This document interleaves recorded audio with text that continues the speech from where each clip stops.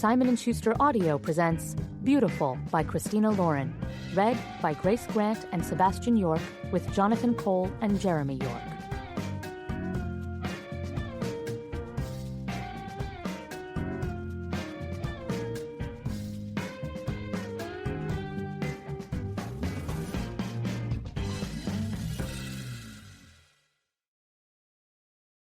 One. Pippa. I've tried not to be too bitter about the close friendship between clarity and hindsight. Such as, only once you're sitting for your final exams do you register that you might have studied a bit more. Or, perhaps, staring down the barrel of a gun held in your face, you think, gosh, I really was quite a wanker. Or maybe you've just happened upon the white, thrusting bum of your idiot boyfriend as he shags another woman in your bed, and you muse with a touch of sarcasm, "Ah, so that's why he never fixed the squeaky stair. It was the Pippa alarm." I threw my purse at him mid-thrust, hitting him squarely in the back. It sounded like 100 tubes of lipstick hitting a brick wall. For a cheating, lying, dickhead 40-year-old man, Mark really was quite fit. "You asshole!" I hissed as he attempted, rather gracelessly, to climb off her. The sheets were stripped from the bed. Add lazy to his list of attributes. Obviously, he didn't want to have to carry the bedding to the laundrette on the corner before I got home. And his cock bounced against his stomach. He covered it with his hand. "Pippa!" To her credit, the woman hid her face behind her hands in mortification. "Mark," she choked out, "you didn't tell me you had a girlfriend." "Funny," I answered for him. "He didn't tell me he had 2 of them." Mark let out a few abbreviated sounds of terror. "Go on, then," I said to him, lifting my chin. "Get your things. Get out." "Pippa," he managed, "I didn't know." "That I'd be coming by at lunchtime?" I asked. "Yeah, I figured that out, love." The woman stood, scrambling in humiliation for her clothes. I suppose the decent thing to do would have been to turn away and let them dress in their shameful silence. But actually, if I was being fair, the decent thing to do would not be to claim she didn't know that Mark had a girlfriend when everything in the bloody bedroom was a delicate turquoise hue, and the bedside lamps had lace-covered shades. Did she think she was visiting his mum's flat? Give me a fucking break. Mark pulled on his pants, coming at me with his hands up as if approaching a lion. I laughed. Right then, I was much more dangerous than a lion. "Pippa, dearest, I'm so sorry." He let the words sit in the space between us, as if they might actually be enough to diffuse my anger. An entire speech filled my head in an instant, fully formed and articulate. It was about how I worked 15-hour days to support his startup. It was about how he lived and worked in my flat, but hadn't washed a dish in 4 months. It was about how he seemed to be putting a lot more focus into giving this woman a bit of fun than he'd put into making me happy in the past 6 months. But I didn't think he deserved even that much of my energy, glorious as the speech would have been. Besides, his discomfort, increasing with every second that passed without a word from me, was too delicious. It didn't hurt to look at him. You'd have thought it would in this type of situation, but instead it set something inside me on fire. I imagined it was my love for him, maybe, igniting like newspaper held over a match.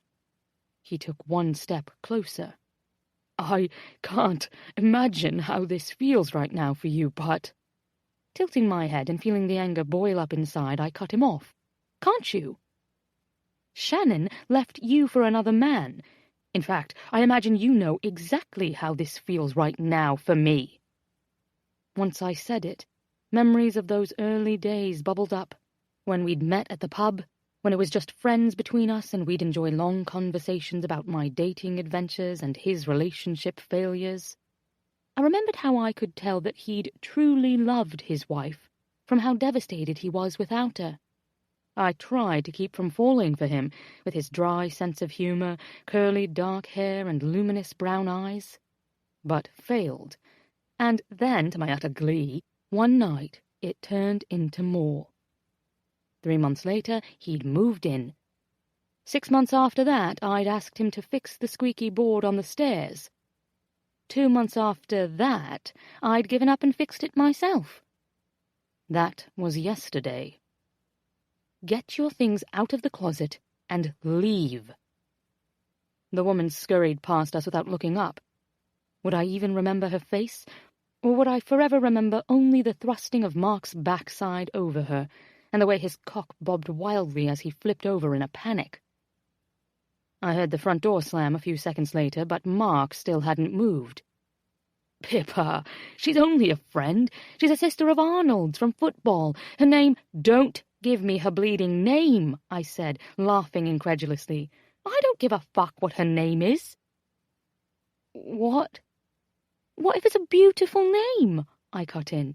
What if, someday in the future, I'm married to a really nice bloke, and we have a baby, and my husband suggests that name, and I say, oh, lovely one, that. Unfortunately, Mark shagged a girl with that name in my bed, with the sheets pulled off because he's a lazy wanker, so no, we can't use that for our daughter. I glared at him. You've already ruined my day. Maybe my week. I tilted my head, considering. Definitely haven't ruined my month, because that new Prada bag I got last week is bloody amazing. And not even you or your unfaithful pale arse can hamper that. He smiled, trying not to laugh. Even now, he said quietly with adoration, even after I've betrayed you like this, you're such a funny girl, Pippa. I set my jaw. Mark, get the hell out of my flat. He winced apologetically. It's only that I've got a telecon at 4 with the Italians, you see, and I was hoping to be able to make it from the... This time it was my hand across his cheek that interrupted him. Coco set down a mug of tea in front of me and ran a soothing hand through my hair. Fuck him. She whispered this for Lily's benefit. Lily loved motorcycles, women, rugby, and Martin Scorsese. But she did not, we'd learned, like her wife to swear in the house. I buried my face in my folded arms. Why are men such wankers, Mum? The Mum was for both of them, because it's the one name they'd both answer to. It was confusing at first, shouting for one and having both turn to answer, and why, as soon as I could really speak, Colleen and Leslie let me call them Coco and Lily instead of Mum. They're wankers because... Coco began, and then trailed off, floundering. Well, they aren't all wankers, are they? I assumed she looked to Lily for confirmation, because her voice returned stronger when she said, and women can be wankers too, for that matter. Lily came to her rescue. What we can tell you is that Mark is definitely a wanker, and we all feel a bit blindsided by that, now don't we? I was sad for the mums, too. They liked Mark. They appreciated that he was halfway between my age and theirs. They enjoyed his sophisticated taste in wine and his appreciation for Bob Dylan and Sam Cooke. When he was with me, he liked to pretend he was still in his 20s. When he was with them, he easily transformed into the best friend of 50-something lesbians. I wondered which version of himself he was with the faceless tramp. I do, and I don't, I admitted, sitting up and wiping my face. In hindsight, I wonder if maybe Mark was so gutted about Shannon because it had never occurred to him to cheat. I looked up at their wide, worried eyes. I mean, he didn't even know it was an option until she cheated. Maybe it became a terrible option if you're unhappy, but an option anyway. I felt the blood drain from my face. Maybe it became the quickest and easiest way to break it off with me. They stared at me speechless as they witnessed my dawning horror. Is that it? I asked, looking back and forth between the two of them. Was he trying to end things and I was just too thick to see it? Did he sleep with a woman in my bed to push me away? I swiped my hand over my mouth. Is Mark Just a giant coward with a great knob. Coco covered her own mouth to keep from laughing. Neely seemed to give this question its fair consideration. I can't speak to the knob, love, but I would say without a doubt that that man is a coward. Neely cupped my elbow, guiding me with her solid grip to stand and follow her to the overstuffed sofa. She pulled me down beside her long, hard form, and within a breath Coco's soft curves were there too, pressing her warmth into my other side. How many times had we sat like this? How many times had we done this very thing, sitting huddled together on the couch as we considered the mystery of boyfriend behavior? We'd muddled through it, together. We didn't always come up with answers, but we usually felt better after a good cuddle on the couch. This time they didn't put much effort into hypotheses. When your 26-year-old daughter comes home with man troubles, and you're a lesbian couple, married to your first love going on 30 years, there's only so much to say other than, fuck him. You're working too much, Neely murmured, kissing my hair. You hate your job. Coco massaged my fingers, humming in agreement. You know, that's why I came home for lunch that day to begin with. I'd felt like shredding my stack of spreadsheets and dumping Tony's coffee over his head, and decided a good brew and some biscuits might set me right. The irony. You could quit and move home, Coco said.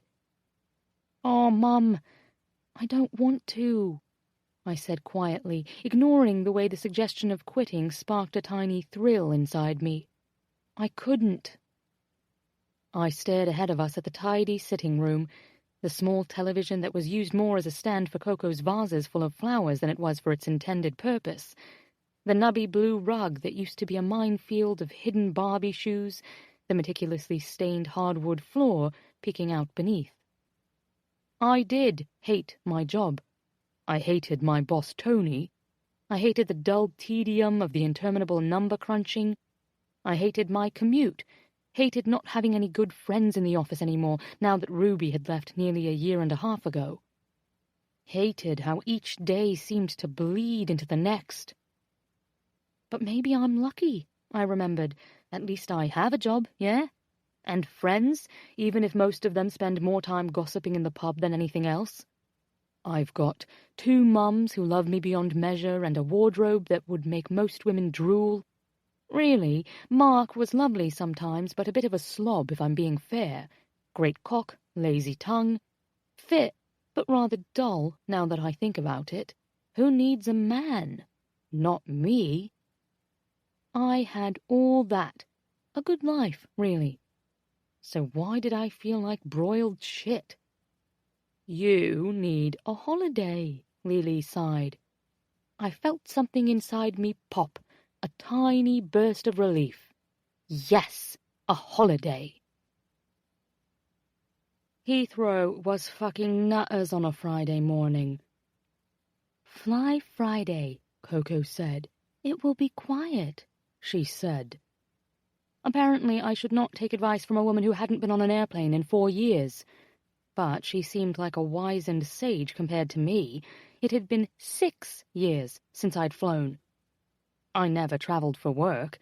I took the train northwest to Oxford to see Ruby, and I took the train southeast to Paris, or had, with Mark when we wanted a mini-holiday, and to gorge ourselves on food and wine, a wild sexual excursion with the Eiffel Tower in the background. Sex. Goodness, would I miss that? But there were more pressing things on my mind, and I had to wonder whether there were more people in Heathrow right then, at 9 on a Friday, than there were in the entire city of London. Don't people go to work anymore? I thought. Clearly I'm not the only one out here who's flying off before the end of the work week, on a random non-holiday in October, escaping the boring tedium of my job and the cheating, thrusting... Get on, then, a woman snarled behind me. I startled, having been caught lost in my thoughts in the security line. I took 3 steps forward and looked at her over my shoulder. Better? I asked flatly, now that we were standing in the exact same order and only a few feet closer to the agent checking passports. 30 minutes later, I was at my gate, and I needed an activity. Nerves gnawed at my stomach, the kind of anxiety I wasn't sure whether to feed or starve. It wasn't as though I'd never flown before. I just hadn't flown much. To be clear, I felt worldly in my everyday life. I had a favourite shop in Majorca I would visit for new skirts. I had a list of cafes in Rome I could offer to anyone travelling there for the first time. Of course, I was a seasoned tube traveller, routinely managing the mass of aggressively impatient commuters. But somehow I assumed the airport would be more welcoming, a gateway to adventure. Apparently not. It seemed enormous, and even so, the crowds were surprisingly thick. Our gate attendant was calling out information at the same time that another gate attendant across the way was making similar announcements. People were boarding, and it felt like chaos, but when I glanced around, no one but me seemed to find this at all jarring. I looked down at my ticket, clutched in my fist. Mums had bought me a first-class fare. A treat, they said, and I knew how much it had cost them. Surely the plane wouldn't leave without me. A man stepped up to my side, dressed smartly in a navy suit with polished shoes. He looked far more sure of himself than I felt. Stick by this one, I thought. If he's not on the plane, surely it's not time for me either. I let my eyes travel up his smooth neck to his face, and felt just the slightest bit dizzy. Obviously, I was viewing the world through rebound-coloured glasses, but he was gorgeous. A head of thick, sunny hair, deep green eyes focused on the mobile in his hand, and a lovely jawline ripe for nibbling. "Excuse me," I said, putting my hand on his arm. "Could you help me?" He looked down at where I touched him, and then slowly over to me, and smiled. His eyes crinkled at the corners, and a single dimple dug into his left cheek. He had perfect American teeth, and I was sweaty and breathless. "Could you tell me how this works?" I asked. "I've not flown in many years. Do I board now?" He followed my attention to the ticket clutched in my hand and tilted it slightly so he could see. Clean, short nails, long fingers. "Oh," he said, laughing a little. "You're right next to me." Glancing up at the boarding door, he added, "They're pre-boarding now. That's for parents with small children or people who need a little extra time. First class comes next. Want to follow me on?" "I'd follow you past the gates of hell, sir." "That'd be smashing," I said. "Thank you." He nodded and turned back to face the gate attendant. "The last time I flew was to India 6 years ago," I told him, and he looked back at me. "I was 20 and visiting Bangalore with my friend Molly, whose cousin works at the hospital there. Molly is lovely, but we are both quite daft when we travel, and we nearly boarded a plane to Hong Kong by mistake." He laughed a little. I knew I was babbling nervously and he was just being polite, but I couldn't stop myself from finishing the pointless story anyway. A sweet woman at the gate redirected us, and we sprinted to the next terminal, where our plane had been moved. We'd missed the announcements because we'd been fetching beers at the restaurant, and we made it onto the flight just before it pulled back from the gate. "Lucky," he murmured. Lifting his chin to the jetway when our attendant announced first class could board, he told me, "That's us. Let's go." He was tall, and as he walked, his ass made me nostalgic for Patrick Swayze in Dirty Dancing. Looking down his body, I wondered how long it took a man to get shoes that perfectly polished. If I searched for a stray thread on his suit, a bit of lint, surely I would come back empty-handed. He was meticulous, yet not stiff. What does he do, I wondered as we finally stepped aboard the plane. Businessman, probably here for work. Has a mistress in some fancy Chelsea apartment. He left her this morning, pouting on the bed in the lingerie he got her yesterday in apology after his meeting went late. She fed him takeaway on satin sheets. and then loved him all night long until he rose from the bed at 4 in the morning to begin polishing his shoes. "Miss," he said, as if he'd had to repeat it at least once. I jumped, wincing in apology, up at him. "Sorry, I was—" He gestured for me to slide into the window seat, and I stowed my purse beneath the seat in front of me. "Sorry," I said again. "I forget how organized boarding can be." Waving this off mildly, he said, "I just fly a lot. I get on autopilot, so to speak." I watched as he meticulously unpacked an iPad, noise-cancelling headphones, and a pack of antiseptic wipes. He used a wipe to clean the armrest, the tray, and the back of the seat in front of him before pulling out a fresh one to clean his hands. "You came prepared," I murmured, grinning. He laughed unself-consciously. "Like I said." "You fly a lot," I finished for him, laughing outright. "Are you always so vigilant?" He glanced at me, amused. "In a word, yes." "Do you get teased for it?" His smile was a rare combination of guarded and roguish, and tripped a tiny thrilled reaction in my chest. "Yes." "Well, good. It's adorable, but deserves a fair bit of teasing." He laughed, turning back to his task of stowing the wipes in a small trash bag. "Noted." The flight attendant came over, handing us each a napkin. "I'm Amelia. I'll be taking care of you today. Can I get you something to drink before we lift off?" "Tonic water and lime, please," my seatmate ordered quietly. Amelia looked at me. I began, wincing a little. "What are the choices?" She laughed, but not unkindly. "Anything you want. Coffee, tea, juice, sodas, cocktails, beer, wine, champagne." "Oh, champagne," I said, clapping. "That seems a fitting way to begin a holiday." I bent, digging into my purse. "How much?" The man stopped me with a hand on my arm and a bemused smile. "It's free." Looking at him over my shoulder, I realized Amelia had already left to get our drinks. "Free," I repeated lamely. He nodded. "International flights serve alcohol for free, and in first class, well, it's always free." "Well, shit," I blurted, straightening. "I'm an idiot." I used my toe to push my purse back under the seat. "This is my first trip in premium class." He leaned a little closer, whispering, "I won't tell." I couldn't read his tone and looked over at him. He winked playfully. "But you will tell me if I'm doing it all wrong?" I asked with a grin. With him leaning so close and smelling like man and clean linen and shoe polish, my heartbeat was a pounding drum in my throat. "There's no wrong way." What did he just say? I smiled more widely at him. "You won't let me accidentally leave all my tiny free alcohol bottles everywhere," I whispered. He held up 3 fingers. "Scout's honor."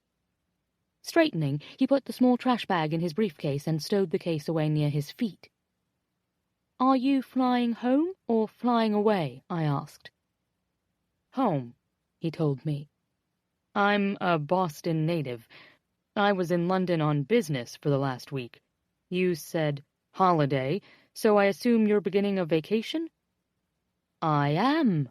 I lifted my shoulders in a giddy rush, taking a deep breath. "I'm flying away. I needed a break from home for a bit." "A break is never a bad thing," he murmured, looking directly at me. His calm focus was a little unnerving, honestly. He was clearly Scandinavian. His eyes were so green, his features so defined.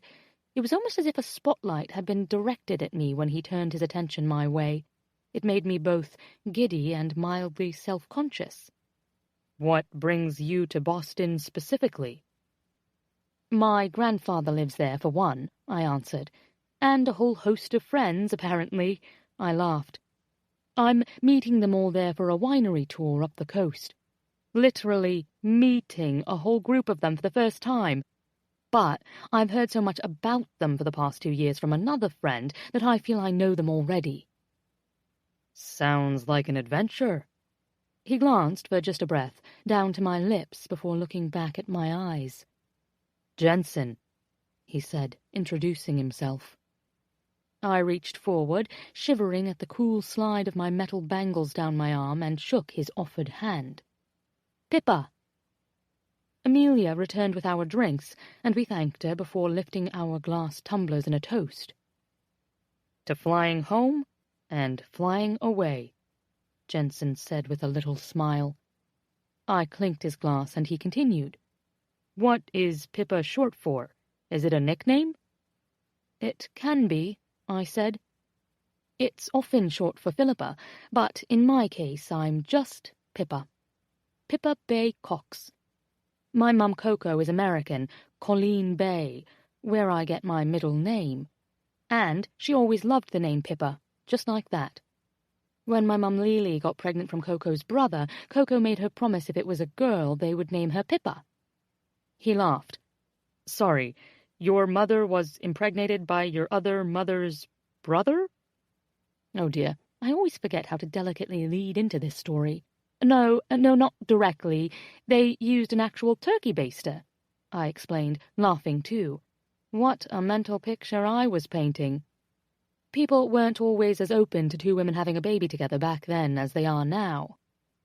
"Yeah," he agreed. "Probably not. Are you their only child?" Because this is where the story always turned. "I am, yes," I confirmed, nodding. "Do you have siblings?" Jensen smiled. "I have 4. "Oh, Lily would have loved to have more," I said, shaking my head. But while she was still pregnant with me, Uncle Robert met Aunt Natasha, found a very judgmental God, and decided what he had done was a sin. He sees me as a bit of an abomination. Searching for levity, I added, "Let's hope I never need bone marrow or a kidney, right?" Jensen looked mildly horrified. "Right." I registered with faint guilt that we'd been seated barely 5 minutes, and already I'd launched into my life history. "Anyway," I said, moving on, "they had to make do with just me. Good thing I kept them busy." His expression softened. "I'll bet." Lifting my champagne, I took a long swallow, wincing a little at the bubbles. "Now they want grandbabies, but thanks to the wanker they're going to have to wait for that." I finished my drink in a final gulp. Catching Amelia's eye, I held my glass aloft. "Time for one more before we take off?" With a smile, she took the tumbler to refill it. "Look how huge London is," I murmured, gazing out the window as we ascended. The city swam below us and was slowly swallowed by clouds. Beautiful. When I looked at Jensen, he quickly pulled out an earbud and held it delicately in his hand. "Sorry, what?" "Oh, nothing." I felt my cheeks heat, and wasn't sure whether it was from embarrassment over being the chatty, oversharing seatmate, or from the champagne. "I didn't realize you'd put those on. I was just saying London looks so enormous." "It is enormous," he said, leaning over a little to get a view. "Have you always lived there?" "I went to uni in Bristol," I told him.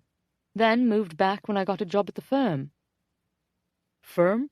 he asked, pulling both earbuds fully away. "Sorry, yes, engineering." His brows rose, impressed, and I quickly spoke to redirect the level of his esteem. "I'm a lowly associate," I assured him. "My degree is in mathematics, so I just crunch the numbers and make sure we aren't pouring the wrong amount of concrete anywhere." "My sister is a biomedical engineer," he said proudly. "Quite different things," I said, smiling. "She makes very tiny things, and we make very big things." "Still, it's impressive, what you do." I smiled at this. "What about you?" He took a deliberately deep breath, and I suspected the last thing he wanted to think about was work. "I'm an attorney. I practice business law and primarily handle the steps that must be taken when two companies merge. Sounds complicated. I'm good with details, he shrugged. There are a lot of details in my work. I looked him over again. Neat crease down the center of each leg, those shiny brown shoes, and hair combed without a single strand out of place. His skin looked well cared for, nails groomed. Yes, I could see he was a man of particulars. I glanced down at my own outfit. A black shift dress, striped purple and black tights, scuffed-up knee-high black boots, and a forearm full of bracelets. My hair was shoved in a messy bun, and I hadn't bothered to put on any makeup before sprinting to the tube. We were quite a pair. Sometimes I wish we had just a bit more flair around, he said, having followed my attention. He fell quiet for a breath, and then added, Too bad we don't need a mathematician. I let myself bask in this compliment as he quickly, nearly awkwardly, returned to his music and his reading. Only once he'd said it did I realize I really had started to feel rather dull overall. Couldn't keep my boyfriend's attention, couldn't muster the energy to do more with my career, hadn't been on holiday in months, hadn't gone out and gotten pissed with friends in even longer, hadn't even bothered to dye my rather reddish-blonde hair any fun color lately. I was in a holding pattern. Was. No longer. Amelia leaned in, smiling. Get you another? I held my glass out to her, the giddy rush of holiday and adventure and escape thick in my blood. Yes, please. Champagne cut a sharp, bubbly path through my chest and into my limbs. I could practically feel my body relaxing in tiny increments, fingers to arm to shoulder, and stared at my hands. Shit! Chipped polish, as the warmth traveled up to the tattoo of the bird on my shoulder. I leaned my head back, sighing happily. This is so much better than going through my flat to figure out what the wanker left when he moved out. Jensen startled beside me. Sorry, what? He asked, pulling out an earbud. Mark, I clarified. The wanker. Didn't I tell you? Looking amused as he let his eyes scan my face, deciding I was drunk, no doubt, but I didn't bloody care, he said gently, You hadn't mentioned it, no. Last week, I told him, I came home to find my boyfriend shagging an unnameable twat. I hiccuped. Jensen bit his lip to keep from laughing. Was I that drunk already? I'd only had... I counted on my fingers. Oh, shit. I'd had 4 glasses of champagne on a very empty stomach. So I kicked him out, I said, straightening and working to sound more sober. But, as it turns out, it's not that easy. He said you can't live with someone for 8 months and just pack it all up in a day. I told him to give it a go and would burn whatever was left. You were pretty angry, of course, Jensen said quietly, pulling the other earbud out. I was angry, and then hurt. Bloody hell, I'm 26 and he's over 40. He shouldn't have to go elsewhere for a shag. Don't you agree? I bet your London mistress with the lingerie and the takeaway on the bed is younger and fit and perfect, right? His smile curled half of his mouth. My London mistress? Not that I'm perfect, and I sure as fuck don't eat takeaway on the bed, but I would, if he insisted, or wanted to stay in bed all day. But he has the lunchtime shag friend, so why would he want to do that with me? So then I got angry again. I rubbed my face. I was pretty sure I wasn't making any sense at all. Jensen was silent at this, but when I looked up, he seemed to be listening still. It was like being with mums on the couch, except here I had distance, and I didn't have to worry about them worrying about me. Here I could pretend that my dull job and my wanker ex was something I could leave behind forever. I turned in my seat to face Jensen and let it all out. I'd maybe been a bit of a trollop before him, yeah, I said, nodding absently when Amelia asked if I'd like another champagne. But when I met Mark, I thought he was it for me. You know how it is at the beginning." Jensen nodded vaguely. "Sex on every flat surface, right?" I clarified. "I'd come home from work and it felt like being a kid running downstairs on Christmas morning." At this he laughed. "Comparing sex to childhood, give me a second to catch up." "But every day was like that," I mumbled. His wife had cheated and left him, and I saw him go through all of that and just hoped for so long that he would come back to life. And then he did. He came back to life with me, and we were together for so long. I mean, like 11 months, which is an eternity for me. And it was so good at first, until it wasn't all of a sudden. He didn't clean, and he didn't fix anything I asked him to fix, and it was always my paychecks paying for the groceries and the takeaway and the bills, and then before I knew it, I was footing the bill for his new business. I looked at Jensen, whose face seemed to swim a little before me, and I was fine with it. I loved him, right, so I would have given him whatever he wanted. But I guess giving him a lover to shag on my bed with the sheets torn off so he wouldn't have to wash them before I got home was maybe a step too far for me. Jensen put his hand over mine. "Are you feeling okay?" "I want to put my boot up his arse, but otherwise Sometimes when I fly," he said, gently cutting me off, "I have a drink, and maybe another, and I forget, occasionally, how it affects me when I land. The altitude will make it worse." He leaned forward a little so I could focus on his face, I suppose. "I don't say this to judge you for wanting some champagne, because this Mark guy sounds like a real asshole, but just to maybe tell you that flying and drinking is a different experience." "I should have some water instead?" I hiccuped, and then, to my horror, I belched. "Oh, God. Oh, bloody hell." "Fuck," I managed, slapping a hand over my mouth. I bet a man like Jensen didn't go around belching like a hobo in public. Or date a girl who did, or curse, or pass gas, or even have a speck of lint on his suit. With a mumbled apology, I climbed over him and headed to the loo, where I could splash some water on my face, take a few calming breaths, and give myself a lecture in the mirror. After some minutes, when I returned to my seat, Jensen was asleep. The landing was bumpy and jerked Jensen upright in his seat beside me. He'd slept for nearly 4 hours, but I'd been unable to close my eyes. Alcohol made my friends sleepy. It woke me up.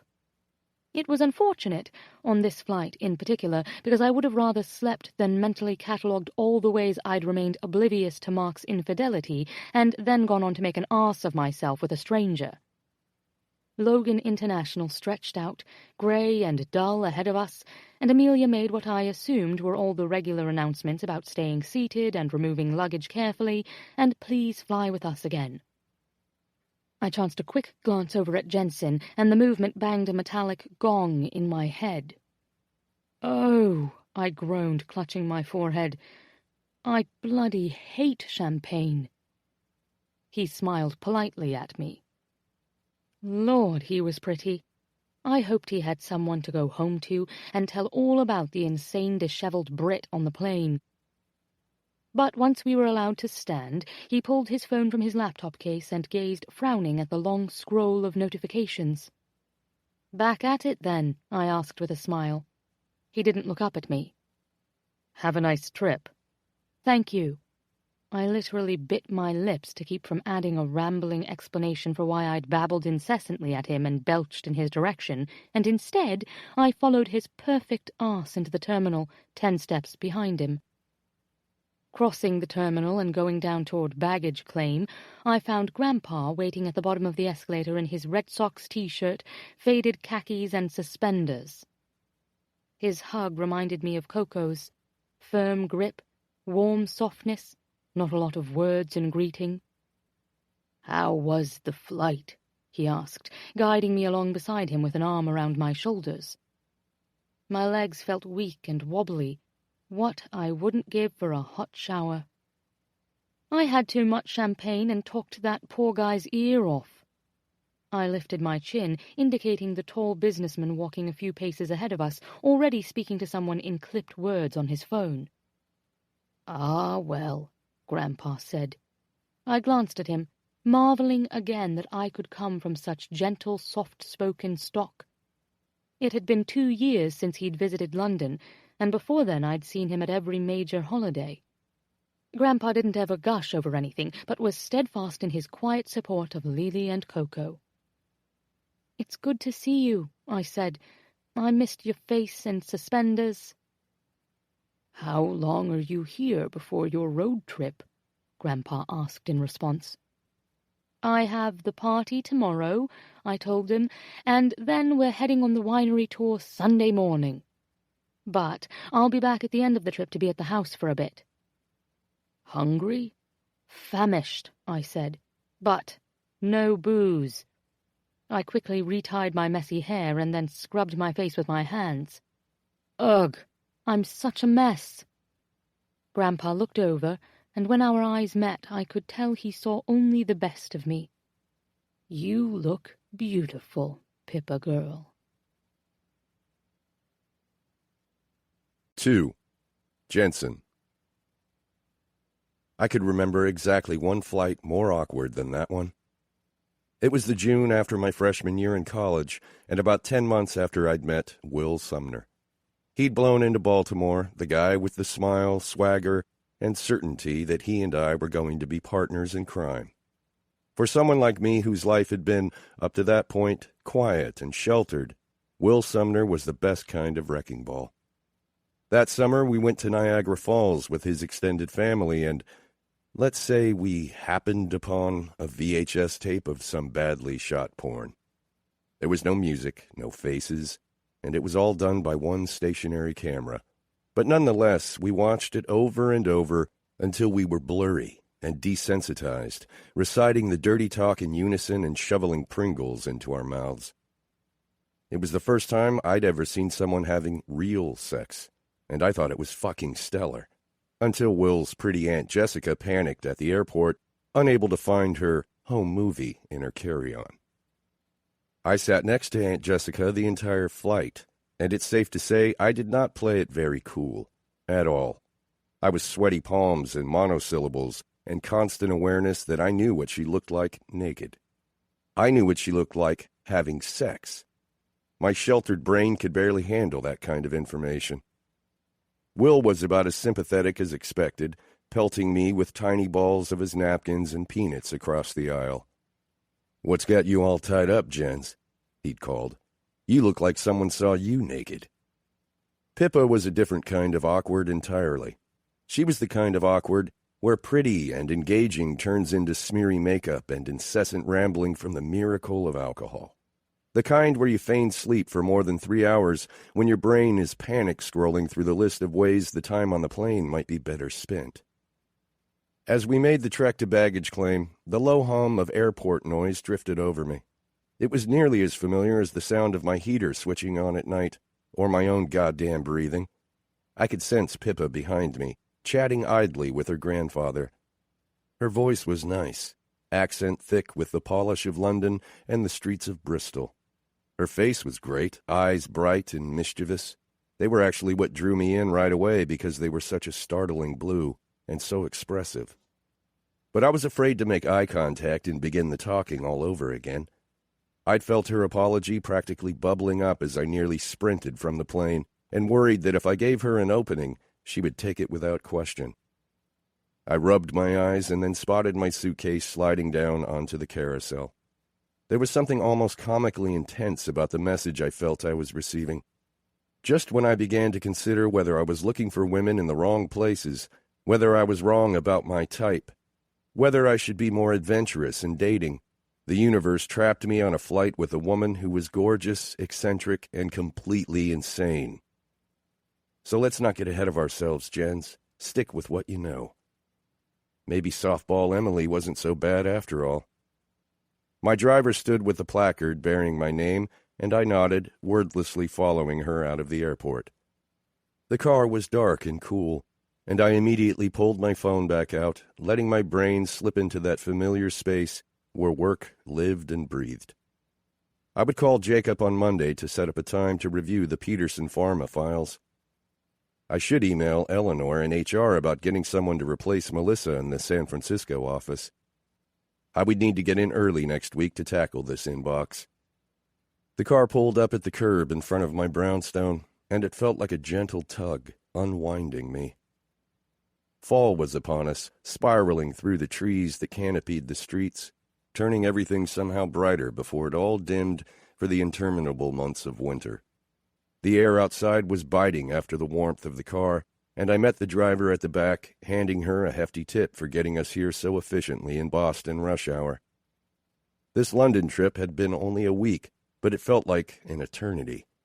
Mergers were one thing, international mergers were another. But international mergers gone wrong?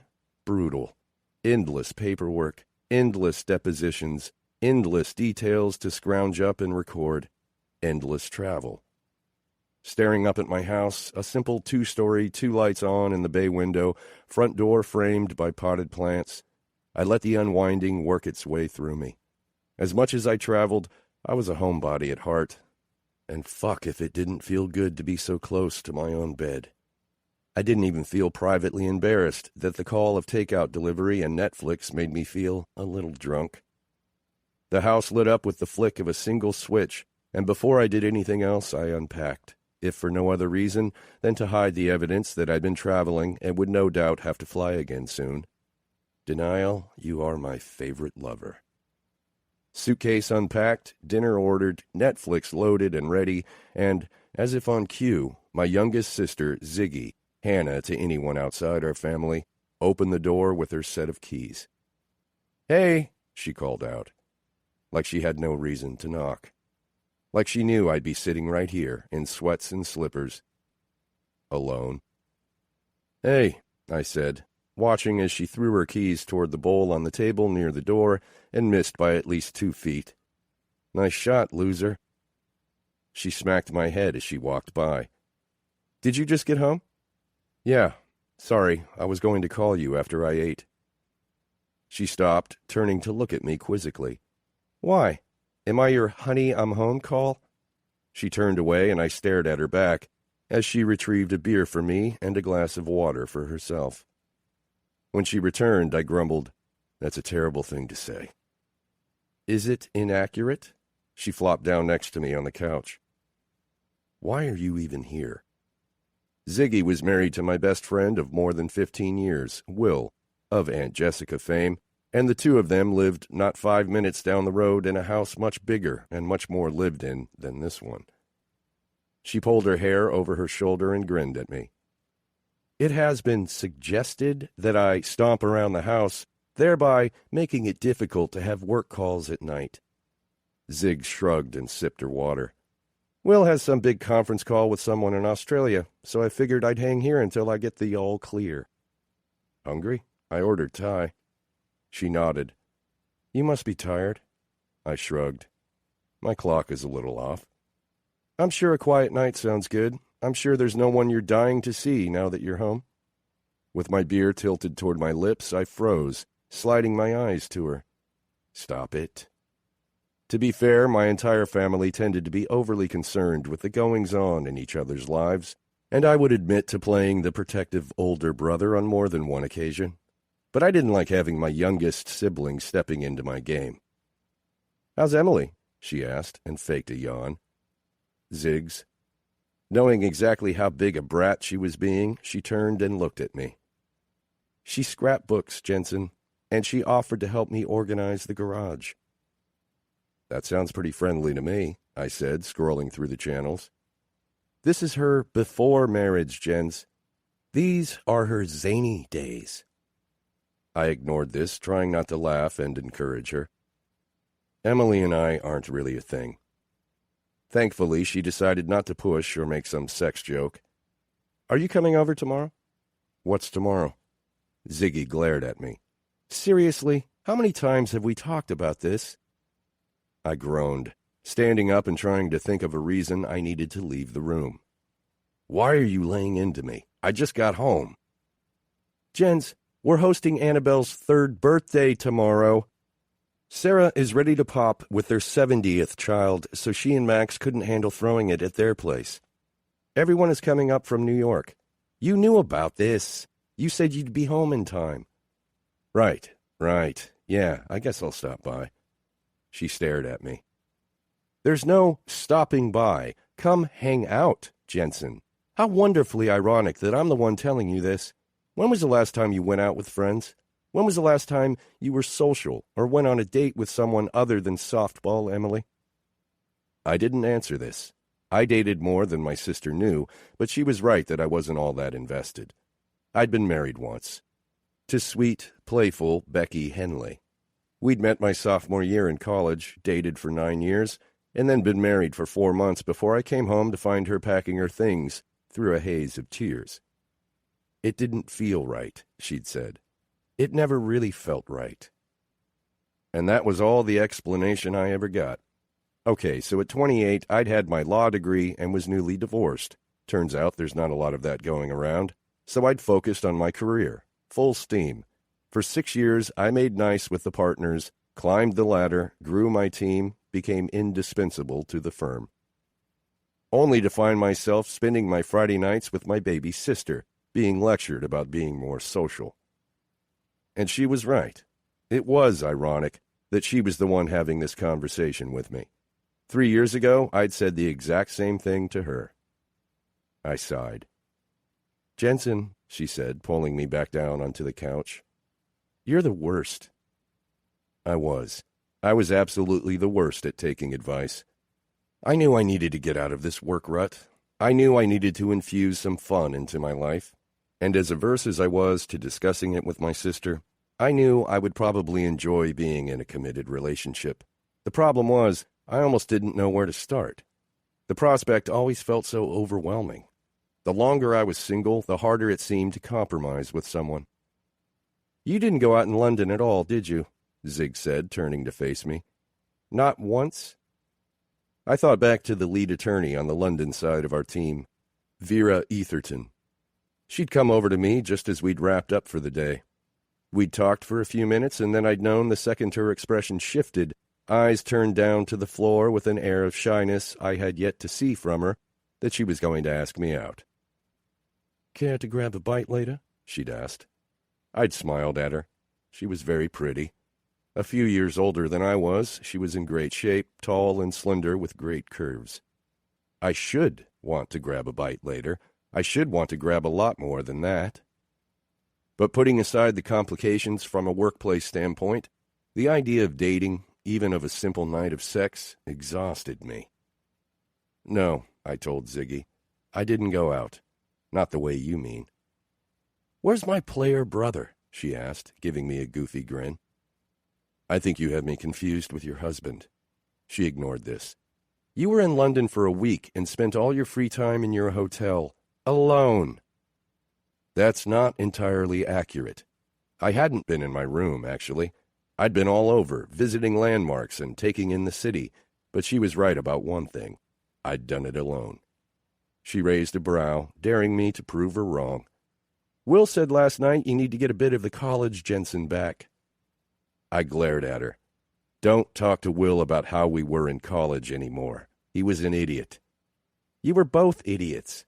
Will was head idiot, I said. I just followed him around. That's not the way he tells it, she said with a grin. You're weird, I told her. I'm weird? You have lights on a timer, a Roomba to keep your floor clean even when you're out of town. You unpack within minutes of entering your house, and I'm the weird one? I opened my mouth to answer and then shut it, holding up a finger so she wouldn't let loose another playful tirade. I loathe you, I said finally, and a giggle burst free from her throat. The doorbell rang, and I went to grab the takeout, then brought it into the kitchen. I loved Ziggy. Since she'd moved back to Boston, seeing her a few times a week had admittedly been good for both of us, but I hated to think she worried about me. And it wasn't just Ziggy. My entire family thought I didn't know they bought extra gifts for me at Christmas because I didn't have a girlfriend putting presents under the tree. They always left the +1 question hanging when they invited me over for dinner. If I brought a random stranger into my parents' house for Sunday dinner and announced I was going to marry her, my entire family would lose their minds celebrating. There was nothing worse than being the oldest of 5 children and also being the one everyone had to worry about. Making sure they always knew I was fine, totally, completely fine, was exhausting. But it didn't stop me from trying, especially because when I'd pushed Ziggs to get out into the world more, she'd met up with Will, of all people, and their story was a happily ever after I couldn't begrudge either of them. "Okay," I said, bringing her a plate of food and sitting back down beside her on the couch. "Remind me about the party. What time?" 11, she said. "I wrote it on your calendar on the fridge." "Do you even look at that? Or did you immediately throw out the Post-it note because it marred the perfectly stoic surface of your lonely refrigerator?" I quickly swallowed a sip of beer. "Can you put the lecture on pause for a second? Come on, honey, I'm tired. I don't want to do this tonight. Just tell me what I need to bring." She gave me an apologetic smile before shoving a fork full of rice and green curry in her mouth. Swallowing, she said, "Nothing. Just come over. I got a piñata and a bunch of little girl stuff, like tiaras and pony things." "Pony things?" She shrugged, laughing. "Kid stuff. I'm lame. I don't even know what they're called." "Party favors," I offered with dramatic finger quotes. She smacked my arm. "Whatever. Yes. Oh, and Will is cooking." "Ah, yes," I fist-pumped. My best friend had recently discovered a love for all things culinary, and to say we were all benefiting from it would be understating the extra hour I had to put in at the gym every night to compensate. "How is our little chef? Catching up on episodes of Barefoot Contessa? He does fill out an apron quite nicely, I'll admit that." She looked at me sidelong. "You better hope I don't tell him you said that, or you'll be cut off from dinners. I swear I've put on 5 pounds since he got into this pastry obsession. Not that I'm complaining, mind you." "Pastry? I thought he was on a Mediterranean kick." She waved me off. "That was last week. This week he's mastering desserts for Annabelle." I felt my brows furrow. "Is she an especially picky eater?" "No, my husband is just insane for his goddaughter." Ziggy slid another bite of food into her mouth. "So if everyone's in town, I'm guessing you'll have a full house tomorrow night," I said. "Between our sister Liv's 2 kids and our friends Max and Sarah in New York about to have their 4th, the adult contingent would soon be outnumbered by adorable rugrats. Ziggs loved having the kids over, and I was willing to bet money that Will would have at least one of them attached to his leg for the majority of the weekend." "Actually, no," she said with a laugh. "Max and the family are staying at a hotel. Bennett and Chloe are staying with us." "Bennett and Chloe?" I asked, grinning. "You're not afraid?" "No, that's the best part." She leaned in, eyes wide. "It's like Chloe and Sarah have traded personalities during their pregnancies. You seriously have to see it to believe it." As predicted, when Ziggy opened the door Saturday morning, the only thing I could see behind her was a flash of color and silk and tiny sprinting bodies. A small child ran into her legs, hugging them fiercely and propelling her forward into my arms. "Hey," my sister said, grinning up at me. "I bet you're already glad you came." I glanced over her shoulder at the entryway beyond. A pile of assorted children's shoes lay near the front door, and I could see a mountain of birthday presents stacked on the dining room table through a wide craftsman-style doorway.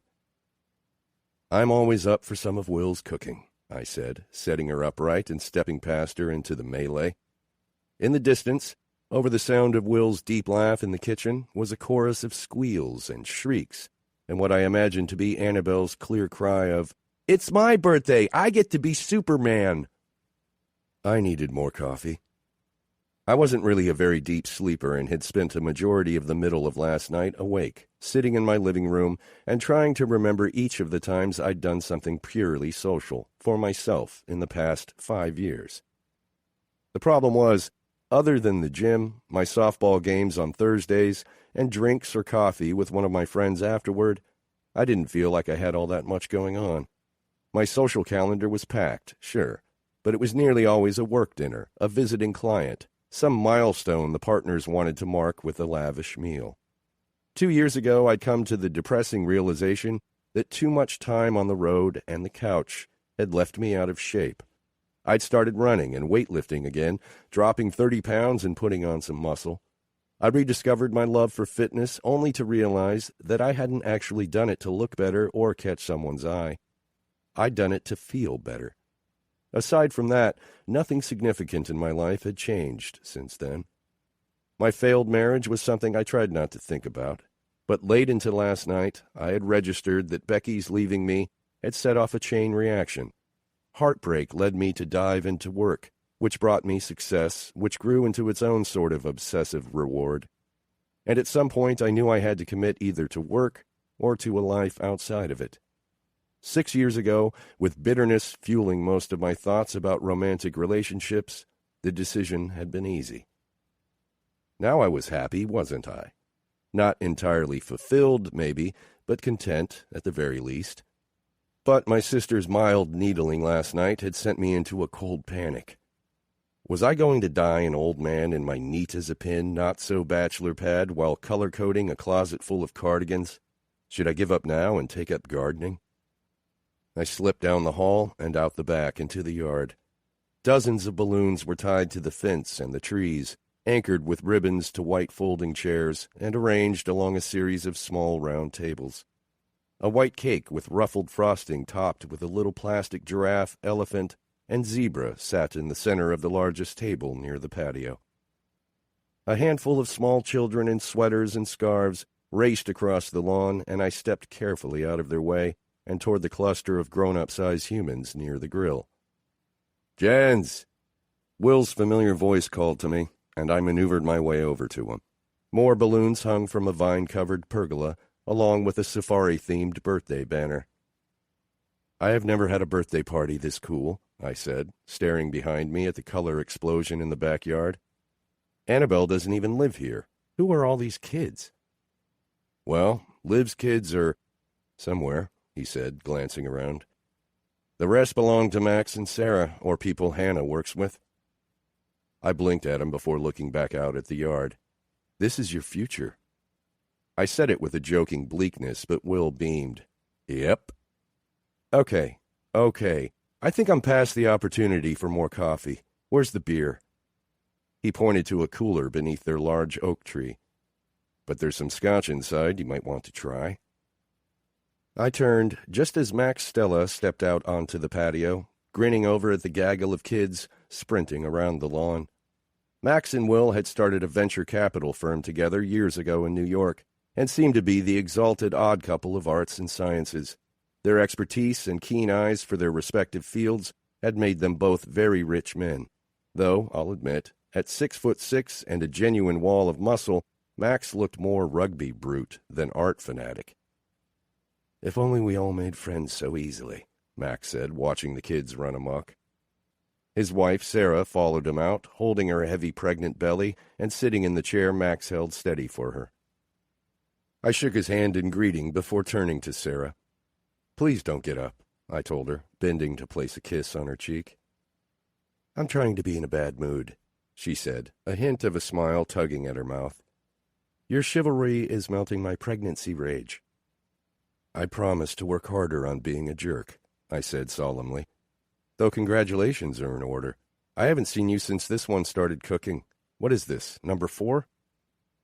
4 in, what is it now, Max? 4 years? Will said, grinning over the top of his beer. "Maybe take a nap or something. Find a hobby." The door opened again, and Bennett Ryan stepped out, followed by Ziggy and a very pregnant Chloe. "I'd say he's already got a hobby," Bennett said. Bennett and Max had been friends since they'd attended school together in Europe, and while Max was all friendly smiles and charm, Bennett was the personification of stony. He rarely joked or smiled much that I had seen, so when he did, you noticed. His mouth went a little lopsided, the line of his shoulders softened. He got that way when he looked at his wife, too. He was practically beaming now. It was disorienting. "Jensen!" The sound of my name jerked my attention around behind me again. Chloe crossed the patio and pulled me down into a hug. I blinked for a moment, glancing curiously over to Will before finally wrapping my arms around her. I had, without a doubt, never hugged Chloe before. Hey there, how are you?" I said, pulling back to look at her. Both pregnant women were small-boned, but where Sarah was willowy and delicate, there was a fierceness about Chloe you couldn't overlook. The Chloe I knew was not exactly what you'd call touchy-feely, and I was at a bit of a loss for words. "You look happy," she finished for me, and reached down to place a hand on her round stomach. "Ecstatic and just bliss the fuck out?" I laughed. "Well, yes." She winced, looking down at the kids on the lawn. "Shit, I'd better work on not swearing." Realizing what she'd just said, she groaned, laughing. "I am hopeless." Bennett slid a gentle hand around her shoulders, and she leaned into him, and then giggled. We all stared on in bewildered silence. Finally, Max spoke. "They haven't tried to kill each other in at least 4 months. It's confusing the hell out of everyone." "I'm worrying everyone with how agreeable I've been," Chloe said with a nod. "Meanwhile, sweet Sarah couldn't open a jar of peanut butter last week and lost it so completely she launched it out the window and onto the sidewalk of Madison Avenue." Sarah laughed. "No one was injured, just my pride and my long-running streak of good behavior." "George has threatened to leave Sarah and go work for Chloe," Bennett said, referring to Sarah's assistant, who had a famous snark-hate relationship with Chloe. "Armageddon is clearly upon us." Okay, quit hogging my brother." Ziggy stepped around Chloe and threw her arms around my neck. "You're still here." I gazed again in confusion at Will. Of course I'm still here. I haven't been given cake yet. As if I'd uttered the magic word, a handful of children appeared, bouncing excitedly and asking if it was time to blow out the candles. Ziggy excused herself and led them to where another group was playing Red Rover. "When are you both due?" I asked. "Sarah is due at the end of December," Chloe said. "I'm December 1st. At that, we all seemed to take a moment to look around us, sitting in the mild October chill with leaves falling sporadically. "Don't worry, I'm fine," she said, noting everyone's mother-hen expressions. "This is my last trip, and then I'm back in New York until this little thing arrives." "Do you know if you're having a boy or girl?" I asked. Bennett shook his head. "Chloe's DNA has definitely been handed down because the baby was too stubborn to let the technician get a good enough look to tell." Max snorted, glancing expectantly at Chloe for her sharp comeback, but Chloe just shrugged and smiled. "So true," she sang, stretching to kiss Bennett's jaw. Given that Bennett and Chloe's unique brand of flirtation looked strongly like verbal sparring matches, watching her brush aside his attempt to rile her up was, well, kind of disconcerting in a way. For all its normalcy, it was a bit like watching an alien courtship ritual. Ziggy returned from the yard with the birthday girl in tow. "The kiddos are getting restless," she said, and everyone took that as a sign that it was time to get the party started. I made small talk with Sarah, Will, Bennett, and Chloe, while Max, my sister, and a few of the other parents handed out ingredients to make some sort of dirt cup, complete with crushed Oreos, pudding, and gummy worms. Max's brother Niall and his wife Ruby were the last to arrive, but I missed it in the chaos of sugar-fueled preschoolers. It was slightly jarring meeting Niall Stella for the first time. I'd grown used to being near Max, whose height was easy to forget because he seemed so comfortable in his skin, so eye-level emotionally with everyone. But Niall's posture was textbook perfect, nearly rigid, and although I came in at a respectable 6'2" myself, Niall had several inches on me. I stood to greet them both. "Jensen," he said, "it's so good to finally meet you." Even their accents were different. I remembered Max telling me of the time he'd spent in Leeds, and how that had shaped the way he spoke, his words much looser and more common. But like everything else about Niall, even his accent was proper. "It's a shame we couldn't meet while we were all in London." "Next trip," I said, and waved him off. I was slammed this time around. I wouldn't have been much company, but it's really great to be able to meet you both now. Ruby pushed past him, stepping toward me and opting for a hug. In my arms, she felt like a willowy puppy, vibrating the slightest bit, bouncing on her toes. "I feel like I've already know you," she said, pulling back to smile widely up at me. "Everyone was at our wedding in London last year, and they all had stories about the elusive Jensen. Finally, we meet." Stories? Elusive? I wondered at that as we all took our seats. I didn't feel like the most interesting person these days. Helpful? Yes. Resourceful? Sure. But elusive has some mystery to it that I just wasn't feeling. It was strange to be 34 and sense that my life was slowing down, that my best years were somehow behind me, especially when I seemed to be the only one who felt that way. "Ziggy didn't stop talking about you for about a month after the wedding," I told Ruby. "It looked like an amazing event." Niall smiled down at her. "It was." "So what brings you to the States?" I asked. I knew Ruby had moved to London for an internship that eventually led to a graduate program and that the couple currently called London home. "We're taking a trip to celebrate our first anniversary, just going a little later than planned," he explained. "We started here to pick up Will and Hannah." Ruby bounced on her feet. "We're doing a tour of breweries and wineries up the coast." Her enthusiasm was infectious. "What places are you hitting?" I asked. "Hannah rented a van," Niall said. "We're starting down in Long Island and over 2 weeks are working our way to Connecticut, and then to Vermont. Your sister organized the entire thing." "I used to work out there at a winery on North Fork," I told them. "Every summer in college I worked at Laurel Lake Vineyards." Ruby's palm playfully smacked my shoulder. "Shut up! You're an expert at all of this." "I can't shut up," I said, grinning at her. "It's true." "You should come along," she said, nodding as if it were already decided. Glancing at Niall, she gave him a winning smile, and he laughed quietly. She turned toward Bennett, Chloe, and Will. "Tell him he should come." "Innocent bystander here," Will said, holding up his hands. "Keep me out of this." He paused, taking a drink from his bottle. "Even though it sounds like a pretty great idea." I stared blankly at him. "Just consider it, Jensen," Ruby continued. "Will and Hannah and another friend are coming, and thank God Hannah doesn't drink much because at least one of us will be able to drive. It will be a fantastic group." I had to admit, a local trip would be perfect. Although I had what felt like 1,000,000 airline miles, the idea of flying somewhere for vacation sounded awful. A road trip, though? Maybe. But I couldn't do it. I'd already been away from the office for more than a week, and I couldn't fathom how I would tackle everything in time. "I'll think about it," I told them. "Think about what?" Ziggy said, joining us again. "They're trying to convince your brother to join you on your trip," Bennett told her. Ziggy nodded slowly at Ruby, as if digesting this. "Right. Jensen, would you help me get everything for the cake?" "Sure." I followed my sister into the kitchen and moved to the cabinet, reaching for a stack of plates. "Do you remember what you told me at that party all those years ago?" she asked. I wondered if playing dumb would work. "Vaguely," I lied. "Well, let me clarify for you." She opened a box and pulled out a handful of plastic forks.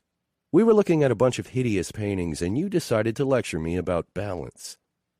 "I didn't lecture you," I said with a sigh. Her only response was a sharp laugh. "I didn't. I only wanted to get you out more, live more. You were 24 and barely saw the outside of your lab. And you're 34 and barely see the outside of your office and/or house. It's entirely different, Ziggs. You were just starting life. I didn't want you to let it pass you by while you had your nose stuck in a test tube." "Okay, first, I never actually had my nose in a test tube. Come on." "Second," she said, staring me down, "I might have just been starting life, but you're the one letting everything pass you by. You're 34, Jens, not 80.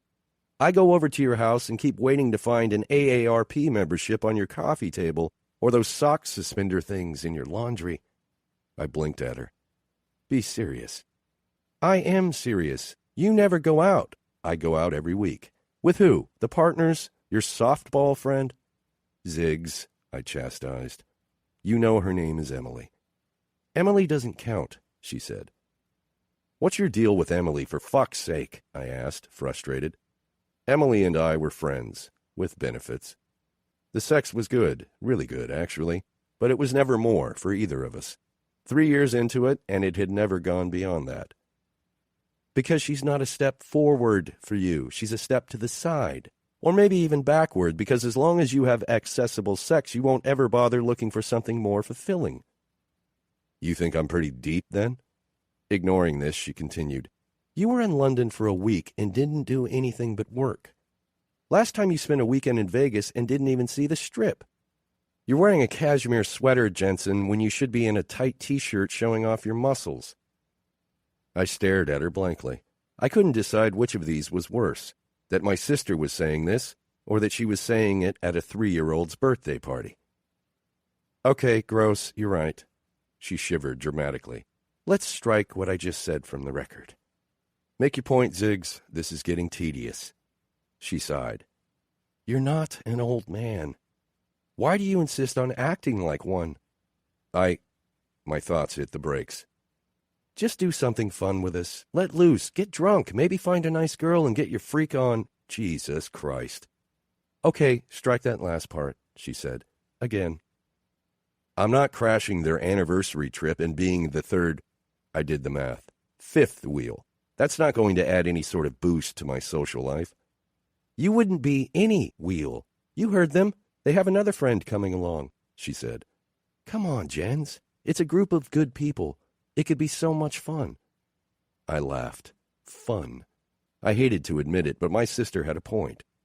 I'd come straight home from a solid non-stop work week in London, with many consecutive non-stop work weeks before that, with every intention of heading back into work on Monday. I hadn't planned for any downtime. A couple of weeks off wouldn't hurt, would they? I'd left the London office in good shape for the upcoming trial, and my colleague Natalie could handle everything else for a little while. I had more than 6 weeks of accrued vacation, and the only reason it wasn't more than that was because I'd cashed out on 10 weeks 4 months ago, knowing I'd never use them. I tried to imagine 2 weeks with Will and Ziggy, 2 weeks of wineries, breweries, sleeping in. I nearly wanted to weep. It sounded so good. Fine, I said, hoping I wouldn't regret this. Ziggy's eyes went wide. Fine? What? I'll go. She gasped, genuinely shocked, and then threw her arms around my neck. Seriously? She yelled, and I pushed away to put a hand over my ear. Sorry, she yelled again, not really any farther from my ear than before. I'm just so excited. A tiny ball of unease wormed its way into my chest.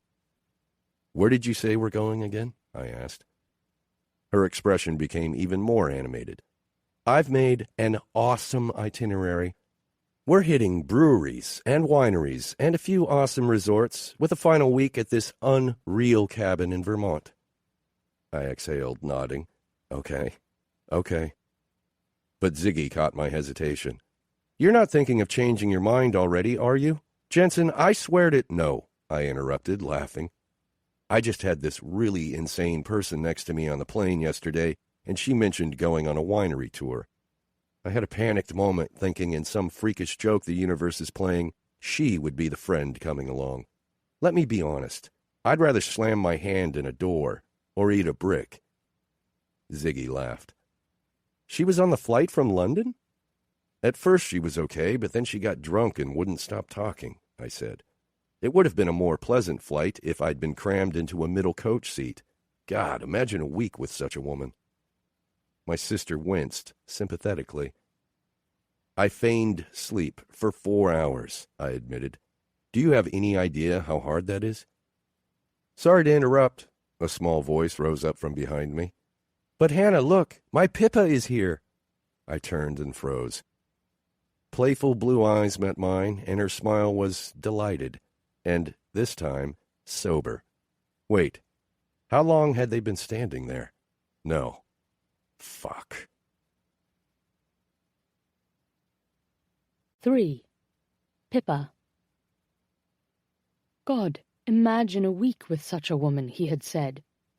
The woman had winced sympathetically.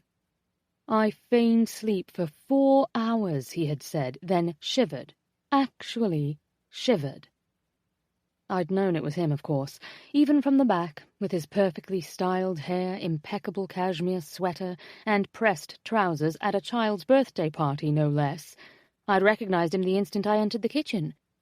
And then, of course, I was aided by the rhythm of his voice, smooth, low, never loud or strained, as we'd stood just behind him, waiting for a good moment to interrupt. Part of me had wanted to let him keep going forever. It was like scratching an itch inside my brain, knowing that I'd been just as tedious as I'd believed myself to be.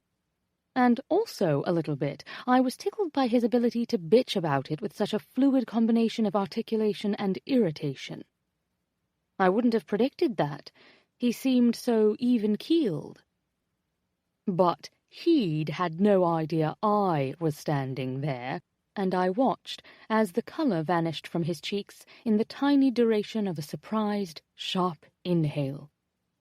I heard my own laugh bursting through his horrified silence, and then, when I said a quiet, "Hello, Jensen," it seemed the reality descended upon Hannah, and then Ruby, and finally Niall, who murmured, "Good Lord, he was talking about Pippa, wasn't?" before Ruby shut him up with a smack to his shoulder. Jensen nodded and let out a mortified, "Pippa." If you had asked me yesterday what I would expect Jensen to do after that flight, I would have said either A, promptly forget me, or B, tell someone how dreadful I was and then promptly forget me. The fact that everyone was clearly so horrified on my behalf, I looked back and forth between Hannah's gaping mouth and Jensen's colourless face, reminded me they had no idea how right Jensen was in saying all of this. And then there was Ruby and Niall. Ruby had slapped a hand over her mouth to hold in her laughter. Niall stood grinning down at me. Neither was at all surprised by Jensen's story of my behaviour. I looked around at all of them with a big smile. My God, people, he's not wrong. Jensen stepped forward haltingly, and I spoke more to him than to the rest of them. I searched for the right word. I was a complete maniac. He's right. I'm so sorry. Not a complete maniac, he said, slumping a little in relief. Stepping closer to me, he lowered his voice. Pippa, how rude of me to... It's only rude because I'm here, I said, and when his eyes widened in embarrassment, I quickly added, "And how would you know that I'd turn up at this party? Talk about coincidences." He shook his head but looked at my smiling eyes. I guess. And if I hadn't shown up and you'd been telling your sister about this awful flight, it would only be a funny story, a funny, very true story. He smiled gratefully and, seemingly on instinct, glanced to the glass of wine in my hand. It's my first, I assured him. Then added, Alas, it won't be my last today. Lots of new faces, liquid courage and all that. I shrugged, feeling a giddy pull in my belly at the sight of him. But at least here you have an escape. He nodded, finally tearing his attention from my face to look around. Lifting an awkward hand, he said, So, right, this is my sister Hannah. The biomedical engineer. He'd mentioned her on the plane. A lawyer and an engineer. So they were one of those families. I smiled. I've heard so much about you from Ruby. Well, she probably didn't mention how much I love seeing my brother make an ass out of himself. She came forward, embracing me. Jensen mumbled out a dry, "Thanks, Ziggs." Like her brother, Hannah was fair and on the tall side. Both were also in great shape. I was graced with thin jeans, but would likely only run if I were being chased, and even then it would depend on what was chasing me. Realistically, I stood no chance against, say, vampires. Have I entered a room full of fitness fanatics? I asked. Thank God Ruby doesn't regularly exercise. Niall raised a curious eyebrow. She doesn't? Oh, bollocks, I cut in. Stop it already. A gorgeous dark-haired man peeked his head into the kitchen, addressing Hannah. "Plum, can you bring out the second cracker tray? These kids are bottomless pits of—" He stopped when he saw me and grinned. "Hey, you must be Ruby's friend who's coming along on the trip." Jensen's face went ashen again, as though he'd just put that bit of information together too. "Pippa, this is my husband, Will," Hannah said with a grin. I reached forward to shake his hand. "Pleasure to meet you." "Bring her outside," Will said. "She needs to meet everyone." Looking grateful for the change of venue, Jensen placed his glass on the counter and gestured for me to follow Hannah out of the kitchen. She led us out onto a wide deck where 5 other people stood, holding beverages and watching over a gaggle of small children running and rolling on the lawn. "You guys are not going to believe what—" Hannah started, but Jensen cut her off. "Ziggy, don't," he said, warning in his voice. "Seriously, don't." She must have seen the same thing in his eyes that I did, sheer mortification, because she smiled, introducing me instead. "This is Pippa. She was sitting next to Jensen on the plane yesterday. Isn't that insane?" "Completely insane," I said, laughing.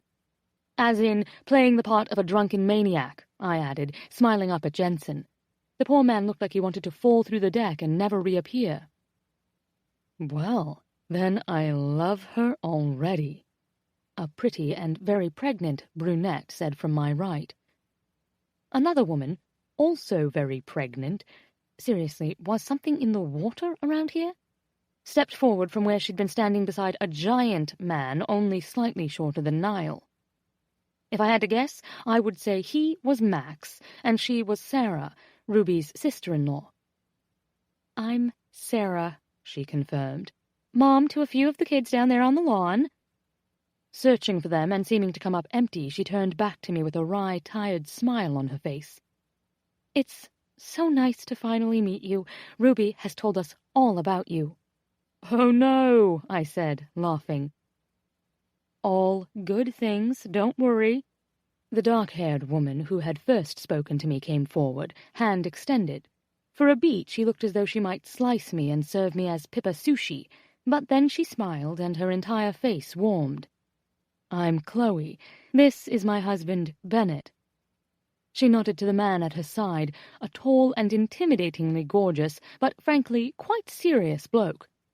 Chloe held her stomach. Soon to be parents too, this mystery. I shook Bennett's hand and nearly fell over when he said, "You would have done us all a favor if you'd asked Jensen to join the Mile High Club." Sarah gasped. Hannah reached over and smacked Bennett's arm, but I coughed out a laugh. I looked at Jensen. "Is that right? Should you have followed me to the loo?" He laughed, shaking his head in amusement. "I try not to have sex with women who won't remember it later." I grew mildly light-headed from the flirtatious lean to his words. "Too worn out from that mistress in the London flat." "A figment of your imagination, sadly." "And the gorgeous wife in the brownstone down the street?" "Again," he said, stifling a smile. "You've given me quite a fantasy life." "Well," I clapped my hands, "this just means you're free to shag the entire 2 weeks we drink our way around the East Coast vineyards." Jensen turned bright red. A few people, Chloe, Sarah, and Niall, barked out surprised, delighted laughs. "Oh, my God," Sarah said, placing a delicate hand to her throat. "Jensen, you look like you just swallowed a plate. Wow, am I sorry I'm going to miss this." And it was true, he looked exactly like he'd swallowed a plate. "Can't wait," Jensen said, voice wobbly. My poor put-together seatmate was rather surprised to find himself the subject of all this attention. This trip would undoubtedly be fun. "Pippa is exactly as I described, isn't she?" Ruby said to everyone and no one, smiling at me fondly. I put my arm through hers and grinned up at her. "Now introduce me to all the little ones." Your friends are quite the breeders." "I don't know why you don't work at a daycare," Ruby said. "You're so cute with kids." I tickled little Annabelle's tummy and pretended to shriek in surprise when her younger sister Iris jumped out from behind the playhouse yelling, "Boo!" "Because," I answered, my voice going muffled when Iris and Annabelle hugged me around my face simultaneously, "I'd be plastered day and night." Ruby laughed. Gently prying them off me, I gave them a task. "See if you can find Auntie Pippa some carrot sticks," and then turned back to Ruby when they sprinted over to the table laden with food. "Besides, I make more money working at RC. It's hard to leave." She pulled up a blade of grass, grumbling, "Not that hard." "Well, not for you. Especially not when you have one Niall Stella in your bed and a position at Oxford waiting in the wings." I bumped her shoulder, smiling at her when she looked over at me. She gave me a grudging laugh. "God, that whole time was so crazy. It's 2 years ago, can you believe that? It feels like yesterday." It wasn't easy to forget Ruby's harrowing experience at the end of her tenure at the engineering firm where we met, Richardson Corbett, where Ruby fell in love with Niall, Niall eventually noticed and quickly fell in love with Ruby, and then he ruined it all by being a coward when she was told to choose between her job and her relationship. I forgave him not long after she did, but occasionally like to throw a quietly muttered wanker at him whenever it comes up. He takes it in the good spirit it's intended, I think. Speaking of the devil, Niall appeared, finding a spot between us on the lawn and handing Ruby a glass of wine. I watched, grinning, as he leaned close and kissed her. "That will never get old," I mumbled. "What won't?" he asked, pulling away from her to turn to me. "Seeing you be affectionate in public. You used to go into your office and close the door so you could retie your shoes in private." Ruby laughed. "It took a while to train him." He shrugged without protest, sipping his beer. The change in Niall Stella since he'd met Ruby was fascinating. He'd always been confident, but also carried the air of formality with him when he moved. Now he was just calm. Now he was perfectly obviously happy. It made something swell inside me, a flower blooming in my throat. I watched Sarah in the distance, holding her 1-year-old Ezra in an airplane position across her full pregnant belly. "Your brother nearly has 4 children already. When are you two going to try for kids?" Turning back, I caught Niall just as he put a fist to his mouth, coughing and working not to lose his swallow of beer. From the other side of his long torso, Ruby groaned. "Pippa!" "Aw, come on then," I said, poking Niall's ribs. "I get to ask all of the inappropriate questions because I'm your wife's best mate. See also, how'd you get that scar on your face? How awkward were things after your first shag? Are you going to try to get pregnant soon?" This earned a laugh from Niall, and he wrapped an arm around me, pulling me in to kiss the top of my head. "Don't change, Pip. You keep things interesting." "Speaking of," I said, sitting back up, "what is the plan for this trip? Aren't we leaving in the morning? It occurred to me as I was sexually harassing Jensen back there that while I am happily crashing your holiday, I don't actually know where we're going." Ruby waved her hand in the air at someone across the yard, and I turned to see that she was flagging down Hannah. "Let's ask the brains behind the operation. I've done nothing, literally. We've just written checks and shown up. Hannah and Will have taken care of all the details." A tangle of limbs and light brown hair landed on the grass to my left, and it, Hannah, was quickly covered in 2 little squealing, wiggling girls. "I've been replaced," I noted with a feigned pout. "Auntie Fancy is the favorite." I turned my face up at the sound of a deep voice. Will sat down beside his wife, tall, inked, breath-catchingly pretty, and from the twinkle in his eye knew all of the world's very naughty things. I watched his face as he gazed at Hannah, Annabelle, and Iris. Hannah Is Auntie Fancy? I asked. He nodded, reaching for Iris and pulling the little girl into his lap. Back when Hannah was still my fiancée, Anna couldn't say the name. She called her Fancy, and now, he said, smooching Anna's younger sister on her sweet chubby neck, she will forever be known as Auntie Fancy. I mean, obviously, Hannah said through a laugh, gesturing to her outfit of jeans and a Harvard sweatshirt. Her easy comfort was actually the first thing I liked about her. It was an effortless inattention to clothing I'd never been able to pull off. Obviously, another male voice added from behind us. Jensen came and closed this small circle of bodies on the lawn, sitting directly across from me. Sorry, he said, grinning. What were we talking about? That Hannah is rather fancy, I said, though no one competes with you. I gestured to his own perfect put-togetherness. You're not so bad yourself, he said, nodding to my dress. I skipped over the compliment with a shake of my head. I always feel like I don't quite blend in. People are comfortably casual or, like you, impeccable. I'm the knob with the fluorescent tights at the nice restaurant. Someone help me figure it all out. I do always feel like a low-wattage bulb beside you, Ruby said. I scoffed at this. That was not at all how I meant it. Ruby was stunning, willowy and poised, with a smile that could light up an entire building. I've just come to the realization that I'm clothes-dumb, Hannah added, shrugging. Ruby squealed. I always say I'm hair-dumb. They leaned across Niall and me and high-fived. Niall and I exchanged knowing glances. The two of them were rather twinnish.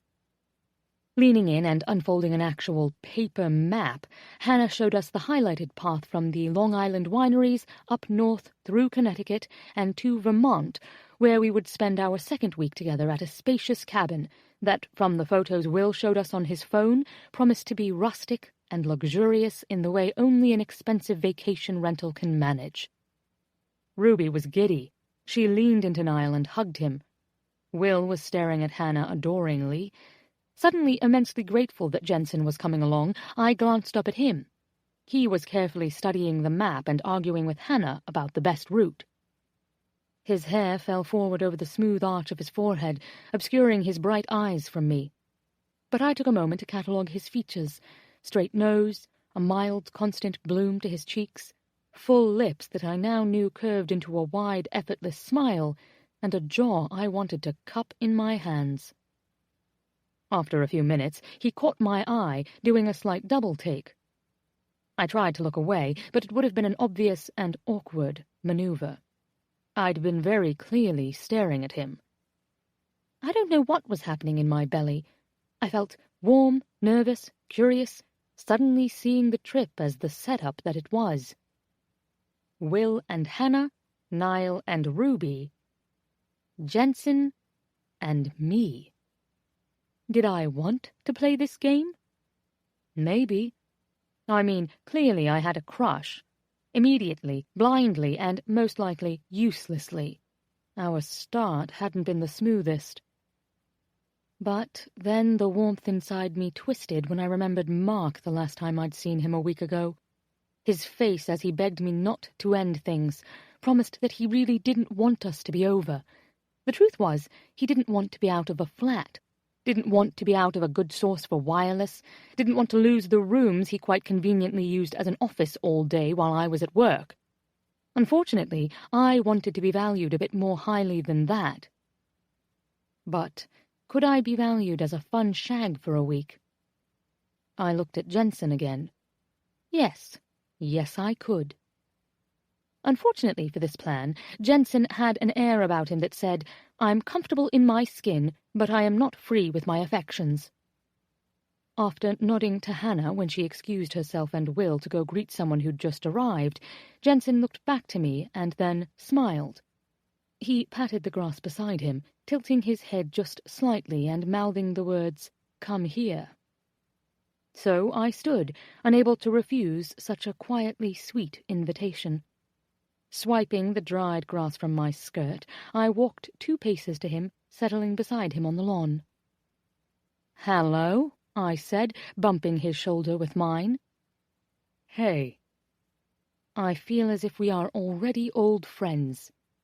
Tilting my head back toward the sweets table, I asked, "Did you manage to get a Cookie Monster cupcake before they were decimated?" He shook his head, laughing.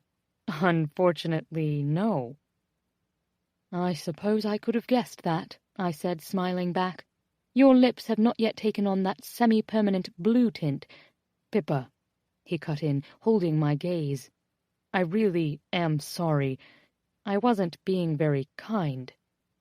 I waved him off. How did I know this would come up again? I could see Jensen so transparently for the kind-hearted, responsible person he was. "Trust me," I told him. "I'm mortified about all of it." He started to shake his head, to interrupt, but I held up my hand to stop him. "Honestly, I've never spilled my life story to anyone like that before. I presumed I'd never see you again, and I could." I shook my head. "I don't know. Perhaps just unload it all in the hopes that it would wipe my mind free of it." "And did it?" "Not as such." I smiled a little at him. "Instead, it just made for a very unpleasant trip for both of us. Lesson learned. It would have been best for me as well if I'd never seen you again. But here we are." "Here we are." "Let's start over?" He nodded to the empty spot where Hannah's map had just lain. "I think this trip will be fun." "You don't mind being coupled off with me?" He deflected this with a little laugh. "Happy to be your leaning post for the drunken stumble back to the van?" I shook my head, marveling. You think there will be only one drunken stumble? Did you already forget the number of wineries on that route?" He opened his mouth to answer, with a smile already curling his lips, but we both startled when his name was called from across the lawn. And my heart drooped a little, inexplicably disappointed to see it was Will, needing Jensen's help hanging the piñata. "Why would he ask me and not Max or Niall?" Jensen playfully grumbled, pushing to stand. The answer was very clear. Max was busy giving airplane rides to a line of squealing 3-year-olds. Niall was busy snogging Ruby over in the shade of the porch. But, as Jensen left, Niall looked up, moving into action and following him. Ruby scrambled over to me, tackling me with a hug. "I'm so glad you're here."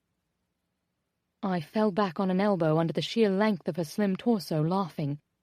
Once we were both upright again, I agreed. "I'm glad to be here." "It's going to be so fun," she whispered. I nodded, looking at where Jensen and Will were stretching their arms over their heads, wrapping the piñata's rope around the branch of a large elm tree. Will's t-shirt slipped up, exposing a tiny stretch of inked skin. Jensen's sweater shifted up as well, but sadly did not show me anything. He had another shirt there, carefully tucked into his trousers. "So, he's gorgeous," Ruby said conversationally. I agreed with a hum. "And single," she said, "and funny and responsible." "I see what you're doing." "And fit, and related to Hannah, which means he's awesome." Turning to her, I asked, "What's that about? Why is he single?" "I think he works a lot," she said speculatively. "I mean, a lot. Loads of people work a lot. Fuck, look at you and Niall. But you manage to shag daily." I held up my hand when she opened her mouth to agree. "And I really don't want to hear confirmation of that. I'm just being rhetorical." She closed her mouth and pretended to button it shut. "But I don't get it. Is he kinky?" I glanced at him again briefly, wondering if I preferred that possibility. He and Will were done, and laughing at the slightly skewed lean of the papier-mâché pony hanging from the tree. "Think he might be into blokes?" "I doubt it." "I'm not so sure," I murmured, looking at him. "He's awfully well dressed." Ruby smacked me. "Okay, So here's what I've heard. She angled her body to face me, keeping her back to the rest of the party. I watched the thrill of gossip briefly light her eyes. He was married in his 20s. Hannah told me it only lasted for a few months, though. I pulled a face. That's interesting. I imagined this Jensen in his blue cashmere sweater and neatly pressed black trousers at a child's birthday party. I tried to imagine Jensen from before. Perhaps he met this girl outside on a rainy day when her groceries spilled from a torn sack. He bent to help her, and later they were a tangle of sweaty limbs, sheets on the floor. They had a shotgun wedding, something scandalous and wild. He was with her for 9 years, Ruby said. From college until after they'd both finished law school. My fantasy wilted. Oh. So I was right. He wasn't likely the type for a wild weekend, then. I guess pretty soon after the wedding she told him she didn't think they were right for each other. She couldn't have done that before they exchanged vows? I asked, pulling up a blade of grass. That's shite. You're not the first person to ask that. All the color drained from Ruby's face, and I immediately recognized Jensen's voice. Oh, fuck, I groaned, turning and looking up at him. I'm sorry. We've been caught talking about you this time. He laughed, reaching for his wineglass, which sat empty beside us. I winced, madly searching for the right thing to say. I hardly think it's fair for you to know my entire life story, and here I know nothing other than there is no London mistress and no wife in the brownstone. He smiled, nodding. There is neither. Well, couldn't you have been a bit less efficient with the piñata? I asked, trying to cover my embarrassment with humor. Honestly, you hardly gave me any time to get the dirt on you. He squinted up into the sun. That's about the only dirt there is. He looked down at me, and I couldn't for the life of me read his expression. Was he furious, indifferent, relieved that the score was even now? Why did I feel as though we'd just met, but already had so much baggage? Is that a good thing or a bad thing? I opened my mouth for a few confused seconds before asking, You mean, is it a good thing or a bad thing you only have one interesting story? He winced, but it was gone in a blink. Let me know if you want some more wine. 4. Jensen. I heard a rumor. I finished the last line of the email I'd been working on before looking over to the door. Greg, hey. I pushed back from my desk and waved him in. What's up? I heard you're taking a vacation, he said. Greg Schiller was another business attorney, specializing in biotech mergers, and loved gossip more than anyone I'd met, aside from my Aunt Met and Max Stella. And now I see you in here scrambling on a Saturday night, so I know it must be true. Yeah, I said, laughing. Vacation, just until the 22nd. Vacation. My mind tripped on the word and how unfamiliar it felt in the context of I, Jensen Bergstrom, am going on vacation. I was the guy who stayed late and worked weekends when something had to be done, the one you called in an emergency. I didn't rush through emails to get out of the office, and I definitely didn't have my assistant clear my schedule for the next 2 weeks so I could third-wheel it across the East Coast. Except a couple of hours ago, I'd done just that. I'd cleared my schedule to go on a road trip to wineries with my sister and brother-in-law and their friends and a drunken woman I'd met on the plane. What in the world was I thinking? Uncertainty clutched me. There were still a few loose ends to clean up on the London side of this HealthCo and FitWest merge. What if I was out of cell range at some point and, as if sensing my hesitation, Greg leaned across my desk. Don't do that. I blinked up at him. Do what? That thing where you imagine any and every catastrophic scenario and talk yourself out of going. I groaned. He was right. It was so much more than missing work. It was a gnawing sense that I was at a fork in the road in my life. Again. It would be eminently easier to stay home, get some rest tomorrow instead of hopping into a van with my sister and her friends, and then dive back into the familiar routine of work on Monday. But to do that would be to stay exactly where I'd been for the past 6 years. Shaking my head, I spun a stapler on the top of my desk. I never thought I'd be this guy, you know? I mean, you're right. It's Saturday. Natalie could handle all of this. She could. He sat in the chair opposite me. Well, what are you doing here? I asked, looking up at him. I left my wallet in my office yesterday. He laughed. I'm not Jensen Bergstrom level of dedicated yet. I groaned. But we all know there are 2 paths in this firm. Sacrifice everything and become partner, or remain an associate for a decade. A lot of us envy you, you know. I ran a hand through my hair. Yeah, but you have 3 kids and a wife who brews beer. Some of us envy you. Greg laughed. But I'll probably never make partner.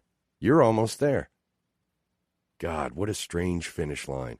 And to be 34 and nearly there. Then what? 2 decades of more of the same? He leaned in. You spend way too much time here, though. You're headed straight to midlife crisis and yellow Ferrari in less than 3 years. This made me laugh. Don't say that. You sound like my sister. She sounds pretty smart. Where are you going, anyway? A winery tour with a group of friends. His brows lifted in surprise. But the unspoken hung in the air, the question of whether there was someone else coming, someone else in my life. Red flags waved in my peripheral vision. Well, I corrected, mostly with my sister's friends. He grinned, and I realized I'd made the right call. Better to have Greg know I was tagging along than think there was some interesting gossip to be found. Booze and time off, he said. Well done. The Sunday morning air carried a damp chill. My car was silent in the driveway, already bombarded with leaves falling from the sugar maple in the front yard, and I wondered how much dust it would accumulate out here. Ziggy had offered to come pick me up in the van, but in an impulsive burst, I'd said I'd meet them at her house. My car hadn't been out of the garage in 3 months. I either took the bus to the office or caught a taxi to the airport. My life felt small enough to fit into a thimble.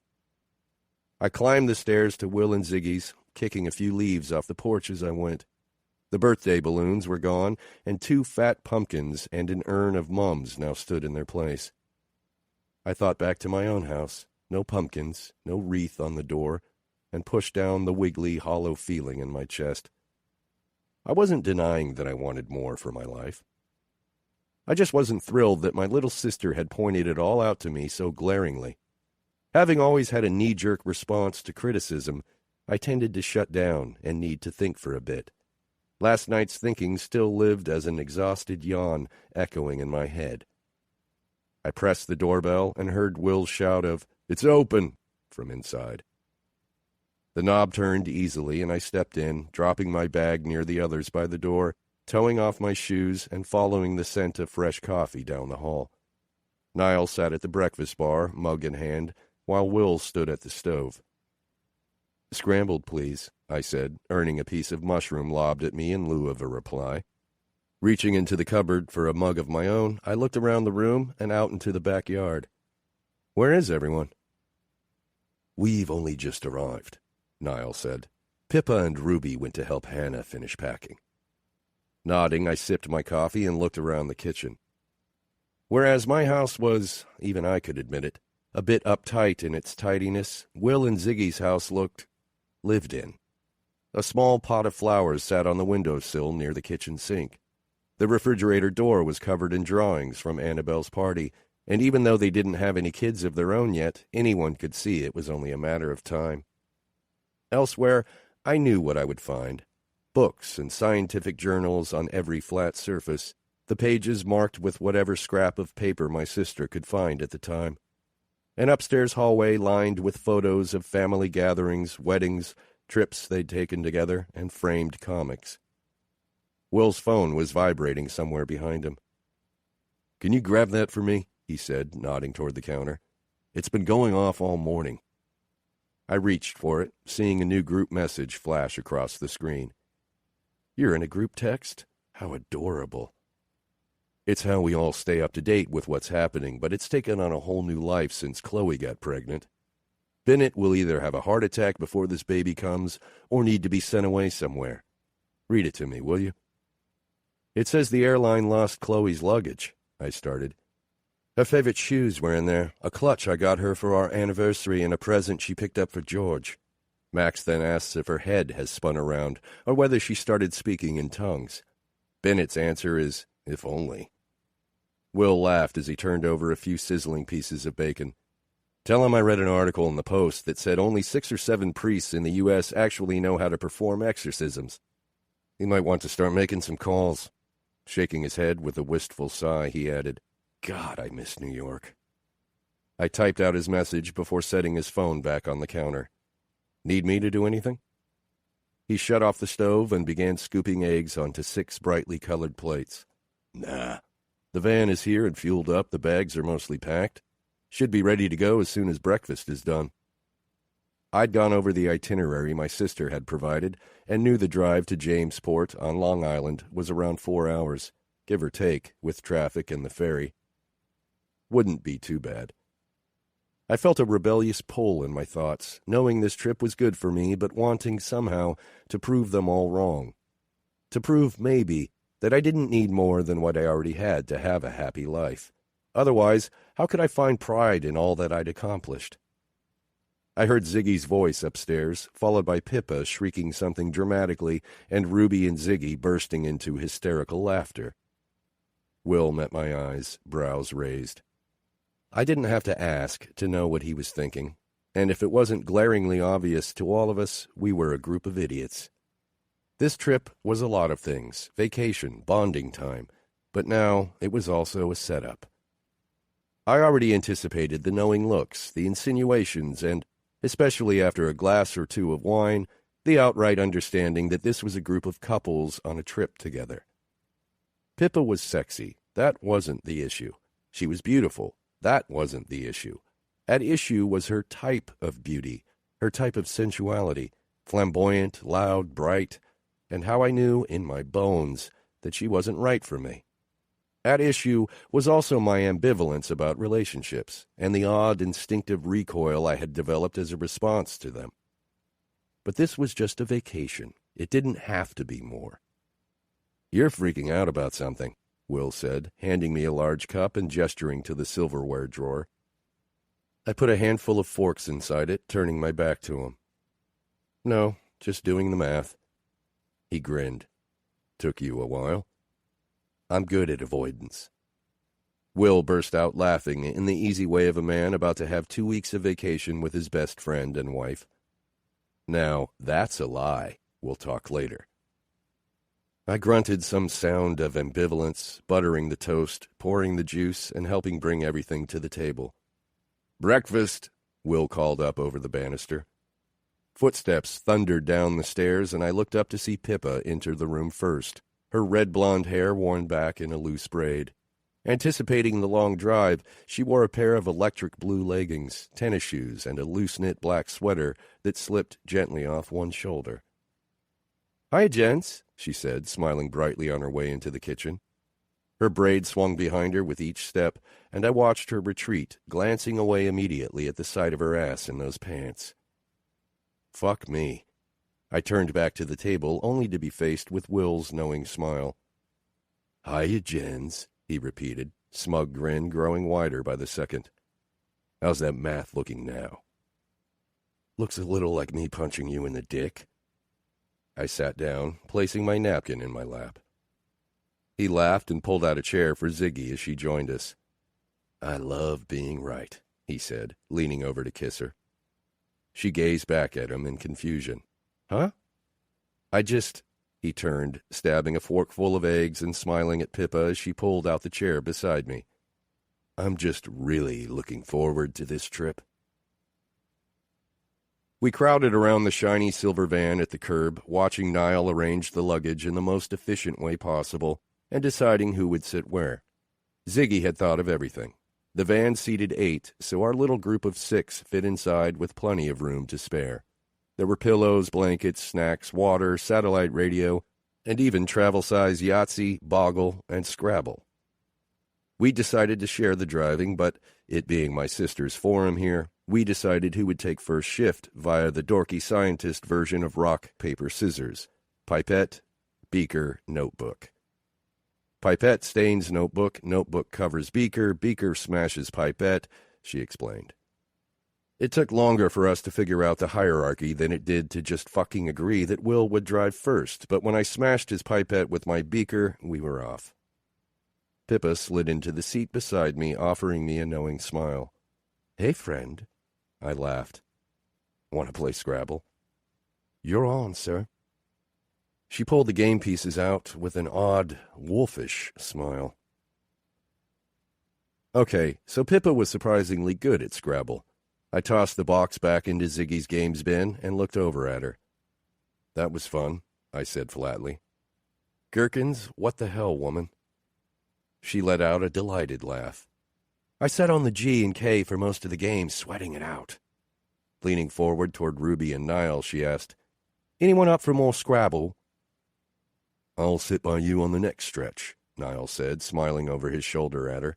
"I'd be happy to take one back for the men's side." "In your dreams," she teased. Falling back into her seat, she sighed, looking out the window. "Road tripping is such a different experience here than in England." "How so?" I asked. She swept the hair from her forehead and turned slightly to face me. "You could get from one end of England to the other in a single day," she said, and then raised her voice to the row in front of us.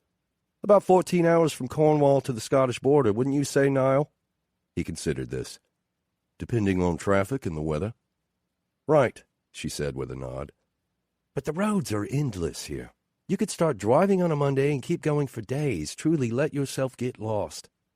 Wouldn't it be lovely to do that? Get a motorcycle or one of those silver Airstream campers and just drive and drive, no destination in mind?" "Stop at all the sites, eat junk food in every state," Ziggy said from the front seat. "Need every restroom along the way," Will added with a wink in her direction. He looked up, meeting my eyes in the rearview mirror. "Do you remember the dart trip we took in college, gents?" "How could I forget?" "Dart trip?" Pippa asked, looking between us. "I don't know how much Ruby has told you," I said, "but Will and I went to college together. That's how we know Hannah." Her eyes widened, seeming to realize that there was an ocean of untold stories between us, and 2 weeks stretching in front of us for her to hear them. I smiled. A dart trip is where you basically throw a dart at a map to decide where you're going. In our case, it landed near Bryce Canyon National Park, so the summer before junior year, that's what we did.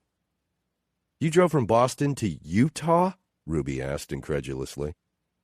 "Apparently Will's aim veers a little to the left," I said. "A lot to the left." Will grinned at me from the mirror. God, we were so broke. I remember us having $400, what felt like a fortune at the time, and it had to cover gas, food, toll roads, and somewhere to sleep.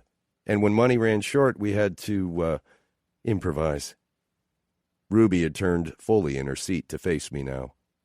"In my head, you both worked as strippers in a roadside bar somewhere in Nebraska. Please don't spoil this for me." Will barked out a laugh. "You aren't that far off, actually." "How long a trip was that?" Niall asked. "I'm not an expert on U.S. geography, but that has to be, 3,000 miles?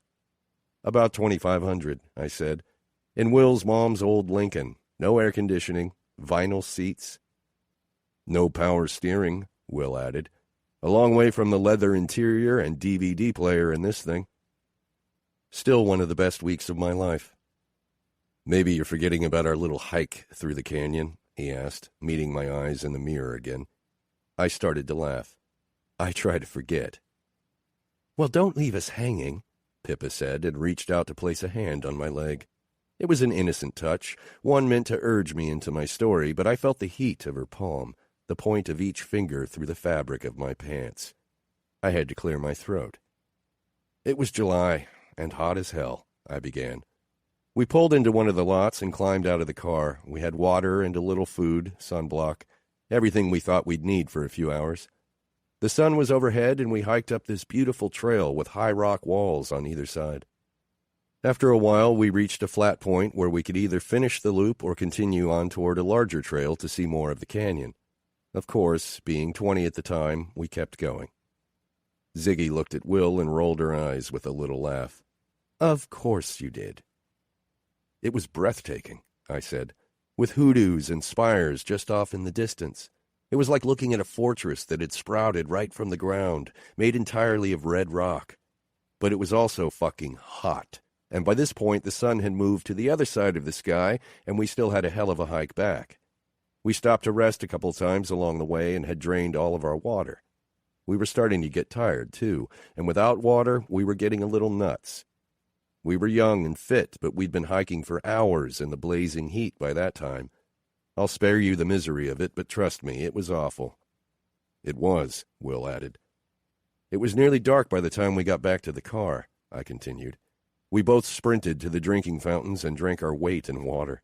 We used the bathroom and cleaned up a bit, feeling like we'd somehow cheated death, I said with a laugh, and then dragged ourselves back to the car. Why do I feel a butt coming up somewhere? Ruby said. But, Will continued, we got back to the car, I reached into my pocket for the keys, and they were nowhere to be found. Shut up, Pippa said with a gasp. We were still so relieved we made it back alive, Will said, that we were able to be calm about it, mentally retracing our steps. We'd stopped for a drink at a few points along the trail. I'd taken my chapstick out, my camera, but those places were at least a mile away. We took a flashlight from our pack, walked out to the first point we knew we'd stopped, and then realized we couldn't retrace our entire hike again. We walked back to the parking lot, and since neither of us were proficient at breaking into a car or hot wiring, I started. We were stuck, Will finished. Neither of us bothered with cell phones back then, and there was no payphone nearby. We had to wait for someone to find us or for the sun to come up. But it was getting colder by the minute, and have you seen the spiders that live in the desert? I finally gave up and used a rock to break the back window and unlock the car. Did you two sleep there? Pippa asked. I nodded. In the back seat. Who was the big spoon? Ruby asked, and Will tossed a couple of M&Ms at her. The next morning we climbed out and had a look around, I told them. I'd walked to the back of the car and for some reason looked down. There were the keys, on the ground, where they must have fallen when we got out before the hike. You're joking, Pippa said, expression thrilled. They were there the whole time. Must have been, I agreed. We just didn't see them in the dark. She shook her head at me, an amused light in her eyes, before she turned back to the window. We fell into a companionable silence then, and I was surprised by how easy it all felt. How easy it was to be sitting here, next to Pippa, and surrounded by our friends, like our adventure on the plane was something that had happened to two other people. She was sweet and funny, adventurous, and a little wild, but also thoughtful and self-aware. I don't know what I expected, whether it was for her to have the same assumption I had, that we'd been coupled up by default, but she wasn't climbing into my lap. She wasn't desperate for my attention. She wasn't pushy. She was just here, on a holiday, getting away from a shitty situation back home.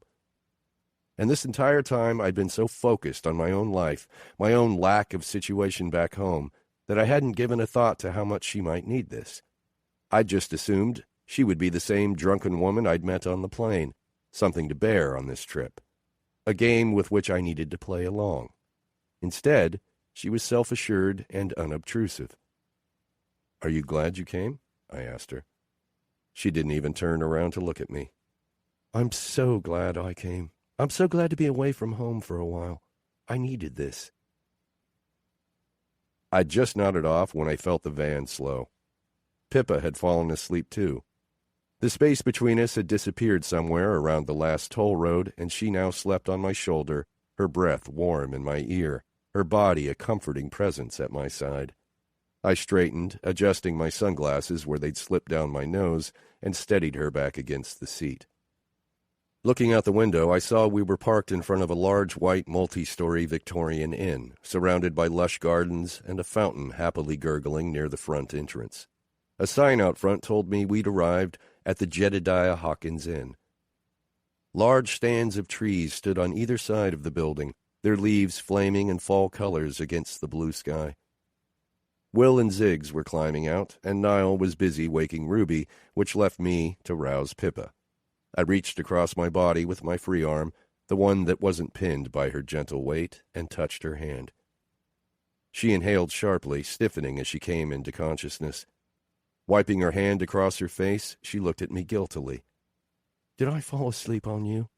"Oh, God, Jensen, I'm sorry." "It's fine," I said quietly, and it really was. "I fell asleep too. We're here."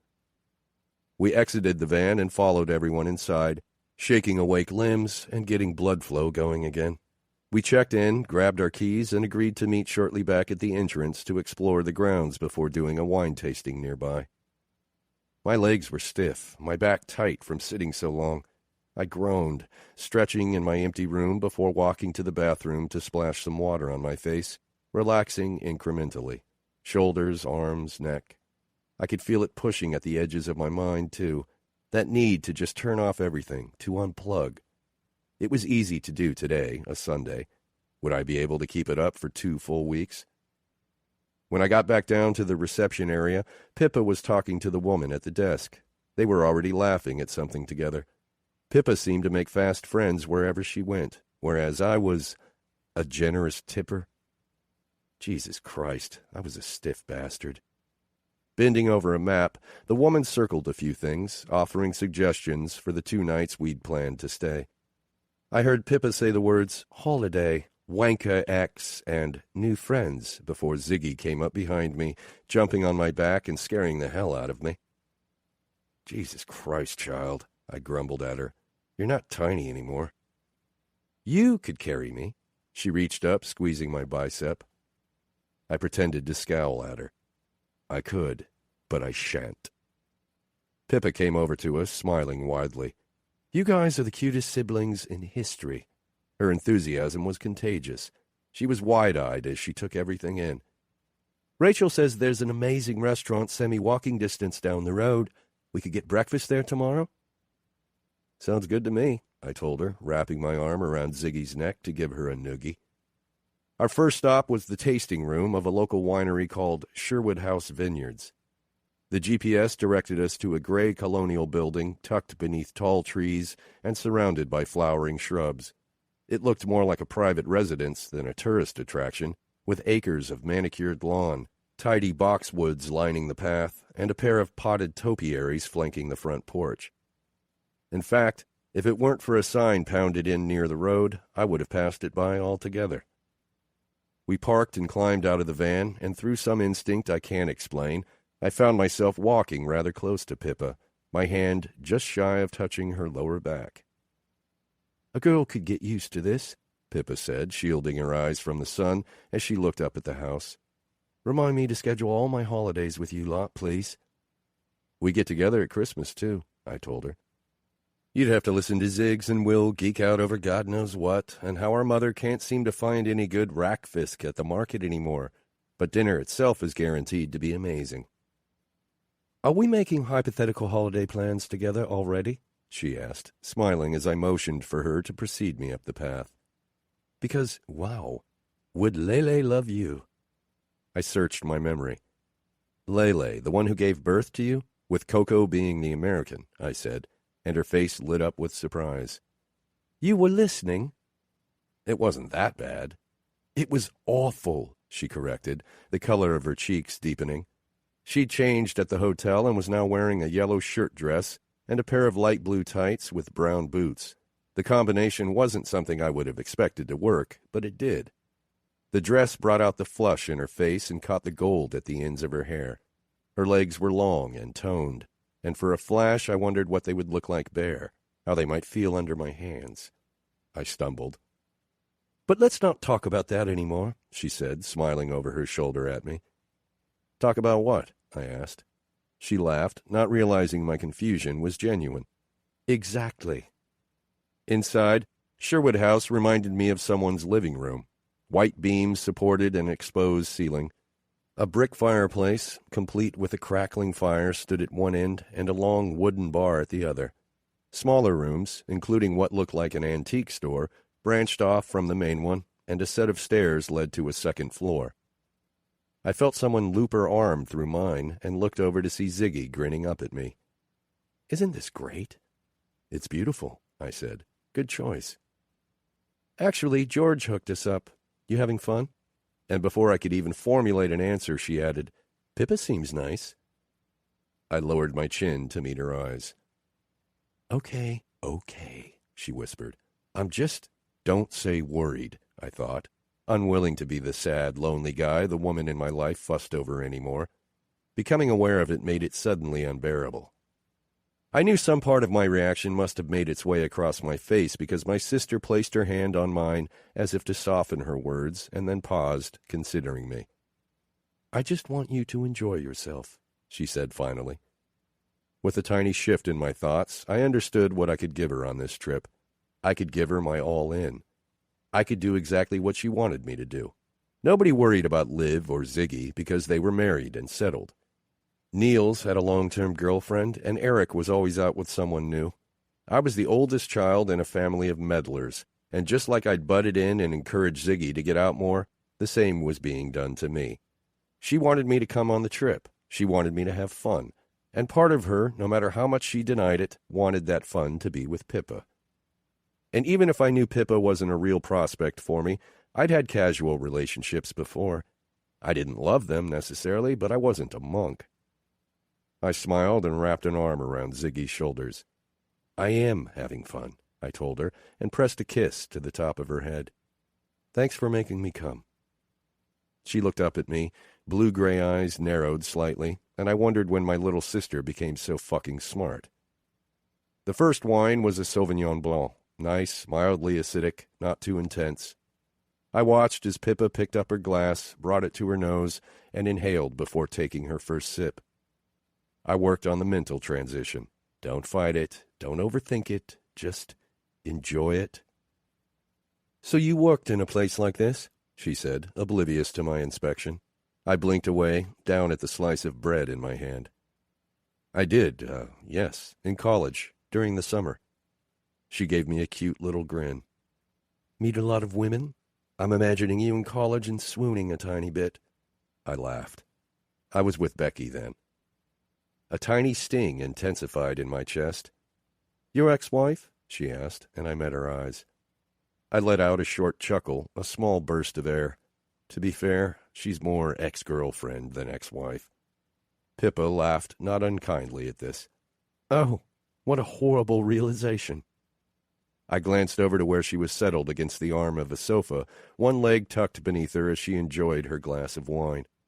The fire crackled behind her, the air warm with just a touch of smoke.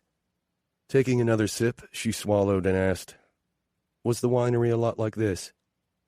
It was less cozy and more commercial than this, but yeah, same general vibe. "Did you love it?" "I don't know if I'd use the term love," I said, easing onto the couch. But it was cool to see the process from vineyard to cellar, why they made certain wines, and how even the slightest fluctuations in temperature or humidity affected the final product. "Plus, free wine," she said, lifting her glass in salute. I laughed and raised mine too. I didn't have quite the appreciation for it that I do now, but that aspect certainly didn't hurt. "I can't imagine you and Will at uni together. You're both functioning adults now, but I can look at you and see the shadow of the insanity." "Like an aura?" I said, laughing. "Your wild side lurks just there," she agreed, smiling back as she drew a circle over my head. Here I thought I had everyone fooled with my pressed dress pants and sweaters. Pippa shook her head. "Not me." Conversation flowed around us, and I could feel my sister watching us from where she sat across the table. I rubbed a finger over my brow, working to not feel self-conscious. "Once I moved in with Becky, we weren't so crazy," I said. "But before that, I have no idea how we got through each weekend without an arrest or our parents murdering us." "Tell me more about the college days, Jensen," she said, delighted. The next bottle of wine was opened, and Pippa took the offered tasting glass with a quiet "thanks." I took a sip of my own selection, a peppery Zinfandel, already feeling the effect of the first one. My stomach was warm, my limbs a little looser, and I leaned in a little more, close enough to smell the subtle citrus of her shampoo. College-age Jensen was an idiot, I said, and for some reason he seemed to go along with most of Will's terrible ideas. You can't say something like that and not elaborate, she prodded. I thought back to the summers Will spent at my house, the holidays. I suspect Will was just as wild in high school, but add in being away from home during college and having the ability to purchase alcohol, all bets were off. Sophomore year, Will talked me into smoking a bong out on our balcony, and then didn't realize the door had locked behind him. I should mention it was about 2 a.m. in November, and we were both in nothing but boxer shorts. This might be better than the dart trip, she said, though I can't imagine you high. She considered me for a moment. The boxer shorts are easier to visualize. I laughed at her easy flirting. Unfortunately, I wasn't as awesome as you might expect, given the laid-back partier I've become, I said, gesturing to my dress shirt and polished shoes. Most people relax or laugh or snack when they're high, right? She nodded. When stoned, I become neurotic. I paused, grinning. More neurotic. So how did you get back in? We had a new, cute neighbor in the apartment with the adjoining balcony. Will found a few little pebbles, a beer cap, and a soda can, and threw them at her window until she finally came out. Then he flirted with her until she said she would help us. Help you how? Pippa asked, grinning. Obviously wary about letting two half-naked guys climb onto her balcony, she offered to just call someone to let us in. Unfortunately, we didn't really want to explain to campus security why we were locked out in our underwear with a bong and a bag of weed. I was totally freaking out. In my head, I'd skipped forward 2 years to us serving time in prison for smoking a bowl, me with a sugar daddy named Meatball. I shook back my head, remembering. Anyway, our neighbor was also pre-law and made us plead our case before she'd agree to let us over. I've never seen either of us hustle like that, before or since. Pippa rested an arm against the back of the couch as she listened, expression delighted. I bet you did okay, Jensen Bergstrom, Esquire. I lifted one shoulder in a shrug. I'd give you more detail on my argument if I remembered even a word of it. So I'm assuming you finally got inside.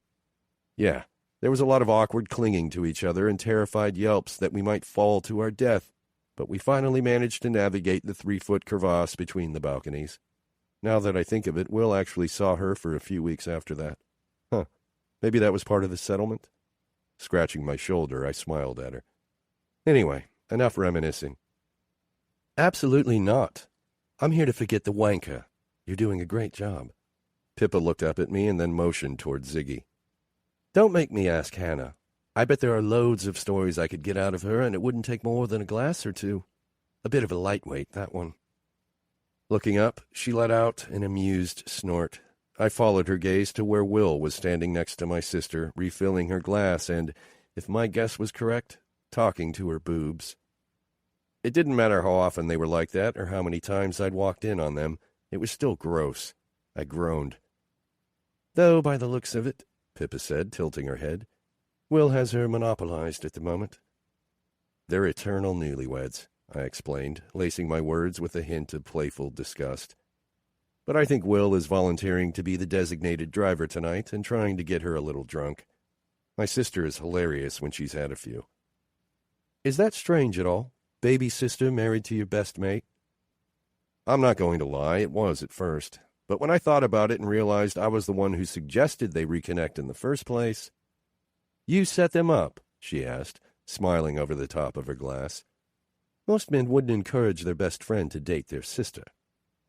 I didn't realize that was what I'd done, I said, and drained the rest of my wine. I set the glass down on the table and reached for another olive. In hindsight, yeah, I told her to call Will, but at the time she was a workaholic dork. It never occurred to me that he would look at her, at Ziggy, the lab rat, and see anything but my nerdy little sister. I watched them for another few seconds. Will said something that made Ziggy burst into laughter, leaning into his chest.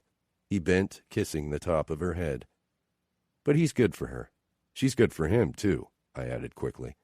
And I've never seen either of them so happy. Pippa nodded in agreement and looked over at the rest of our group.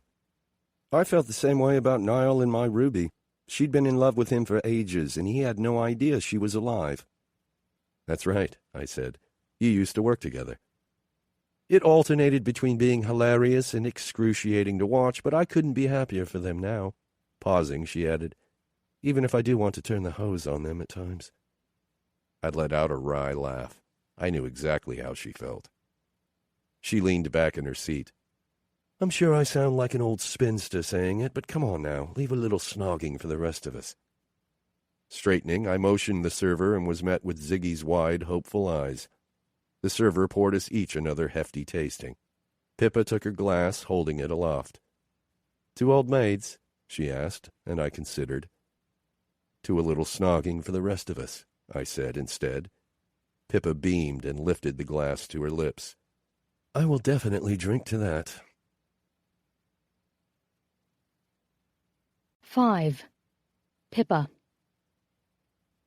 He reminds me of this boy I went to uni with, I murmured, staring at Jensen across the room as I absently licked a drop of wine from the rim of my glass.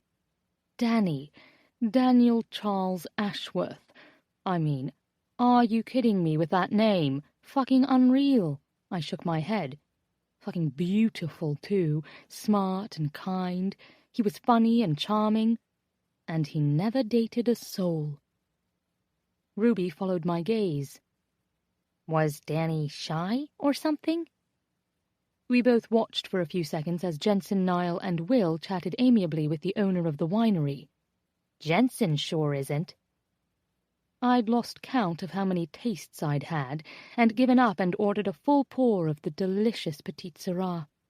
Ruby was halfway into her generous pour of a Viognier, and we were both perched rather crookedly on our stools at the wine bar, while the men debated which and how many bottles they wanted to buy to bring home. Not shy, I told her, blinking and turning my attention back to her. Just incredibly picky. I shook my head to clear it, reaching for an almond from the dish before us. Danny admitted to me one night, totally pissed on tequila, that he didn't like to have sex with lots of women. Didn't like it, I repeated. Said he loved sex, of course, but it was too intimate to do with a stranger. Ruby popped an almond into her mouth, staring blankly at me. Huh? Isn't that sort of lovely? I asked, thinking about the sight of Mark's thrusting bum, of the way I didn't and wouldn't ever know the name of the woman beneath him. The way I felt like he'd ended our relationship so easily, without any fear that he'd miss it. Isn't it sort of lovely to have it mean so much that even when you're 19 you don't want to do it with just anyone? No one is like that anymore. True. Well, I amended, lifting my chin toward Niall, he is. Ruby laughed. Oh, he's not. He was just married those years. I always maintain that if Niall had never met Portia, some sexually liberated woman would have found him first and turned him into the most adorable slut. God, that's a lovely mental image, I said in a breathy gust. A sexually insatiable 19-year-old Niall Stella. She nodded in agreement. Right? Oh, boo! I missed the ogling, Hannah said, following our attention and plopping down beside me.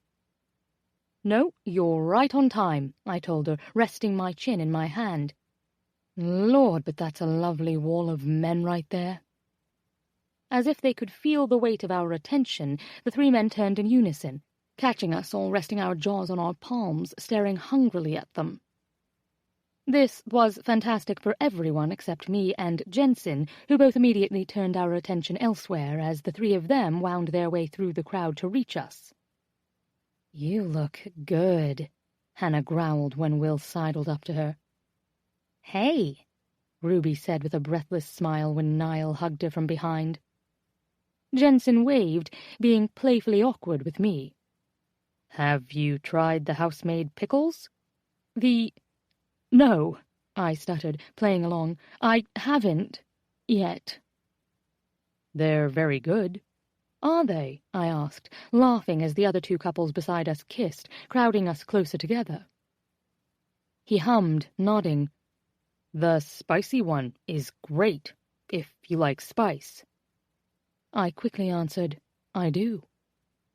Well, he said, biting back a laugh and taking a step to his right as Will pressed Hannah into the bar with a deeply intimate kiss. "They're very good. I'll have to try them." Jensen looked at me, eyes dancing. He shook his head, holding my gaze. It was good to acknowledge the premise of this openly, wordlessly. The expectation that we would eventually pair off was thick in the air.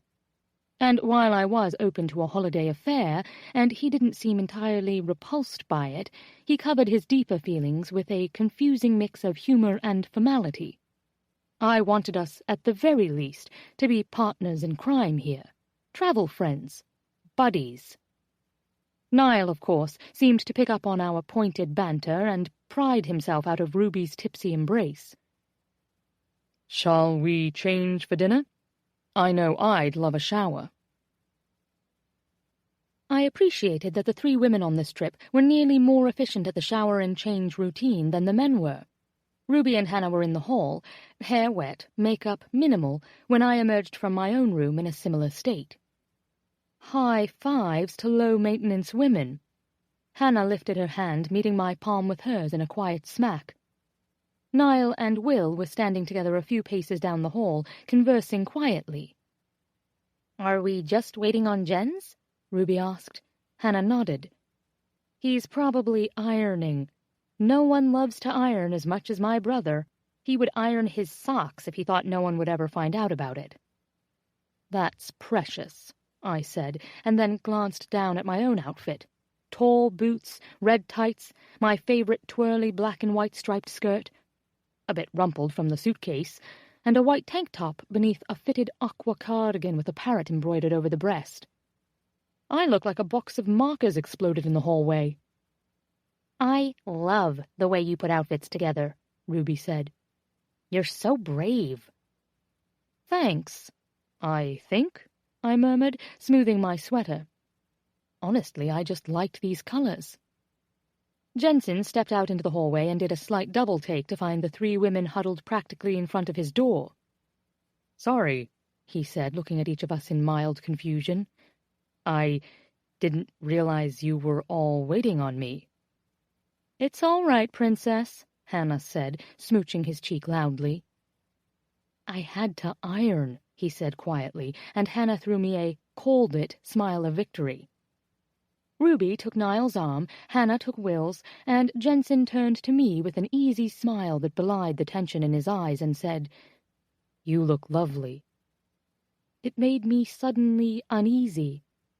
I knew that the setup aspect of this entire trip was written in the brightest invisible text just above our heads and followed us around wherever we went, but I wanted us to both be able to ignore it. I could enjoy the safety of a crush on Jensen, knowing he would be cautious in all the ways I might be impulsive, and he could enjoy the work-free time, and together we could pretend it didn't exist. But in reality, attention from him was only truly flattering if it was genuine. Once we'd arrived at the restaurant winery and checked in at the hostess stand, I carefully pulled Hannah aside. "I don't want—" I trailed off.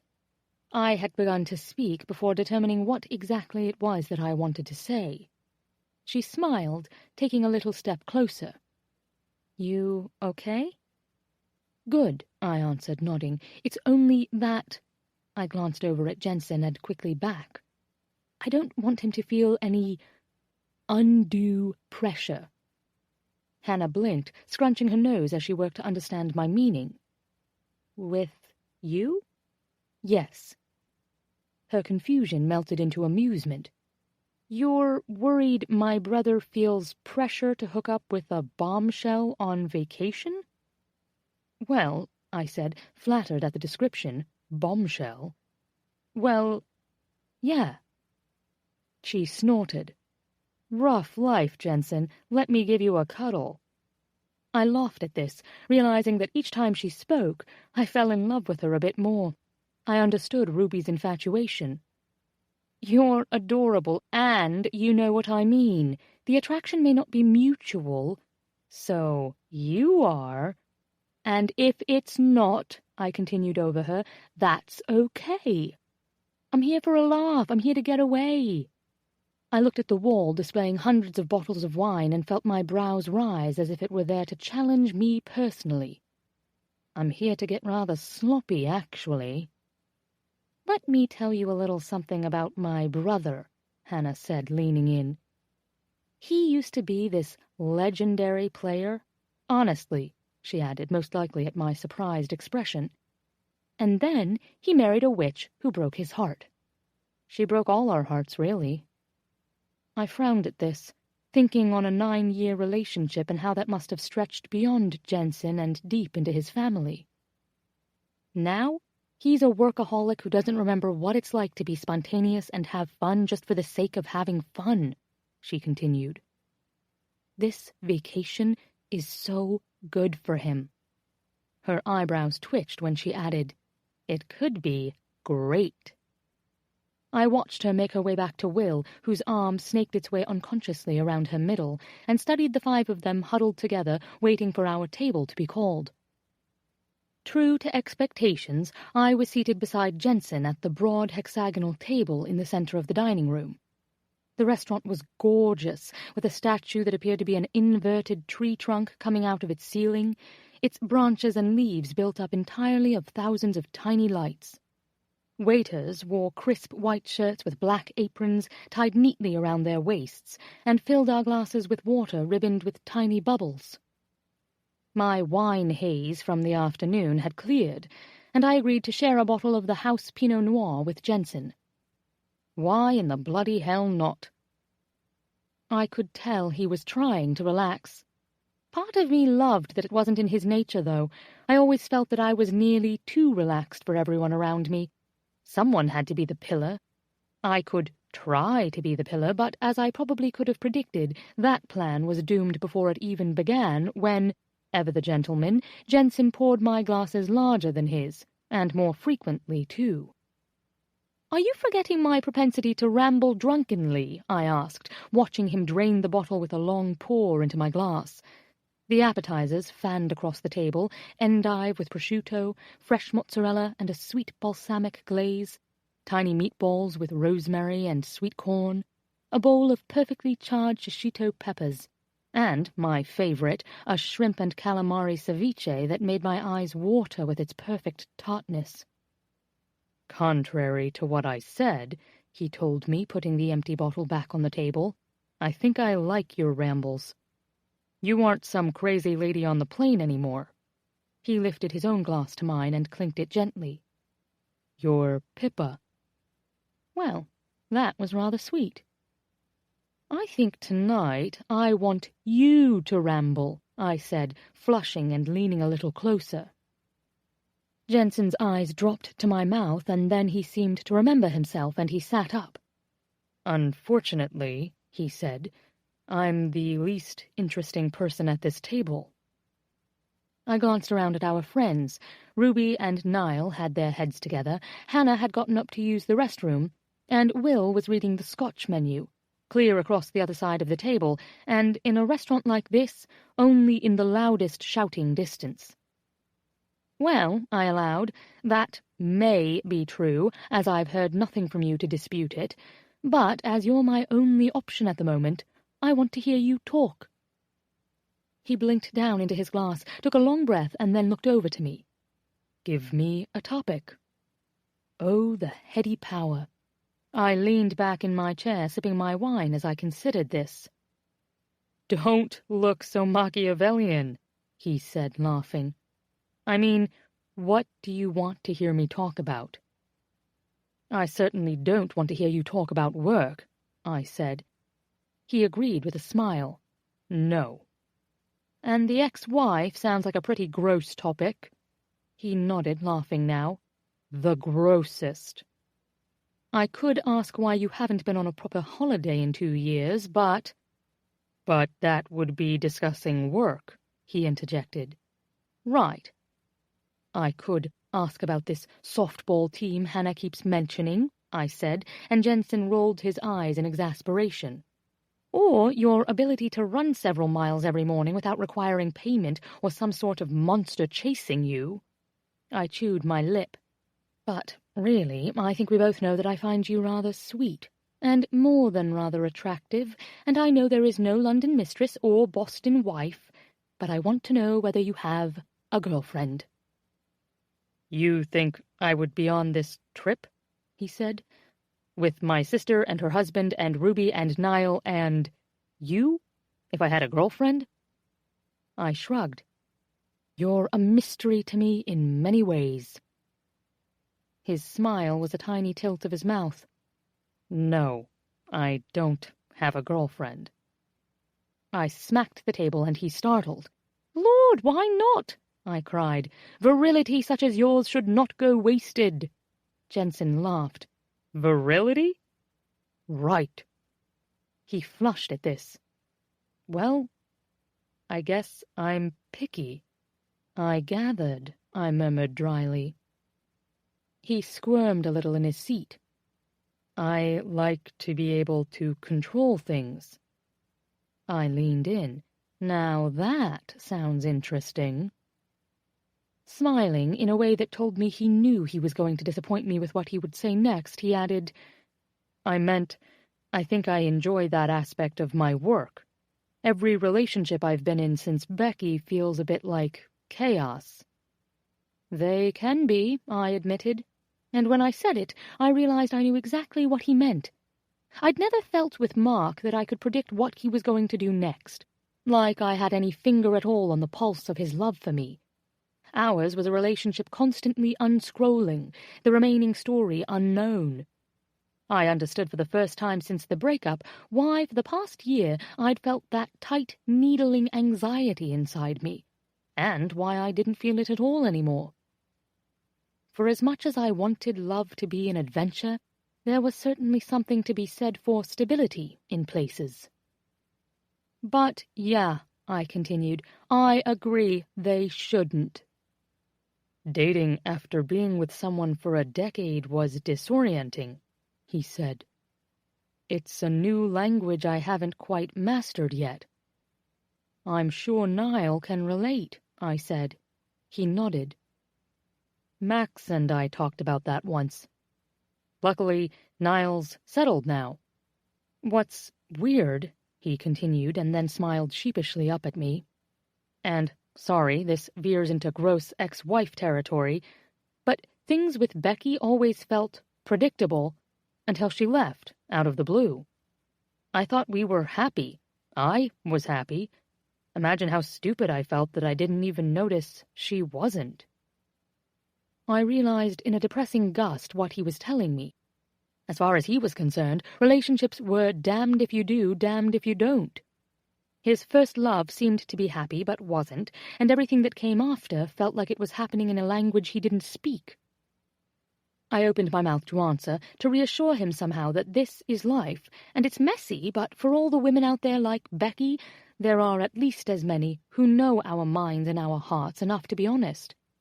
But the words were cut off by a piercing wail. The sound was so wholly different from any version of a fire alarm I'd ever heard that for a second some odd ancient part of my brain screamed, "Seek bomb shelter immediately!" before Jensen took my hand and pulled me after him, calmly exiting the restaurant via the indicated fire escape route. He did it with such surety that it occurred to me he might have scouted out the exit plan before we were seated. Not only did he stand and react as if he'd been expecting the fire alarm to go off, but he knew exactly where to go. I wanted to hand him a shaken martini and live out a one-night James Bond fantasy. The fire alarm carried over the sounds of surprise and concern, and finally the understanding, shouted by waiters as they ushered people outside, that it was a small kitchen fire and everything was fine. Please stay calm. As it turned out, the escape route placed us behind the winery's restaurant, at the top of a hill overlooking the vineyards. Long past sunset, the vines seemed like a dark labyrinth of wood and foliage. Jensen dropped my hand, quickly tucking his into a pocket, and gazed out at the view. At the far end of the row before us was a small structure, what appeared to be a shed, built in the center of the vineyard. "What is that out there, do you think?" I asked him, pointing to it. Will and Hannah slid around a few mildly hysterical older gentlemen and then sidled up beside us, looking at it. "I think that's where they sit outside and have lunch," Hannah guessed. "I would. It's a beautiful view." We scooted forward, making more room as people poured outside. Will shook his head. "I'm going to say it's the shagging shed." "I think it's likely where they keep their smaller harvesting implements," Niall said logically, and we all glared up at him, Will making a quiet snoring sound. Behind us, waiters and staff were scurrying around, trying to reassure diners that everything would be handled and the situation wouldn't interrupt our meal indefinitely. But for now, we were banished out here. "I want to go see," I said. "Do it," Will urged. "Pippa," Jensen began, but I turned to him, grinning widely. "Race you," I said, stepping off the concrete patio and taking off into the soft earth, leaving a stunned silence in my wake. The wind felt amazing, cool and sharp against my cheeks, and for the first time, thank you, Pinot Noir, I giddily pretended I was in an actual race, pumping my arms, feeling the ground give beneath my shoes and pass behind me. I heard the steady footfalls behind mine, and then Jensen was there, slowing to run alongside me and giving me a bewildered look before his competitive side seemed to win out. He sprinted the rest of the way to the shed, turning when he reached it and waiting for me to come to a gasping, wheezing finish at his side. Standing still as the shed itself, he stared wordlessly down at me while I caught my breath. "What the hell was that?" he finally asked, a small smile pulling at his lips. "I thought you didn't run." I laughed, turning my face up to the sky. The air was cool, a little damp. The sky was the color of my favorite indigo dress. "I have no idea. We were getting so serious in there." I pressed my hands to my sides. "I liked it. I think I'm a bit tipsy." "Pippa, I don't..." Jensen stopped when I turned, walking over to a small window of the shed to peer inside. Just as Niall had predicted, it was full of gardening supplies, buckets, tarps, and coiled hoses. "Well, that's decidedly uninteresting," I said, turning back to him. Sadly, Niall was right. Jensen took a deep breath, staring at me with an unreadable expression. "What is it?" I asked him. He laughed without humor. "You can't just..." He stopped, digging a hand into his hair. "You can't just run off into a dark vineyard." "Then why on earth did you follow me?" He blinked, surprised. "I mean..." He seemed to find something suddenly ridiculous in his answer, but gave it to me anyway. "I couldn't let you run off into a dark vineyard alone." This made me laugh. "Jensen, I'm barely a city block away from the restaurant." We both looked back at the group of restaurant-goers, still mingling on the sloping patio, still waiting to be allowed back inside, and still entirely unconcerned about what we were doing. I turned and looked at his profile in the dim light from the distant winery. I wondered if he was thinking back to our conversation at the table about the conundrum of not trusting yourself and not understanding others. "I'm sorry about Becky," I said, and he startled a little, looking down at me. "I'm sure loads of people said that in the beginning when it was most raw, but I bet hardly anyone says anything about it anymore." He turned to face me fully, but didn't respond except to give a cautious no. I remember when my grandmum died. I looked away out at the rows and rows of grapevines. It was years ago. She was relatively young. I was 11, and she was, well, let's see, she would have been in her late 70s. "I'm sorry," Jensen said quietly. I smiled up at him. "Thank you. The thing is, everyone was quite sad for us at first, naturally. But over time, it seemed harder that she was gone, for Lily, at least. All these big and small moments Grandmum was missing, it didn't really get easier, per se. Our sadness just got quieter. We just didn't talk about it anymore. But I know every tiny heartbreak and victory that Lily couldn't share with her mum weighed on her. I looked back up at him. So what I'm saying is, yes, it's 6 years since Becky? Yeah, 6, he confirmed.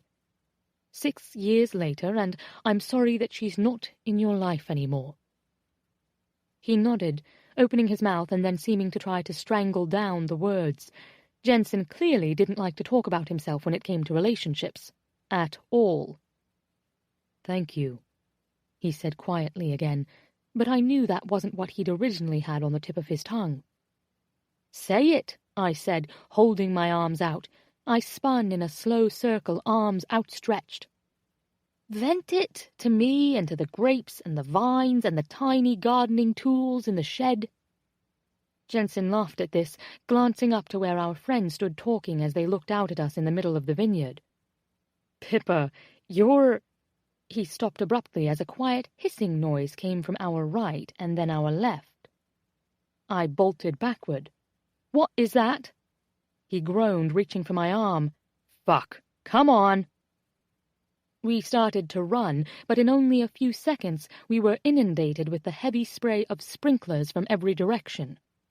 Water poured on us, drenching us, from delicate pipes of water strung across the vine lattice, from the sides and from below, delivered by quickly rotating sprinkler heads near our feet. We took several more slippery steps in the dirt, but then I nearly fell onto my back. Jensen barely caught me. Running was futile. We were soaked. Forget it, I yelled to him over the deafening sound of the sprinkler system. It was as if we were caught in a downpour. Jensen, I said, grabbing his sleeve as he made to return to the winery. I turned him to face me.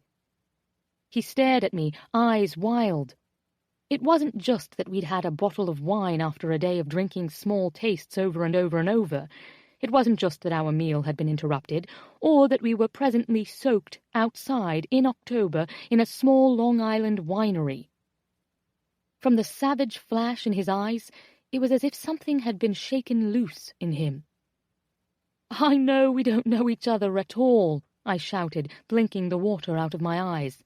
And I know this sounds crazy, but I think you need to yell. He laughed, spluttering under the spray of the sprinklers. I need to yell? Yell! He shook his head, not understanding. Say it, I cried over the roar. Say whatever it is that's in your head this second, whether it's work or life or Becky or me, like this. I sucked in a gulp of freezing air as words nearly burst from me. I want to hate Mark, but I don't. I hate that I fell so easily into a relationship that was just a pit stop for him, one that I saw as a possible forever. It never was, and I feel like a fool that I didn't see it earlier. He stared at me for several breaths, water running down his face. I hate my job, I yelled, fists at my side. I hate my flat and my routine, and that it could go on like this forever, and I might not have the courage to do anything about it. I hate that I've worked so hard, but when I look around, compare my life to everyone else's, it feels like such a small drop in such a massive bucket. He looked away, blinking past the fat drops of water on his lashes. Don't make me feel foolish, I said, reaching out to press my hand to his chest. Just when I thought he was going to turn away and walk back to the restaurant, he tilted his head back, closed his eyes, and yelled over the roar of the sprinklers, We might have had kids by now. Oh my God. I nodded, encouraging.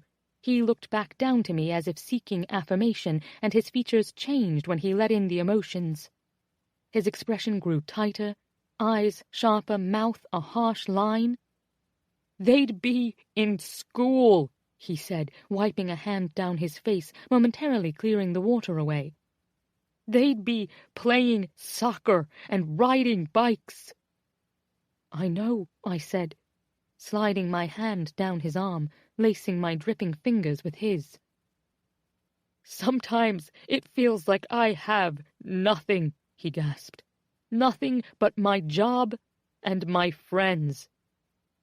That's still a lot, I didn't say, because I understood it wasn't the life he'd imagined for himself.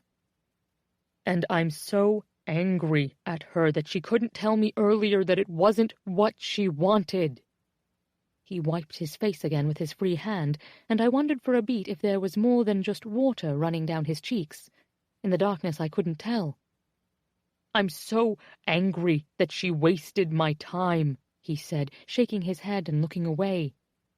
And then I'll meet someone and it feels like, why bother? Is it too late? Am I too uptight or too uninteresting or just been stabled too long? I said, trying to make him laugh. But it seemed to have the opposite effect, and he dropped my hand, sighing heavily. What a pair we make, I said, taking his hand again determinedly. I waited for him to look at me. It's not too late, not even if you were 80, and you're only 33. 34, he corrected in a growl. And, please, I continued, ignoring this, most women aren't that obtuse about their own lives and feelings. Your first real bite was into a rotten piece of fruit. There are so many more ripe ones on the vines. I did a tiny drenched shimmy, and he cracked a little smile at this, glancing to the gnarled Zinfandel vines around us. I don't mean me, I added. I don't necessarily mean the next woman you meet, either. I just mean she's out there, whoever she is. He nodded, staring down at my face. Water sluiced across his forehead, over his nose, tripping across his lips. For a heartbeat, he looked like he might kiss me. But then he shook his head a little, staring at me as if waiting for some magical directive. I'm sorry you lost her, I said more quietly. And I know it's been a long time, but it isn't too long to still be royally pissed off about it. It was a dream you lost, and that's bloody terrible from any angle. He nodded, squeezing my hand. I'm sorry about Mark, too. I waved this away with a laugh. Mark wasn't a dream. He was a fantastic shag I kept waiting to turn into a better bloke.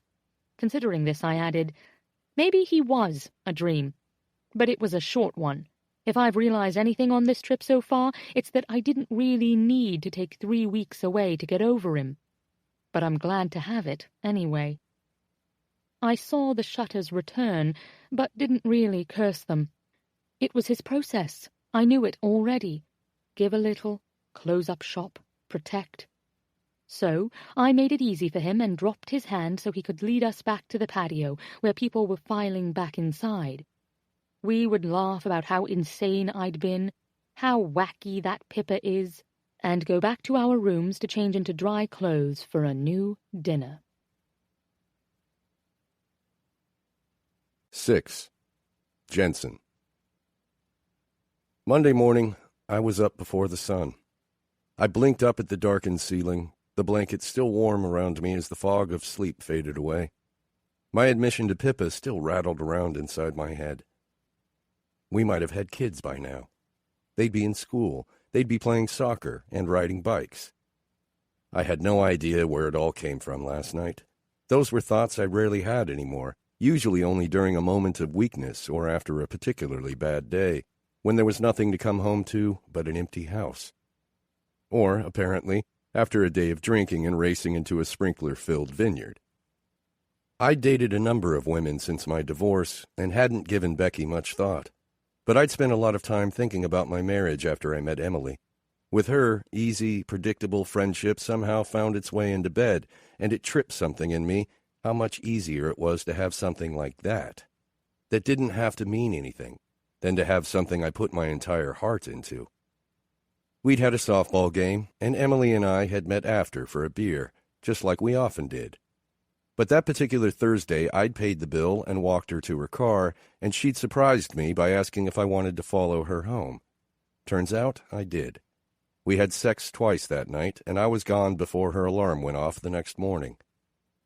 Emily was attractive and smart, a pediatric neurologist on staff at Boston Children's Hospital, but we both knew it wouldn't go much further than friends who sleep together whenever it's convenient. A couple of times a month we had sex. It was always good. It was never amazing. It was never amazing in part because it was never emotional for either of us. And frankly, I did know that a lot of my own hesitation to get more deeply involved was the residual bewilderment over Becky, and not wanting to deal with that again. Pippa had been right. The pain did get quieter with time, but it didn't entirely go away. It changed the way I saw things and the way people saw me. The acceptable grieving period for the loss of my marriage and all the things it meant for my life had expired.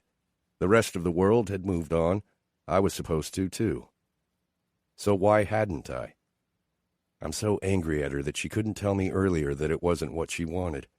I'm so angry that she wasted my time. It feels like, why bother? Is it too late? Am I too uptight or too uninteresting or... I wouldn't finish that thought.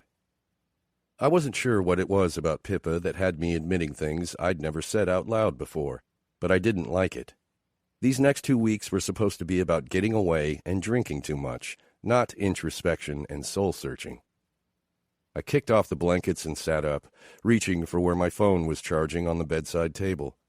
Skipping over emails in a wholly uncharacteristic move, I opened the last text I had from Will, asking whether I'd be up for a run in the morning. "I'm up. You ready?" I sent, and tossed my phone to the bed. I checked the schedule Ziggy had printed for everyone. Brunch, some free time to explore the area, a possible brewery tour, and dinner here at the hotel. Will's reply came while I was in the bathroom, a simple no, followed by silence. I dialed his number, and after 4 rings and the sound of the phone being dropped at least twice, he answered. "You are as bad as your sister," he said, words mumbled into what I could only guess was his pillow. "You're the one who asked me to run this morning, remember?" "It's not even," he fumbled with the phone again, "7 yet." "So, this is when we always go." "Jensen, do you see the room you're in?" I glanced around the room. White-paneled walls, large bed covered in a handmade quilt, brick fireplace. "Yes?" "We're on vacation. Brunch doesn't even start until 10. It's okay to sleep in." "You could have clarified this last night," I told him, already opening up the menu for room service. "I drank my weight in wine and tried to talk our waiter into opening a vineyard with me," he said. "I'm not sure anyone should count on anything I said last night." "Fine," I said with a sigh. "I've got some work I should get to anyway. Call me when you're up and we'll head out then." "Oh, no, you don't." There was the distinct rustle of fabric and the sound of the mattress shifting in the background. "God damn it. No. No way are you sitting in there working on your laptop. Your sister will kill me." So Will had been put on Jensen duty, too. I gritted my teeth. "It's fine," I said. "No work. I'll just head out now and catch up with you all later." "No, you're right. Give me 15 and I'll meet you down in the lobby. Deal?" "Deal." My room was at the end of the house and overlooked the lawn and breezeway that separated the main building from a large barn-like structure in the back. The sky was still dark, but had lightened enough that I could see a copper-roofed gazebo just off in the distance, and a patio where, according to the brochure Ziggs had included in our itinerary, they served dinner most nights alongside a roaring fire. Things were considerably busier downstairs, with a fire burning in the lobby fireplace and the sounds and smells of breakfast being made wafting out from behind the closed kitchen doors. Will was already there, talking to the manager near the front door. Catching sight of me, he raised a hand in greeting and said his goodbyes to the manager. "Morning," he said. "Morning. Zig still asleep?" "Dead to the world," he said with an amused smile I did not work to translate. He began to slip on a pair of gloves and let out a little snort. "I see you got your shirt back." I looked down at my Johns Hopkins sweatshirt, the one my sister seemed to have the majority of the time. It was a little faded, a little worn in spots. The wristbands were frayed and one of the sleeves had started to unravel at the seam, but it was one of my favorites. Ziggy was always in and out of my house and had been stealing my clothes since she was old enough to reach my closet door. The only reason I had this one was probably because she'd changed at my place at some point and left it on the floor. I feel you judging my sweatshirt, William. This is a classic. Your wife gets that. She probably wears it more than I do. No, Hannah, like you, is oddly sentimental. You two are the only people I know who will throw away a piece of old Tupperware because you don't want to wash it out, but keep a sweatshirt for 2 decades. He had a point. We crossed the lobby, leaving before the smell of bacon and brewed coffee had us abandoning a workout altogether, and slipped out the back door. The chill hit us immediately. Will pulled his hat down lower over his ears and looked out over the yard. "This place really is beautiful," he said. I followed his gaze. Mist clung to the fence lines in the distance, the trees a shock of autumn fire set against a colorless sky.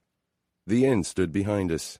White clapboard siding and powder blue trim, the copper-topped turret that gleamed like a new penny. I nodded in agreement. His phone buzzed in his jacket pocket, and he pulled it out, laughing dryly. "Bennett just sent this to the group thread. Chloe made me breakfast in bed. It's 2 hours later, and she hasn't asked me to fix the garbage disposal yet. Do wives do this kind of thing out of kindness? Please translate." I laughed, shaking my head. "Do you think he's genuinely confused or just playing this up?" Tucking his phone back in his pocket and zipping it closed, Will said, "I think it's pretty genuine, though he is adding in some humor. She's completely different. Those two had a particular dynamic, and now that there are 1.5 of her, it's off kilter. Do you wish you were in New York to see more of it?" "Actually, yeah," he said, bending to the side to stretch his back. "It's really weird, but entertaining." We stretched in silence like we've done 100 times. Quads, calves, hamstrings, glutes, and the sounds of the morning echoed around us. Horses munched on grass in a neighboring field, and a hammer pounded nails somewhere on the property, but it was quiet and peaceful as we stood and made our way to the head of the trail. I set the timer on my watch, and we started off, moving from dirt trail to sidewalk to road. Our feet landed rhythmically over the pavement, and I kept my breaths steady, my eyes on the path ahead. "How's work?" I asked. Will was an investor, and Max his partner. Together they owned Stella and Sumner, a venture capital company, with Max in New York City and Will now back home in Boston. "Pretty good," he said. "There's a small Australian pharmaceutical company doing some great cancer work. I'm flying out to talk to them next month. Oh, and Max turned my old office into a crafts room for the days he has Annabelle with him at work. So I'm going to have his redecorated the next time he's out of the country." "Redecorated?" I asked. "Yeah. Disco ball, pink faux leopard on his couch, maybe a stripper pole right in the middle." "You guys are broken." He laughed. "The last time I was in the city, I spent the week at the reception desk, sharing a computer with his mom. This should about even the score." "Didn't Bennett's eyebrows just grow back from the last time one of you tried to even the score?" I asked. "Remind me to stay out of New York." "One eyebrow lost, not both," he clarified. "So what about you? Good to be away?" "Yes and no," I admitted. "I can see how badly I needed this, but it doesn't mean I'm not constantly worrying about what's going on while I'm gone." "Because you're a control freak," he said, smirking in my direction. "It's a Bergstrom family trait. I'm thinking of having you all tested to find the genetic locus." "Really, it's because I'm good at my job," I corrected, then quietly added, "and maybe just a little of that other part." Will laughed, and we made a left onto South Jamesport Avenue, a rural 2-lane road lined with trees and the occasional house. We ran in silence side by side at an even pace. But the familiar calm a good run always brought seemed to evade me. My thoughts were still all over the place, a sense of needling anxiety twisting in my gut. "So what do you think of Niall and Ruby?" Will asked a few minutes later. "They seem great," I said, happy for any conversation that might get me out of my own head. "Niall is so much like Max, and yet not?" "That's exactly what I thought when I was with them both in New York," Will said. "Ruby must be really good for him because he seems so much more relaxed now, happier. Though I have to admit it tickles me to imagine uptight Niall working alongside both Pippa and Ruby. Those two are the enthusiasm twins. That must have been something else. It's a wonder anything ever got done." "Well, and I must say," he said slyly, It's been nice seeing you and Pippa get along." The mention of Pippa's name made something tense inside my stomach.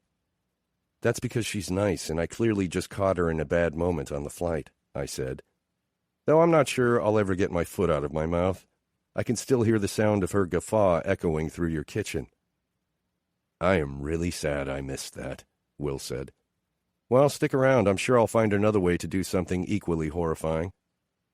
"You're not the first person to say something stupid in front of someone they like, Jens. The shit I used to say in front of Hannah was unreal."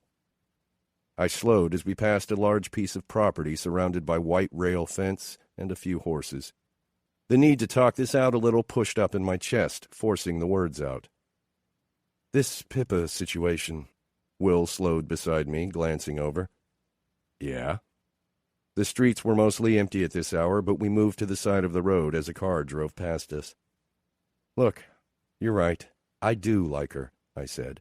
"But it feels really loaded. I feel like we're in a fishbowl." "Who cares? Hannah is invested, yeah, but that's also what sisters do. Ignore her. Pippa is exactly what I would have pegged as your type back in school. She's funny, a fucking mathematician for fuck's sake, not to mention gorgeous. And if it isn't that great, she's here for a few weeks, and then we'll live across the ocean. Am I missing something somewhere?" "I don't know," I admitted. "Clearly I'm overthinking this." With his hands on his waist, he stopped and leaned against a wooden fence to catch his breath. "Listen, I told Hannah I wasn't getting involved with this, but in college you would have seen this for exactly what it is. An awesome vacation with family and new friends, one of whom happens to be single and smoking hot." I squinted, staring down the road. "Yeah, I guess. I'd like to think I'm a lot smarter now than I was in college, though." "I don't know about that," he said before looking down and kicking a stone near his toe. "What's really bothering you?" I laughed. "That's a big question for 7:30 in the morning." He looked up at me. "Is it? I've never really seen you have any existential angst, not even after Bex left. You had a couple drunk weekends and then went back to work and never stopped. I mean, is that it? Have you decided that's all you want?" The mention of Becky sent a hot poker through my chest. That was happening way too often lately. I keep waiting for you to bring someone over for dinner," he said, interrupting me.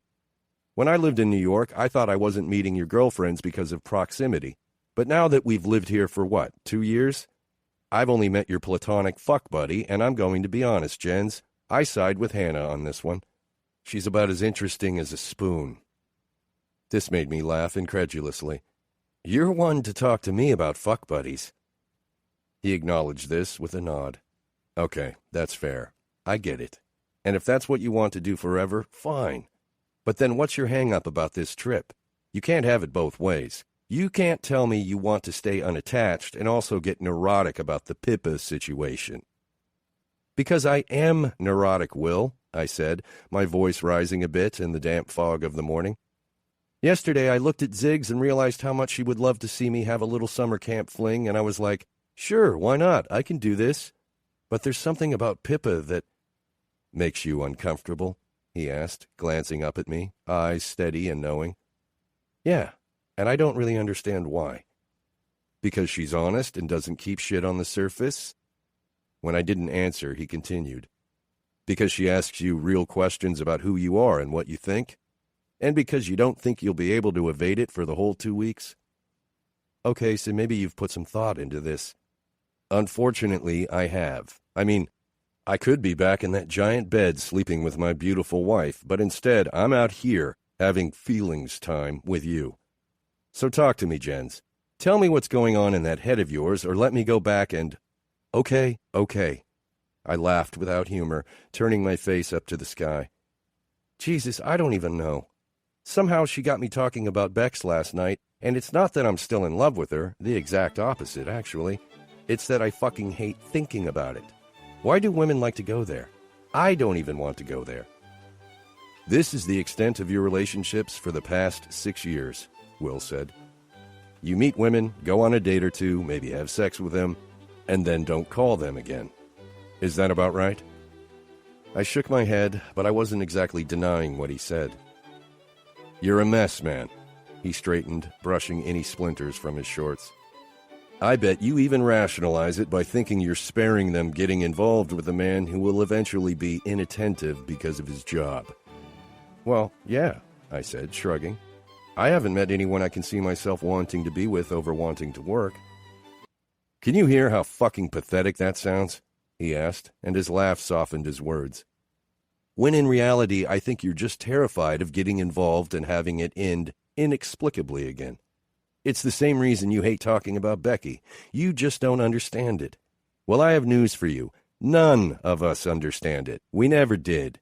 She hurt everyone, and I get that it's worse for you, a lot worse, but we all lost her. Now you're so afraid of trying again, you just don't bother.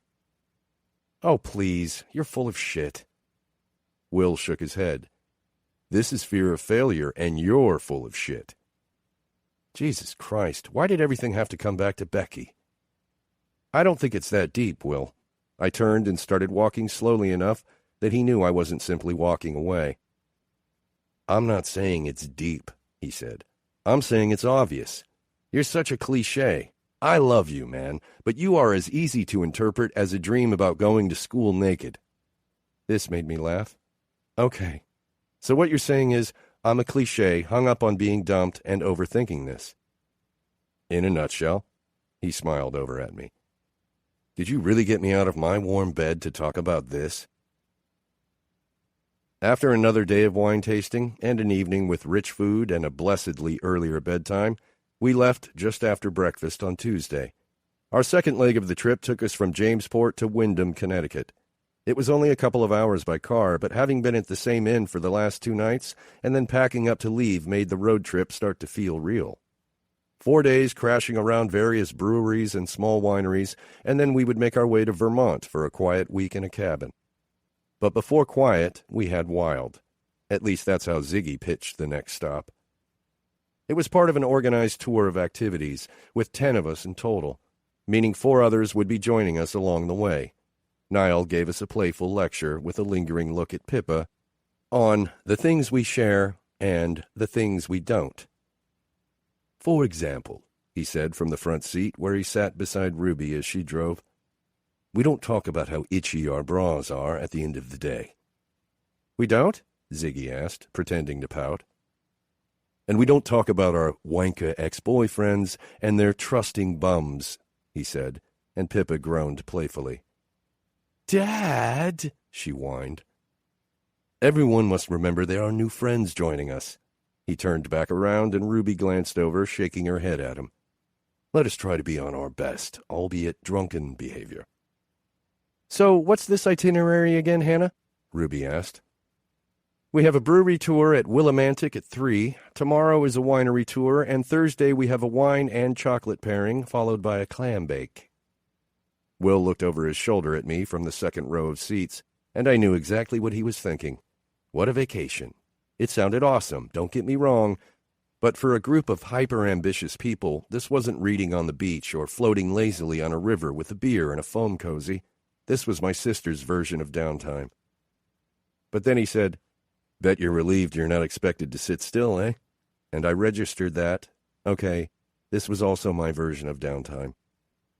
Willimantic Brewing Company was a colonial-looking building that couldn't be more New England if it tried, and I grew up in Boston, so that was saying something.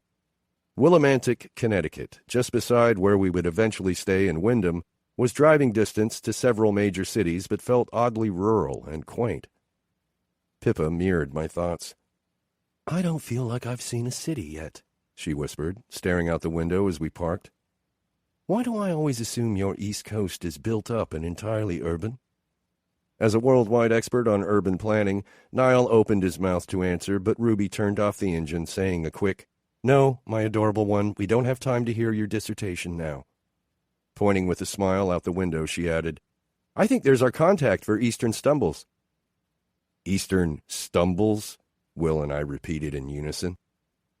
My sister waved her folder over her head as she slid open the side door. The name of the group that organizes this. They're pretty clear about what we're here for. Drinking, eating, and stumbling back. I reached over the back seat for my laptop bag and my sunglasses while Ziggy and Will jumped out to check in with our contact. Niall and Ruby got out to stretch their legs, Pippa following them onto the sidewalk. My phone buzzed, and I pulled it out, reading an email from Natalie. "You coming?" Pippa asked, leaning in from the sidewalk. "Don't tell on me," I said, typing out a quick reply. "I just have to send this real quick." Laughing, she ducked back out as I finished up my email and hit send. Bending to stand, I nearly ran into my sister. She was blocking my exit. "I think we have a change of plans. Will wants to improvise and head a bit north." I looked up. Her face was flush, eyes a little wild. "Are you sure?" I tried to see past her. "Is this place shady or something? Drinking, eating, and stumbling sounds pretty great." She shook her head. "No, we're just not feeling the vibe." I turned to glance out the window. "Jensen!" Ziggy yelled, grabbing my attention back. Startled, I looked back at her. "What?" She shook her head, a little out of breath and maybe just a touch frantic. Ruby and Niall wordlessly climbed back in. Pippa hovered behind Ziggy, watching me with guarded eyes. "I really think we should head out," my sister said. Whether she was irritated with Will for suggesting that we skip an entire portion of her carefully laid plans, or she was hungry, I had no idea. But I had to take a leak.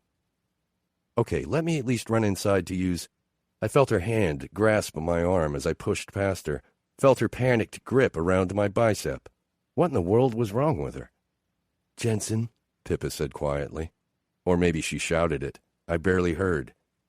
10 feet ahead, but I knew it was her without needing her to turn around. Her hair was shorter, but she had that tiny mole on the back of her right shoulder, a shoulder I had kissed too many times to count.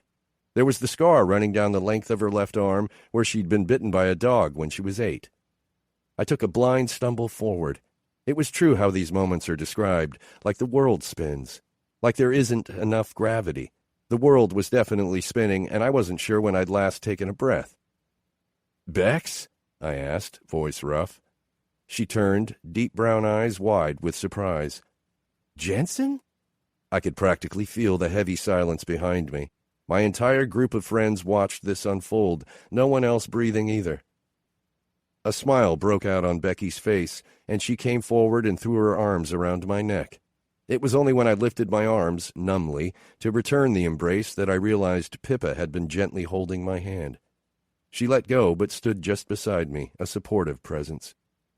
Becky stepped back, reaching behind her. "Jensen, I want you to meet my husband, Cam." I hadn't noticed the man at her side, though I have no idea how. He was a tower of muscle and bone, with brilliant white teeth when he smiled. His grip around mine was strong but easy. The way he slid his arm around Becky's shoulders, the way she turned into his side, was like watching a memory unfold. "Good to meet you," I managed, somehow. How was this possible? He smiled down at her. "You too, man. I've heard about you for years." Years. She'd had someone else for years, and I was still standing, left at the starting gate. I grappled to my side, finding Pippa's warm, comforting hand again. I felt Becky's eyes follow the movement. Before I could stop myself, the words were out. "This is my wife, Pippa." I felt the tiny tug of her hand in mine, the stunned jerk of her arm, and I saw Becky take this in. Pippa's hair in a messy bun, her fuzzy orange sweater, tight ankle jeans, and sky-high bright blue heels. I saw her take in Pippa's necklace, a complicated cascade of green and red and yellow beads, and her wide, brilliant smile. Fuck. What have I just done? "I'm sorry," I began, wanting to immediately backtrack. Seeing Becky, being here, I knew in a heartbeat that the face I used to love, and which swam in my heartbroken thoughts for years, was now only a face from my past. With startling clarity, I felt very little hurt. No renewed heartbreak, no heated jealousy of her new husband, not even a hint of nostalgia. But Pippa cut me off, letting go of my hand to grasp Becky's instead. "Becky," she said smoothly, "it's lovely to finally meet you." Straightening, she looked up at me, eyes gleaming, and then slid her arm around my back, reaching down to spread her hand across my ass. She gave it a squeeze. "Jensen and I are celebrating our honeymoon. How funny to run into you here." 7. Pippa.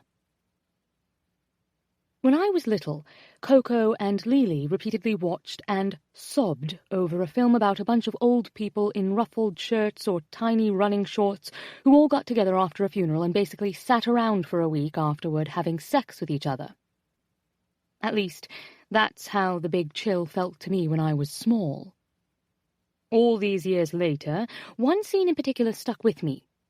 The scene where Chloe walks over to Nick, reaches out for his hand. She's the young, odd one, the ex-girlfriend of their suicidal friend, the one none of them knew before the funeral, the one who sounds a bit daft and laughs at the wrong time, and she's taking a chance by asking the other odd man out to come with her. He says, "You know I don't do anything," meaning sex, and Chloe nods, because she doesn't care. She just wants to be with Nick, because she feels that he might understand her grief in a way others don't. All of this had been running through my head when I'd taken Jensen's hand. I was thinking of Chloe and how it was quite brave that she did this, quite noble, really, to offer Nick access to his dead friend's closet to rifle through his clothes and remember him. In my case, and even if Jensen didn't realize it at the time, I'd also taken his hand for support. Just outside the van, it took Hannah about 2 seconds to identify Becky from the back, about as long as it had taken Jensen himself, and she'd quickly told me who the woman joining our tour was. I'd taken his hand because I imagined the same scenario years in the future where I might run into Mark and see him happily married, again, and even then, no matter how hard it was, it would feel only a fraction as bad as how this probably felt for Jensen. I would be the first person to admit that I rarely think things through, which is both a blessing and a curse. When asking Billy Ollender to meet me in the broom cupboard in Year 6, I hadn't anticipated that he'd run out and tell his twatty little mates that I was a sloppy kisser.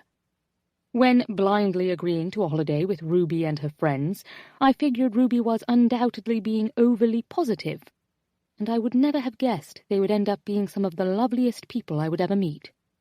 And when I'd reached for Jensen's hand, never in a million years did I expect him to introduce me to his ex-wife as his wife. His wife. Jensen and I watched in mutually bewildered silence as Hannah came forward and tentatively hugged Becky, and then Will took a turn. Both hugs were visibly awkward. I'd spent enough time with them in the past 4 days to know their hugs were normally tight and warm, not these stiff triangles formed by bodies touching at the fewest points possible. I watched them stumble through the explanation that yes, they were married now, yes, that's what they meant, Will and Hannah were married.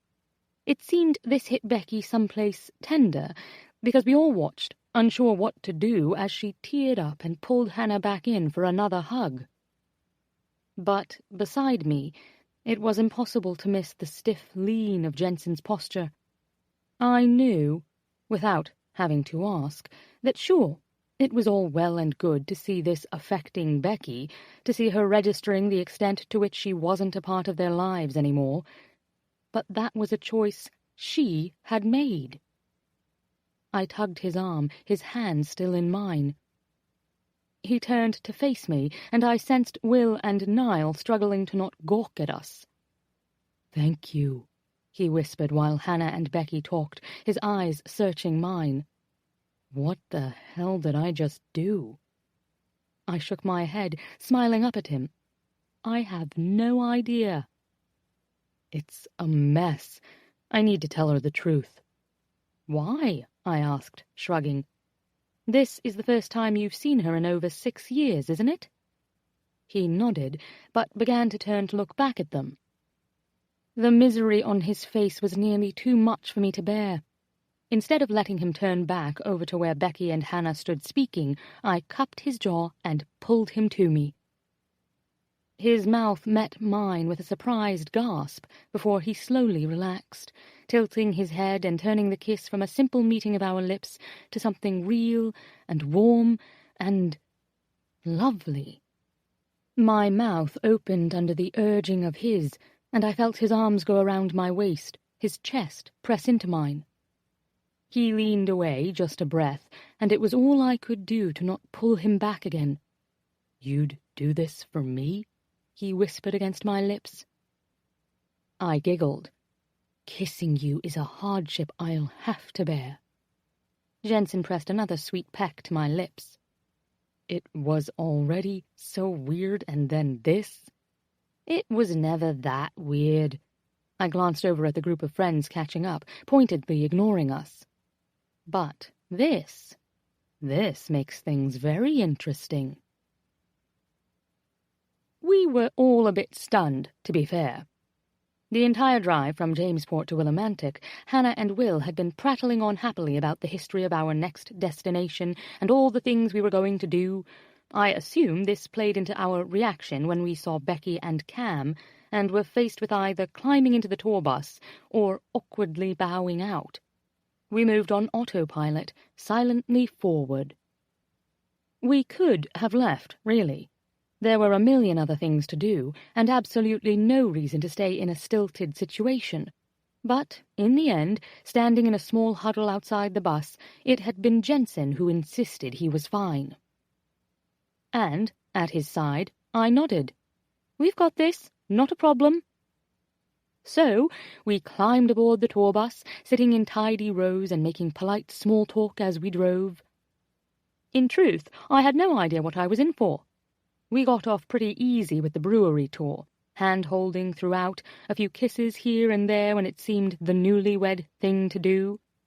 I figured the rest of the week would be more of the same, some snogging, some canoodling, maybe I'd get to sit on that lap, feeling those muscular thighs beneath me for a few minutes here or there.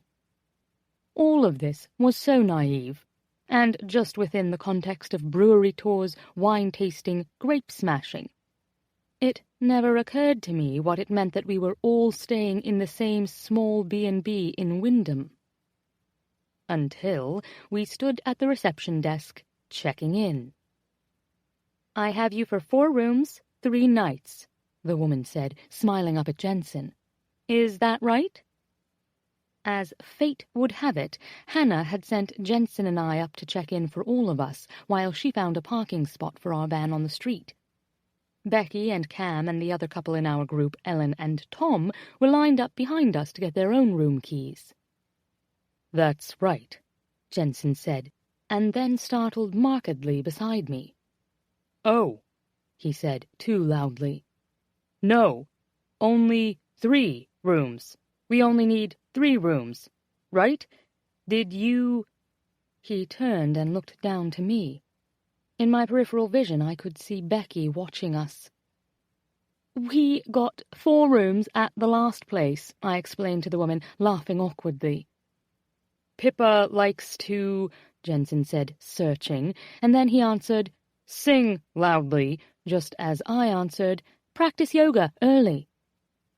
"Very early," he agreed in a burst, just as I said, "very loud singing."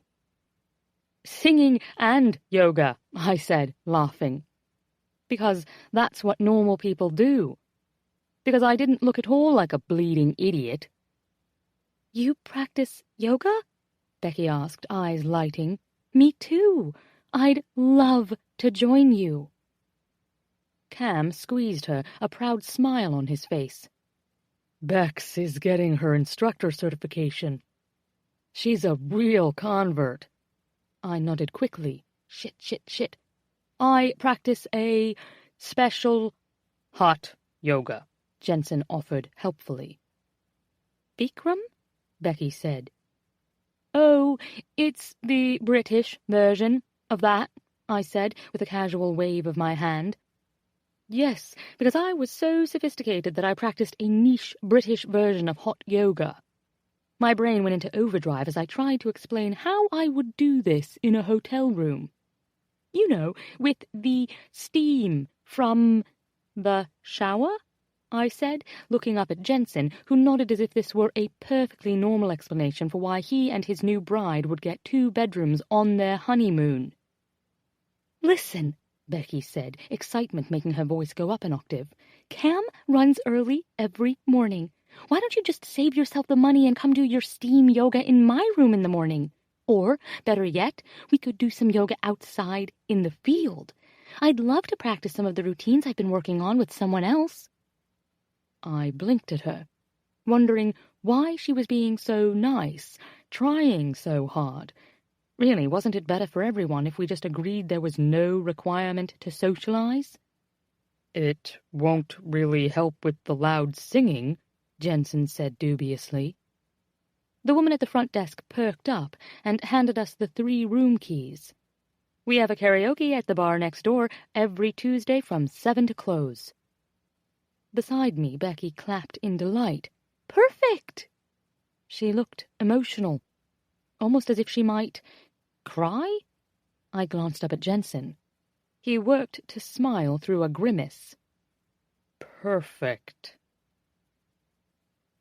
I don't think you realize what a disaster this is, I said, opening my suitcase and pulling out my toiletries bag. Jensen stared bleakly down at the tiny bed we were meant to share. No, I think I do. I don't mean the bed, you wanker, I said, laughing. For fuck's sake, we can share a bed. I mean the yoga. You don't have to do the yoga, he said, confused. Of course I do. Did you hear the hope in her voice? She was nearly in tears, she was so happy. I can't suddenly be like, oh yeah, I don't want to do the famous British steam yoga I prattled on about. We'd look insane. I walked into the bathroom and heard him laughing behind me. As opposed to how we look right now? Jensen followed me in and watched as I unpacked my toothbrush and squeezed some toothpaste on top. I wasn't all that bothered about my impending yoga fail, or the fact that I'd essentially agreed to give a concert at karaoke tonight. It wasn't that we would be spending the next 4 days with the woman Jensen had married. It wasn't even that it would be so hard to pretend to be married to Jensen on this short leg of the trip. It was that I was sort of looking forward to it. I knew myself and my own heart. It tended to dive first, think later. Working like this as a team, a kissing team for God's sake, I was doomed. Hey. His hands slid around my hips, fingers clasping together at my navel, and he rested his chin on the top of my head. As delightful as this was, it wasn't really helping. I met his eyes in the mirror. Hey. I watched him watching me, and we both bit back a laugh. What in the world were we doing? I hadn't let myself give much thought to how this would go tonight, but we would be sleeping together. I shoved my toothbrush in my mouth and began vigorously brushing. He straightened a little, giving me room.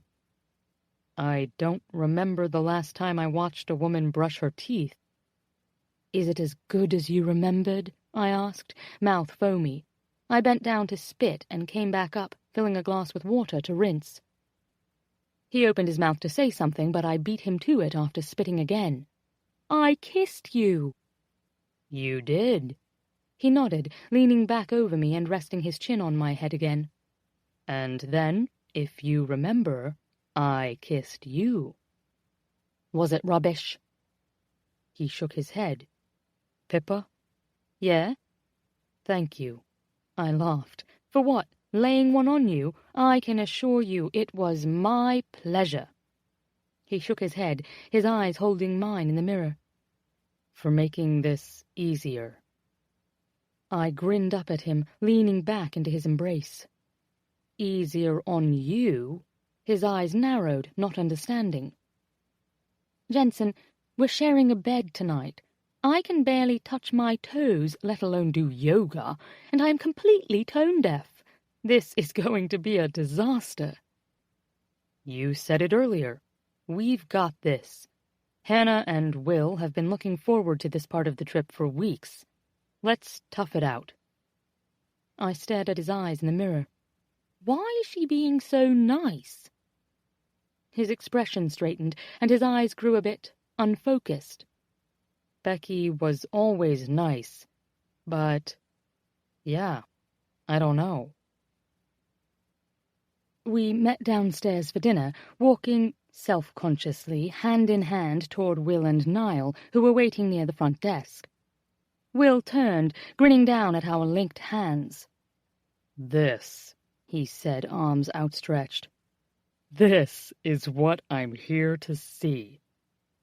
"Making the best out of a bad situation," Jensen said cheerfully, pulling me into his side and planting a loud kiss on my temple. "Oh no! What bad situation?" Becky asked, coming out of complete, bloody nowhere, and we all jumped. We would definitely need to put a bell on her. Will barked out a laugh. "Holy shit, Jensen. I am living watching you do this over and over lately." Jensen stuttered out a few things. No, nothing." He blinked down at me. Pippa just found out she's pregnant," Will blurted. Both Jensen and I turned to him in shock. "Will!" I yelled, smacking his chest. "What on earth? Are you crazy?" Will's brows shot up. Still looking a bit tipsy from the rather extensive beer tasting earlier, he leaned in, whispering without subtlety, "What? Shit. No good?" "We're on a winery tour, you twat," I hissed, eyes wide. "I'm not pretend—" I stopped when Jensen squeezed me roughly into his side. I smiled through clenched teeth to a bewildered Becky. "Will's joking, that clown. I'm not pregnant." "See?" Will said, rocking back on his heels. "I told you I could get them to see the bright side. So you didn't get that house in Beacon Hill that you'd offered on, but at least your new wife didn't get pregnant on your honeymoon, right?" Jensen narrowed his eyes at Will. Hannah came down the stairs and sidled up to her husband, correctly reading the situation. "Are you causing trouble?" "What? No." He bent, kissing her as a distraction. "You're looking to buy in Beacon Hill?" Becky asked Jensen quietly, giving me the impression that Beacon Hill must be a pretty fancy area.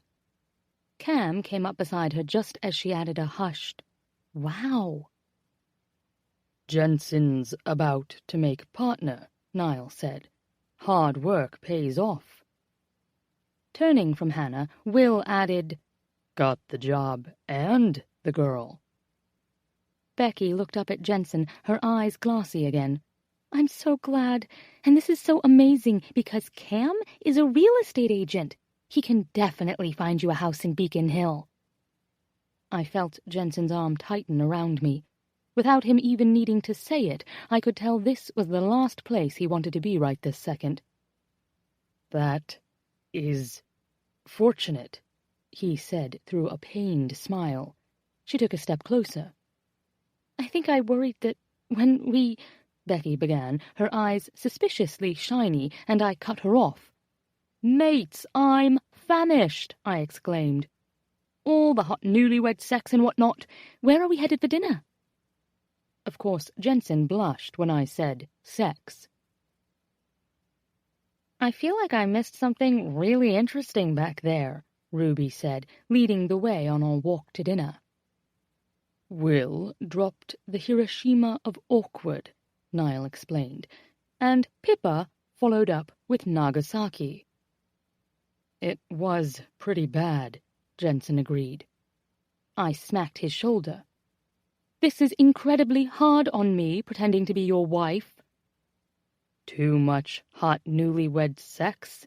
he deadpanned. Niall choked on a cough. "Oh, and apparently Cam is going to sell us our dream home in Beacon Hill. Thanks for that, Will." Will grinned back at us. "Welcome." I bit back a laugh. "What am I supposed to do in the face of your ex-wife, who keeps tearing up every time she's near you guys?" I said. "It's been 5 hours, and I already feel like we're dysfunctional." "What is with Becky's crying?" Hannah asked. Will looked back at us again, wide-eyed. "Maybe she's pregnant." "She was drinking beer," Ruby reminded him. "Maybe she realized she lost the best thing that ever happened to her," Hannah asked in a protective growl. Okay, that's enough," Jensen said, rubbing his eyes with the heels of his hands. Hannah pointed across the street, and we followed her toward the small farm-to-table restaurant where we had reservations for dinner, alone, without Becky and Cam or Ellen and Tom. "God," I groaned, "what am I going to do at karaoke tonight? Do we have to go?" "Well, we wouldn't if you hadn't accepted," Jensen said, laughing. "This is amazing," Will said and giggled, still tipsy. "Come on this trip with us, Jens. You'll be paired up with your crazy flight mate, and then we'll run into your beast of an ex-wife for the first time in a decade, and we'll all pretend you're hot and heavy, married to a stranger." "Hey," I protested, feigning insult. Jensen looked over at me. "You're not a stranger." "Right, because I gave you my entire life story." He grinned. "Starting with the turkey baster." The rest of the group went quiet in confusion. Jensen ignored them. "You know what this night needs?" He asked us all rhetorically, but looked directly at me. "The way this trip is going, I can't imagine where you're headed with this," Hannah said. He shook his head and in a quiet little growl said, "A lot of wine." Maybe it was the run-in with Becky that had everyone a little slap-happy, but having a lot of wine wasn't an issue. The moment we sat down, Will ordered 2 bottles, a red and a white, and some appetizers, and told the waiter it was Jensen's birthday. Jensen got a straw hat and a plastic bib for the 2-pound crab they brought out, and after we polished off the 2 bottles, it seemed appropriate to order 2 more. Hannah reasoned, quite rationally I felt, that there were only 6 4-ounce servings in a bottle of wine, which meant we'd each only had 2 glasses. "A pretty rubbish showing if we're lighting it up tonight," Niall said as he waved down the waiter. 2 more bottles in, and Will's cheeks were rosy, Hannah was snort-laughing indelicately, and Jensen had his arm around the back of my chair in a familiar casual lean. We ordered dessert wine when they brought out the creme brulee and lava cake. We ordered after-dinner cocktails when we finished dessert. And then we remembered we still had karaoke with Becky and Cam at a dive bar in town. Ruby waved a finger in the air. "We don't have to go," she said, blinking tipsily over at me and Jensen. "If this is awkward for you guys." I laughed. "It's not awkward for me. We're not actually married." "I think she means the tone-deaf thing," Jensen said, his voice suddenly very warm and very soft in my ear. "That's really only a problem for everyone else in the bar," I told the table, and then I turned to him, so close I could just lean in a little and kiss him. It was, in fact, hard to resist. He smelled like chocolate and had the smallest bit of stubble lining his jaw. "And I'll have you know I do very good Violent Femmes karaoke." His mouth tilted in a half-smile. "You could eat some glass and gargle some whiskey and then do Tom Waits." "We could duet," I suggested. "My vote is duet," Will nearly shouted from across the table. Hannah gently shushed him as a few of our fellow diners glanced in our direction. "I tell you what," Jensen said, reaching up to scratch his eyebrow. "You sing me a little song right here at the table, and I'll do a duet with you." I pulled back a little. He'd said it as a joke, as though this was something I would never do. "I'm not going to sing in a restaurant," I told him. "If you do, I'll sing with you in the bar." I did the math in my head, trying to calculate how much he'd had to drink. He was being quite adorable. "You're crazy." I shook my head and felt Ruby's eyes on me before she leaned to the side to whisper something to Niall. "Any song at the bar," Jensen goaded me. "Your pick. You just have to sing something to me right now." Bingo. I grinned widely at him. "My pick." "Sure," he said, waving a casual hand. "It's a shame you don't know me better." I pushed back from my chair and then climbed onto it, standing high above everyone seated. "Pippa," he said, laughing. "What are you doing? I just meant sing to the table." "Too late," Ruby told him. "You, sir, have released the Kraken."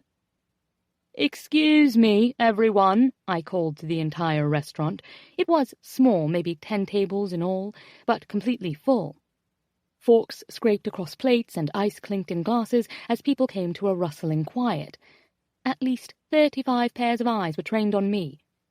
It's my husband's birthday today, and his best friend from college, who is now actually his brother-in-law, bought a really disturbing amount of alcohol tonight, and I would greatly appreciate it if you would join us all in singing Happy Birthday to Jensen. Without waiting for them to agree, I began the opening verse to the song, loudly, off-key, and probably too high for most men to be able to sing along. But, as luck, or Connecticut, would have it, everyone in the restaurant was game, singing raucously and with their glasses raised in the air. At the end, they all cheered loudly as I climbed down from the chair and bent, planting a kiss on Jensen's mouth. "My birthday is in March," he whispered. "Don't you know?" I said, running my fingers through his hair just because it seemed I could. "We're playing pretend. You're married, I'm the lucky gal, and today is your birthday."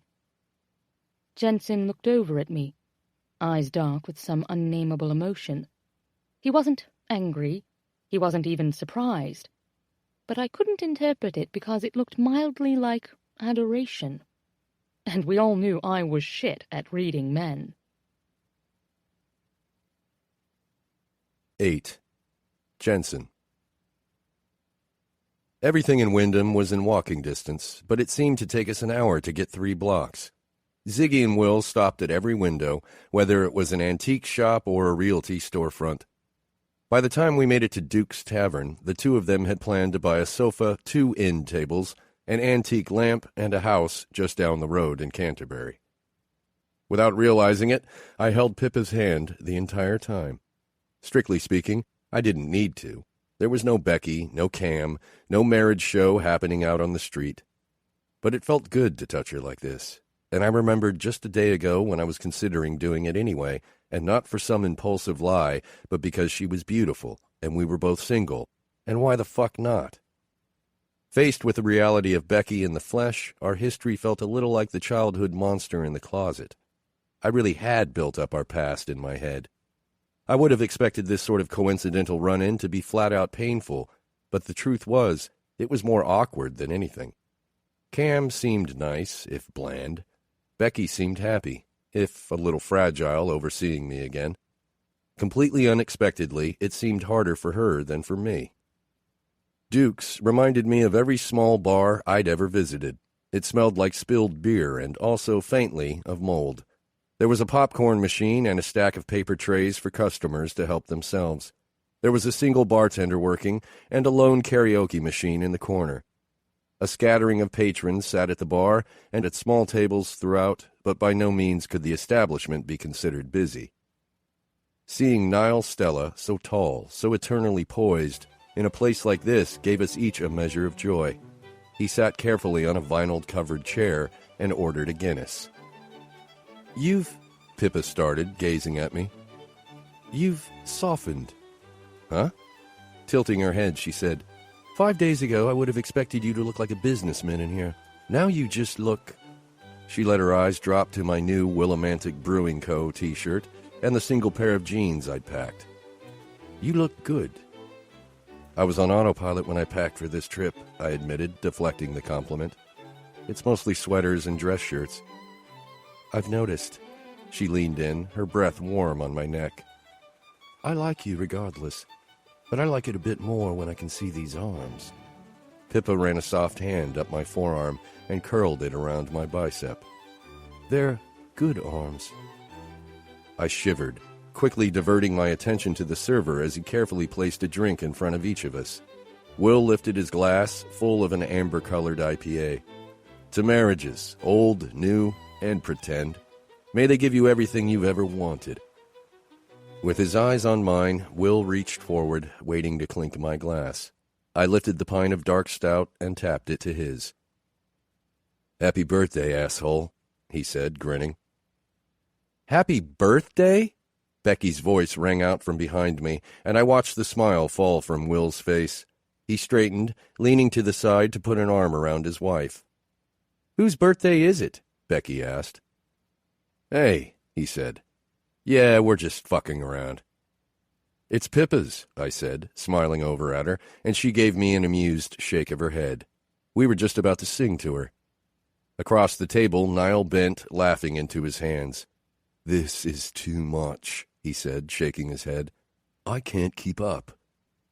Cam waved down the server, while Becky pulled out a chair on the opposite side of me from Pippa. "Is it okay if I sit here?" I felt Pippa stiffen slightly to my left, and I stuttered out a quiet, "Sure." The truth was, I didn't want Becky sitting there. I didn't want Becky here.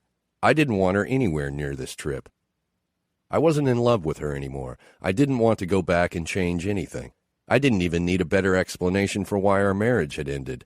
I just wanted to move on. And while the rest of my life had become a success, Will was right. My relationship life had been an utter failure by my own design. I simply hadn't wanted to deal. Cam ordered a Bud Light and a glass of the crappy House Merlot for Becky. I caught Will's small laugh before Ziggs must have pinched him under the table because she leaned over, whispering, "Stop it." But I knew this was a mistake. Playing nice, pretending to be old friends. I couldn't do it. Will couldn't do it. And Ziggy especially couldn't do it. Becky had fucked up. We'd been having a nice time before she came along, and 3 more days of playing chummy were going to wear on us. "Where did you guys go for dinner?" Becky asked, smiling amiably. "John's table," Ruby told her, correctly sensing the slight strain at the table. "It was amazing." "I think we have reservations there tomorrow," she said, looking to Cam for confirmation. He nodded. "We ate at the Lonely Sail. It was pretty good." We all gave mild ahs, as if any of us found this interesting. "Do you guys remember," Becky said, smiling, "when we broke the table at that sandwich place?" She trailed off, squinting up at me, uncertain of the name. "Atman's," Will said before taking a sip of his beer. I smiled, remembering. We'd been drunk, and Becky had jumped on my back, propelling us both into the table, where we'd fallen and snapped the top from the stem. The poor kid working there had squeaked out his panic and told us just to go, that he'd figure it out. "We should have paid for it," she said, shaking her head.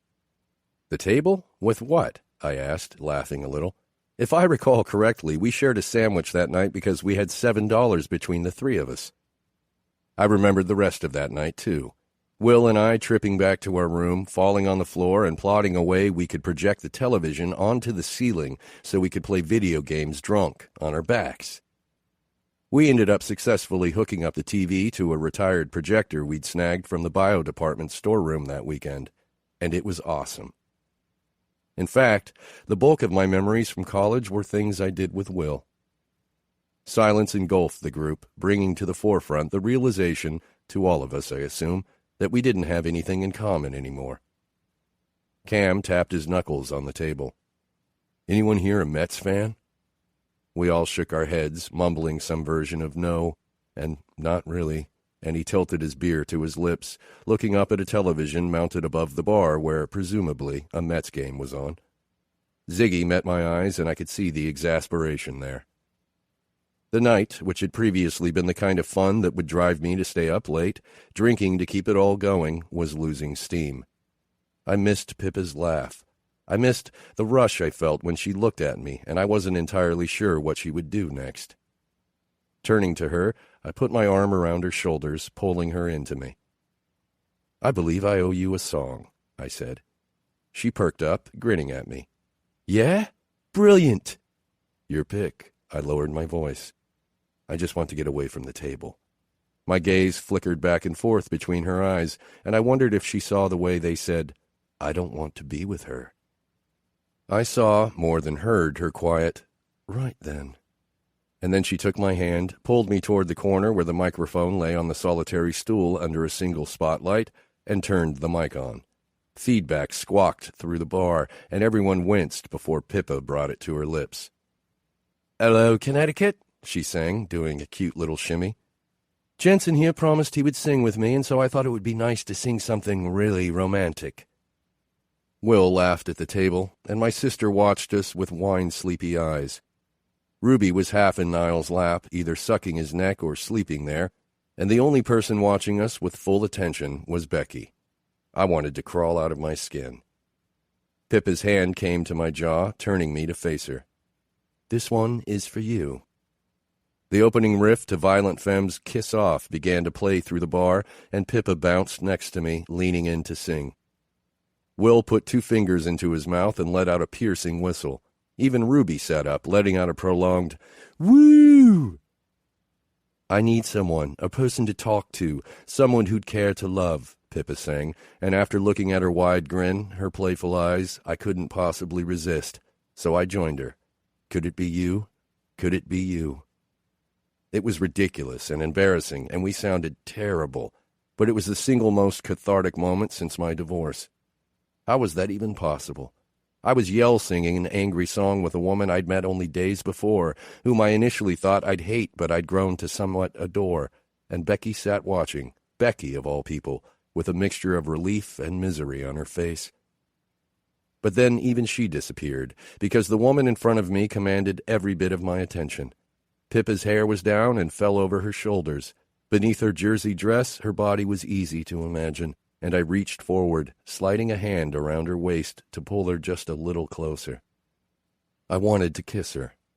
I knew that in part it was the wine and the beer and the heady sense of freedom in a small town where I knew no one, but I also knew that in no part was that feeling about Becky. Pippa bounced against me, singing terribly into the mic, perfect for the song, really.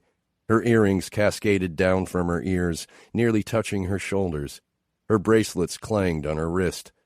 Her lipstick stained her lips a seductive fire red, and it made her happy smile seem boundless. The song ended with a dissonant strum of the guitar, and Pippa stared up at me, breathless. I rarely did things without thought, but leaning forward to kiss her wasn't for show or because anyone was watching. It was because, in that moment, I couldn't think of anything else. We returned to the table and were met with Will's slow clap, Hannah's goofy grin, Ruby and Niall's wide eyes, and Becky's watery smile. Cam was playing on his phone. "You guys are really cute together," Becky said. "You really are," Ziggy agreed, and for some reason her opinion meant something here. I felt faintly restless, like I did sometimes in a pointless meeting that went long or at the end of a never-ending conference call. Pippa slid her hand into mine and watched as Becky and Cam replaced us by the karaoke machine, selecting an old Anne Murray tune, one of her slow country songs. "An odd choice to follow, maybe?" Pippa asked, her head on my shoulder. "Though I suppose ours was an odd choice to begin." I turned a little closer so she could hear me over the volume of their song. Her dad died when she was a teenager. He loved Anne Murray. It's sort of a thing for her. She tilted her head to me. "Ah, this is how it begins," I thought. Not in a huge rush of information, but tiny tidbits. Cam could know all these little things about Becky now, and more. I could learn that Pippa didn't need to look at the video prompt to sing the Violent Femmes. I could learn that she dances like a Muppet, has 2 mums, and likes to scream in the rain. My mouth came over hers again, and when I pulled away, I could see a question in her eyes. "What?" I asked, brushing a strand of her hair out of her face. "Are you drunk?" she asked me. Laughing, I said, "Well, yeah, aren't you?" "Yeah, of course. But that felt like a real kiss." I opened my mouth to answer, but felt the shifting of bodies beside us at the table and looked up. "This place is pretty dead," Will said, standing and pulling on his jacket. "Let's hit the wine bar at the hotel." Glancing at my watch, I realized it was only 10. I stood, helping Pippa with her coat, and we silently paid our tab and left Duke's. Only once we were stepping into the B&B did I realize we'd left in the middle of Becky's song, and we hadn't even said goodbye. The moment of truth was upon us. Well, almost. I could feel the call of the room upstairs even as we filed into the small wine bar at the B&B. Were we putting off the inevitable, an awkward dance around a tiny bed, or were we searching to find the fun in our night again? "I feel like we need to have a team summit," my sister said, plopping down in one of the plush chairs. "We need to seriously discuss whether we stay on this tour or just head up to the next stop." "I thought this Becky thing would be no big deal," Will said, nodding. "I thought your fake marriage would be funny and we'd all get a kick out of it, but as the buzz wears off and the night goes on, it's a little weird the way Becky can't stop watching you." "It's true," Pippa said, looking at me. "Do you notice it?" I shrugged, pulling my sweater off in the heat from the fireplace. This is probably weird for her, too. "Cam seems like a good-looking lug nut," Ruby said. I closed my eyes, leaning back against the couch. Reality time. Seeing Becky again had been more exhausting because of my constant anticipation of weirdness rather than any actual weirdness that had occurred. "I'm honestly okay either way," I said. "I'm fine staying. I'm fine leaving." "The person who seems to be handling it the best is Jensen," Ziggy said. "I sort of want to go off on her whenever I see her." "Well, it's been one hell of a day, and I have had far, far too much to drink," Will said. "Who was responsible for me? Was it you?" He leaned into Ziggy with a goofy smile. "Hi." "Okay, I think someone is ready for bed," she said, smiling when he pressed his face against her chest. "Maybe we should talk about it in the morning? I'd have to rearrange some things for us to check into the cabin early. Maybe we should sleep on it and see if we still want to murder Beck." Hannah stopped and smiled mischievously. "Oops, my bad. I mean, see how we feel tomorrow." "Excellent plan," Niall said and stood from the table. Ruby hugged everyone, and after a round of good nights and see you in the mornings, they headed in the direction of the elevator. I looked at Pippa and found her watching me. Had the realization that we had one room and a single bed to share between us resurfaced for her, too? She stood, reaching out her hand. "Ready?" She smiled down at me. "I guess it's that time," I said, and inwardly cringed. Get it together, Jensen. My heart took off beneath my breastbone as I stood and took her hand. It felt small in mine, warm and soft, but solid somehow, too. It was her reassuring me, just like this morning, and my feet almost came to a stop when my brain made the connection that to anyone watching, this was supposed to be our honeymoon. That was not helping. Hand in hand, we walked down the hall and up the stairs. We were going to our room, and I had no idea what came next. 9. Pippa. Jensen opened the door to our room, wordlessly gesturing for me to lead us inside. The door closed behind him with a heavy click. Whoa, the moment was loaded. The entire walk up the stairs, neither of us had said a word. Down the hall, still silent. With nearly every step, I wanted to turn to him and do a tiny dance and say, "This doesn't have to happen. We could just tell scary stories and clean out the minibar snacks and pretend it's a slumber party." But sometimes, I felt with Jensen, saying it out loud nearly made it more awkward.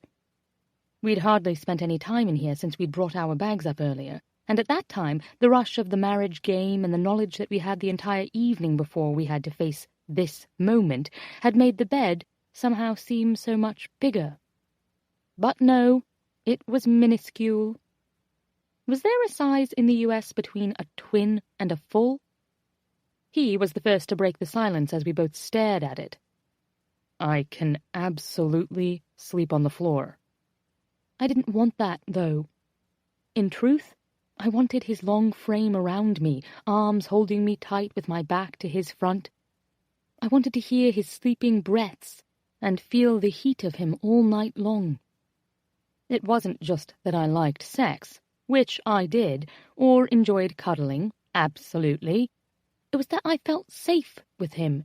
I felt important, especially today, when I'd been able to do something to help him, and it seemed that tiny favor opened up so much of him to me.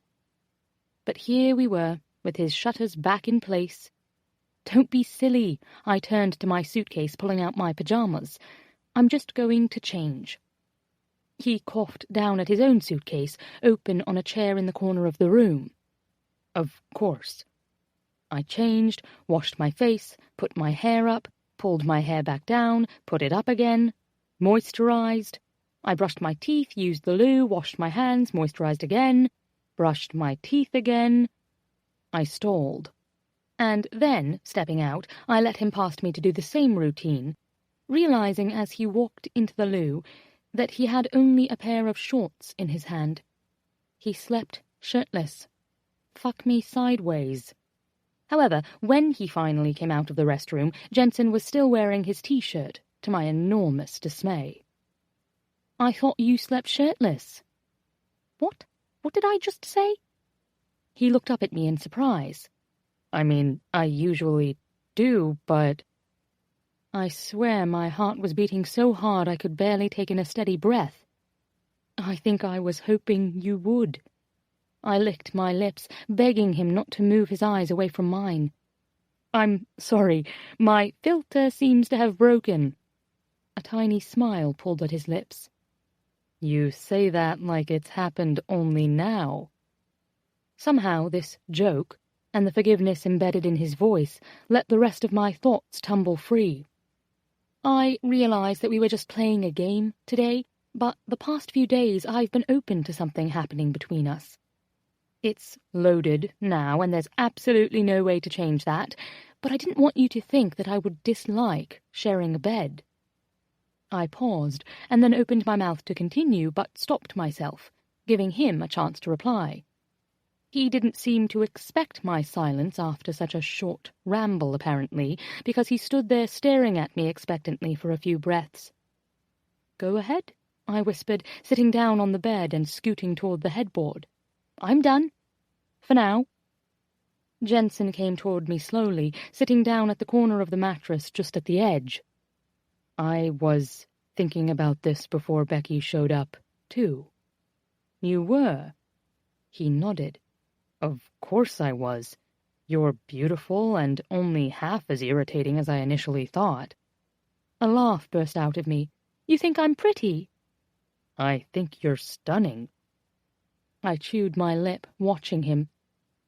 A slow grin took over his face, and he finally asked, Do you think I'm pretty? Reaching behind me, I pulled a pillow free and lobbed it at him. I think you're stunning, I echoed, and the rest of it tumbled out of me. I like you. He laughed, eyes shining. I like you, too. And the famous Pippa Cox mouth was off and running. Before this trip, I'd never been to a proper winery. My friend Lucy had a party a few years back. It was meant to be a classy evening, wine, cheese. But what's the saying? You can't put lipstick on a pig. We just aren't those people. The night is still a bit of a blur, wine stains on the carpet and people snogging in corners. It wasn't a big enough party for covert snogging, so it was rather awkward, really. Johnny Tripton ended up on the patio naked, waving the Brazilian flag. Lucy passed out on the kitchen floor, and people sort of just stepped around her to refill their glasses. I woke up with blue hair. I often dye my hair red, sometimes even pink, but never blue. And I swore off wine for eternity. Or at least until the next weekend. I smiled up at him.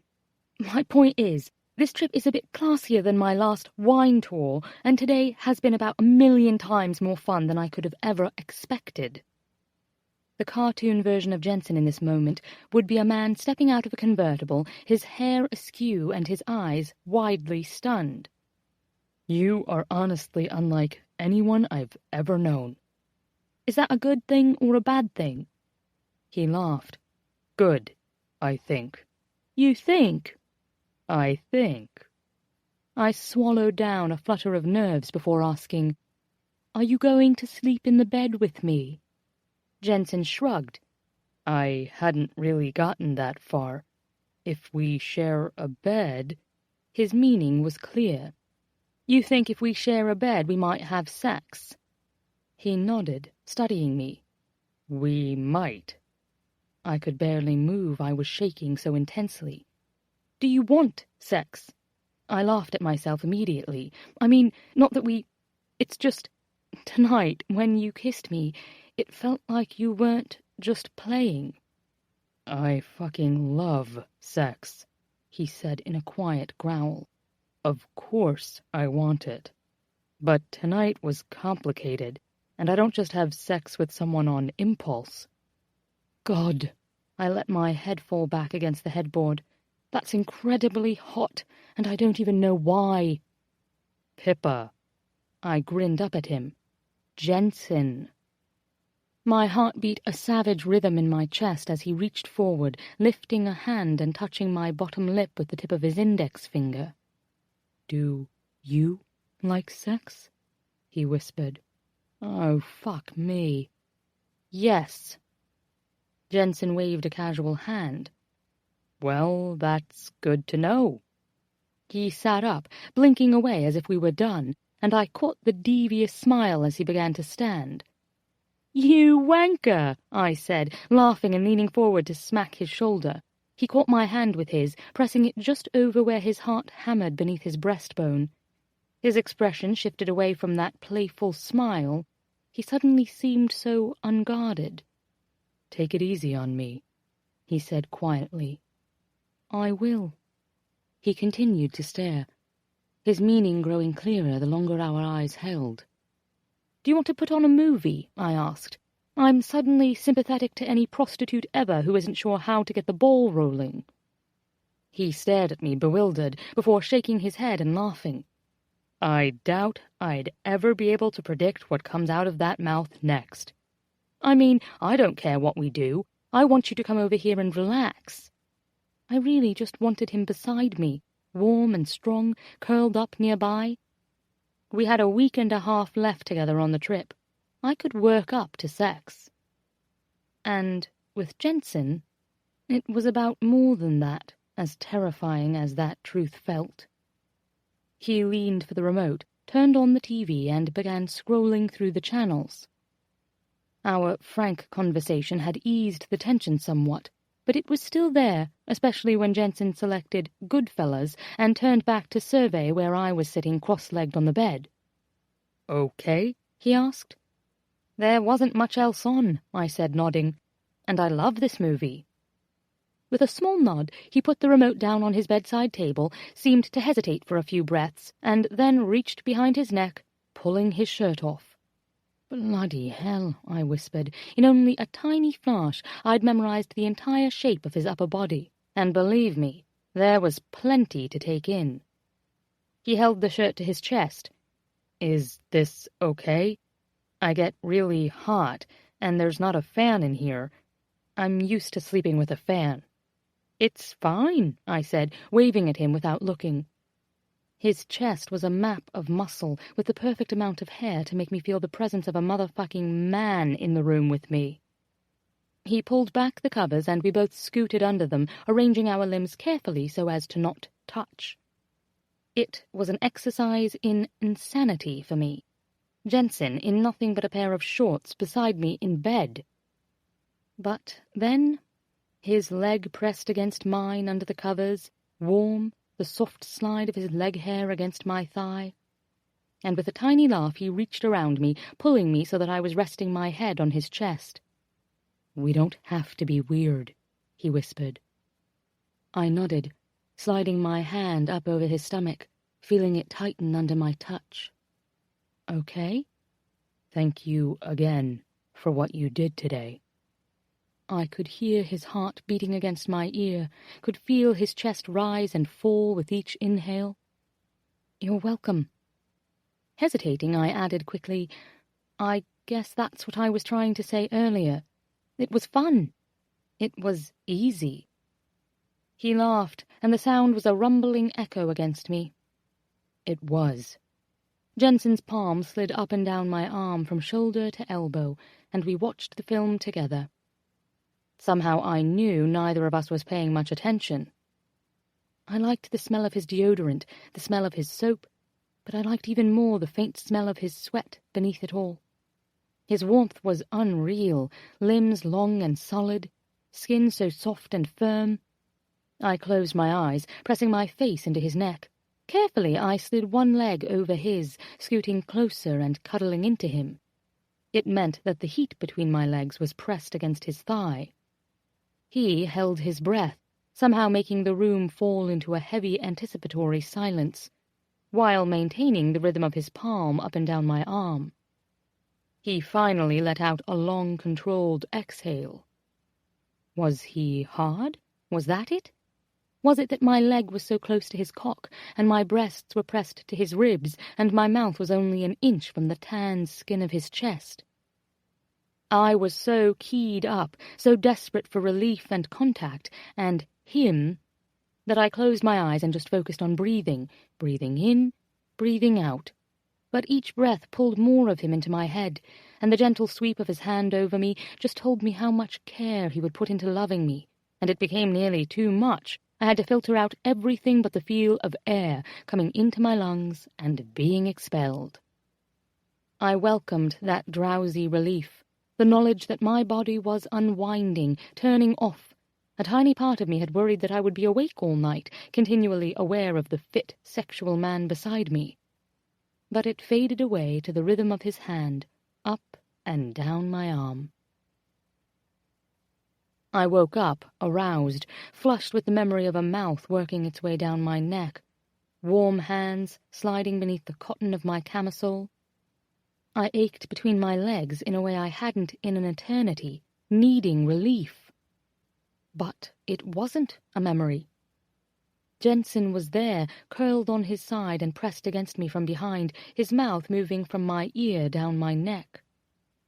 I made a quiet noise of surprise, pressing back into him and feeling his cock, hard and ready against my backside. At the contact, he groaned, grinding against me in a slow, pressing rhythm. "Hey," I whispered. He scraped his teeth along the side of my neck, and I nearly cried out at the sensation. "Hey." It was dark in the room. The television was off, the lights extinguished. On instinct, I looked over to the clock. It was nearly 3 in the morning. I reached a hand back, sliding my fingers into his hair to hold his face against where he was pulling the strap of my shirt aside to nibble at my shoulder. "I woke you," he said, and then sucked at my neck. "I'm sorry." Then he paused. "No, I'm not sorry." Turning in his arms, I thought I knew what his kiss would feel like. He'd kissed me earlier, after all. But I could not have predicted the hunger of it, the demand of his mouth, his hands sliding up my top, the way he rolled over onto me. His mouth pulled at mine, lips teasing until I opened for him, letting him inside. I'd never been so aware of the feel of someone's tongue against mine. The tiny flicks, the nibbling of his teeth on my lips, the way his moans would vibrate against my kiss. My arms went around his shoulders, hands slid into his hair, and he was there, rocking between my legs, finding that spot where he would be inside me if it weren't for these ruddy clothes. I could feel him, hard and urgent, could feel the tip of him sliding across the point between my legs that set me on fire, the place where I was warmest, wanting him. Jensen bent, sliding my shirt up over my breasts and ducking so that he could lick them, fill his hands with them, before returning to me with renewed energy but no words. He wasn't a talker, but there was something about the tiny grunts in his breaths, the sharp inhales and shaking exhales that had me listening acutely, clawing at him, begging him silently to undress me fully and slide inside. But I didn't need that. I was swollen and desperate for it, feeling my body respond to the rhythm he set, the hard press of him just where I wanted it.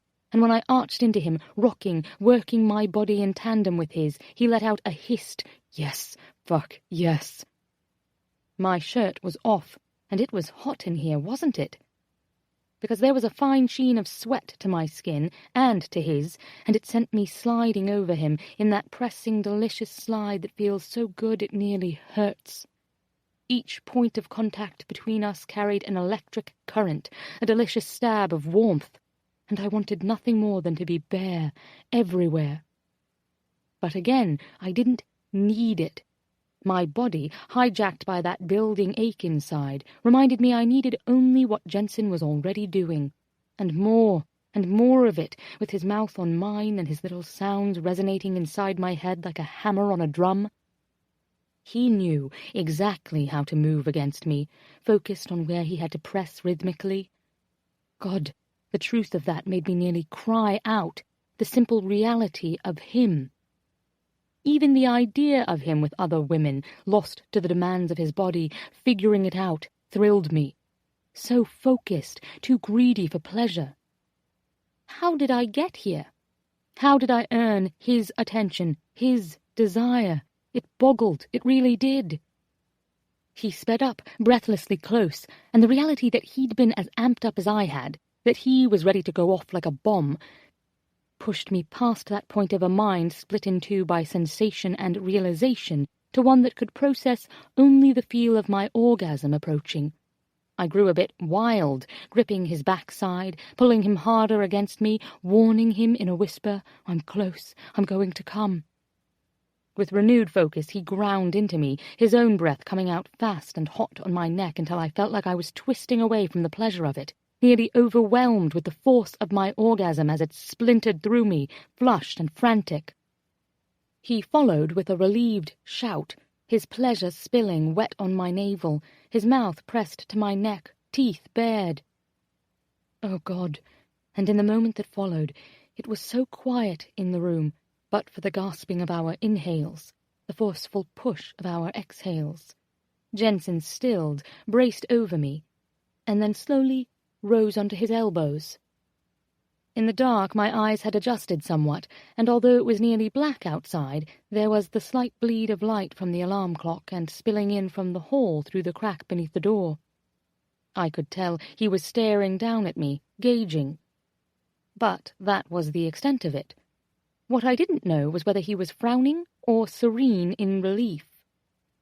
His hand came up to the side of my face, sweeping away a damp strand of hair. "I meant to take it slower." I shrugged beneath him, relieved immeasurably by the sweetness in his voice. "At least we didn't get naked." "More of a technicality," he whispered, bending to kiss me. "I'm covered in you. You're covered in me." "I'm covered in you." I closed my eyes, sliding my hands around his hips and forward, between our bodies, to feel the warm spill of his orgasm on my stomach, and then lower to where he pressed, still half-hard, between my legs. "We're a mess," I said. He laughed, a bit growly. "Want to shower?" "Then we'll really be naked." I mean, not that it really mattered anymore, but maybe it did, even just a little. To hold something back here meant that there was something more to come between us, something we wanted to save that for. And the thought gave me a tiny, heady burst of happiness. You first, then me. "Or we could sleep like this," he said into my neck, laughing. "Because I'm really fucking tired now." Yes, or we could sleep. I turned my head to him, and he turned his face to mine, kissing me slow and warm, tongue lazily stroking. "This'll make it easier to pretend tomorrow." As soon as he said it, he stiffened. I couldn't deny that the timing was a little off, referencing the ex-wife just moments after we dry-fucked our way to orgasm. But I knew what he meant, too. It was still a comment about us, just more real, somehow.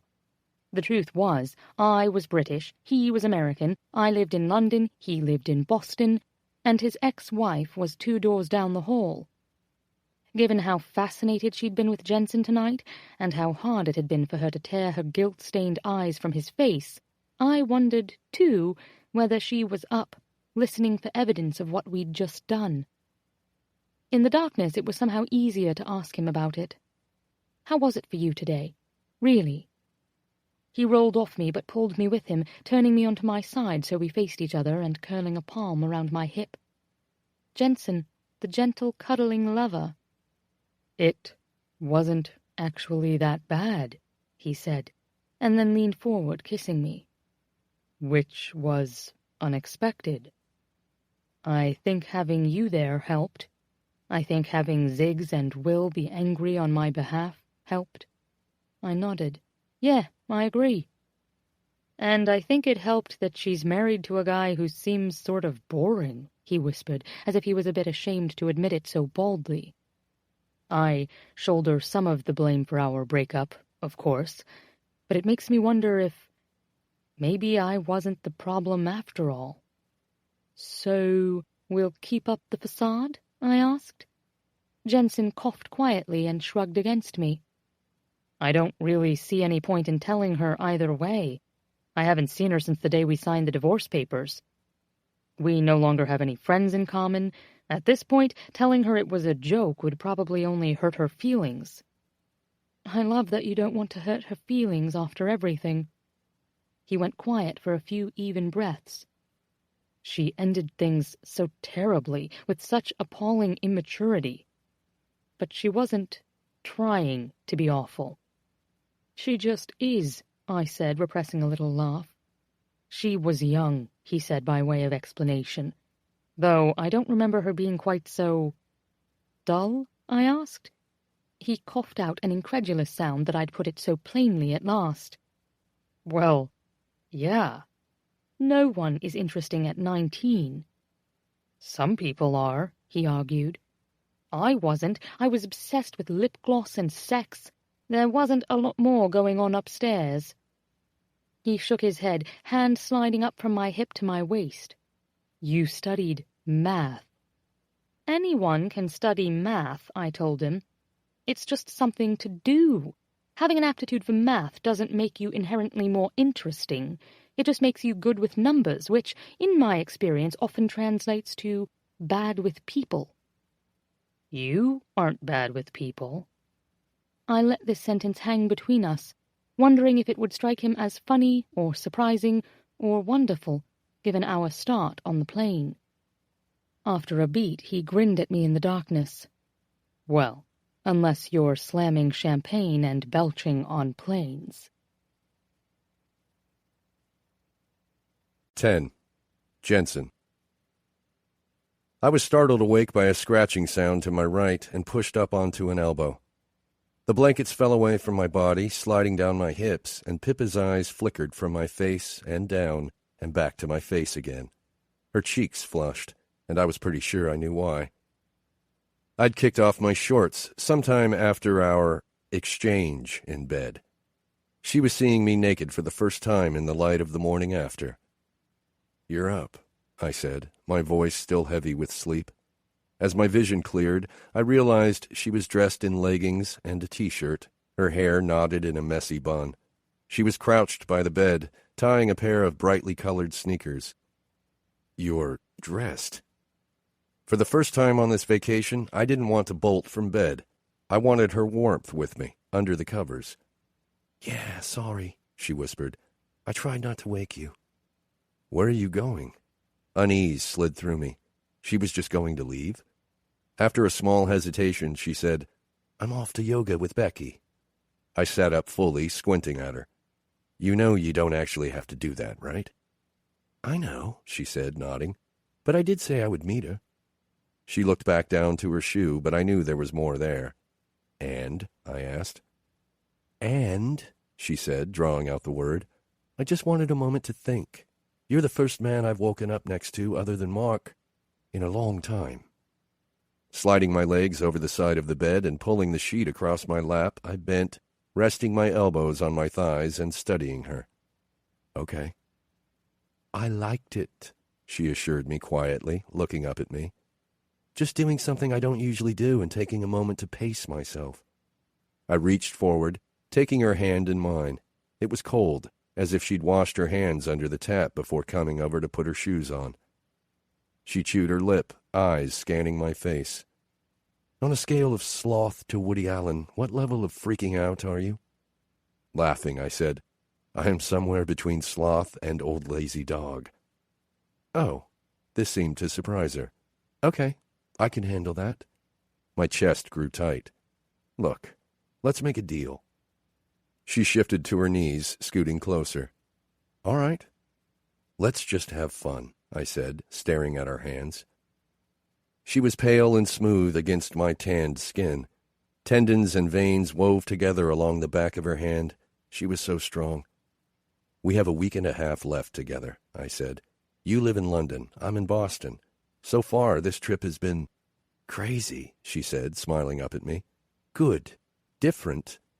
"All of that," I agreed, nodding. So let's just make a deal that we're partners in this.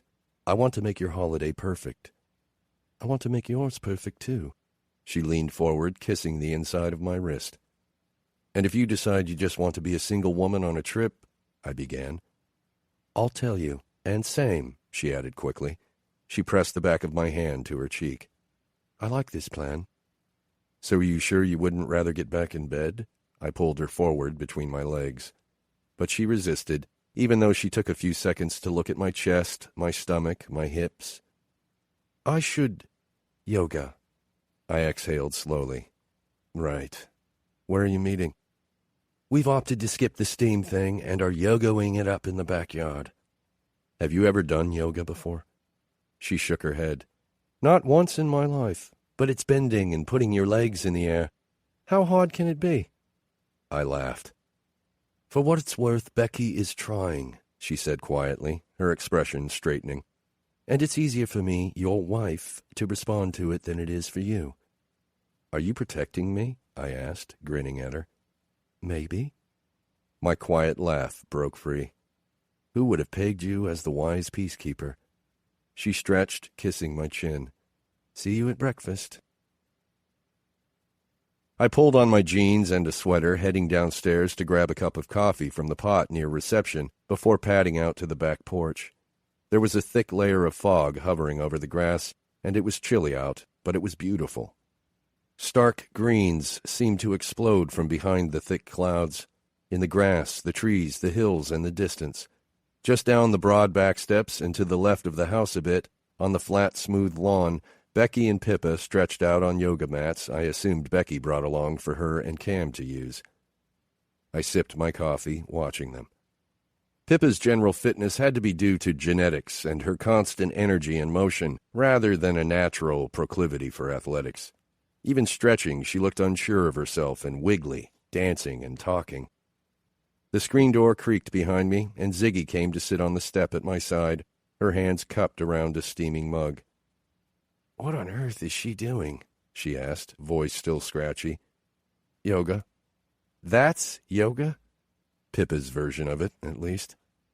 Wow, and with Becky? She should have told her to get bent. I nodded, smiling over the top of my mug. Apparently she's true to her word. Becky straightened, instructing Pippa on something I couldn't hear, and then I watched as Pippa bent to touch her toes and stiffly lifted one of her legs behind her. She was about 1/8 as flexible as Becky. She looked ridiculous. She was amazing. Zig snorted.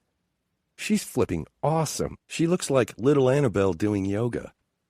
Becky mimicked what Pippa had done, and then transitioned it into a complicated version of downward dog that nearly sent Pippa to the ground. I think Becky is onto her, I said, shaking my head as Pippa collapsed onto the mat in a pile of giggles. Onto her how? Pippa said she was really into this fictional British steam yoga. My sister's eyes narrowed as she studied them more seriously. The weird thing is, she said, I don't even worry about Pippa being able to take care of herself out there. Becky isn't exactly a predator, I noted dryly. And they're not sword fighting, it's yoga.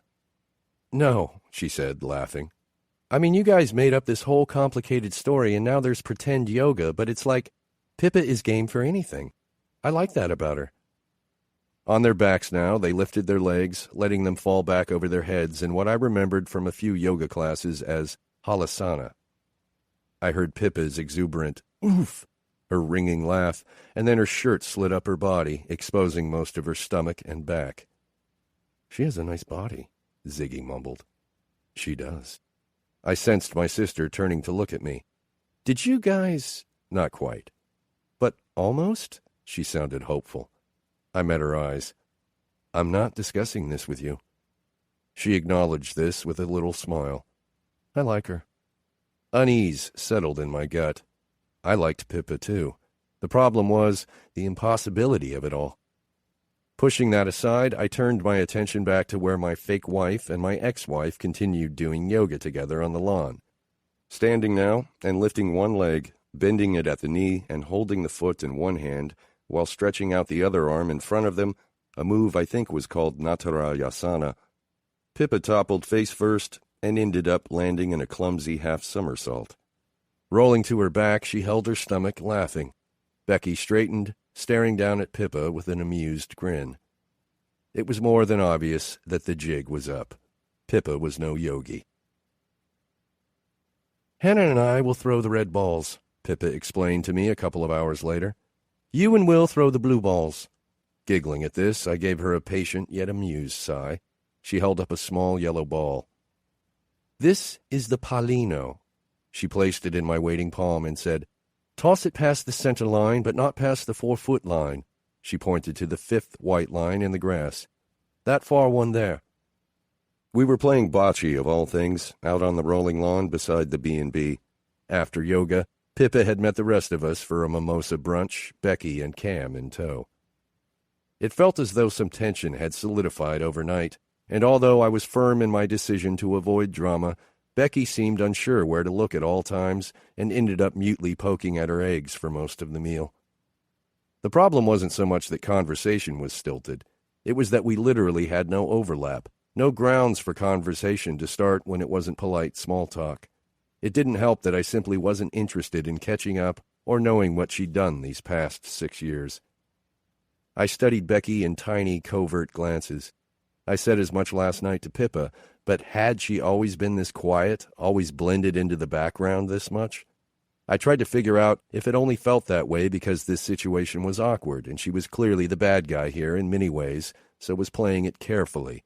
But really, other than the odd crying yesterday, it just felt like Becky was being Becky. Now we had 2 hours before a group vineyard tour, and instead of heading up to the room for a leisurely shower, like I'd suggested, Pippa and Ziggy had challenged Will and me to a battle of the sexes bocce match. Taking the ball from Pippa now, I approached the court. "Yes, ma'am." "But don't suck," she added quickly. My sister snickered beside me. "This is very important," Pippa added loudly as I extended my arm to throw. "Men versus women, you wouldn't want to perform badly." Pausing, I turned and looked at her over my shoulder.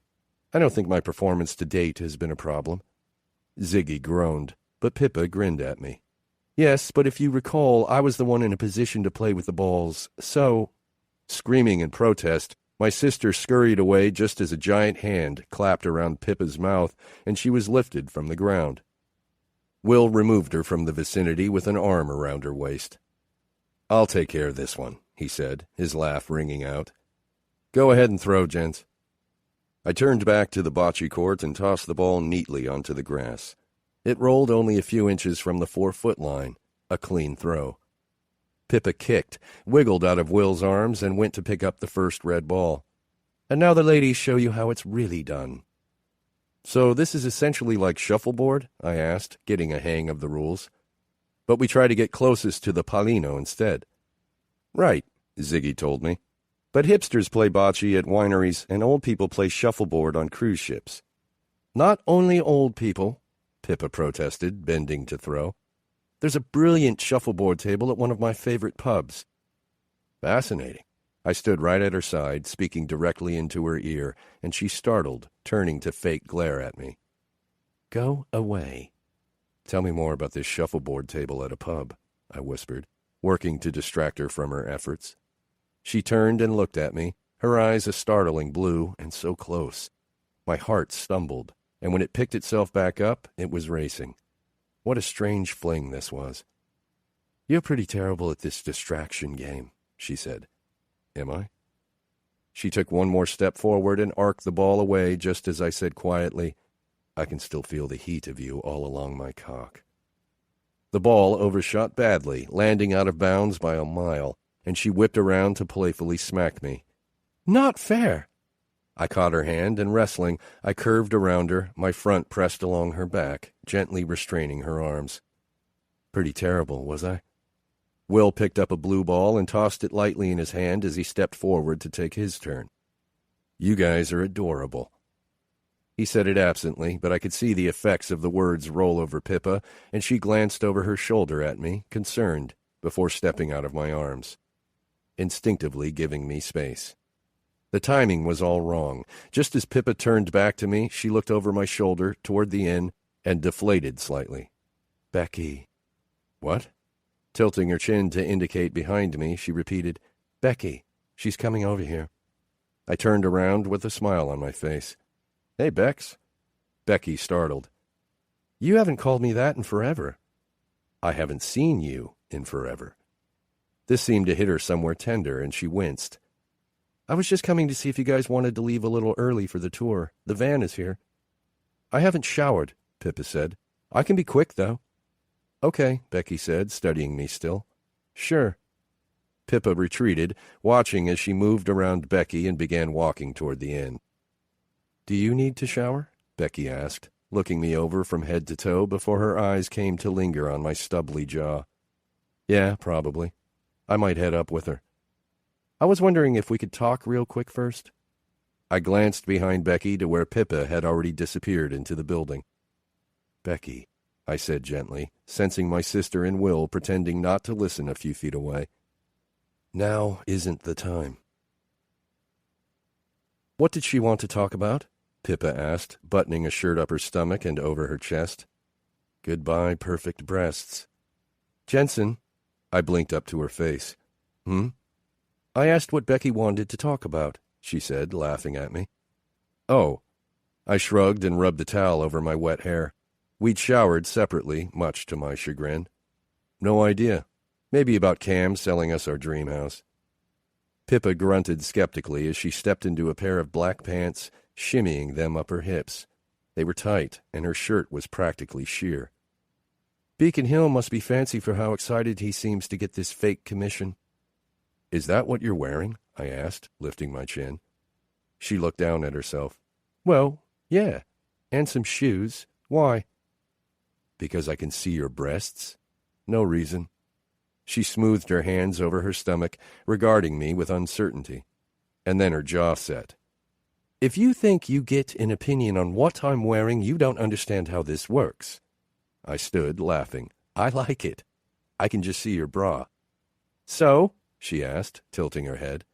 So, I repeated. It makes me think of your boobs. Pippa bent, slipping on her boots. You are far less evolved than I initially believed.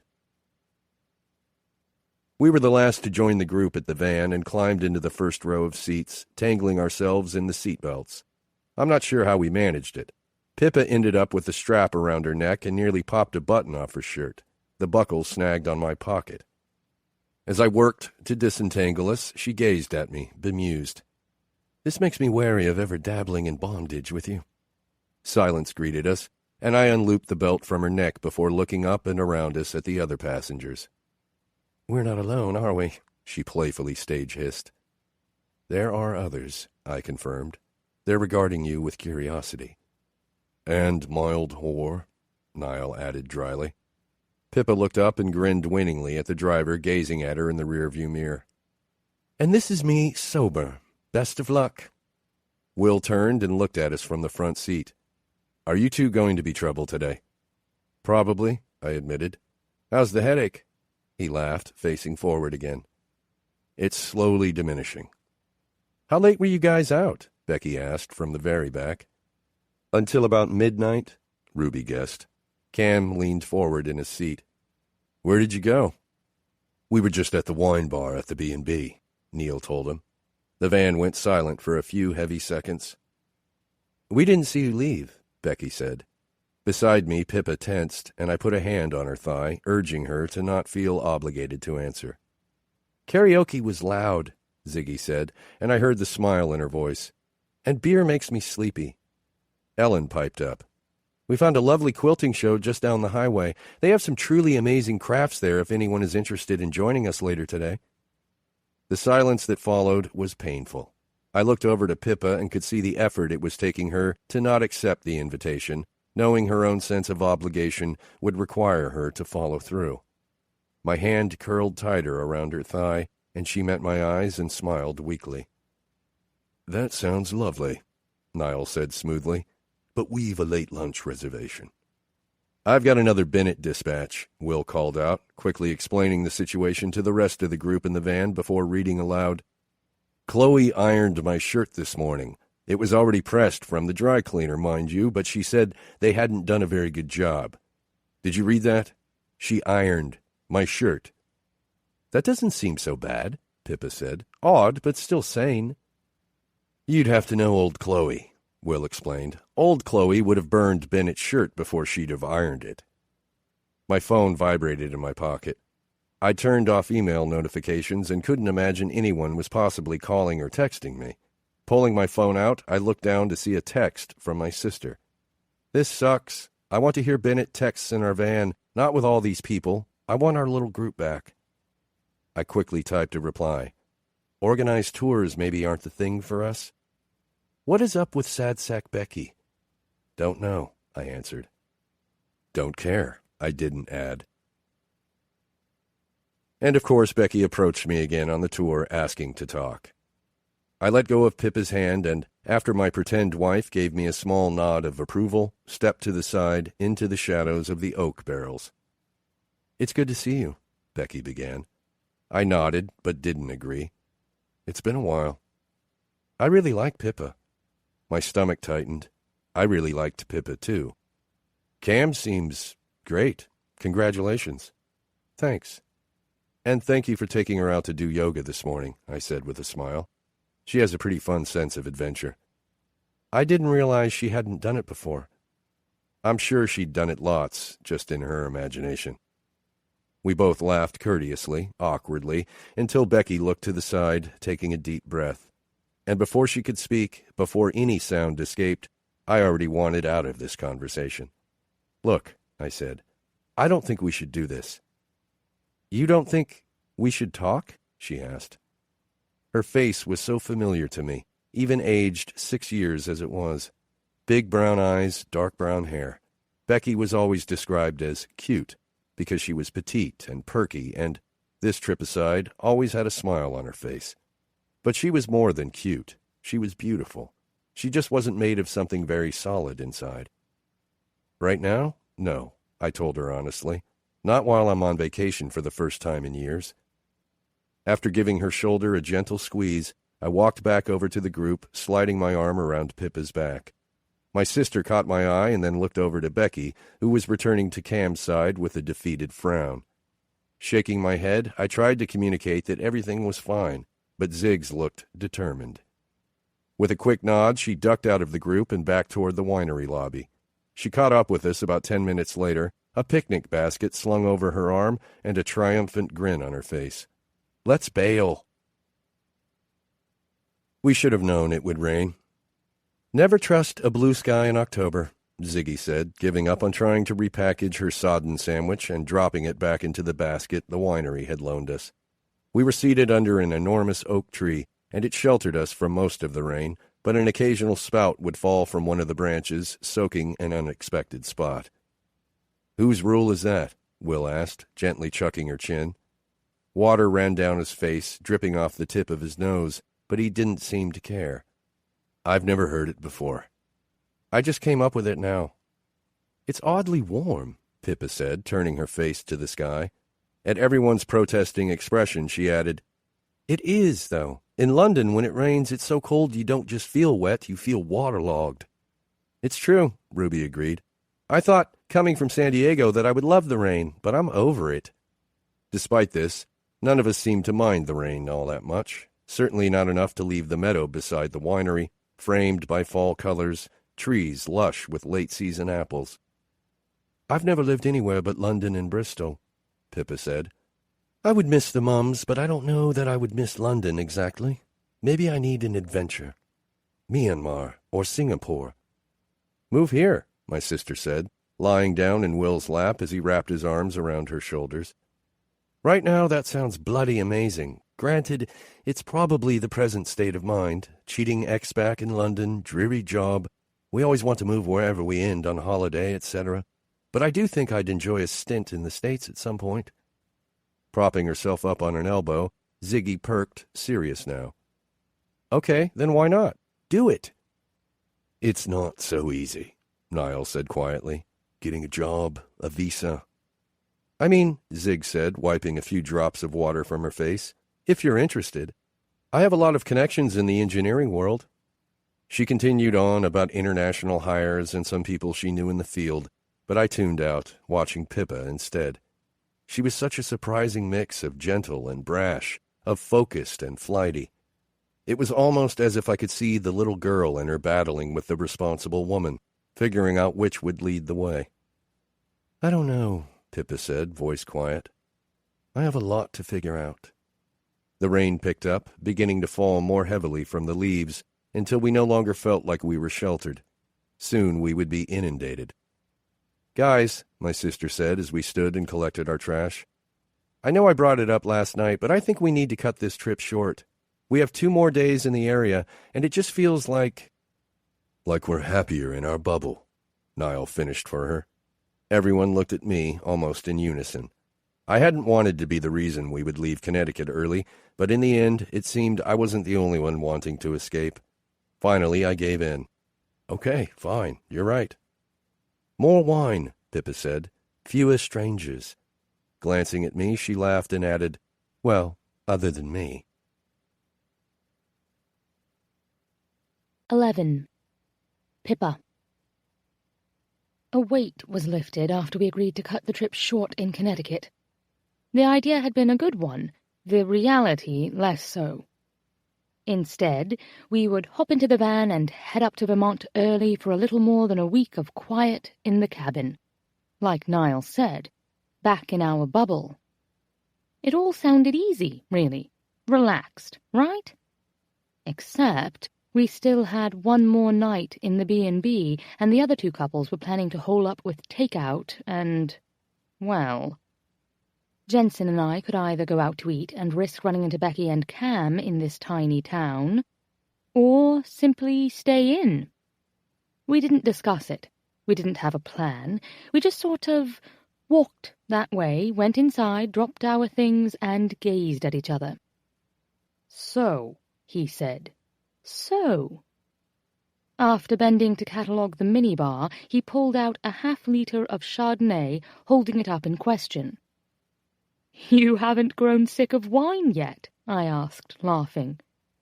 "I don't think I would ever grow sick of wine," he said, reaching for the corkscrew. There was no need for nervous chatter while he opened the bottle. He was a man used to being watched at the head of the room, to the room quieting when he spoke, to being brought there specifically so that others would hear what he had to say and do as he did. I watched his forearm flex as he turned the corkscrew, the cork gently squeaking its way out of the glass neck. "What are you thinking, watching me right now?" he asked, looking up only once the cork was free and captured in his wide palm. "Just watching." He nodded as though this answer was enough, and it made me smile a little because it was precisely the kind of answer Mark would give me, and I would have needled him for more. I wondered if this thing we had going was weird to Jensen, tethered as it was in absolutely nothing. No business partnership would come from this fling, no romantic partnership either. For a man used to spending his effort only on things worth his time, I wondered if just being here he had to overwrite some efficiency-required program, or whether I was like text written on a dry erase board with the instructions, "Leave this up until October 28." I found him truly fascinating. He came toward me slowly, extending a hotel tumbler half filled with wine. But before I could bring it to my lips, he was there, bending in close, his closed mouth over mine, pressing, opening, tasting me. Somewhere in the last couple of days, the tables had turned. Jensen looked less wind-blown in his surprised reaction to me and more sure of himself, like he was going after something familiar now and was ready to re-establish control. Pulling back, he nodded to the glass in my hand and let me sip it, before immediately returning, licking the wine from my lips. "I like the way your lips move," he said quietly, so close, his eyes still focused on my mouth. "Whenever you speak, it's impossible to not watch them." "It's the accent." I'd heard this before. American men liked watching British women speak. It wasn't a mystery. We pout our words, we flirt with them. But Jensen shook his head. "They're so pink," he said, "and full." Bending, he kissed me again and then pulled back, shifting his gaze up to my eyes and higher, to my hair. "You said you often dye your hair?" He reached up, capturing a strand between his thumb and fingers and dragged them down to the tip. "Sometimes." "I like it like this," he said, watching his fingers repeat the action. "Not red, not blonde." I suspected the reason he liked it like this was the same reason I tended not to. It was rather quiet, well-behaved hair. It was long and predictably wavy, vaguely blonde, vaguely red, maybe even vaguely brown, unwilling to commit. I wanted hair that made a declaration. Today I will be pink. "Your hair like this makes your eyes bluer," he continued, and my mind hit the brakes. "Makes your lips pinker. Makes you look too perfect to be real." Well, no one had ever said that to me, and suddenly pink seemed like a terribly distracting thing for hair to be. "That's a delightful compliment," I said, grinning widely up at him. His eyes mirrored the expression, but his mouth stayed the same, lips only slightly parted, as if he tasted me in the air. He lifted his glass, finishing the short pour in a long gulp, and then put it behind him on the desk and turned back, clearly waiting for me to do the same. So I sipped it slowly. "Pippa," he said, laughing as he bent to kiss my neck. "Yes?" "Finish your wine." "Why?" He brought my hand to the front of his trousers so I could feel why. "I've spent all day watching you jump and run around in those tight pants and that practically sheer shirt." "You really are used to seeing women in thick turtlenecks and smart wool skirts to their knees." He laughed. "Come here." My smile slid from my face, and he watched it happen, that realization of what we were about to do. "We don't have to," he whispered. "It's fast, I know." "No, I want it." The tumbler was pulled from my hand and dropped haphazardly down onto the desk. Jensen picked me up, my legs came around his waist, and he was above me, working his body over mine in barely another breath. He ground against me, impatient as he found a rhythm, his mouth covering mine, lips sucking, tongue sliding inside. He groaned, pulling my leg higher up his waist. "I've been hard for hours." God, I could come like this. I had, just last night. His cock just there between my legs, so right, shifting harder and faster, his breath hot on my neck, quiet grunts, freer now, as if he were a sweater and I'd tugged a loose thread and now he was slowly unraveling.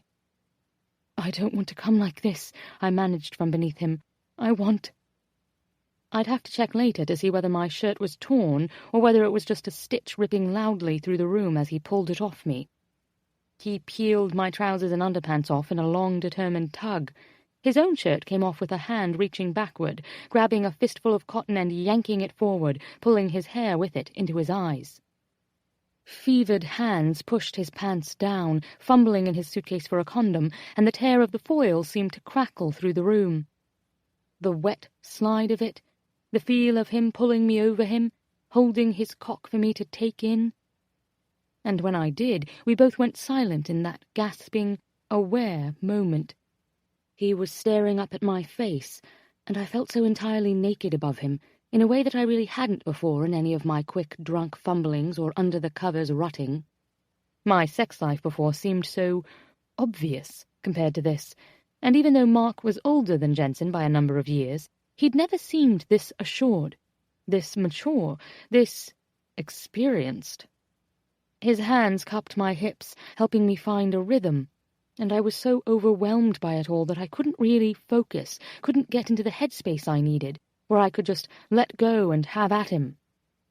But he seemed to get it, sitting up beneath me and finally breaking that quiet habit of his to tell me how it felt for him, how warm, and his hand came between us, touching me for the first time ever like this, pressing and patient. I wanted to apologize in a silly burst. I felt so foolish that my body was so distracted by the reality of it that I couldn't focus on the pleasure. But he didn't even seem to care. Slowly he worked me over, kissing me and touching me and praising until something clicked inside, some track sliding into place. It turned from self-conscious, awestruck desire into focused pleasure. And it was obliterating, pleasure so good it was nearly numbing, my orgasm tearing through me before I realized how loud I'd been, how frantic, with nails digging into his back and my neck arched away, face tilted toward the ceiling. He rolled us, so he was above me now, watching where our bodies came together as he slid back inside. His eyes traveled the path to my face, and only once he was looking at me did he begin moving again. "You good?" he whispered. I nodded, but the truth was, I wasn't good. Not at all. I was slowly losing my bloody mind. This wasn't what a fling should be. He wasn't casual, forgettable. He wasn't flaky or flippant. He was attentive. He was considerate. And holy fuck, he seemed more committed to spending time with me than he was to sleeping, to eating, even to finding closure with Becky. It was almost as if this was what he wanted. But only temporarily. Wanting to somehow encode his body on my hands, I ran my palms down the definition of his back, across the firm curve of his backside, and forward, feeling the muscular shifting of his hips.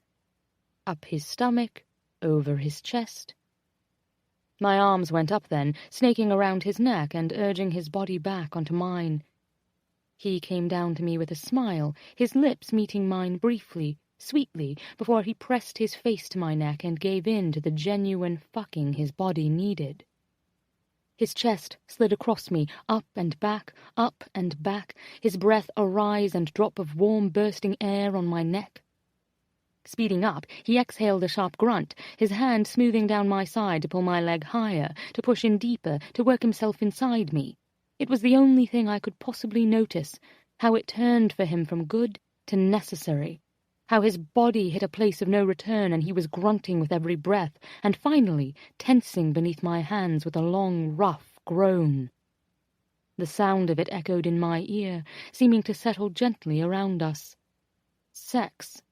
We'd had sex. Good sex. Not just good, but real.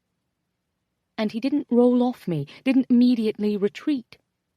His mouth pressed warm, small kisses along my neck to my jaw until it met mine and we kissed, mouths open to catch our breath, wordless.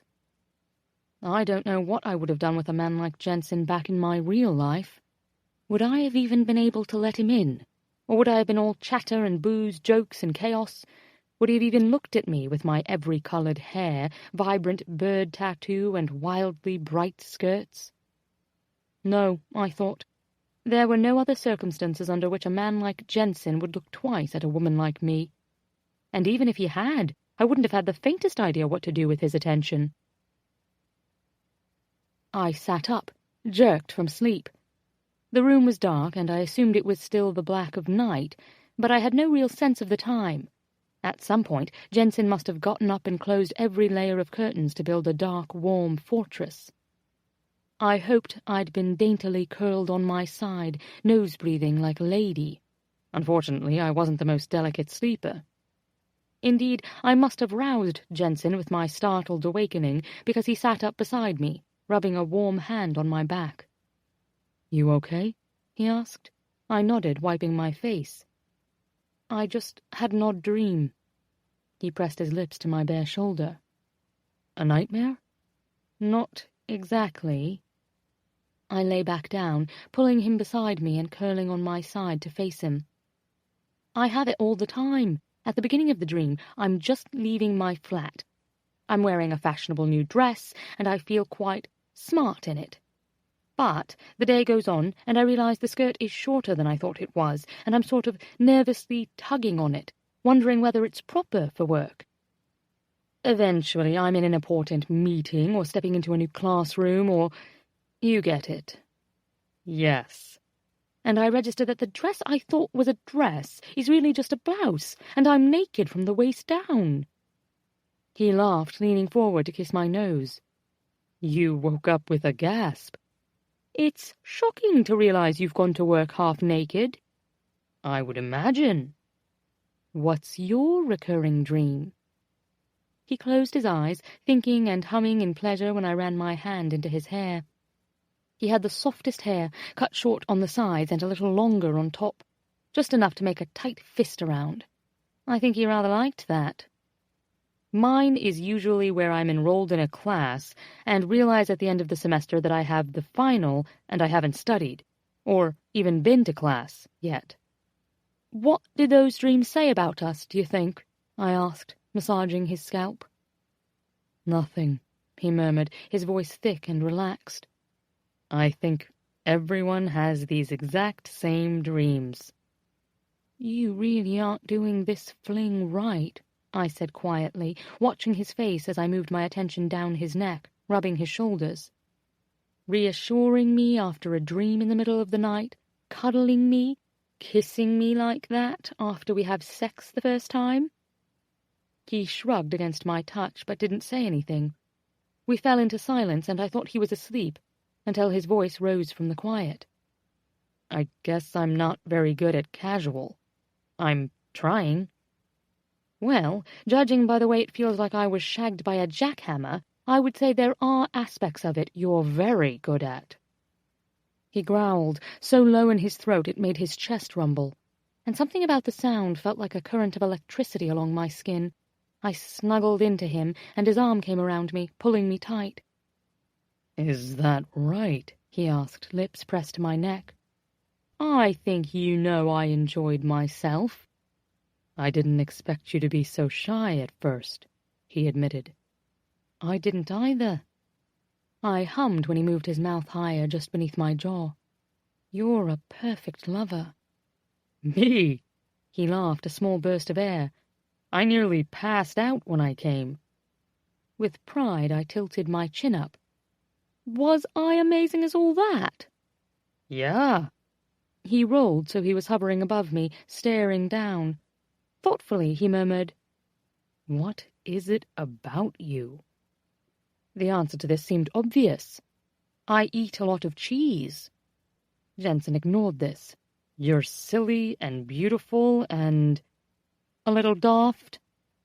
He shook his head, all sincerity. "You're just unexpected." "Maybe because you're not looking for anything expected here." He looked at me with the question in his eyes, not understanding. "I mean," I clarified, "you're doing what you should be doing and enjoying this." Jensen bent to kiss me, pressing his lips to mine, slowly capturing the bottom one and biting it gently. "You're the perfect holiday girl." Something about that made me twist a little inside, a tiny splinter in the tender flesh of my feelings. It wasn't that I didn't want to be the perfect holiday girl for him. It was that he was so much better than the perfect holiday boy. He was ideal in so many ways, really, and would leave this trip refreshed, going off to find someone suitable for him, someone who wasn't silly and daft and unexpected and addicted to cheese. I would head home and forever compare the next bloke, and the one after that, to the man above me right now. And here I was anyway, on this trip with a group of people I genuinely admired, and who, if I was being honest with myself, I was rather lucky to have stumbled upon in the first place. I wasn't sure I was of the right caliber for any of them, really. As if he knew that, or could somehow see this insecurity on my face, he said, "You seem like you'd be a fun best friend." I blinked up at him, pushing away the mild unease in my chest. "Does that mean you don't like me naked?" Shifting so I felt him hard again between my legs, he said, "Trust me, I like you naked." I couldn't quite translate his tone in my head. A fun best friend and a good shag were essentially all I wanted out of a lover someday. But Jensen's tone still carried the holiday girl echo. "Do you not date friends?" I asked. "I mean, every female friend I have is either married or, yeah, just strictly platonic." "How sad." He laughed, kissing my neck. "Well, if I want someone, I want to be with her, not be her buddy." "You weren't buddies with Becky?" Above me, Jensen froze and then slowly rolled off me onto his side. "Don't get weird," I said, scooting toward him and cuddling into his chest. "We're just talking." "I mean, no," he said quietly, staring up at the ceiling. "We were drunk one night our sophomore year of college and hooked up. After that, it was just sort of assumed that we were together. But presumably you liked being around her." Shrugging, he said, "She was Becky. She was my girlfriend." "A fun girlfriend?" He turned to look at me. "Yeah, she was fun." What a weird compartmentalization he practiced. "This is why you don't do flings, you know," I said, "because you put people into categories. Potential girlfriend, maybe someday wife, or friend." "I'm not putting you in any category," he said, finally smiling a little again. "Which is why I think you find me unexpected." Pulling back, he studied my face. "How old are you? I should know this." 26. "You sound wise." This made me grin. "I feel like an idiot much of the time, so I'll take that compliment and tuck it in here." I pretended to slide it into a pocket on my chest. Bending forward to kiss my hand, he said, "Tell me about your last boyfriend." "You want to hear all about Mark again?" I asked, incredulous. He shook his head, laughing. "Sorry, no, whoever came before that guy." "I am assuming you mean a man who I was with longer than a shag." Laughing more, Jensen nodded, so I said, "In that case, his name was Alexander, not Alex, by God, and he essentially wanted to get married after 3 dates." "Did you like him?" I thought about this. It felt so long ago. I did. I believe I liked him a lot. But I was only 24. "So?" "So," I said, growling playfully at him, "I feel like I barely know myself now. How could I promise to be loyal to someone forever when I'm not really sure yet whether I'm loyal to this version of me?" He stared at me after I said that, and I wondered whether it shook something loose in him about Becky, or about himself. "You don't want to get married?" he asked slowly, as if working it out. "I do," I said. "Maybe. Someday. But it isn't my end game. I don't wander the world wondering if the man I've just passed who smiled at me might show up at the hotel bar later, and we get to talking and boom, I'm in a flowing white dress." He nodded, understanding, and then he pulled back a little, probably overthinking something, so I yanked him back to me, asking, "Do you approach every date thinking of marriage?" "No," he said carefully, "but I don't bother dating someone more than once if I can't imagine myself with them." "Not even for a shag?" He smiled, kissing my nose. "Well, my friend Emily would be the exception, but as a general rule, I don't sleep with women I'm not dating." "Only holiday girls?" Jensen allowed a tiny smile at this. "Only holiday girls." "It's nice, though, innit?" I asked quietly. He kissed me, tongue sliding over mine, warm and slippery, making me ache from my chest and down, down between my legs. "It's nice not having the pressure, knowing neither of us wants more." "I think you enjoy this kind of sex," I whispered. "I think you like being a little fast and dirty with someone." "It's true. I usually wait until a few dates in before sleeping with someone, and I haven't had a girlfriend, strictly speaking, in a while." "Who was the last woman you were with? Emily?" He shook his head and chewed his lower lip, thinking as his hand absently smoothed up and down my bare back. "Let's see. Her name was Patricia." "Patricia!" I cackled. "Did you play naughty banker with her?" He rolled to me, tickling my side. "How did you know? She actually is an executive at Citibank." "A rollicking good time in bed, then." Jensen pulled back a little, admonishing me with a look. "Relationships are about more than what happens in bed." And when he said this, I could feel the ironic press of him against my stomach, and slid my hand down to wrap around him. "But what happens in bed is crucial for a relationship," I reasoned. At least to start. He shifted forward and back in my grip. True. We shared a lingering moment of eye contact. His hips slowly shifting forward and back as he dragged his cock across my palm. I wanted to touch him everywhere. Not only because I liked the lines and the tension of his body, but also because I sensed that no one had ever made it their mission to learn each and every bit of him. It's too bad, he began, and then let the rest remain unfinished as he started moving faster, breath catching. It is, I whispered. It's too bad I'm too eccentric for you. It's too bad you're too busy for me. It's too bad I'm only learning my heart and you have yours rolled in bubble wrap. His mouth came over mine then, lips warm and just a tiny bit wet, moving down my neck. He pulled at my breasts, sucking, teeth scraping down lower over my navel until he was there, warm and breathy, tonguing at the aching space between my legs. Harder, I gasped when he licked me too carefully. Don't be gentle. He did as I asked, sliding fingers into me while he sucked and licked, and it was perfect and frantic, and my body chased and chased the feeling until I knew what I wanted, and, up here, please.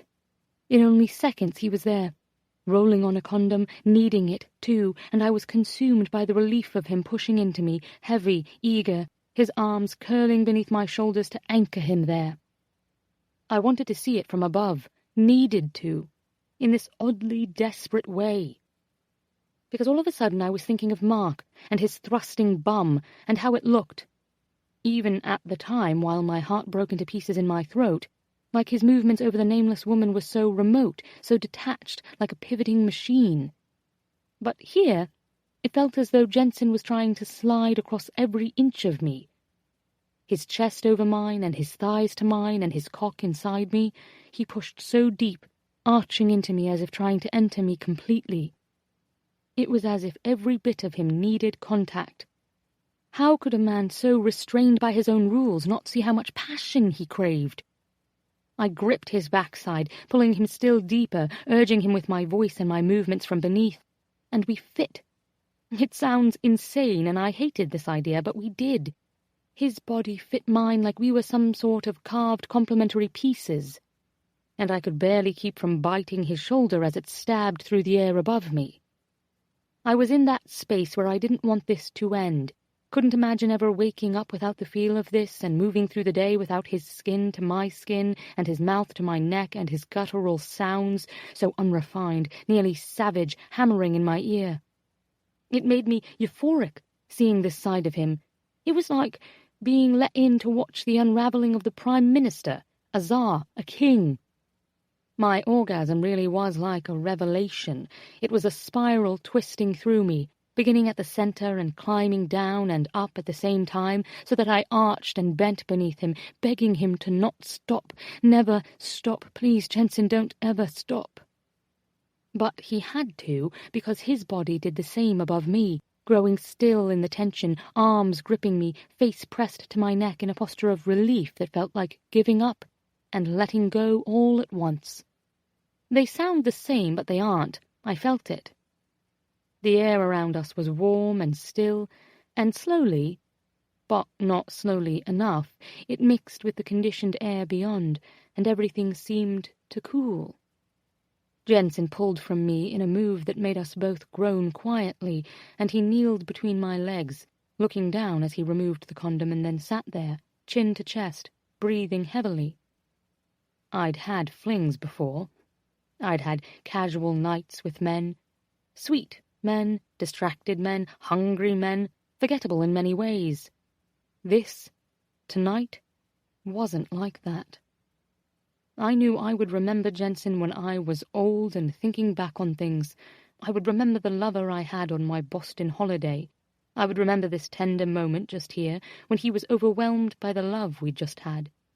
It may have been a spark, a match struck to pavement and extinguished, but it was there. I stared at him as he reached across the bed to throw the condom in the bin near the bedside table. He came back over me, warm, tired, and wanting the languishing sort of kisses that are the sweetest prelude to sleep. It didn't scare me, but it didn't quite thrill me either. Because Jensen was right. This was all very unexpected. 12. Pippa. Our final drive was far north, to the cabin in Waitsfield, Vermont, just southeast of Burlington. We were all groggy, having stayed up far too late in our respective hotel rooms the night before, and maybe, more than anything, had run out of the low-hanging conversational fruit. Jensen and I were no longer playing pretend, but something else had settled into place. Permission to kiss and to touch, and not for the benefit of someone else or as any sort of game, but because we wanted to. I dozed on his shoulder in the far back seat, vaguely aware of our position, his right arm around me, his left hand on my thigh just beneath the hem of my skirt, his body arranged toward mine, curving to make himself a more comfortable pillow. I was aware that he spoke in hushed tones whenever Hannah asked something from the front seat. I was aware of the weight of his kiss when he would occasionally brush his lips across my hair. But only when he gently elbowed me awake was I aware of the truly magical thing happening. Cityscapes had given way to lush wilderness. In their final throes of life before winter, maples lined the two-lane roads densely. Oranges and yellows lingered on the ground, kicked up by the wind as we passed. Faint green could still be found here and there, but otherwise the land was an array of earth tones and dwindling fire, with the backdrop of bright blue sky. "Good God!" I whispered. I felt Jensen's attention on the side of my face, but I could barely tear my eyes away. Who, I began, unable to imagine who could live here and ever leave. "I've never seen you speechless," he said, amazed. "You've known me 7 days," I reminded him with a laugh, finally able to turn and look at him. So close. His eyes were the brightest things in the car, focused as they were on me entirely. "You look quite pensive," I whispered. "You're beautiful," he said just as quietly, making his words simple with a small shrug. "Don't fall, Pippa." "We're 10 minutes out," Will called from the driver's seat, and I felt the energy rebound in the car as Ruby lifted herself from her nap on Niall's lap, and he stretched his long arms across the bench seat in front of us. A tiny town passed, and houses seemed to become spaced farther and farther apart. I thought of London, of the way it felt we were all living one on top of another, and tried to imagine a life out here. The simplicities of getting only what you need, of having things be well and truly quiet, of being able to see each and every star. And the difficulties, too, of not being able to walk to the market, not being able to trip home with a bag of takeaway or hop on the tube, not being able to get away from the same small-town friends without a long drive. But you would have this at your front door every minute, and it would be ever evolving from winter to spring, summer and autumn. No more English grey that loomed far more frequently than the sun. Jensen's fingers slid up my neck and into the hair at the nape, massaging gently, as if it was something he did every day. Was it that I couldn't imagine leaving this state, or just that I didn't entirely want this trip to end? I wonder if this is how my mobile phone feels when the battery dies and I leave it alone for a few hours, I mumbled. Beside me, Jensen laughed. Your random metaphors are beginning to make sense to me. I'm slowly blackening your intellect. Is that what you're doing when you're fucking me senseless? He'd thought he said this quietly enough, but out of the corner of my eye I saw Ruby sit up straighter, pretending not to listen as she leaned toward the window. I put my finger over Jensen's lips, shaking my head as I bit down a laugh. His eyes went wide in understanding, but instead of turning awkward and pulling out his phone for immediate emotional disengagement, he leaned forward, pressing his mouth to mine, trapping my fingers in between. This permission to touch when we wanted, where we wanted, was going to do me in. Don't fall, Pippa, don't fall. Holy shit, guys. Will called from the front, and we all bent to peer out our respective windows.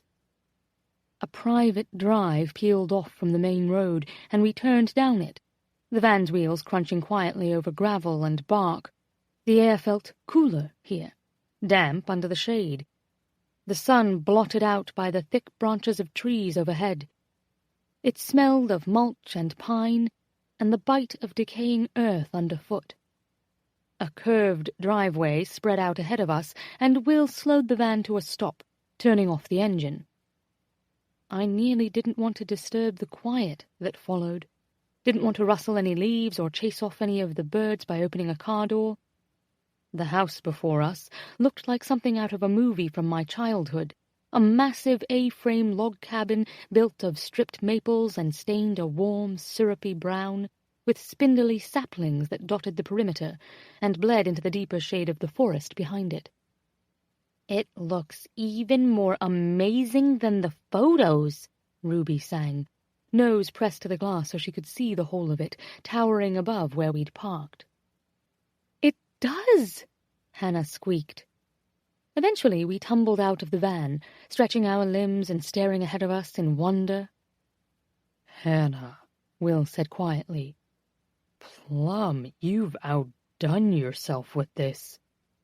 She bounced on her feet proudly, staring up at him. "Yeah?" He smiled, and I looked away to give them privacy as something unspoken passed between them. Ruby took Niall's hand, and they made their way down the path to the house. We all followed, staring up at the trees, the skies, the web of hiking paths sprouting away from where we stood and into the woods. The closest path, the one from the parkway to the cabin, approached from the side, but the majestic front entrance dwarfed even Niall. The house was 2 stories, with balconies on either end. A pair of rocking chairs flanked the front porch, and a small rack of chopped firewood stood neatly stacked nearby. Anticipating our approach, the caretaker had set a warm fire in the fireplace, and through the window I spotted a bottle of red wine, open and breathing, on the table just inside the entry. Wherever there wasn't wood, there was glass. Windows upon windows lined the side of the house, casting the area outside the cabin in the same warm light that infused the indoors. Hannah pulled a key from an envelope in her vacation folder and opened the door. "This is fucking absurd," I heard myself say.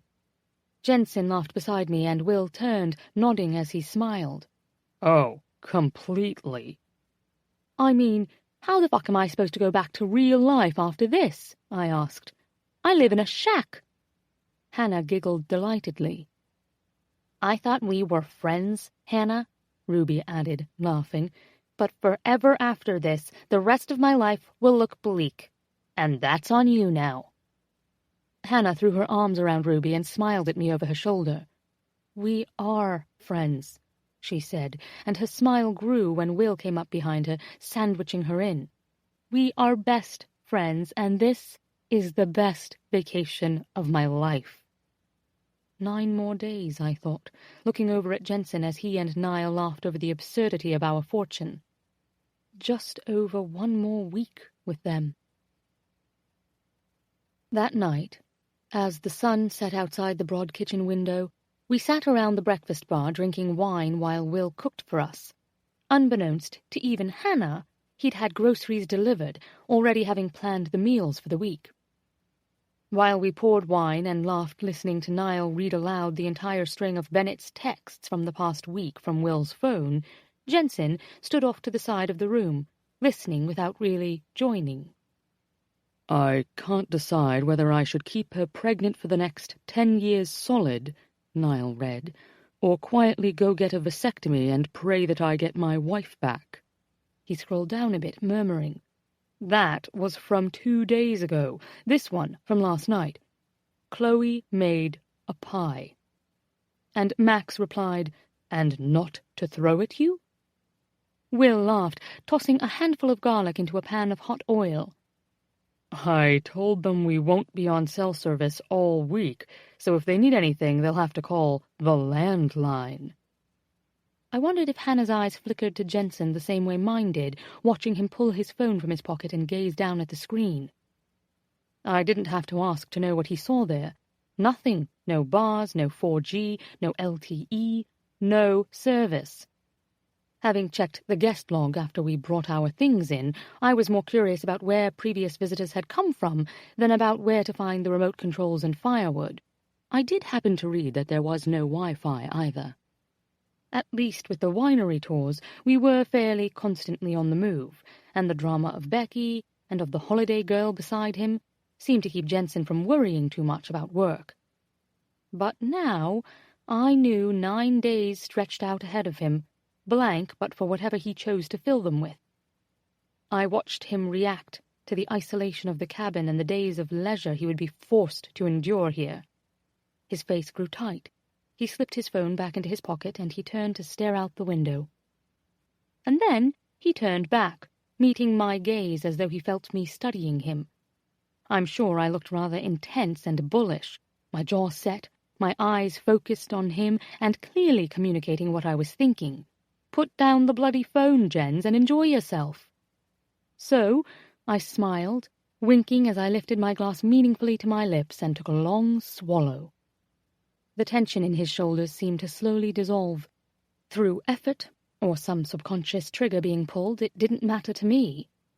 And he made his way across the room to stand behind me. "No work, you," I said, tilting my head to grin up at him. "Sorry to be the one to tell you, there's no lawyering allowed in here. Such a shame." He shook his head with a small tense laugh, bending to plant a kiss atop my head. But he didn't immediately retreat, so I took advantage, leaning back against the solid, reassuring weight of him, biting back a wider smile as his arms went around me. The Becky excuse was hundreds of miles away, and still, no one reacted like this hug was anything odd at all.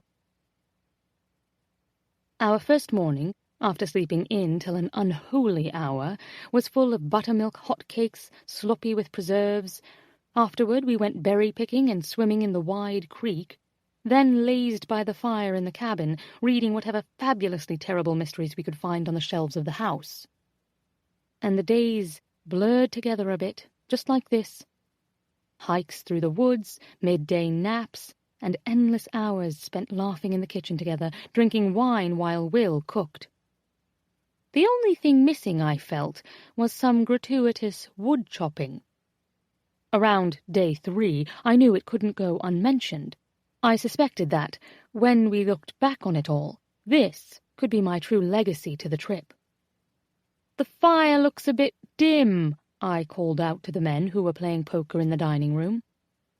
Ruby looked up from her book, and then glanced meaningfully back and forth between where I sat, curled in a ball in the giant leather chair by the fire, and the heavy stack of wood piled in front of the fireplace. "Well, there's plenty of wood," she said, confused. "Ruby Stella," I said sotto voce. "I'm not saying you should shut your trap, but I'm not saying it either." She clapped a hand over her mouth, just as Will jogged into the room, worried. He pulled up short at the sight of the fire, positively blazing in the hearth, and the giant pile of wood next to it, not at all insufficient. "Sure, I can put some more wood on." He said it without any pointed, lazy-ass inflection. What a prince. "The thing is," I said, pushing up onto an elbow, "freshly cut wood really is such a treat. The smell, the crackling." He tilted his head, studying me before sliding his eyes to where Hannah was giggling behind her book. "Freshly cut?" he asked. "I believe I saw an axe behind the woodshed," I added helpfully. "A big, heavy axe. And there are some larger logs inside." Jensen stood in the doorway, his shoulder leaning casually against the frame. "Pippa?" I looked up at him and grinned. "What?" He simply gazed at me. I winced sympathetically. "Unless you don't know how to wield an axe, or one quite so large." I heard Niles' laugh carry in from the dining room. "I can wield an axe just fine," Will said, pulling back a bit. Swinging an axe sounds like a walk in the park. No, I said, placating him. You're such city boys. I don't want you to get hurt. I shouldn't have suggested it. I'm sorry. Ruby murmured an amused, "Oh, shit," from the couch. Niall stepped behind Jensen and smiled at me. Pippa, you're terrible. But the question is, are you, I asked, terrible at chopping wood? Jensen and Will exchanged a look, and then Jensen reached for the hem of his sweater, tugging it up and over his head so that he stood in a t-shirt and jeans. Looks like we've been challenged. We all but leapt up, following the men on a mission out into the backyard. Indeed, there was a chopping block to the side of the shed. And, only a few feet away, leaning against the structure, was a pretty impressive axe. An incredibly impressive axe. I'd only been trying to antagonize them, but it looked heavy. I had my first moment of hesitation. "Lads, maybe—" Will picked it up in one hand, swinging it over his shoulder. Beside me, Hannah let out a shaky exhale. "What's that, Pippa?" Will asked, mock-serious expression pulling his brows together. Nothing." Niall emerged from the shed with a log that I swear to this day was bigger than he was, and laid it on the ground for Will to chop into smaller pieces before they could easily split it on the chopping block. But instead of taking a swing at it himself, Will handed the axe to Jensen and then looked up at me, giving me a sly grin that somehow said both, "You're welcome," and "This'll shut her up." Without even sparing a glance in my direction, truly he was an obliviously sexy man on a mission, Jensen hefted the axe over his right shoulder and came down hard, cracking into the trunk. The sound echoed around us, sending a flock of birds out of their comfort in a nearby tree. "Holy shit, I feel like a man," he growled in surprise, laughing as he worked the blade free before taking another swing. His t-shirt was white, and beneath it I could see the muscles of his back straining as he sent the axe into the fresh wood. Hannah bounced beside me, chanting for her brother, but my attention was focused entirely on Jensen and his back. The same back that had felt the bite of my fingernails as he fucked me against the trunk of a tree yesterday. The same back I had soaped into a bubbly lather last night in the bath. The same back that had grown sweaty beneath my palms as he worked his body over mine in bed this morning. Holy Mary, Mother of God, I murmured. I was a genius. "I fear for Pippa's health," Niall said through a laugh. "Does anyone know CPR?" Jensen pulled back at this, his brow damp with sweat as he looked over his shoulder. His eyes turned up a little at the corners in his predatory smile when he saw my expression. It was precisely the look he'd worn 2 nights ago when he'd literally thrown me down on the bed and prowled toward me. "Your turn," Ruby sang at her husband, and Jensen, flushed and disheveled, handed Niall the axe. Will picked up a 2-foot length of the trunk that Jensen had cleaved and propped it on the chopping block for Niall, his eyes bright with excitement and envy. Jensen came to stand by me, suspiciously close. And then I got a whiff of the clean sweat smell of him mingled with his aftershave. He was such a little shithead. I had, after all, told him only a few days ago on a hike how much I loved the way he smelled when he got sweaty. "You are dangerous," I whispered. "Me?" he asked innocently, not even looking over. "You're the one who manipulated this entire group into coming out here and chopping wood." I folded my arms across my chest, pleased. I am smart.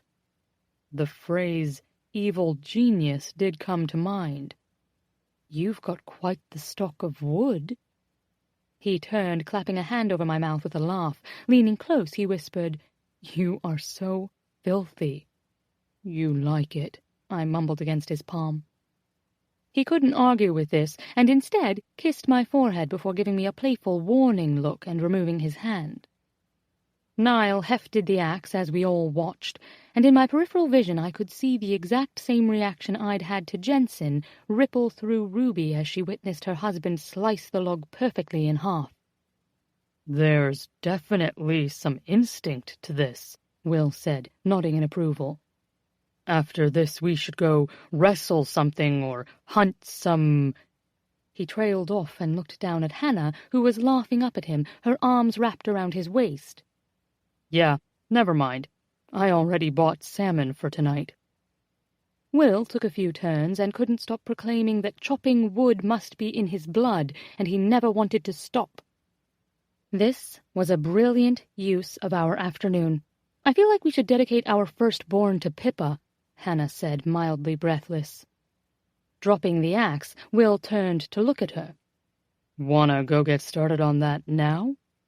She let out a delighted shriek as he threw her over his shoulder, carrying her inside. Niall and Ruby's exit was more subtle. He simply took her hand, gave me a small smile and a quiet, "If you'll excuse us," and guided her inside. Turning to me, Jensen gave me a smiling, slow clap. Your evil plan worked. Evil, I repeated, looking around us meaningfully. Not only do we have chopped wood for the fireplace, everyone is getting afternoon sex. Everyone? He asked, walking closer. The sweat on his chest made his shirt cling to his skin, and I lifted a hand, resting it there. Well, maybe not everyone. He bent, barely touching his lips to mine, and if Jensen's quiet, dry wit didn't make me adore him, these tender, reassuring moments did. Your room or mine? I laughed at this. We've been here for 3 days. Why bother using a second bed now? There were 4 bedrooms in the house, 2 masters and 2 spare rooms with queen beds. Jensen had dropped his suitcase off in a smaller one down the hall, but otherwise the bedroom went largely unused. And I don't know how to explain it. How it felt like we just eased into this routine of lovers amongst his closest friends and my dearest Ruby. But we did. It wasn't as if we were playing at being married anymore, or even that we'd somehow tricked ourselves into thinking we could somehow continue this after we left. But we weren't treating it like casual rutting in the dark corners of a corridor either. It's true, we'd been coupled off by default, but it no longer really felt contrived. He would kiss me in front of his sister, and nobody blinked. He would hold my hand on hikes, as if we'd been doing it for years. And even without a Becky around, or any other reason we'd have to pretend, he'd made it plain that we were sleeping in the same bed all week long. It was just how things were. No questions, no explanations. It was on our last night in the cabin that it happened. Jensen pulled me down onto his lap in the big leather chair in the living room, and I started to feel a dull, thrumming ache in my chest at the thought of packing up and returning to Boston for the final week of my holiday. We sat like that, me curled in his lap, the fire crackling not 10 feet away, and he read while I stared out the window. "You're so quiet," he said, interrupting the silence. Putting his book down on the table beside us, he picked up his tumbler of whiskey for a sip. I stretched up once he'd swallowed it, kissing the taste from his lips. Just thinking. What are you thinking about? He returned the glass to the table and met my eyes. Leaning into his shoulder, I felt him reach beneath my legs, pulling me up so that I was more tightly curled against him. I wanted to say that I'd been thinking about him and me, and how good it was, and how much I hated the idea of going home. But it wasn't exactly that. I knew Jensen and I had been living in a bubble, and it wouldn't be like that back in our daily lives. Couldn't be, really. It was that I wished our lives didn't have to be so firmly planted in career and achievements. I wished for things that weren't realistic, like a Jensen who wasn't work-obsessed, and who was happy to run away with me to a cabin in the woods 6 months of the year, re-entering the real world only when we were well and truly tired of berry-swathed hotcakes and unlimited sex. I wished for a Pippa who could afford to run away for 6 months of the year at all. "I'm dreaming of impossible things," I said. He stiffened slightly. "Will's pancakes forever," I added, clarifying, "and the giant maple out back. I'm sure it gives the best shade in the summer." I'm wishing we could stay in this cabin. Jensen adjusted his grip around me, shifting so that I was straddling his lap. Me too. He closed his eyes, letting his head fall back against the soft leather. I dread facing my inbox. Looking at me, nearly helpless, he seemed to grow mildly panicked. His phone had been sitting ignored on the chair in the bedroom for the past week. I'm not even sure he'd glanced at it, let alone picked it up to check for service. I put my hand to his chest, shaking my head. Don't. You can't do anything about it now, not if you want the last day here to be as good as the other 8 have been. I have 18 hours left of this place, and I intend to make the most of them. He nodded and dropped a kiss on the center of my palm. I stared down at his big hands cupped around my smaller one. My skin looked so fair next to his. My arms were free of bracelets, my nails free of polish. I hadn't worn makeup in more than a week. Hell, some days I hadn't bothered to put on a bra. What a weird 2 weeks it's been, I murmured. He nodded. Ex-wives and pretend marriages, I said, drinking across the East Coast and macho man axe-hurling. Morning yoga and terrible singing, he added. I liked the terrible singing. My favorite part. Your favorite part? He asked with a cheeky grin. All right, there may have been a moment or two I enjoyed more. I've enjoyed every moment, actually, he said, and then paused to reconsider. Almost every moment. Referring to Becky, I suspected. Looking up, I waited until I caught his gaze. Will I ever see you again? I'm sure. Will you miss this? I asked quietly. His eyes grew tight. Is that a serious question? I wasn't quite sure how to answer this. Well, yes, I am, after all, just a holiday girl. A muscle twitched in his jaw, and he blinked to the side, thinking. Finally, after nearly a minute of torment for me, he turned back, inhaling deeply. I'll miss this. I wasn't sure if he meant me or the sex, the cabin, or just being away from it all, but my good burst out of me slightly breathless. I'm sure my first night back in my bed will be a lonely one, he added, and I felt my brain frowning, working to comprehend that. It's just that we can't really expect it to go anywhere. I don't expect it, I said, pulling back a little in insult. I'm simply saying I like you. Sliding his hand beneath my knees again, he stood, effortlessly lifting me. The wooden stairs seemed to roll under his confident steps. The bedroom door opened with a simple bump of his shoulder. And then he was over me, my back to the mattress, his green eyes intently studying my face.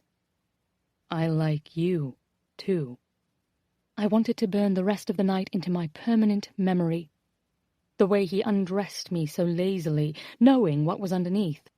The way he stood and took the time to drape his sweater over the back of the easy chair in the corner and then returned to me, eyes intent even as he crawled toward me on the bed. Was this what it was like to make love? Staring up at Jensen over me, his attention on the way his hands slid down across my bare breasts, I suddenly felt completely naive. I'd thought I'd made love with Mark, at the very least, if not some other bloke I was particularly fond of. I'd told Mark I loved him, and assumed that I had. But sex with him, even from the beginning, was drunk and sloppy, or a quick bend over the bed. I had assumed that sort of impatient passion meant love. But watching Jensen here, as he worked his way down my body, eyes open, hands honest and hungry, I felt like I'd never really been touched by a man before. Boys, plenty. Never a man who cared to take his time and explore. And what made it different wasn't only the way he touched me, but the way I felt when he did. Like he could take anything, and I would give it to him without question. Like when we were alone like this, I had no reason to hide a single inch of my skin. It was barely dark out yet, but even with the sounds of our friends getting dinner started, laughing through glasses of wine, upstairs Jensen and I took the time to touch and taste and play. He came in my mouth with a helpless groan. I came against his tongue with a cry muffled by the back of my own hand, and we kissed and kissed, and kissed for another hour, until I wanted him beneath me, overtly aroused, body slightly frantic with greed.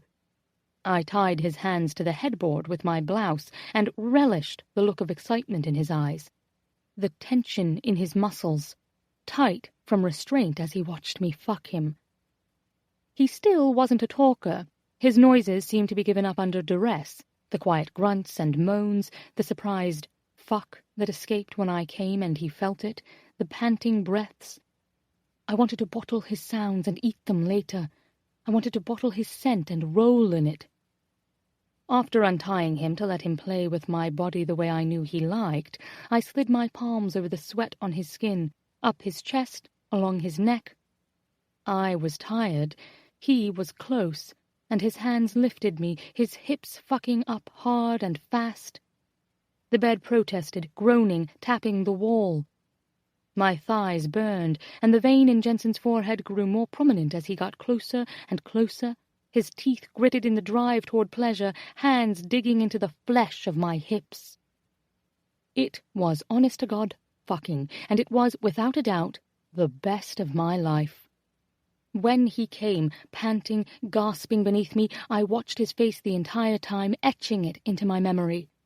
He wasn't thinking about his inbox, or his team, or whatever merger mishaps awaited him on Monday. He was thinking only of the slide of my body around his, about his need to come in me.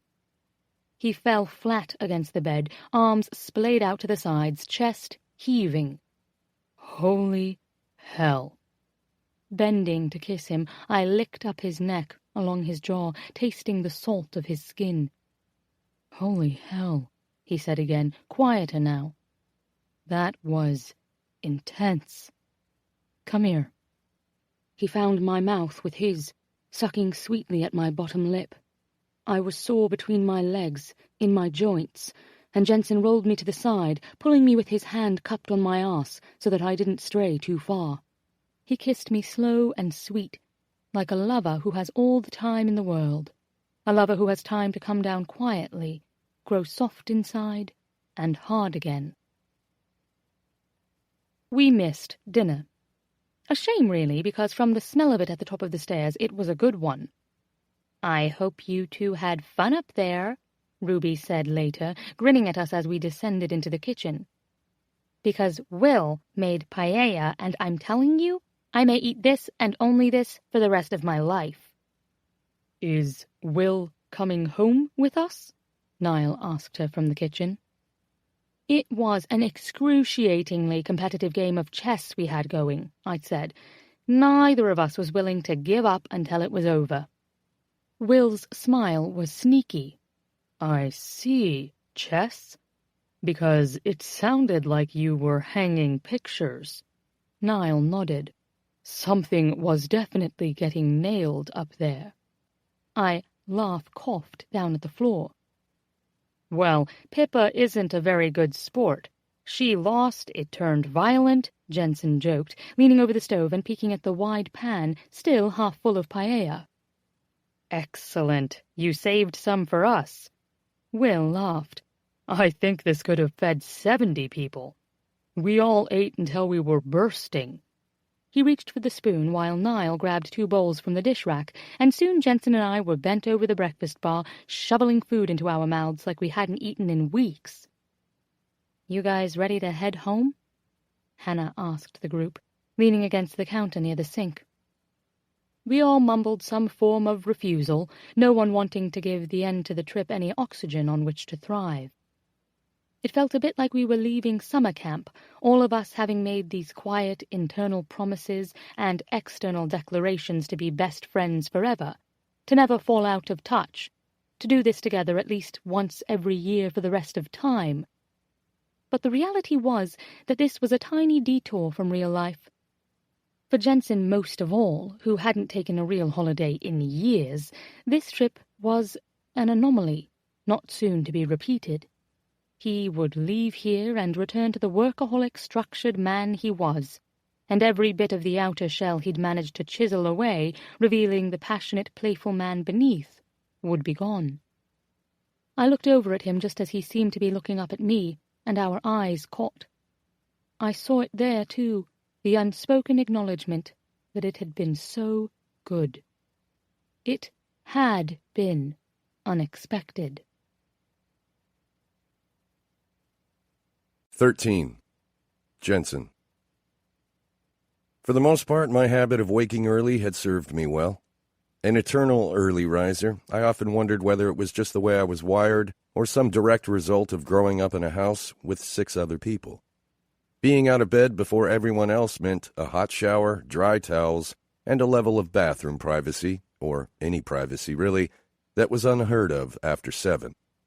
In college, it meant I could party until the early hours of the morning, drag myself back to my dorm, and still get up early enough to tear through homework or study for an exam before class. It was only on this vacation that I'd somehow learned to stay asleep, rousing only when Pippa's warm body began to stir next to mine and the smell of butter and berries drifted from downstairs. Most mornings we slept until 10. One morning, after a particularly memorable night in bed, we didn't wake until after 11. It was unheard of for me, but it was fucking blissful. So when my eyes opened early Sunday morning and the sky was still dark, I tried to go back to sleep. In only a matter of hours, we would be leaving the sanctuary of the cabin and the bubble that kept the world locked safely outside. I wanted to stay here, mentally, as long as I could. I didn't want life to come back just yet. Pippa was warm and naked beside me. Her hair was a jumbled mess across my neck, my pillow, her lips slightly parted in sleep. But I felt the telltale buzzing in my thoughts, the list-making, the mental tallying, the snapping into place of our schedule to return to Boston. No doubt I would be grateful for it tomorrow, but I cursed my internal clock and its prompt return just as my vacation ended. Wide awake against my own will, I lifted my head, careful not to dislodge Pippa from where she slept on my chest, and tried to make out the time on the bedside clock. Just after 5. Fuck. I'd grown used to sharing a bed with someone again, and even though I knew I should stay and savor every last moment I could get, who knew when it would happen again, my brain was wired. At home, I'd get up and work, or go for a run, maybe catch up on some TV. But this wasn't home. It was too early to go banging around the house and risk waking everyone up on their last morning to sleep in. But as I waited, listening to the soft sounds of Pippa's breath against my neck, I knew I couldn't just lie there and think either. I shifted, careful to climb out without jostling her. My suitcase was in the other room, and I padded down the hall, pulling on my clothes and running shoes before slipping quietly out the door. I came back from my run to find Pippa sitting up in bed, reading. "Well, hello there," she said, abandoning her book with a grin. I felt mildly guilty for sneaking out on our last morning together, but managed to tuck the feeling away. I pulled my shirt over my head and used it to wipe down my chest and the back of my neck. When I turned, I found her watching me. "I went for a run," I said. "I tried not to wake you." She kicked off the blankets and lay back, arms folded behind her head. Her legs were crossed, toes pointed as she wiggled them in my direction. I sort of wish you would have." She was naked, skin creamy against the dark flannel sheets. My eyes trailed down her body, and despite knowing we were going home today and should probably have some sort of conversation, I'd been avoiding it up until this point, I couldn't look away. "I need to shower first, but," I said, trying to organize my thoughts but unable to keep my gaze off her breasts. Her nipples were pink, pebbled into tight little points in the cool morning air. Goosebumps covered her skin, and she stretched, arching her back. "A shower." She sat up, swinging her legs to the floor.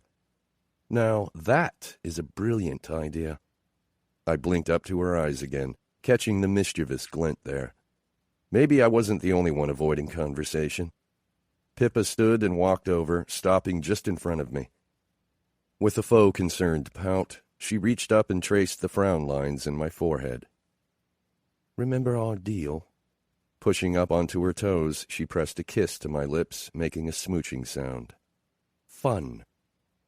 Her naked body was only an inch away from my partially clothed one, and I felt myself harden in my sweats.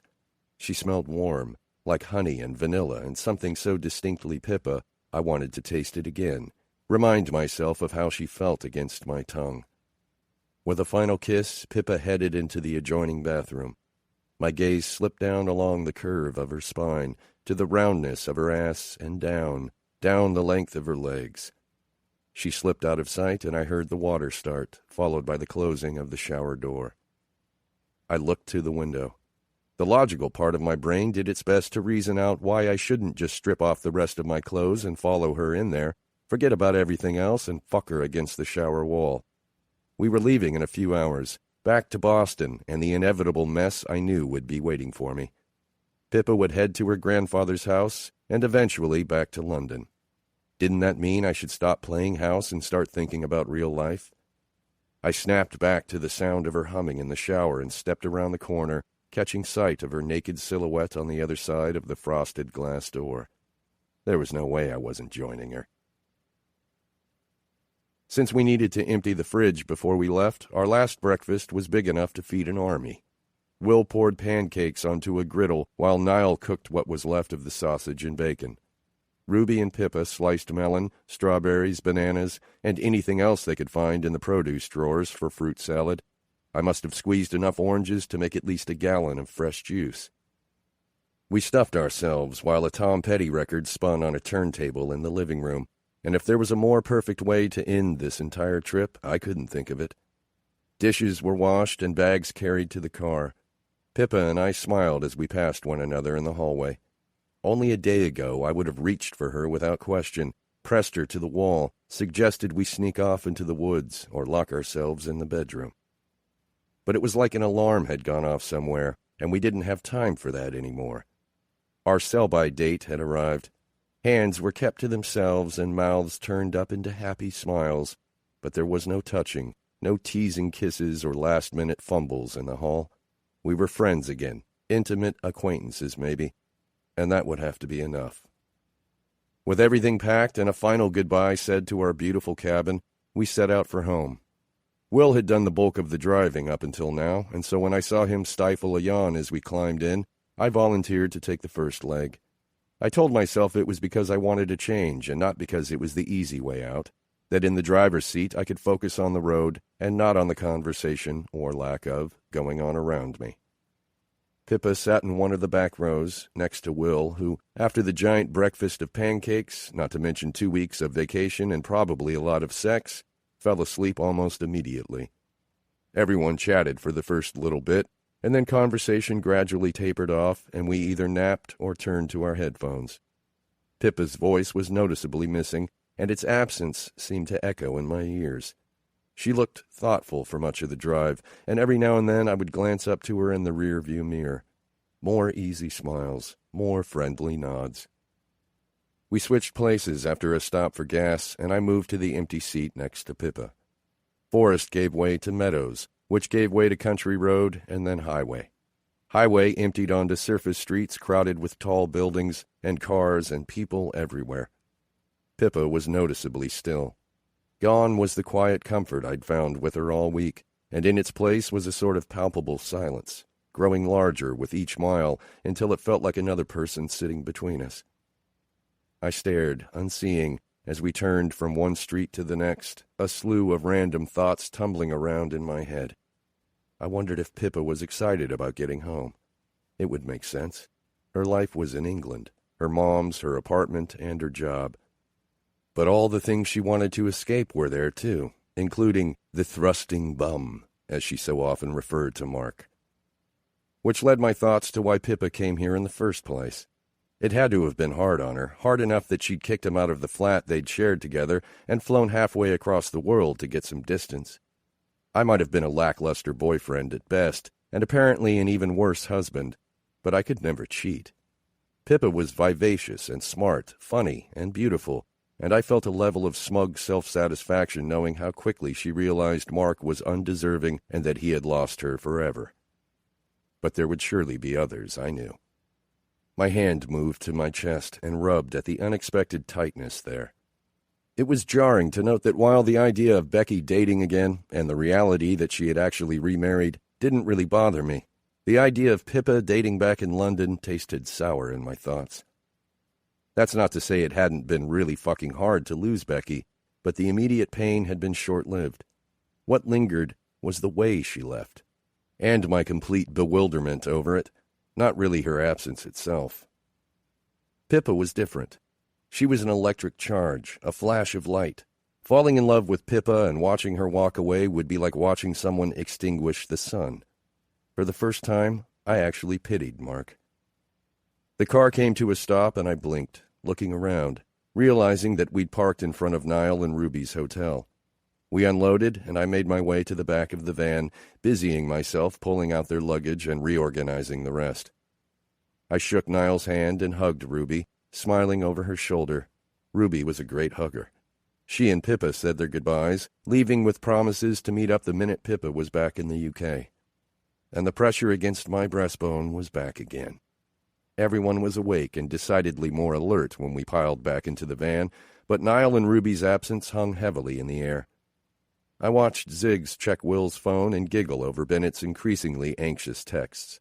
I knew mine was in my backpack at my feet and would probably have service by now, but I left it there, knowing once I started scrolling through emails and calendar requests, there'd be no turning back. "What are our dads to be up to?" I asked, ready to think about anything but work or the tension I could feel radiating from Pippa. "Has Bennett run screaming into the night yet?" "Close," Ziggy said, scrolling back through the messages before she began to read. "Chloe wants to talk about water births, hoping to bring the baby into a serene world without any jarring sounds or voices." And then Max replied with, "No jarring sounds or voices. Does Chloe realize this baby will be coming home with the two of you?" Ziggs dissolved into a fit of giggles, and Will took his phone away. "I'm trying to imagine Bennett and Chloe as parents," he said. "Bennett in his pristine suits and that white couch in his office. Can you imagine him wearing a baby Bjorn and helping someone blow their nose?" "I cannot wait to see it," my sister said. "I'm a little sad we moved away, and we'll only get to view it through text messages and FaceTime." "Didn't you say you were going out there for Christmas?" I asked. "Or at least after the baby?" Will made a right-hand turn and slowed to a stop as a group of children on bikes crossed the street in front of us. "That's the plan. Hopefully she and Sarah have them close enough we can see them both in one trip." "This it, Pippa?" Will asked, glancing at her from over his shoulder. Pippa nodded, suddenly more alert. "Turns out Pippa's grandfather lived only about 20 minutes from me. We had stopped in front of a modest brick home on a tree-lined street, and she practically burst from the van, stepping to the driver's side to hug Will before walking over to where Ziggy stepped from the passenger side to give her a tight, lingering hug. Reluctantly, I slid across the seat to climb out and caught sight of my sister watching me. Of course she was. I gave her a warning look and walked around to the back of the van to pull out Pippa's bag. I had no idea how to proceed here. Wordlessly, Pippa walked ahead of me up the tidy path from sidewalk to steps, up to the wide porch, and bent, pulling a key from a loose brick beside the door. I hovered behind her. "Is your grandpa home?" "He's probably playing bingo," she said, opening the storm door before fitting the key into the lock. "Do you want us to wait with you?" I asked. She waved me off as the bolt clicked and the door swung open in front of her. A dog barked happily from somewhere inside. "No, it's okay. He'll be home soon. Likes to flirt with the coat check ladies." She reached for her bag and set it down just out of view. The wind rattled the storm door, and I steadied it with my hand. Pippa glanced past me out to the street. Silence was new to us. I didn't like it. Finally, she looked at me. "I had fun," she said. "A lot of fun." I nodded, leaning in to kiss her sweet smile, which carried none of the awkward tension that had accompanied us the entire ride. It was meant to be a soft kiss, barely a brush, simple and warm. But I pulled away only to come back again, Her bottom lip caught between both of mine, a tiny suck, a drag of teeth, and then again and again, heads tilting and mouths open, tongues sliding against each other. I felt drunk from it, pulled into the undertow of the familiarity, stunned by the heat crawling up my spine, needing more. Abruptly, Pippa pulled away, eyes tight. She ran a finger over her mouth, swallowing thickly behind her hand. "Okay," she whispered, ashen. My stomach dropped. Here we were, saying the dreaded goodbye. "I should go," I said, and motioned over my shoulder, adding lamely, "I had a really great time." She nodded. "So did I. It was a great partnership. Call me again when you need a fake wife or a holiday girl. I seem to be quite good at it." That's a bit of an understatement. Taking a step back, I ran my hands through my hair again. "It was really nice to meet you." And that was pretty terrible. I took another step back. "Have a safe trip home." Her brow furrowed, and then she gave me an uncertain smile. "I will. Bye." "Bye, Jensen." My throat tight, I turned and jogged back to the van. Hannah was still watching me. "That was," she said. I glared at her, feeling defensive, and fastened my seatbelt. "That was what?" "Nothing, just, I don't know." I hated how clearly Ziggy saw this situation.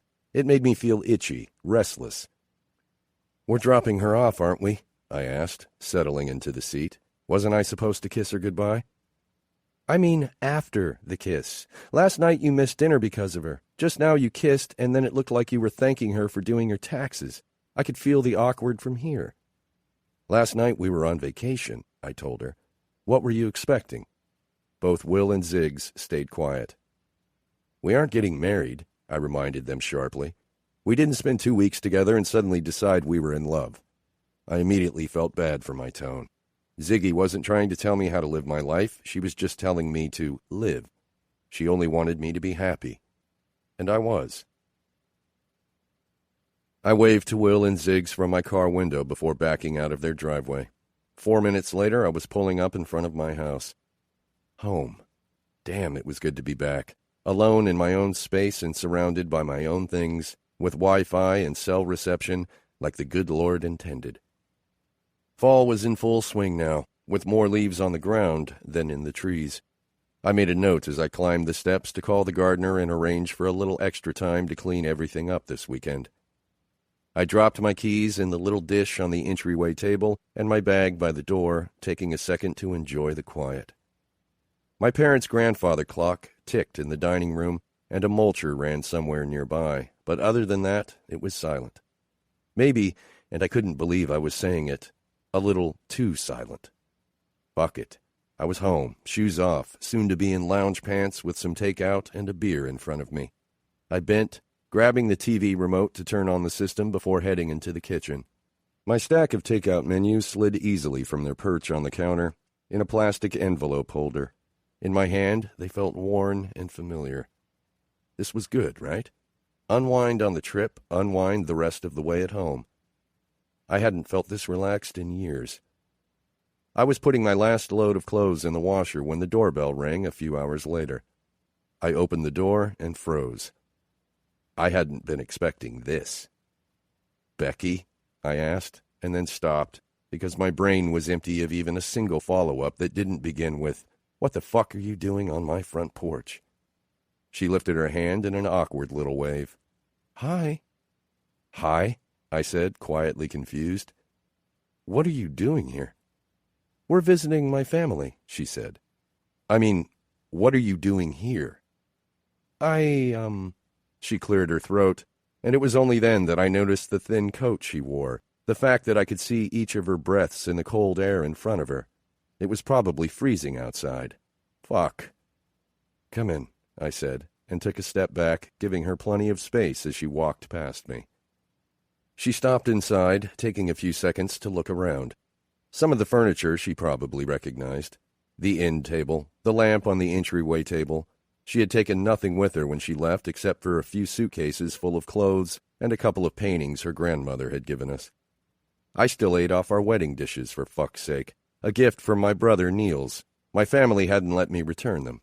Maybe that was something I should change. "You guys took off before the tour ended," she said, turning to face me.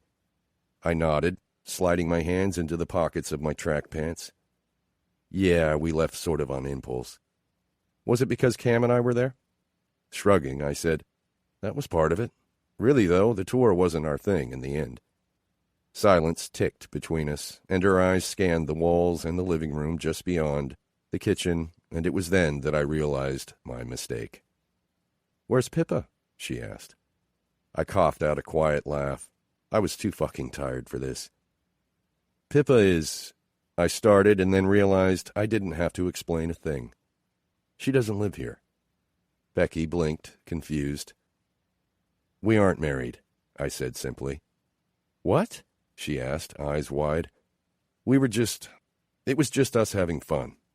I ran one hand through my hair and watched as she scanned the room again. "Why would you make that up?" she asked, looking back to me. "You looked like a couple, acted like—" "We were together," I said, with a tiny twinge of discomfort. "But you're not actually married." I trailed off, deciding it wasn't worth getting into. "Becky, sorry, but is there a reason you're here?" She opened her mouth to say something and then closed it again, shaking her head with a small laugh. "I wanted to say goodbye," she finally said. "You came over here because you didn't get a proper goodbye?" Becky grimaced, clearly catching the irony there. "Well, and we didn't really get any time to talk, just the two of us. Cam is really encouraging me to try to communicate better.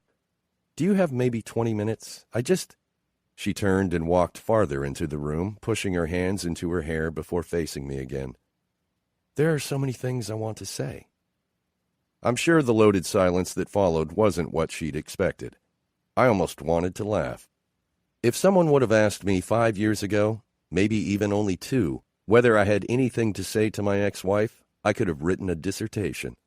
And in truth, I'd certainly had a lot to say that night at the vineyard with Pippa, shouting up to the sky while the sprinklers soaked us from every direction. But now I felt strangely empty. Not angry, not even sad. I'd left those parts of me at the winery, and only Pippa knew about them anymore. "If you want to talk," I trailed off and then amended for clarity. "I mean, if it will make you feel better to talk." She took a step closer. "Yeah, I think I can explain now." I couldn't stop the short laugh that burst from me. "Bex, I don't need you to explain anything to me now." Shock moved across her face and she shook her head as if she'd misunderstood. "I don't feel like we ever really discussed it," she explained. "I've never acknowledged how shitty it was to leave you the way I did." I pulled back a little, realizing even now how self-absorbed she was. "And you think 6 years after we split up is a good time to hash it out?" She stuttered out a few sounds of protest. I lifted my shoulders in a helpless gesture. "I mean, if you want to get it off your chest, I'll listen." I smiled at her, not unkindly. "I'm not saying this because I'm bitter or because I want to hurt you, but because it's the truth. There isn't anything you need to explain to me, Bex. This isn't something I live with every day anymore." She moved to the couch, tucking her feet up under her and staring at her hands. It was odd to gaze at a profile that had once been so precious to me and now just looked familiar. "This isn't really going like I expected," she admitted. I came around the couch, sitting beside her.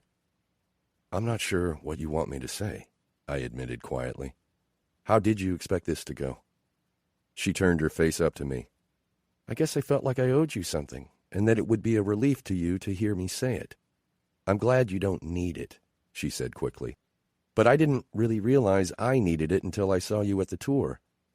Nodding, I said, "Well, what is it you needed to say?" "I wanted to say I'm sorry," she said, holding my eyes for a few seconds before blinking back down at her hands. "The way I left was terrible, and I wanted you to know it wasn't really about you." I laughed a little, dryly.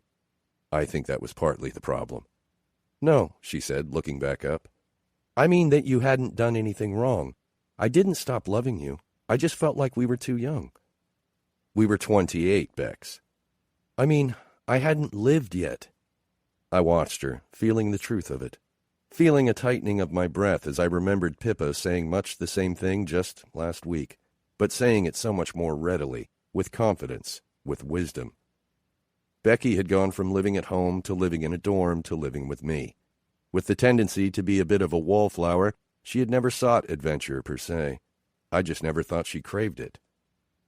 "I understand all of this in hindsight, of course," she said quietly.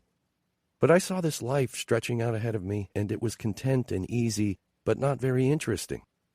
She pulled at a loose thread on her sleeve, and it unraveled a bit more than she expected, I guess, because she lifted it to her mouth, biting it off. "Then I thought of you, and this person I was married to who was ready to take the world by storm, and I knew that, at some point, one of us would absolutely lose it." This made me laugh, and she looked back up at me, a little relieved. "I don't mean actual insanity," she added, "but I mean cheating or midlife crisis or something." "I wouldn't have cheated on you," I said immediately. Her eyes softened a little. "How can you know? How long did it take you to fall out of love with me?" I didn't want to answer this, and my silence gave her what she needed. "Can you really tell me you're not better off?" "You're not asking me to thank you," I said, incredulous. She quickly shook her head. "No, I just mean that I saw my own loose foundation. I saw myself breaking at some point in the future. Or maybe that was my break. But for whatever reason, I knew we weren't forever. I knew we loved each other enough to get through the obvious temporary stresses like career changes and having young children. But we didn't love each other enough to get through boredom, and I worried you would be absolutely bored with me." I wondered if that explained Cam, whether she found him to be a simpler man than she found me. I also wondered how I should feel about that, flattered that she regarded me so highly, or troubled that she valued herself so little. "Are you happy with him?" I asked. "Yeah." Her smile, when she aimed it at me, was genuine. "We're talking about having kids. We've traveled a lot since we met. England, Iceland, even Brazil." With a little shake of her head, she added, "He has a good job. He doesn't need me to work. He just wants me to be happy." Becky had never liked a lot of pressure. And this made me wonder whether I gave the appearance of a man who needed a wife who was willing to compete with my career, making Becky feel like she could never win. The truth was, maybe I did need that, and maybe she couldn't have won. But how could I know? And did it matter anymore? I was older now. I wanted someone whose presence demanded more space in my thoughts and my heart. When I thought back to how I had described Becky to Pippa, I registered how generic it all sounded. She was nice. We had fun. I wasn't whitewashing it. I just didn't really remember how much beyond it being pleasant. Because Becky was right. She hadn't lived yet. Neither of us had. "Do you feel better?" I asked. "I guess so," she said, taking a deep breath and then letting it out through puffed cheeks. "Though I still can't understand why you pretended to be married to Pippa." "It isn't that complicated." I reached up, scratching my eyebrow. "When I saw you, I panicked." Shrugging, I added, "It just came out. And almost immediately after, I realized I was fine and that it wasn't all that hard to be around you. But at that point, the lie felt easier. I didn't want to embarrass you, or me either, really." She nodded and kept nodding for a few seconds, as if settling on a realization herself. "I should go." I stood after her and followed her to the door. This entire conversation was both strange and totally banal. When I opened the door for her, I realized Cam had been parked at the curb all this time. "You could have invited him in," I said, incredulity threading through my words. "It's been 45 minutes he's been sitting there." "He's fine." She stretched, pecking my cheek. "Take care, Jens." I collapsed on the couch, feeling a little like I'd just run a marathon. It was early, way too early for bed, but I shut off the TV anyway and switched off the lights and finally pulled my phone from my bag. I would set my alarm but not check emails, I told myself. I would read my book and I would go to sleep. I wouldn't think about Becky or Pippa or any of it. A text flashed on the screen. It was from Pippa. "Gramps is an adorable loon and he wants me to take him to dinner tomorrow at 3. 3, Jensen. By 6:30 I'll be starving. Please have dinner with me at a normal adult hour." I stared down at the screen. The idea of dinner with Pippa sounded good. She would make me laugh. Maybe we'd even come back here, to my place. But after Becky and knowing the nightmare that waited for me tomorrow at work, I wasn't sure I'd be good company. To put it simply, I was tired. I just couldn't deal with anything right now. I felt terrible before I even replied. "This week is really nuts. Maybe next week?" I typed. I tossed my phone to the side, feeling faintly nauseated. A half hour later, climbing into bed, I checked my phone for a response. There was none. 14. Pippa. Grandpa handed me a bowl of steel-cut oats, and it took several seconds for my stunned brain to register that the ceramic in my hand was hot. Yelping, I quickly set it down on the counter beside my hip, thanking him absently. "All you millennials, staring at your phones," he grumbled. Blinking up, I watched as he ambled over to the kitchen table, sitting down to tuck into his own bowl. "Sorry," I said, turning the screen off. "I must be gaping at this like a snake that's unhinged its entire jaw to eat a small creature." I put the phone down, joining him at the table. Staring at my mobile in bewilderment wouldn't change the message there from last night. This week is really nuts.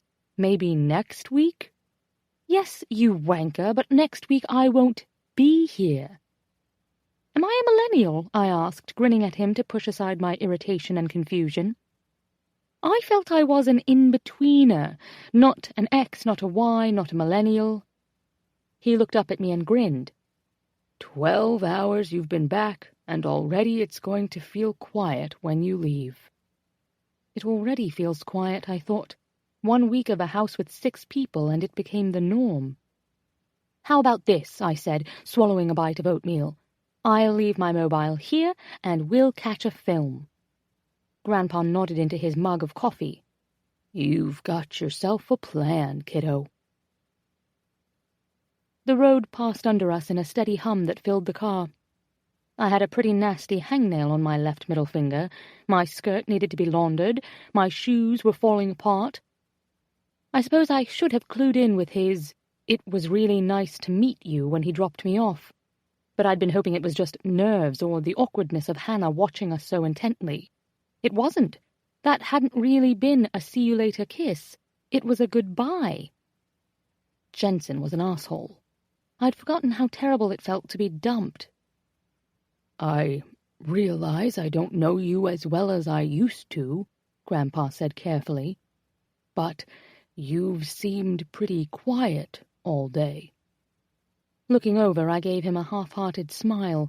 I couldn't deny it, and even going out to see a beautifully shot and wonderfully distracting documentary on the migration patterns of African birds hadn't snapped my mood away from Jensen's brush-off last night. It wasn't that I'd expected more, it was that it had genuinely turned into more. I knew I wasn't imagining it. I trusted my view on things too much to believe that. "I'm sorry," I said. "That's the 10th time you've apologized today," he said, frowning. "And if there's one thing I know about you, it's that you're not a compulsive apologizer." "So—" I stopped myself, giving in to a real smile this time. "Oops." He stared stoically at the road ahead of us. "I've been told I'm a terrible listener," he joked. "But you've got me trapped in the car." Softening, he added, "I'm all ears, honey." "No, it's nothing," I began, turning slightly in my seat to face him. "But those mobile phones you hate? I hate them too now." Glancing at me quickly, Grandpa asked, "What happened?" "I believe I was dumped via one." Grandpa opened his mouth to speak, but I continued on, clarifying. "Not that Jensen and I were together, though in a sense we were?" I winced. "Jensen?" "The guy I talked to on the plane. Apparently he's Hannah's brother." Grandpa laughed. "And Hannah is—" "Sorry," I said, laughing now too. "Hannah is the wife of Ruby's brother-in-law's business partner." He gave me a blank look before turning back to the road. I waved my hand, letting him know it wasn't mission critical that he understood the spiderweb of relationships. It's this giant group of friends, and I went on the trip with some of them. Ruby and Niall, Will and Hannah. Jensen is Hannah's oldest brother, and he came along. So, it was 2 married couples and you and Hannah's brother? Grandpa asked, frowning. I think I'm getting a picture of what's going on. I honestly don't want to overshare here, I said, and since that's my given superpower, I may need to physically cover my own mouth to keep from doing so. But I will say that I liked him. I think I rather liked him a lot. And on this holiday for 2 weeks it felt like he might like me as well. But now that I've reached out, wanting to see him one more time before I leave, he's... Frowning, I murmured, well, he's got work. Work, Grandpa repeated. Every waking hour, apparently. He has too much work to do to see me even for a late dinner. My heart seemed to dissolve painfully inside my chest. So, he said, making sure he understood. He was pursuing you on this 2-week trip, but back to the real world, and he doesn't have time. Ugh, enough. It's some version of that. We were both on the same page, but then suddenly we weren't. Grandpa turned down the tree-lined street of Coco's childhood home. Well, then I guess it's time for some whiskey. By 7, I'd had just enough whiskey with Grandpa on the porch that when my phone lit with Hannah's number, I wasn't entirely sure it would be a good idea to answer. But then my gut grew a little tight with guilt because I didn't want to ignore her call either. She was doing what I'd wanted us to do after all, call each other, stay connected. "Hannah," I said, answering as I stood, walking to the other end of the porch. "Gah!" she started without greeting. "It's so good to hear your voice. I feel like we're all going through withdrawal today." I laughed, and then felt my humor cool. Maybe not all of us. "Absolutely," I said as evenly as possible. "What are you doing Wednesday night? Do you want to come over for dinner?" Without waiting for an answer, she added, "You're in town until next Monday, right?" "I leave on Sunday." I glanced at Grandpa, who sat sipping his whiskey and staring serenely out at the brilliant green lawn. He loved his granddaughter, but even more he loved his quiet. Let me check my calendar for Wednesday." I pretended to open the calendar app on my phone, knowing, of course, that I had literally nothing scheduled the entire week other than sitting around Grandpa's enormous house and wandering Boston alone. The idea of going to Hannah's for dinner sounded perfect. But the possibility that Jensen might show up after telling me he was busy all week? A little nauseating. Unfortunately, I couldn't head this potential awkwardness off at the pass and ask whether Jensen would be there, because the last thing I wanted to do was open up the conversation with Hannah about her brother having sex with me in nearly every position possible for 2 weeks and then blowing me off via text message. No doubt Jensen wouldn't discuss me with Hannah unless she pried, and she would assume all was well. I was also sure that while he was still a jerk for the text brush-off, and it didn't excuse his behavior, he probably was busy. After being away for 2 weeks, the odds of him taking time to go to his sister's were probably not good. It would be fine. "Wednesday is free," I said. "I'd love to come over." After agreeing that I could come any time after 7:30 that night, we rang off, and I returned to my Adirondack chair beside Grandpa. "How's Hannah?" he asked, voice slow and calm as honey. "She made a joke that we're all going through withdrawal." I felt him turn and look at me. "Are you?" "Maybe from all the wine we drank," I joked, but my laugh was cut off as I stared wryly at my glass of whiskey. The irony seemed to drift past him. "You really like this Jensen guy?" I let the question settle between us. Plant roots, show me what it was made of. Of course I liked him. I wouldn't have had sex with him if I hadn't. We'd been a team. We'd had fun. But shit, it was more than that. Away from him, I felt sort of hollow, as if some ball of light had been scooped out of me. And it wasn't only that the trip was over and it had been amazing, it was more of an achy hollow, and it was shaped like his guarded smile, like the big, greedy hands that belied his boundaried facade. It was shaped like the arc of his top lip, and the flirty bow of his bottom. Oh, for fuck's sake. Yeah, I really like him. You came here because of a loser boyfriend, and here you are again. I had to love my grandpa for being so utterly blunt.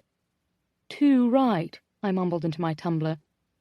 Did this feel worse? It was less humiliation and more heartbreak. Humiliation had an angry fire to steer it. Heartbreak just had whiskies and grandfathers and the mums waiting for me back home. And God, I missed them right now. It's not a crime to love, you know, he said. This piqued my interest. Grandpa had worked his entire life as a supervisor at a shipping yard. He'd made a decent wage, but it was hard work and the kind of job that called for someone with a distinct lack of turbulent emotions.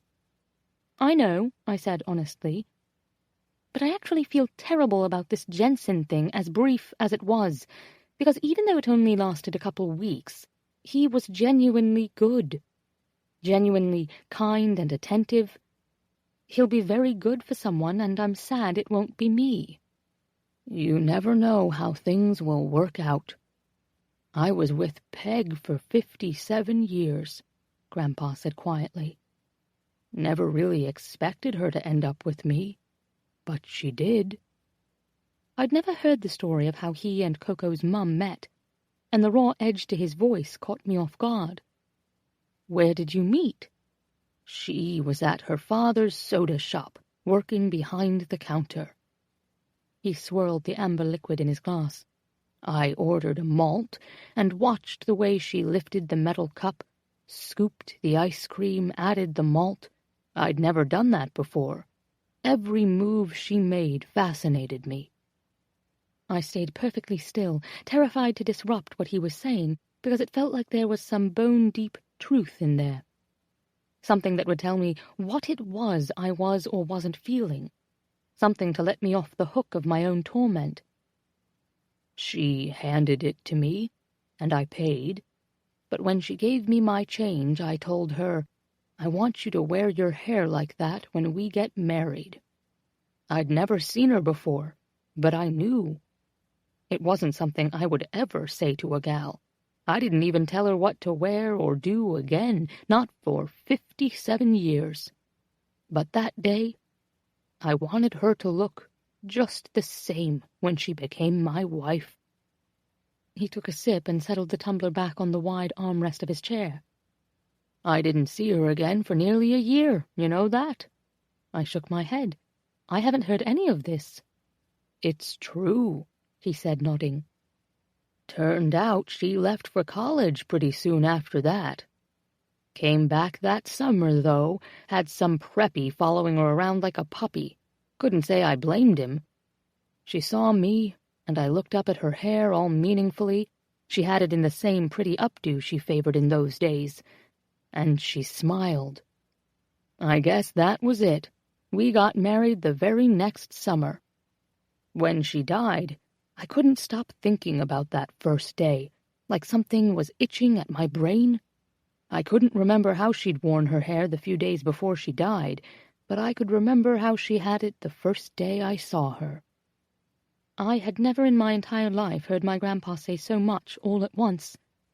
If words were doled out across a family, I would have received the bulk of the quota. But here, I stayed entirely silent.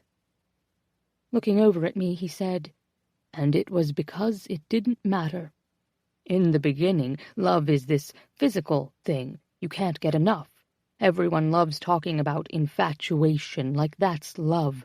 But we all know it's not. Infatuation becomes something different. Peg became part of me. The idea that you grow into one person sounds silly, but isn't.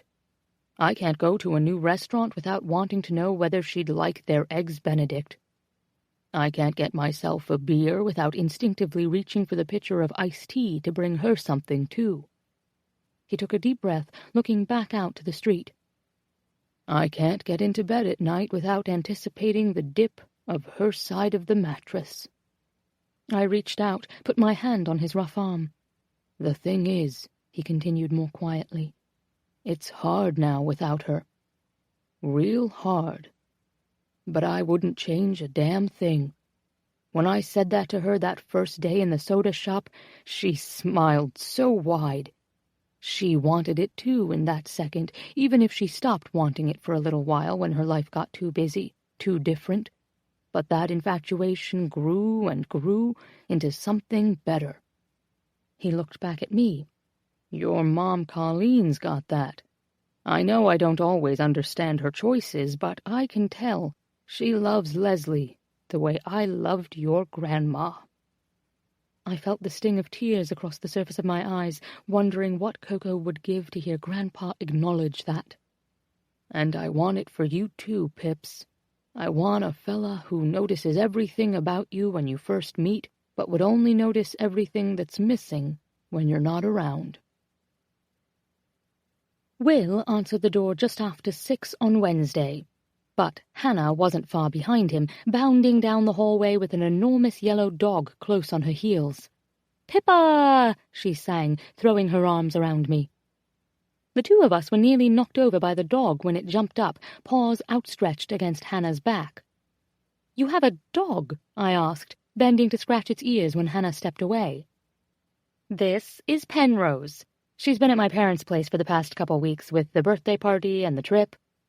She signaled for the dog to get down, and when Penrose did, obediently, Hannah produced a treat from the pocket of her cardigan. "She's a year old now, but we're still working on a few things."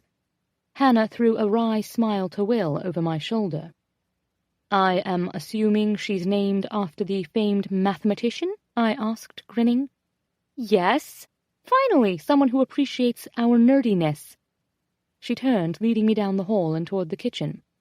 "Come on, I'm starving."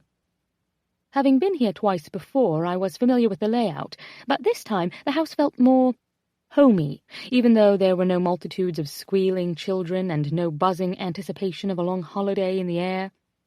Instead, there were just the signs of Will and Hannah, at home at the end of the day, Hannah's laptop bag leaning against the banister, and the desk in Will's home office, just off the hallway, scattered with papers, medical journals, and post-it notes. 2 pairs of running shoes were lined up side by side near the front door. A stack of mail was sitting still unopened on a small table in the entry hallway. In the kitchen, the scent of rich marinara and bubbling cheese wafted from the oven. After a tight hug, Will returned to the center island and the salad he had been making. And yet, there was no other dinner guest to be found here. There were only 4 of us in the kitchen, Will, Hannah, me, and the adorably floppy Penrose. Dare I ask? "How's your grandpa?" Will asked first, dropping a couple of handfuls of cucumbers in the dark wooden bowl. "He's well," I said, "and I'm so glad for the wine trip. I love seeing him, but I can already feel how disruptive I've been. I think he can really only take a few days in a row of visitors. He's a man of routine." "We know someone like that," Hannah said with a snort, sliding her eyes to me knowingly. Well, now I have to ask. After a steadying breath, I let it out. "Will Jensen be joining us tonight?" Hannah shook her head. "He said he's got work." But from where he stood at the island, Will had gone still, and then slowly looked up at me. "Shit. Haven't the 2 of you spoken?" he asked, voice careful. No." His brows pulled together. "After the cabin, I would have expected you to at least—" He trailed off, glancing to Hannah, who seemed to register that, yes, it was strange that I wouldn't know whether Jensen would be here tonight. I didn't want this to turn into drama. I knew how Hannah could be with Jensen, adorably pestering, and Will, too, had seemed to grow invested in the 2 of us becoming a couple. I'd asked him on Sunday, after we all returned home, whether he wanted to get dinner this week. Unfortunately, he said he's swamped. Pausing, I couldn't help adding with a wry grin, he suggested, via text, that we shoot for next week. "But you're gone next week," Hannah said slowly, as if she hoped she was missing some obvious detail that meant her brother wasn't being a bit of a wanker. I nodded. "Is Jensen going to London next week?" she asked, hope bringing her voice up an octave. "Not that I know of." God, this was so awkward. If I was being honest, there was more than just heartache here, after all. There was some humiliation, too. I loved that Hannah liked me enough to ignore all the reasons why Jensen and I couldn't be together long-term, the fact that we lived on different continents being one. But it did sting a bit that Jensen so obviously couldn't even be bothered while I was still in town, and now we all knew it. Also, I really liked Hannah and Will. I didn't want whatever was happening, or rather not happening, to ruin that. She reached for 3 glasses and over her shoulder asked if I wanted wine or beer. "Water?" I said, laughing. "I feel I've had enough alcohol to last me a decade." Walking to the enormous refrigerator, she growled a little. "I'm so mad at him. I wondered when we dropped you off, but I'd hoped—" "Honestly," I said, "don't be angry on my account." Will shook his head a little. "Plum, it's just not our business." "Has that ever stopped Jensen before?" she asked, voice rising. "And I'm glad he did butt in back in the day, otherwise I would never have called you." "I know," he said, voice placating. "I agree. And I know you're worried about him being alone." Looking at me apologetically, Will said, "Sorry, Pippa." "I don't mind," I said, shrugging, and honestly I didn't. Hearing Hannah's frustration made me feel better, not worse. "It's just that," Hannah started, "I want—" "I know you do." Walking over to her, Will wrapped his arms around her shoulders, pulling her in.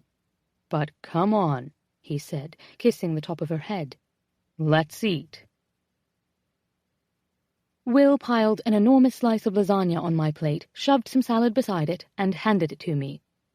"I think this plate weighs more than I do," I said as I thunked it down onto the autumn-themed placemat before me. "If you tell me I can't leave the table until I've finished this, I'll miss my flight on Sunday." "Will's lasagna is famous," Hannah said, and then shoved a forkful in her mouth. "Well," she said after she'd swallowed, "famous in this house. With me." I took a bite and could see why. It was the perfect balance of cheese, meat, sauce, and noodles. Unreal. "It really isn't fair that you're pretty and you know how to cook," I said to Will. He beamed. "I'm also fantastic at taking out the recycling and sweeping the deck." "Don't sell yourself short, babe," Hannah said, laughing. "You scrub a mean toilet, too."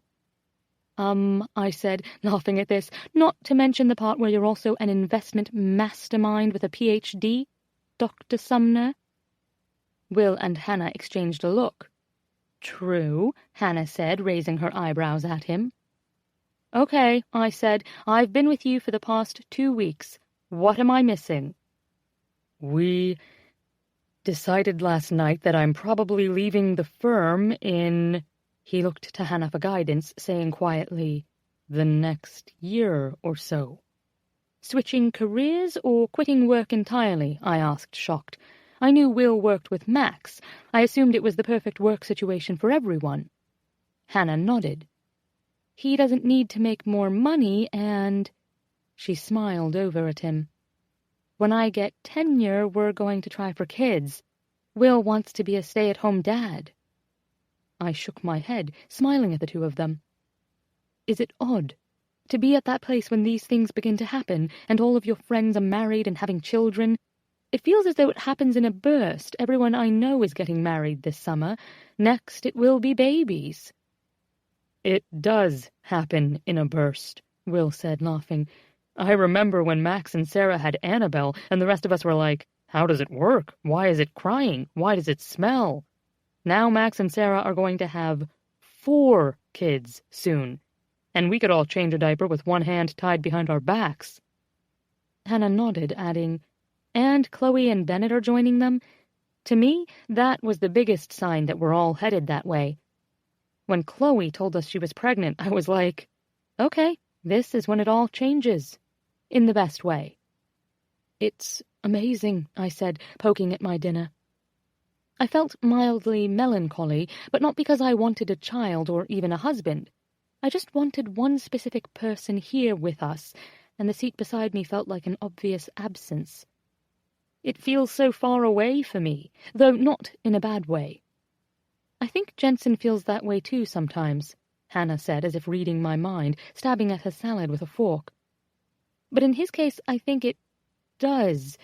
She stopped talking when Will let out a sigh. "Sorry," she said, slumping. "I'm doing it again." Will laughed. "You are." "But maybe it will be better now," I asked, with a little of the Becky water under the bridge. He was quiet through it all, but I had this sense it was pretty cathartic for him to register that he didn't need anything from her. "I agree," Hannah said. "It seemed really good for him." I was ready to Hulk smash her, but he handled it better than I ever would have. I'm sure a lot of that has to do with you. "I would agree with that," Will echoed. "Is it weird that I see Pippa and I'm immediately thinking about Jensen?" She looked over at her husband, and when he shook his head, she turned back to me. "You guys were so cute together. I honestly don't think I've ever seen him happy like that." I wiped my mouth with my napkin before speaking. "I don't think it's weird, but I do think Jensen and Pippa was just a vacation fling. The holiday, in large part, is why he was happy." She stared at me disbelieving, and I could tell that she did not agree. "So you don't mind if it ends?" The thought of this caused a twinge of pain to twist through me. I do mind. I don't want it to end. The words were so raw they left my chest feeling a bit achy. "But what do we do? I live in London." Will groaned sympathetically. "I'm sorry, Pippa." "I like him," I admitted, suddenly wishing I'd taken Hannah up on the offer of wine. "I wanted it to keep going. But, distance aside, I don't want him to need to be convinced of anything.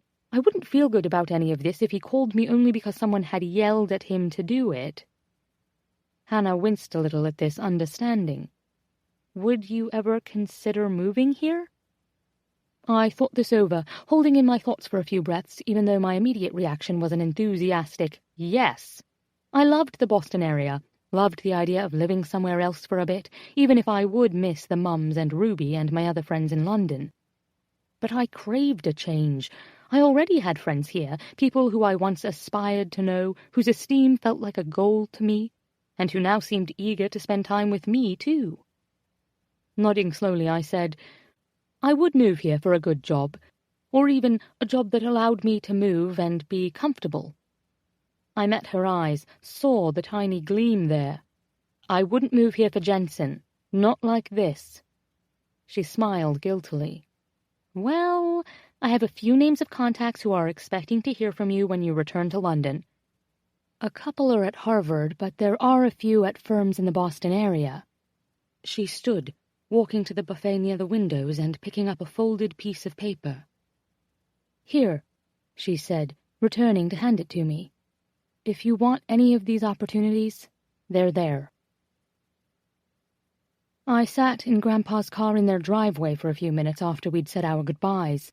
We'd made tentative plans to see each other on Saturday, but Hannah was fairly certain she would have to go into the lab to help one of her graduate students at some point, so I felt a bit as if I'd just said goodbye to them for an indefinite amount of time. Ruby and Niall had returned to London a couple of days ago, and I would see them soon enough. But I felt more than the momentary sadness of a holiday ending. I felt a connection to the place and the people here, and the idea of returning to rainy London and a shit job and a shittier boss made me grumpy. I reached for the keys in my purse and felt the paper Hannah had given me at dinner. Pulling it out, I realized it was actually 2 pages, single-spaced and full of names. Professors looking for someone to run their lab, privately funded campus institutes, engineering firms looking to hire someone in a position much like the one I was already in. Each job described there seemed realistic, and Hannah had put so much time and thought into this. If I wanted to come to Boston or New York, there were at least 12 opportunities for me to pursue. But then I saw what other information she'd provided. It was typed, like the rest of the page, so clearly Hannah had meant to include it all along, as if knowing I wouldn't already have his address. I stared at the page. Even the sight of his name in stark black and white made me feel tight and restless in my skin. I wanted to step toward him, feel his long arms coil around me. I wanted to get a goodbye that felt like a see you soon and not the see you around that I got on Sunday, and which, so far, hadn't come to pass. I felt a surge of now or never climb into my pulse. Turning the key in the ignition, I pulled from the driveway. Instead of turning left, though, I turned right. Jensen lived in a stunning brownstone on a wide, tree-lined street. It was 2 stories tall, but narrow, with impeccable brick and a freshly painted green door. Ivy trailed up narrowly along one side, as if it had recently been pruned, and its delicate fingers held on to the wide, white-framed window facing Matilda Court. A light was on in the front room. Another in the deeper spaces of the house. The kitchen, maybe, or the den. In any case, I knew Jensen well enough to know that he wouldn't leave both on if he weren't home. 1 lamp on in an empty house, safety-minded. 2 lamps on in an empty house, wasteful. A chilly wind blew a tangle of leaves down the street, and several of them passed over the tops of my feet, pulling my attention to the ground. It was dark, late enough that no one was out walking, no cars were pulling up at the curb. What in the bloody hell was I doing here? Looking for another serving of rejection? It wasn't exactly true that I had nothing to lose. I still had my pride. Coming here after being blown off by a text message had a certain aura of desperation to it. Was this what it had come to? Had Mark and his thrusting bum taught me nothing? I looked up at the window again, groaning inwardly. I left London to get over one man and opened my heart up to another to stomp on. Pippa Bay Cox, you are a bleeding idiot. God, what a nightmare. It was cold on the street and warm in my car. Maybe even warmer in a donut shop round the corner, where I could eat my feelings with a side of powdered sugar. A car pulled up to the curb behind me, and I realized how I must look, standing in front of a house, staring in the window. I straightened as the automatic lock sounded in a bright chirp, and turned, walking directly into a hard body. "I'm so sorry," I began, dropping my purse. Flustered, I bent to pick it up. "Pippa?" I stared at the polished brown shoes on the ground in front of me, pondered the smooth, gentle voice that had said my name. "Hello." I didn't bother to get up quite yet. "Hello." I'm sure, to anyone witnessing, I appeared to be genuflecting at the foot of a businessman. But if there was some secret code I could tap on the concrete to make the sidewalk open and eat me, I would have done it in a heartbeat. This was horrifying. Very slowly I put the contents of my purse back in the bag. He crouched down. "What are you doing here?" "Oh, Christ." "Hannah," I said, reaching inside for my car keys. "She gave me your address. I thought—" I shook my head. "Please don't be cross with her. Knowing there would be no lingerie-loving mistress inside with you gave me some bravery to stop by. I guess I wanted to see you." When he didn't immediately reply, and I wanted to burst into flames, I added, "I'm sorry, you told me you were busy." A large hand came toward me then, wrapping around my elbow and pulling me up with him. When I looked at his face, I saw a faint smile there. "You don't have to apologize," he said quietly. "I was just surprised to see you. Pleasantly so." I looked at his suit and then back at his car. "Are you just getting home?" He nodded, and I glanced at my watch. It was after 11. "You weren't kidding about the work thing," I muttered before looking up at his house. "Your lights are on." He nodded. "They're on a timer." "Of course they bloody are." I laughed. "Right." And without another word, he bent, wrapping his arms around me and pulling me closer so he could press his lips to mine. The relief of it, the warmth. There was no stutter to the kiss, only the familiar sweep of his lips across mine, the reflexive opening together, the aching stroke of his tongue. His kisses narrowed, shortened, until he was just placing tiny pecks on my mouth, my cheek, my jaw. "I missed you," he said, kissing down my neck. Exhaustion was evident in the curve of his shoulders, the way his lids looked heavy. "I missed you too," I said, wrapping my arms around his neck as he straightened. "I just wanted to say hi, but you look like you might drop where you stand." Jensen pulled back, looked at me, and then up at his front door. "I am about to drop, but you don't need to go. Come inside. Stay here tonight." We passed through the downstairs without speaking. Jensen held my hand, pulling me with determination to the bathroom in the master suite, where he retrieved a fresh toothbrush for me, and, after we'd brushed our teeth in smiling silence, through the double doors into the bedroom. His room was full of muted colours, creams and blues, rich brown wood. My red skirt and sapphire blue top looked like jewels in a river on his floor. Jensen didn't seem to notice. His clothes fell beside mine, and he drew me with him down between the sheets, his mouth moving warm and barely wet over my neck, my shoulders, his lips sucking at my breasts. We'd never made love like this, without the awareness that had seemed to heighten everything on the winery trip. Here it was just us in his bed, in his dark bedroom, our hands touching now familiar skin, laughing into kisses. A heavy ache settled low in my belly, radiating between my legs, and his body grew hard and hungry over mine until he was there, pushing inside, moving with the same perfect curl of his hips, the same anchoring of his arms around me, the same press of his mouth to my neck. It was heaven, and it was hell. Relief was a drug. Being here with him was, as it always was, perfect. Under his mouth and his possessive hands, it was impossible to not feel that I was the only person in the world who mattered. But this awareness was a torture, accepting for the first time how starkly temporary it all was. Knowing now that if I hadn't come, he wouldn't have made the effort. "It's good," he gasped into my neck. "Jesus, it's always so good." I wrapped myself around him, arms and legs and heart, truly feeling once again what I had in Vermont. What reverberated between us wasn't a respectful admiration, but something with fire and depth, something that would be hard to shake. I felt, as he moved over me, shifting right where I needed, that the question of whether I could fall in love with Jensen was moot. I had.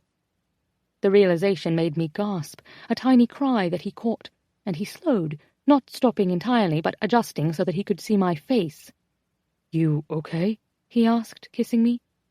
Above, his shoulders shifted higher and back, higher and back. I stared at the muscular curve of his neck, the definition of his chest. "Will you ring me when you come to London?" I asked in the absolutely most pathetic voice. Apparently I would settle for that. He slid a hand down my side to my leg, pulling it higher over his hip. With the movement, he pressed in deeper, and we both shuddered from the relief of it, from the maddening ache. He tried to smile down at me, but it came out as more of a grimace from the tension all along his body. "I don't come back until March. I'll call if you don't have a boyfriend by then." It was meant to be a joke, I think. Or a reminder. I closed my eyes, pulling him back down, and he moved in earnest, tripping that wire inside me that seemed to make pleasure the only thing that mattered. It was good that the thought slipped away, a boyfriend, and that it didn't allow the twin thought to follow, a girlfriend, and that we could just move like this and climb higher and come in shaking, gasping unison, and we wouldn't have to put our hearts on the line and try to make it anything more. 15. Jensen. The thing about going away is that everything feels just a little bit off when you get back. I told myself this was simply the result of having an amazing vacation after years of never daring to take one. I told myself it was the result of having been someone looser, having unplugged, and the novelty of being surrounded every hour by close friends instead of the isolation of living alone. Maybe it was also the effect of seeing Becky again, and having our past shove its way into my present, initially not knowing what to do with it before realizing I didn't need to do anything at all. But this unsettled feeling when I got home felt bigger than that. Yes, I was so busy I fell off my routine, skipping workouts and working through lunch to catch up. Yes, I was so wrung out by the end of the day that I came home and ate, showered, went to bed. I would get up and do it all over again. And it didn't take a genius to know it was more than just the weight of my workload coming crashing down that had me feeling off. Pippa and I had both been clear on what we wanted. A little fun, a fling, and a break from real life. So why had I let myself feel more? I couldn't stop thinking about her, daydreaming about our time together in the cabin, and wishing we could have all gone with her suggestion to stay there and pretend, for half of every year, that life in London and Boston didn't exist. 6 months with no phones, no email, and the people I cared about most right there at my side, it sounded like heaven. Having Pippa for one more night was more torture than anything. I had been stunned by the surreal wave of getting out of my car and seeing her staring at my house. It took maybe 5 full seconds for me to realize I wasn't imagining it. I'd been exhausted, ready to forego a shower for even 10 extra minutes of sleep, but suddenly sleep was the furthest thing from my mind. The next morning she dressed and quietly kissed me goodbye and left. A fling, I reminded myself. And that was that. Days later, I stared at the spreadsheet on my monitor, the numbers blurring at the edges. It was almost 7, and after hours of sorting through the same list of assets, I was ready to set the computer, the project files, and maybe even my office on fire. "I knew you'd be here, so I come bearing gifts," Greg said, warily eyeing my desk and the stacks of files there. He set down a wrap sandwich and then pulled a bottle of beer out of the pocket of his slacks. "No thanks," I said with a faint smile, glancing up at him before turning back to my screen. "I had a bagel or something earlier." "A bagel or something," he repeated, and instead of leaving, he folded himself into the chair opposite me. "You know, usually when people go on vacation, they come back a little less feral." I pressed my fingers to my eyes, blocking out the light. Too little sleep and too much coffee had left me irritable and with a pounding ache at my temples. I didn't get as much done as I should have while I was gone, and now it's sort of a mess. "Did the junior staff not do what you left them, or?" he asked. "No, they did. They just, I don't know. They didn't do it how I'd have done it. Not to mention that I left the London office with the depositions finished and plenty of time to wrap up their end before the hearing, and they missed the filing deadline." "Oh, shit. Exactly." "You know none of that is your responsibility," he said. "I mean," I countered, "technically it's your job was to run through the depositions," he said, interrupting me. "Not file the fucking paperwork.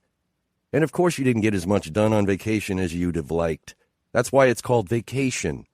He enunciated every syllable, reaching for an old dictionary on my shelf to begin thumbing through the pages. "Give me a second and I'll look it up for you. I can't believe you actually have a dictionary." Reaching across the desk, I took it from him. "I get that, strictly speaking, it wasn't my task," I said, turning back to my computer. "But there's that mess to clean up as well as the things that came in while I was out, and—" I let out a breath and rolled my shoulders before calmly saying, "It'll be fine. It'll take some catch-up, but it'll be fine." He stood, ready to leave. "Go home, have some dinner, watch TV, something, and start again tomorrow, yes, but leave at a decent time. You'll burn yourself out this way, and you are too good at what you do to let that happen." "I will," I mumbled, watching as he turned toward the door. He laughed. "You're a liar. But have a good night, Jens."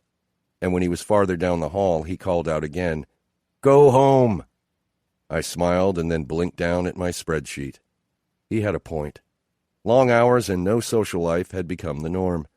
I was the only junior partner still in my 30s. Without a spouse or kids to get home to, it hadn't ever been a hardship for me to stay late. I was fortunate to be at this place in my career. I remembered how hard it was in the early days. I'd struggled to acquire enough billable hours a year and hoped I was good enough that the senior partners put files on my desk. Now I was drowning in work, with more cases than I knew what to do with, and unable to leave for any extended amount of time without the world inside my office walls imploding. Yeah, it was a problem of my own making, but I didn't know how much longer it could go on. I loved my job, loved the orderly, non-negotiable balance of the law. It had always been more than enough, until it just wasn't. The cup of coffee I'd been nursing for the last hour had gone cold, and I pushed it aside, opening my drawer and counting out change for the vending machine down the hall. My phone was next to a pile of quarters, and on a whim, and knowing I'd probably be here for a few more hours, I picked it up. There were about 15 missed calls, many of them from Ziggy, and a handful of texts. The most recent was a text from Liv. "Ziggs wants you to go to her house for dinner." "I'm at work," I typed back. Why didn't she just text me herself? "You're at work? What a surprise," Liv answered right away. "She says you're not answering your phone." Guilt and irritation twisted in me. Ziggs was the last person who should be complaining to Liv about me working too much. I looked around my desk and then at the clock. The building was silent but for a vacuum running down the hall, and exhaustion hit me like a warm, heavy wave. Dinner at Will and Ziggy's sounded amazing. I was tired of this chair and the endless emails, stale coffee, and takeout. Ziggy worked almost as late as I did. They would probably just be starting. I texted her that I was headed over and then shut my computer down, shut my phone off. The giddy levity I'd felt only days ago had already evaporated, and I was right back where I'd started, tired, marginally lonely, and hungry for the warmth of real company. I parked at the curb and made my way up to the house, noting the way it glowed on the darkened street. Tiny lights dotted the flower beds and shone up into the trees. Lamps filtered through sheer curtains on the second story. From where I stood, I could see into the living room and just down the hall, where my sister and Will stood, wrapped in each other's arms. Through the open window, a Guns N' Roses song drifted out onto the street. They were slow dancing in the kitchen to Sweet Child O' Mine. Fucking romantics. On the porch, the pumpkins were gone, but in their place was a hammered tin planter bursting with fall flowers.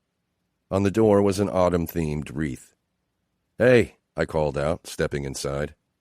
Penrose bounded around the corner, tail wagging. I bent to pet her, ruffling her ears.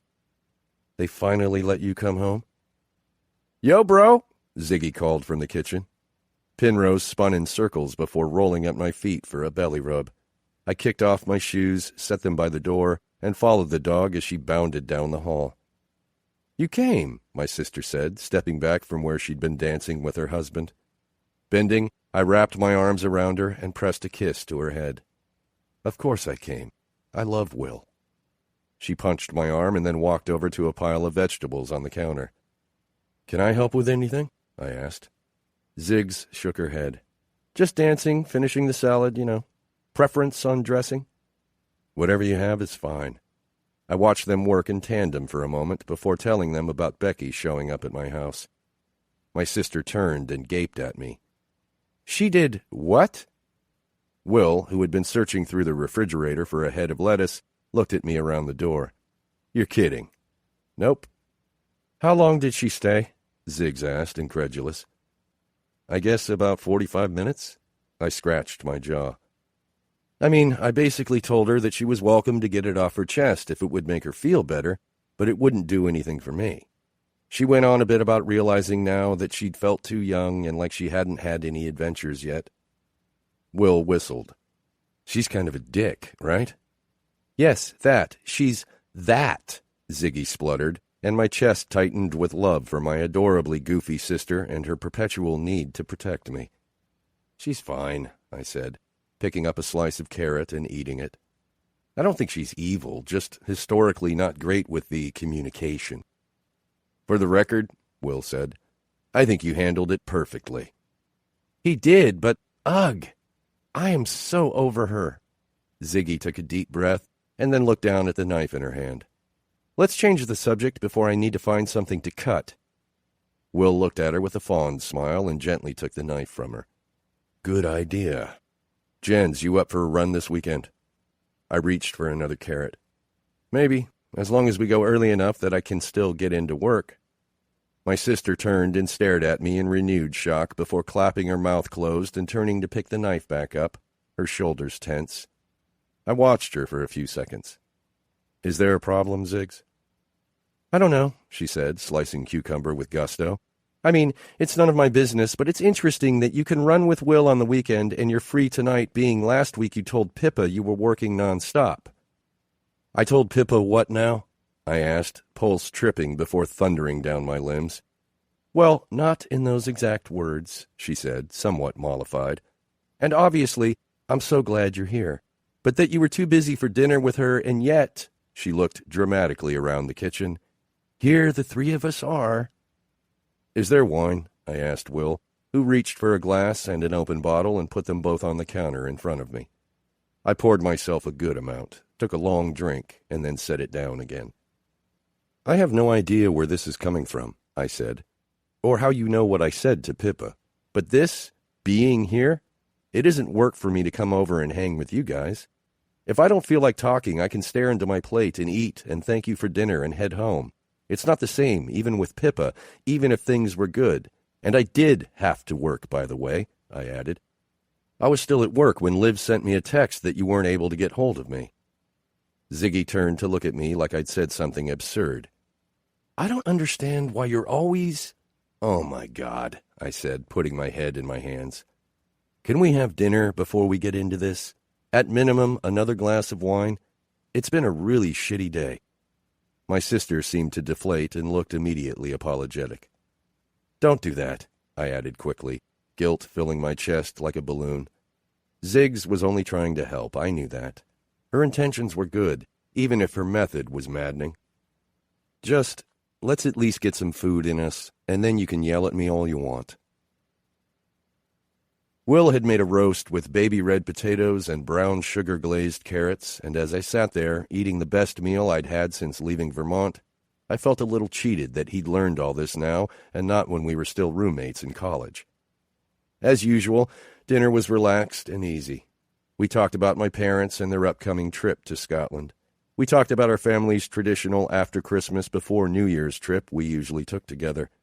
With the babies due in December, I'd been given a reprieve of sorts for this year, but I steeled myself for the inevitable discussion about next year's destination choice, Bali, and, in the event that I couldn't get away, whether we'd have the "but poor Jensen will be on his own" conversation. By the time I'd finished my first helping of roast, the subject had moved to Max and Bennett, and the beloved text thread filled with Chloe the Saint and Sarah the Monster stories. Will turned to me after confirming that, yes, both women were still behaving suspiciously. How's your re-entry going? He asked, stabbing a bite of roast. This international merger I've been overseeing is a mess right now, I told them. And even though the things that went wrong don't have anything to do with our office, it still reflects badly on the team. Just going to take some extra work to clean up. That sounds aggravating, Will said. It is, but it's the job. I took another drink of my wine, feeling the warmth work its way through my bloodstream. So what about everyone else? They get back okay? Ziggy nodded. Niall and Ruby left the day after we got back from Vermont. Pippa left last Sunday. I stilled. How had I not realized Pippa left 4 days ago? Oh, I said, busying myself cutting a piece of meat. I didn't realize, well, you might have known her schedule if you bothered to see her before she left, my sister said in flat challenge. I picked up a hot roll and tore it open, letting the steam escape. I took a bite and chewed it slowly before swallowing. It settled like a ball of flour and glue in my stomach. Actually, I did see her. Ziggy froze with her water glass almost to her mouth. When? Nodding down at my plate, I tried to sound as casual as I could. She was there when I got home from work last Wednesday. I think she came over after having dinner here. Oh, she said, and then smiled slowly. Well, that's great then. Are you two doing the long-distance thing, or... I don't think so. I pulled the butter dish toward me, spreading some over my roll. You don't think so? She repeated. Honey, I told you I have work. If anything, this only annoyed her more. There are 7 days in a week, honey. 24... She lives in England. My sister put her fork down and braced her forearms on the table, leveling me with a steely look. You realize this is exactly why you're single, right? I'm assuming that's a rhetorical question, I asked, and took another bite of my dinner. It went down worse than the last. I knew I was goading her. She hated my calm exterior and wanted some kind of reaction out of me, but I didn't care. You meet someone you like and you can't find a way to carve out even a bit of time for her? To cultivate? Cultivate what? I said, voice raised, surprising myself with my own anger. How many times did I need to explain this? We live in different countries, want different things. Why would either of us work to prolong the inevitable? Because you were so good together, she yelled back. Will put a calming hand on my sister's arm and she shrugged it away. Listen, Jens, your career is crazy and I'm so proud of you. If that's all you want out of life, then fine, I'll let it go. But after watching you last week and seeing the way you laughed and lit up whenever Pippa walked into the room, I don't think it is. And don't say it was all for Becky's benefit because she wasn't at the cabin. You were so happy. What is that supposed to mean? I asked, my face heating. As opposed to what? How miserable I am the rest of the time? She lifted her chin. Maybe.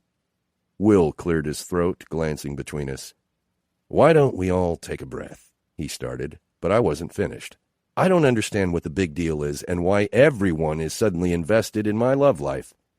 Ziggy slapped her hand down, laughing angrily. You have got to be kidding me! I actually laughed. You can't possibly be comparing the two situations. You'd never actually dated anyone. I've had relationships. I'm divorced, for God's sake. That's a little different than never coming out of the gate. You got divorced 6 years ago. Why can't you let this go? It was a fling, Ziggy.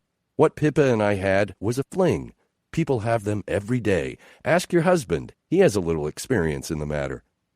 Didn't look like a fling to me, Will said, and gave me a warning look. And not that it's any of your business, I said, putting down my fork. But this decision wasn't only mine. We're on the same page. Neither of us was in a position to want more. How do you even know what page she's on? You've never called her. You sent her a fucking text. Both Will and I gasped, instinctively moving back in our seats. My sister did not swear, and if she did, it was because something was on fire or a new copy of Science had shown up early at the house. It was never directed at me. Pippa just got out of a relationship, I told her, trying to soften my tone. Ziggy only wanted what was best for me. I knew that. She was living with someone, Ziggs. What she and I had was never meant to be more. That doesn't mean it couldn't be, she said. Yeah, it does. Why? Because you were a rebound? Because you're a buttoned-up lawyer and she sometimes has pink hair? Anyone with a pulse would bang Pippa. Heck, I would bang her. Will's head snapped up. Really? Well, yeah, in my head I would, Ziggy shrugged. And if Jensen would stop being such an... Enough! I shouted, and the room went still. This isn't about you, Hannah. Did you just Hannah me? She asked, face pink. You think it's fun to watch you like this? To know that you go home to your empty house every night and that will never, ever change because you're too scared or too stubborn to make the first move? I worry about you, Jensen. I worry about you every fucking day. Well, get over it. I'm not worried. You should be. You're never going to be with anyone at this rate. Her eyes went wide and she sucked in a breath. I didn't mean... Yeah, I know. You didn't mean to say it out loud. I pushed myself back from the table. Ziggy looked horrified and apologetic, but I was too riled up to listen to more. Thanks for dinner, I said, tossing my napkin on the table and walking down the hall. Despite the cold, I drove home with the windows open, hoping the sound of the wind whipping through the car might blast away the echo of my sister's words. The street was silent when I pulled up in front of my house, cutting the engine. I didn't get out, and not because there was somewhere else I was considering going. I just didn't really want to go inside. Inside it was tidy and quiet. Inside there were vacuum lines across most of the living room carpet that were never disrupted by footsteps. Inside there was a stack of well-worn takeout menus and an expansive list of shows in my recently watched category on Netflix. Inside suddenly felt unbearable. What was going on with me? I'd always loved my house, excelled at my job, and enjoyed my routine. I could admit to not being downright ecstatic most of the time, but I'd been happy settling for content. Why did that not seem like enough anymore? I finally climbed out of the car and walked up to the porch, slowly pulling my keys from my pocket. My windows were dark, save for the lamps with the timer, and I refused to make yet another comparison between my porch and Ziggy's, my life and Ziggy's. Hannah's, I thought, catching myself for the first time. I don't want to compare my life and Hannah's. She'd grown up. She'd even surpassed me in how well she did it, how much gusto she gave it. I unlocked the door and stepped inside, tossing my keys in the direction of the entryway table. Without bothering to turn on any lights or grab the remote first, I sat down in front of the dark TV. Hannah was right. I should be worried. I had a job I'd sacrificed everything for, and a family I adored, which was a hell of a lot more than most people had. But I wasn't doing anything to make my life fuller. 16. Pippa. Perhaps for the best, the flight back to the UK was less eventful than the one to Boston. The mildly dishevelled gentleman next to me was asleep within 5 minutes of fastening his seatbelt, and snoring quite robustly throughout the journey. Sadly, Amelia was not present again, but the flight attendant who was there offered me earplugs and a cocktail. I accepted the earplugs, turned down the cocktail. I wasn't sure how to feel about the holiday, in hindsight. The trip had been a dream while I was there, of course, but, holy Christ, was I really better off having gone? Sure, I was over Mark's thrusting bum, but after that last amazing night with Jensen and then his disappearing back into work, I felt dreary, like my best friend had up and moved to a city across the globe.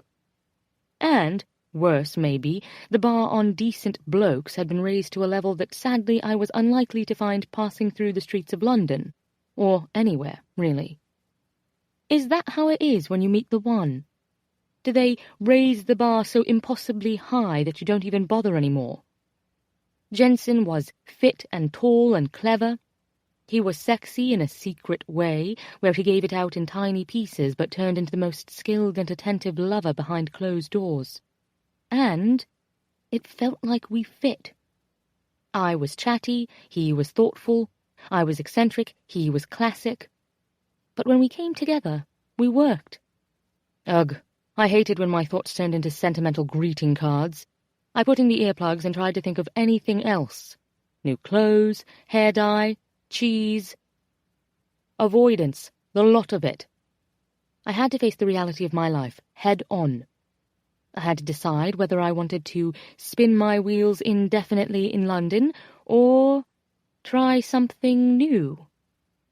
When I thought of work, any sense of dread morphed into the imagined joy I would feel walking into Anthony's office and quitting on the spot. And when I thought of the mums, I didn't see them wringing their hands over the prospect of me moving away from home. I imagined how happy they would be for me if I had a Boston adventure, living there for a few years. And when I thought of my flat, all I could feel was nothing. No sentimentality, no sadness at the prospect of moving. Everything there, from the shaggy blue rug in the living room to the white duvet on the bed, was associated with the wilder days of my early 20s, or with Mark. Mark, who had been so similar to me in so many ways. We had everything in common, a love for the pub on the corner, the tendency to get a bit drunk and sing loudly, louder than our tone-deaf voices warranted. We shared a fondness for colour and sound and spontaneity, but it was such an easy routine, almost frivolous. It required nothing of me to live like that, a life without challenges. When I stepped away from it all, I saw that my life in London was easy, but it wasn't satisfying, and it wasn't ever going to give me what I wanted. Unfortunately, what I wanted right now was for Jensen to come for me, and to have a flat in Boston near a circle of friends with floppy-eared golden retrievers and children who dressed up as Superman and goblins. My life in London was stuck in days spent working at a job I hated and nights of pints and passing out on the couch. Ironic, maybe, that the holiday that seemed to change my outlook on drinking consisted of 4 days straight of wine and beer tasting, followed by another 9 days in the cabin full of board games and debauchery. It occurred to me that the reason my friends had been excited about what lay ahead after the trip was because they, unlike me, had real lives to return to. Case in point. Of the 326 emails in my inbox when I returned, only 3 were from someone other than department stores like House of Fraser, Debenhams, or Harrods. No one had called me the entire time I was away, although Mark had come by and cleared out the pantry of most of the food. What an unbelievable wanker! I sat on the floor in my quiet flat, with my still-packed suitcase next to the door, and ate peaches out of the tin. Was this rock bottom? This image of me, dishevelled and unshowered from the flight, skirt askew for completely respectable reasons, eating my dinner on the floor? Is this how the authorities would find me, sprawled on the carpet, slowly being nibbled apart by rodents?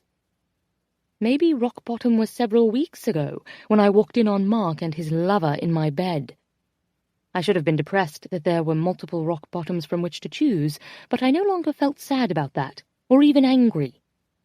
I felt hungry for something other than peaches. I tossed them into the bin, walking into my bedroom. I didn't even want to sleep here. Resolution is an odd thing. In films, it looks like a startle, the dawning realization of an answer, and, finally, a smile aimed toward the sky. For me, resolution to completely uproot my current reality was more of a prolonged blink, a slumping of the shoulders, and an audible, "Oh, fuck me." I quit on Tuesday afternoon. I'd planned to quit Monday, but once I was at work I realized I wouldn't be able to afford rent on my flat without gainful employment, and should probably make sure it was okay with the mums that I return home while figuring things out. Of course, they were over the moon. "You want to move to Boston," Coco said, clapping. "Honey, you won't regret it. You won't regret it at all." "I'll need a job, though," I mumbled around a carrot stick. "You can figure that all out," Lily said, curling an arm around my shoulders. "You're our only kid. We can help you land on your feet." Anthony, my boss, was less cordial about it all. "Where are you off to, then?" he'd asked Tuesday morning when I'd worked up the nerve to enter his office and break the news. "Not sure yet," I said, and watched as his expression turned from one of disappointment to scorn. "I'm looking at a few different options." And I was. I'd sent out letters to every address on Hannah's list that morning. Well, every address on the list but Jensen's. He hadn't called, texted, or emailed since I'd left his house the morning after. Nearly a week, and I wondered if he even realized I wasn't in Boston anymore. Anthony leaned forward, sneering mildly. "You don't have another job lined up?" He'd been nearly sacked 2 years ago when Ruby quit and there was rumor of a lawsuit. But things quieted down when Richard Corbett discreetly paid Ruby an unknown sum of money under the table. Since then, Anthony had been quite strenuously, capital A, appropriate with his employees. But he couldn't help also being a capital A arsehole on occasion. It was how he was built. I struggled to keep from sinking into my chair. "Not yet, but I don't reckon I'll have a problem finding one." "Don't be daft, Pippa. Stay here until you do." I knew that was the smart way about it, but the problem was I couldn't. I couldn't stay 1 second longer. I despised him, and the work, and the bland offices, and the way that I was so miserable at the end of the workday that I went straight to the pub. I loved who I'd been in Boston. I hated who I'd become here. "I realize I'm not leaving with much notice, but you'll give me a good recommendation when someone calls, Tony." He hesitated, spinning a pen on his desk. I'd been his right hand ever since Ruby left, and Richard had promoted me from intern to staff engineer. From there, I'd moved into an associate engineer role, and I didn't even have a master's degree. No matter how Tony felt about me leaving, he couldn't deny that I'd been stellar under his supervision. "I will," he finally said, and in a rare moment of kindness, he added, "Hate to see you go." I fumbled, jerking a little in my chair as if I'd been zapped by a touch of static. Thank you." I cleared out my desk, carried everything in a box to the tube, returned to my flat, and I began to pack. My mobile rang on the dining room table, pulling me out of the mindless task of sorting through which of the back issues of Glamour I wanted to keep. Crawling to the table, and with my heart already beating wildly, in the week since I'd been home, I'd already received 4 calls from possible employers in Boston. I reached for the phone, only to see Mark's face lighting up the screen. "You're calling me now?" I answered without greeting. I heard him inhale sharply at this. "Is it a bad time?" I stared at the wall. "You fucked another woman in my bed, and then you cleared me out of house and home." "You sound very American," he said. "Sod off." "You're right about the groceries. Sorry about that, Pips. I was slammed with work and didn't have time to shop." I sighed, sitting back down on the floor and leaning against the couch.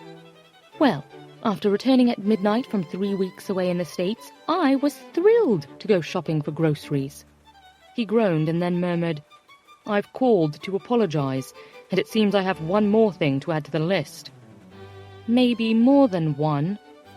Sighing, he said quietly, "I am so sorry, Pips.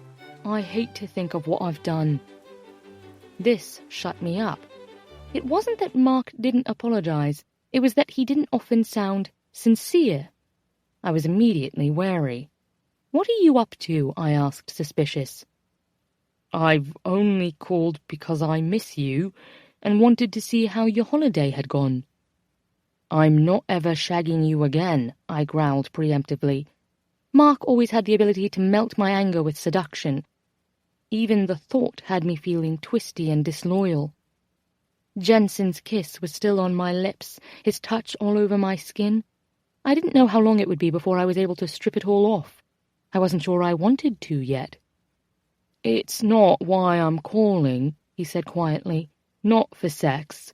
Though it's been 5 weeks since I've seen you and I miss you like crazy. I realize I'm an enormous fuckwit." "Something bigger than enormous," I told him. "Something worse than fuckwit." He laughed at this. "Meet me for dinner tonight?" I shook my head. "Are you bloody kidding me?" "Come on," he pressed. "I've been thinking a lot about what I did, and how terrible I felt when Shannon did this to me, and it's been eating at me." Now I laughed. "Mark, do you hear yourself? You want me to come meet you for dinner so that you'll feel better about shagging another woman in my bed? Won't you feel better seeing me beg your forgiveness?" It was so unlike him to say this, to be so belly-to-the-ground apologetic, and even in the face of it I knew my answer was no. I related to Jensen so acutely in this moment. It wouldn't make me feel better. It wouldn't make me feel worse. It wouldn't make me feel anything. Mark wasn't who I wanted. So then, I wondered, why shouldn't I go? If one of us could get some peace of mind tonight, why not let it be him? "It doesn't matter to me," I told him. "You can be apologetic or self-righteous about it all. But I'll be hungry at 7:30 and will be at the yard." And then I hung up. When Mark and I first met, even though he was still in love with Shannon, I spent an hour getting ready every time we planned to meet at the bar. He would show up unshaven in cargo trousers and an old Joy Division t-shirt, and I would come in as if I'd merely been walking around perfectly made up and coiffed, comfortably wearing this peacock green silk skirt and red cashmere cardigan all day, thank you very much. The bait-and-switch happened the first night he stayed over and woke up to me as I really was. Purple hair, a perfect nest for birds, and face free of makeup. And it was Mark's shining moment. He looked at me, eyes roaming my face, and said quietly, "There she is." Mark may have done a lot of things wrong, but one thing he always got right was making me feel beautiful just as I was. And as I got ready for dinner, by simply pulling on a pair of trousers, some old trainers and a blue jumper, it occurred to me that was one area where Jensen failed me. He always seemed to weather Ruby's references to my oft-dyed hair with a patient smile or a nervous laugh. He didn't seem to love the volume of my clothes, or of me, for that matter. It hurt, actually, to feel this first tiny splinter in my adoration of him.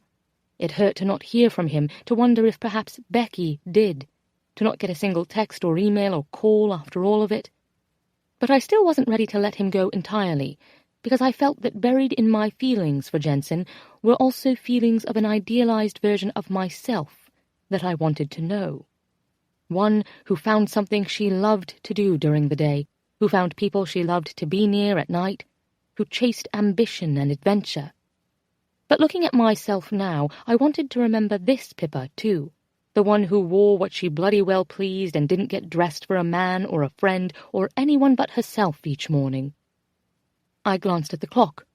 I had time to ring Tammy and get in before dinner. It was the first thing he noticed, and his expression fell slightly, nostalgia plain on his face. "You've dyed your hair," Mark said. I came closer, letting him hug me. It was time. He reached for a strand, letting his fingers run down it. "It makes me miss you." "It makes me want to dance," I countered, stepping out of his reach. "We could have gone to Rooney's instead," he suggested, thinking I meant dance in the literal sense. But he didn't understand. I meant that dyeing my hair made me happy, brought me back to myself. I nodded to the hostess when she asked if there were 2 of us dining tonight. We followed her to a small table in the back against the wall. "I don't want to go to Rooney's, or the Squeaky Wheel, or any of those old places." "You're so angry at me," he said quietly, turning the menu over in his hands to read the cocktail list. "I'm not angry anymore," I assured him. "But I don't want to do a tour of our past tonight either." He stared at me as if studying, and then nodded a little. "You're different." "I'm not." Shaking his head, he leaned in closer. "You are. You don't like it here anymore." Mark always had been astute when he wanted to be. "I stepped into Trinity's old job when she left RC," I reminded him. "And you rolled into my bed when you and Shannon split up." Ignoring his pained wince, I said, "And it occurred to me the 2 most important aspects of my life were hand-me-downs." "It wasn't like that with us, Pips," Mark insisted. I shook my head. "When we were just friends, I'm sure it felt good to you that I was so eager for anything you'd give me. You needed attention, and I just wanted you. But something happens when you betray someone who'll give you anything. It sours their generosity. And you should have known that better than anyone. So I think you really wanted out of our relationship. You were just too cowardly to say it." For once, he didn't immediately argue with me. He stared at his water glass, tracing the path of a drop of condensation as it slid down from the rim. "It wasn't that organized. I met her at—" "I don't want to know a thing about her," I reminded him sharply, interrupting. "I don't bloody care." Mark looked up at me, surprised. "She wasn't the problem," I told him. "You were. I don't need someone else to blame for what you did, and you don't get to pass that off either." He smiled at me. "There she is." "Don't say that," I growled, and his smile disappeared. "This isn't a sentimental trip down memory lane. You hurt me. You brought another woman into my flat, into our bed." He swallowed thickly, shaking his head. "I'm sorry." Clearly, Mark needed to think on what to say next, because despite having been here more than once, he picked up his menu and scanned it before staring at the same spot for a full minute. I looked to my own menu, decided to order the steak and chips, and put it back down. The waitress came to our table, took our order, and left us in continued silence. From the set of his jaw, I assumed Mark was going to tell me I was wrong, and that he didn't sabotage our relationship intentionally, and that he was a dedicated lover who simply made an innocent mistake. But when he did speak, it wasn't at all what I'd predicted. "Maybe you're right. I don't know." I laughed dryly. "That's terrible. It really is." "I know," he said, voice pained. "But here's the thing. You were the one who was really there for me when Shannon left. You listened, and you made me laugh, and you got me drunk and sang with me, and you were my best friend. I wanted it to be love." I leaned back in my chair, pressing my hands together beneath the table so I wouldn't reach across and slap him. I wanted it to be love, too. I thought it was, actually. But it wasn't. It was infatuation. You're gorgeous and charming, and it didn't take you forever to figure out how to make it good for me in bed. These days, that combination is a ruddy unicorn." He smiled at this, and I allowed a small one in return. "But I promise, I'm not heartbroken." He went still. "I'm not," I repeated. "I was angry and humiliated and wanted to cut your balls off and have them bronzed. But then I went away, and I met someone, and I met myself, maybe, too." "You met someone?" he asked. I nipped this one in the bud.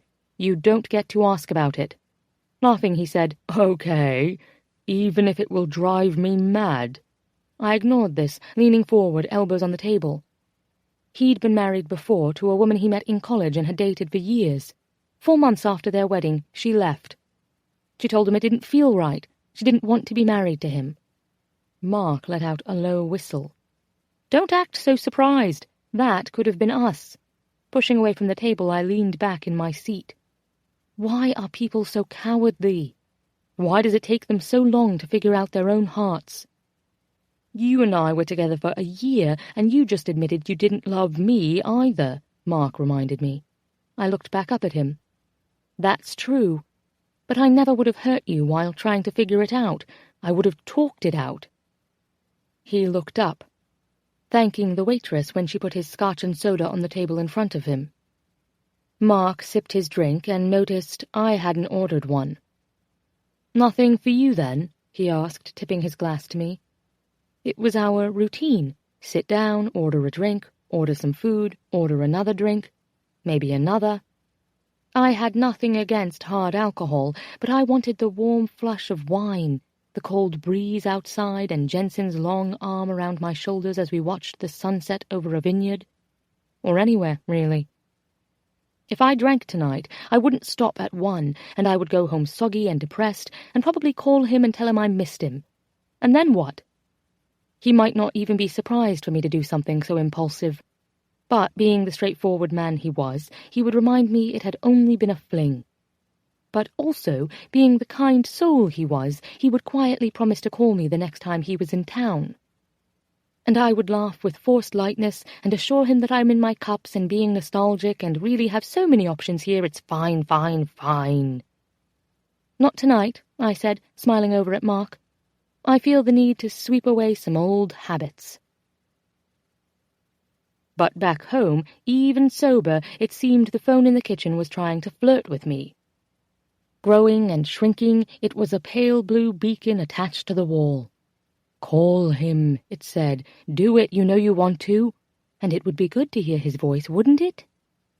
It would have, but instead I left the kitchen, walking into my bedroom where I could tuck my mobile into a drawer and put on my PJs and pretend that there wasn't a gnawing ache in me, wanting to hear his voice, wanting there to be a hint of thrill to hear from me. He'd seemed happy to see me on the sidewalk outside his house, hadn't he?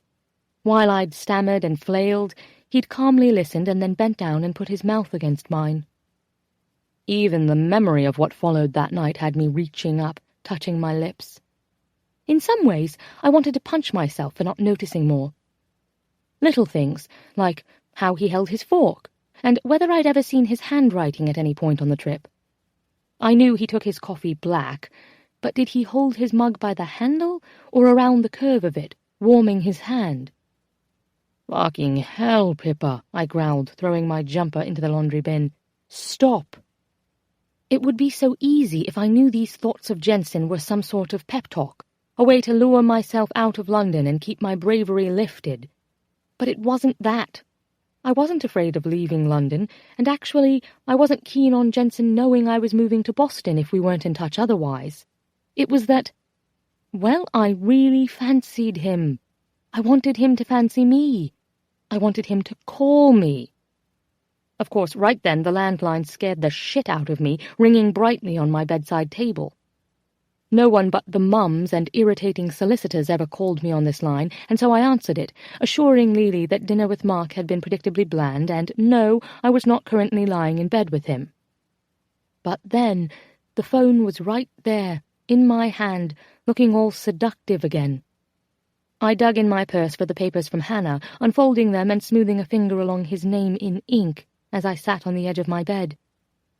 1,000,000 times in the history of the world, a girl had called a boy. 1,000,000 times, too, she had felt nervous like this, like she might puke, really, and had debated for 10 minutes over whether it was a good idea. It was just past 11 here, which meant he might be home, or at least the office would be empty. It's possible he would see the London number calling, hope it was me, and answer. Right? Carefully I dialed, depressing each number with a steady finger. On my mobile I could simply press his photo and it would ring him, easy as pie.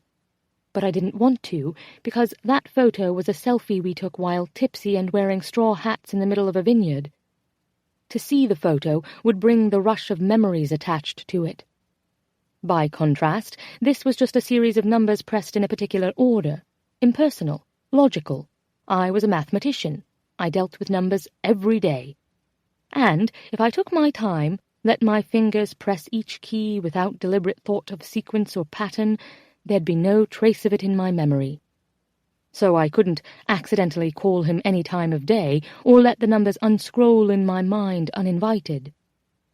I entered the last digit, bringing the receiver up to my ear with a shaking hand. A pause, a ring. My heart hammered so hard I was breathing with great effort. Another ring, but it was cut off halfway. Bloody cut off, as if he'd looked down at his phone, seen the UK number, and rejected the call. There had to be another explanation, but my brain wouldn't find a grip on any. He'd seen I was calling, he'd declined the call. I paced my flat. Maybe during work hours he had set his phone to go to voicemail after a single ring. Maybe he was in the middle of a dinner meeting and had automatically declined the call. I put on a movie, thought too much, fell asleep on the couch. When I woke, the sky was still dark and the clock over the fireplace read 3:07 a.m. The first thought in my head was of Jensen. It would be just after 10 o'clock at night for him.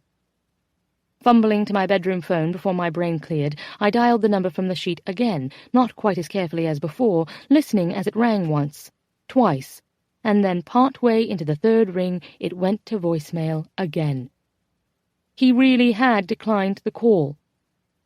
I told myself to hang up, felt the muscles in my arm tense as if to pull the phone away, but couldn't do it, hating myself as I listened to the greeting, jaw tight, eyes wide. "You've reached the voicemail of Jensen Bergstrom. I'm either away from my phone or I am driving. Please leave your name, number, and any relevant information, and I will return your call." Beep! I gasped into the line, eyes burning inexplicably, before slamming the phone back down in the cradle. I moved back home to the Mums 2 weeks after returning from Boston. Coco cleared out her sewing room, which had once been my bedroom, and with Lily working at the law firm all hours and Coco painting in the attic, it really felt like my childhood was being rebooted. I had job interviews over the phone with 6 different people, and follow-up calls with another 3 firms. I went on 2 dates, one with a bloke from the RC offices who I'd been talking to for ages, but only as a friend, and now that I was single, well, and another man I'd met on the tube and whose shoes were polished and who wore a suit and who made me think of Jensen. Each date was fine, pleasant even. But in both cases, I'd declined a goodnight kiss and gone home alone. I'd always heard that distance makes the heart grow fonder and scoffed at it. Distance away from any of my previous blokes had only made my eye wander. But here, even only a few weeks after I'd seen him last, and even though part of me wanted to punch him in the stomach for declining my call, it was as though I could think of no one but Jensen. The 2 sides of him warred in my head, the man who could be so tender, so funny, so attentive, and the man who could forget when I was leaving town, decline my call, make love to me only when I was conveniently in front of him. "You're awfully distracted," Coco said, sitting down beside me on the piano bench in the front room. "I'm waiting to hear back from Turner in Boston," I said, depressing the middle C key with my index finger. Although what I'd said was true, it wasn't why I'd been staring at the piano for the past 10 minutes. But fuck this and that and everything if I was going to mention Jensen aloud. "They said they'd like to bring me out for a face-to-face." Her brows lifted. "From London? Wow, sweetheart, that's saying something. She took my hand and held it between hers, rubbing gently. You're not going to look for a local position, just in case? Shrugging, I told her, I don't want a just in case. 17. Jensen. It had started to rain, a thick drizzle that threatened to turn to snow. But in trying to remain optimistic, I'd packed my workout gear and running shoes anyway, hoping the weather would clear enough that I'd be able to squeeze in some time on the track. My head always seemed to clear after a good run, and after days of subpar sleep and zero concentration, a clear head sounded pretty fucking great. Could a brain become congested? I briefly considered asking Hannah the next time we were together, knowing she'd either A, roll her eyes and suggest I wouldn't know my brain from my ass, or B, launch into some unnecessarily detailed scientific response. And although neither of those options sounded particularly helpful right now, they were both preferable to the situation in which we'd currently found ourselves. We hadn't spoken in more than 2 weeks. In essence, I had managed to screw things up with everyone. Friday morning, I decided to drive to work, to listen to music and mull things over and have some space to myself. 1 weekend without talking to my sister was fine. 2 felt terrible. I wasn't sure I could do a third, and I wasn't sure why I should. I didn't exactly want to apologize, but I didn't want to blame her for everything either. The entire thing just felt shitty. My car was silent save for the tap of drops against the hood and the nearly inaudible hum of the engine underneath. And because rush hour was a fucking nightmare, I had nothing but time without distraction to think about everything she'd said, everything I'd said, and how, really, she was totally right and I was a complete jackass. Why did I drive today? I remembered getting stuck in traffic on one of the first days of our trip. I was grinning and drunk on my new vacation high, while Pippa concocted some story about each person in the cars around us. The man on our right had been plotting a bank robbery. It was obvious. Look at the bags under his eyes and the guilt all through his shoulders. Look at the slouch on him. A frazzled mother with several children in the back seat was returning home from a birthday party, Pippa said, and the tiny smile we witnessed had been related to her just remembering a bottle of wine she bought the day before. Now a woman in the black SUV on my left danced in her seat and sang along to whatever was playing on her radio. To my right, a man about my age had his eyes on the rearview mirror and his hands up in the air, gesturing wildly and talking to the children in the back seat. I'm sure their lives were fascinating. I just wasn't nearly as good at making up stories about them as Pippa had been. Still, her habit of daydreaming did seem to have rubbed off on me a little, because once she was in my head, she stuck there, pushing away the uneasy thoughts of fighting with my sister. I found myself wondering about Pippa's life in London, the way she'd once wondered about mine in Boston. Did she take the tube to work? Did she walk? Did she have a car? During holidays spent at home in college, I used to steal my dad's keys all the time and drive around town late at night, sneak onto the football field with Will, and drink beers until we fell asleep and woke up covered in dew and ants and had to drive home before anyone noticed the car was gone. Maybe teenage Pippa used to lift the keys to her mom's car and chauffeur her friends around the streets of London. Maybe she used to make out with boys in the back seat and sing at the top of her lungs with the windows down and wind whipping through the car. A horn blared off to the side, and I blinked, startled out of my train of thought.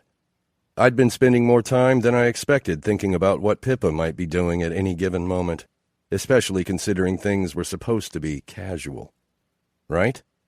Despite leaving early, I was a half hour late to a staff meeting when I finally made it to the office.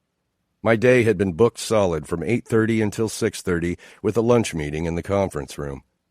I didn't have time to do this. It was already after 9, but it didn't matter. I wanted to call Hannah. Standing up, I closed my office door and returned to my desk. I picked up my phone and dialed Hannah's number, frowning when it switched over to voicemail. Fuck, of course. She was teaching. Zig, Hannah, it's me. I'm at the office. Give me a call on my cell when you're around. I have a pretty packed day, but maybe we can grab dinner or do something this weekend. Love you. Hanging up, I grabbed my cell and walked down the hall toward the conference room, checking my emails as I went. There was one I didn't recognize, an ox.ac.uk address, and it took me a moment to realize that it was from Ruby. "Hello, friend. I wanted to pass along these photos from our trip. Hope things are well and that we see each other again soon. XOXO Ruby." Attached were several photographs she'd taken at various stops throughout our vacation, and I hesitated a little before opening them, wondering if I was really in the best mental place to be taking a walk down memory lane. I risked it. The first had been taken the day we'd arrived at Will and Ziggy's, all bright smiles as we piled into the van. There were snapshots of us at the different tastings and dinners and on hikes, and of small candid moments as we laughed at something one of the others had said. It was interesting to watch the progression of my interactions with Pippa through photos. We'd started off so polite, straight backs, friendly smiles, plenty of personal space. But that was completely gone by the time we got to Vermont. No longer could I see the safe distance of strangers. In its place was the familiarity of friends turned to lovers, of arms looped around bodies and fingers intertwined.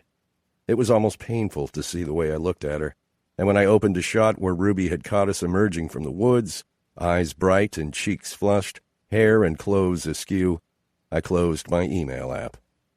It was hard enough right now to have these memories. I didn't want to relive them on the screen, too. Around 1, I gathered my things and headed for the large conference room on the second floor. My stomach growled at the scent of coffee filling the hallway, and I realized I hadn't eaten anything since breakfast. I was reaching for a banana from the refreshment table when I felt a hand on my arm. It was my boss's assistant, John. "Mr. Bergstrom, Mr. Avery would like a minute with you in his office before the meeting." I straightened and watched as he offered me a polite smile and turned, heading in the direction I was meant to follow. Sweat pricked at the back of my neck as I did. There were very few good reasons that Malcolm Avery would want to see me before the meeting, particularly when we were both supposed to be here and everyone was filing in. "Jensen," Malcolm said, and closed the file he'd been working on. "Come in. I was hoping to take a few minutes to chat before we joined the meeting." "Of course," I said, stepping inside his office. He nodded to the door behind me. "Close that, if you don't mind." The prickle of nerves turned into full-blown sweating. A million things went through my mind, every possible thing I could have mishandled in the last few months, and I finally settled on the mess in London. Shit. "Take a seat," Malcolm said, straightening some papers in front of him before sitting back in his chair. "How are things going?" "Good," I said, and mentally filed through the cases I'd been working on, looking for the updates he'd most want to hear. Walton Group should close later this month, Peterson Pharma by the end of the year. "And London?" he asked. "There have been a few snags with the London office," I said. He nodded, and I swallowed a lump in my throat. "Nothing we can't handle. There'll just be more follow-up than expect." "I know you've been tracking this," he said. "I know the situation." Malcolm folded his hands on the desk in front of him and considered me for a moment. "Jensen, you know how things work around here. It isn't enough these days to simply practice good law. Almost anyone with a law degree can do that. What we need are associates and partners who make good money for the firm, who instill confidence and bring in business, who keep it. You know, when I was first starting out, I used to do a rough estimate of my profitability each month." My eyes widened, and he smiled. "It's true. I'd tally the hours I billed clients, then offset them against expenses my employer was incurring on my behalf. Everything from the salary we paid my secretary to the cost of keeping the lights on in my office. We didn't have computers back then, so I kept track of all of it in a little notebook I kept tucked away in my suit coat pocket. I bought a client lunch, I added it. I needed a box of paper clips, I added it. I kept track of all those numbers because that way I knew when I was profitable and I knew when I wasn't.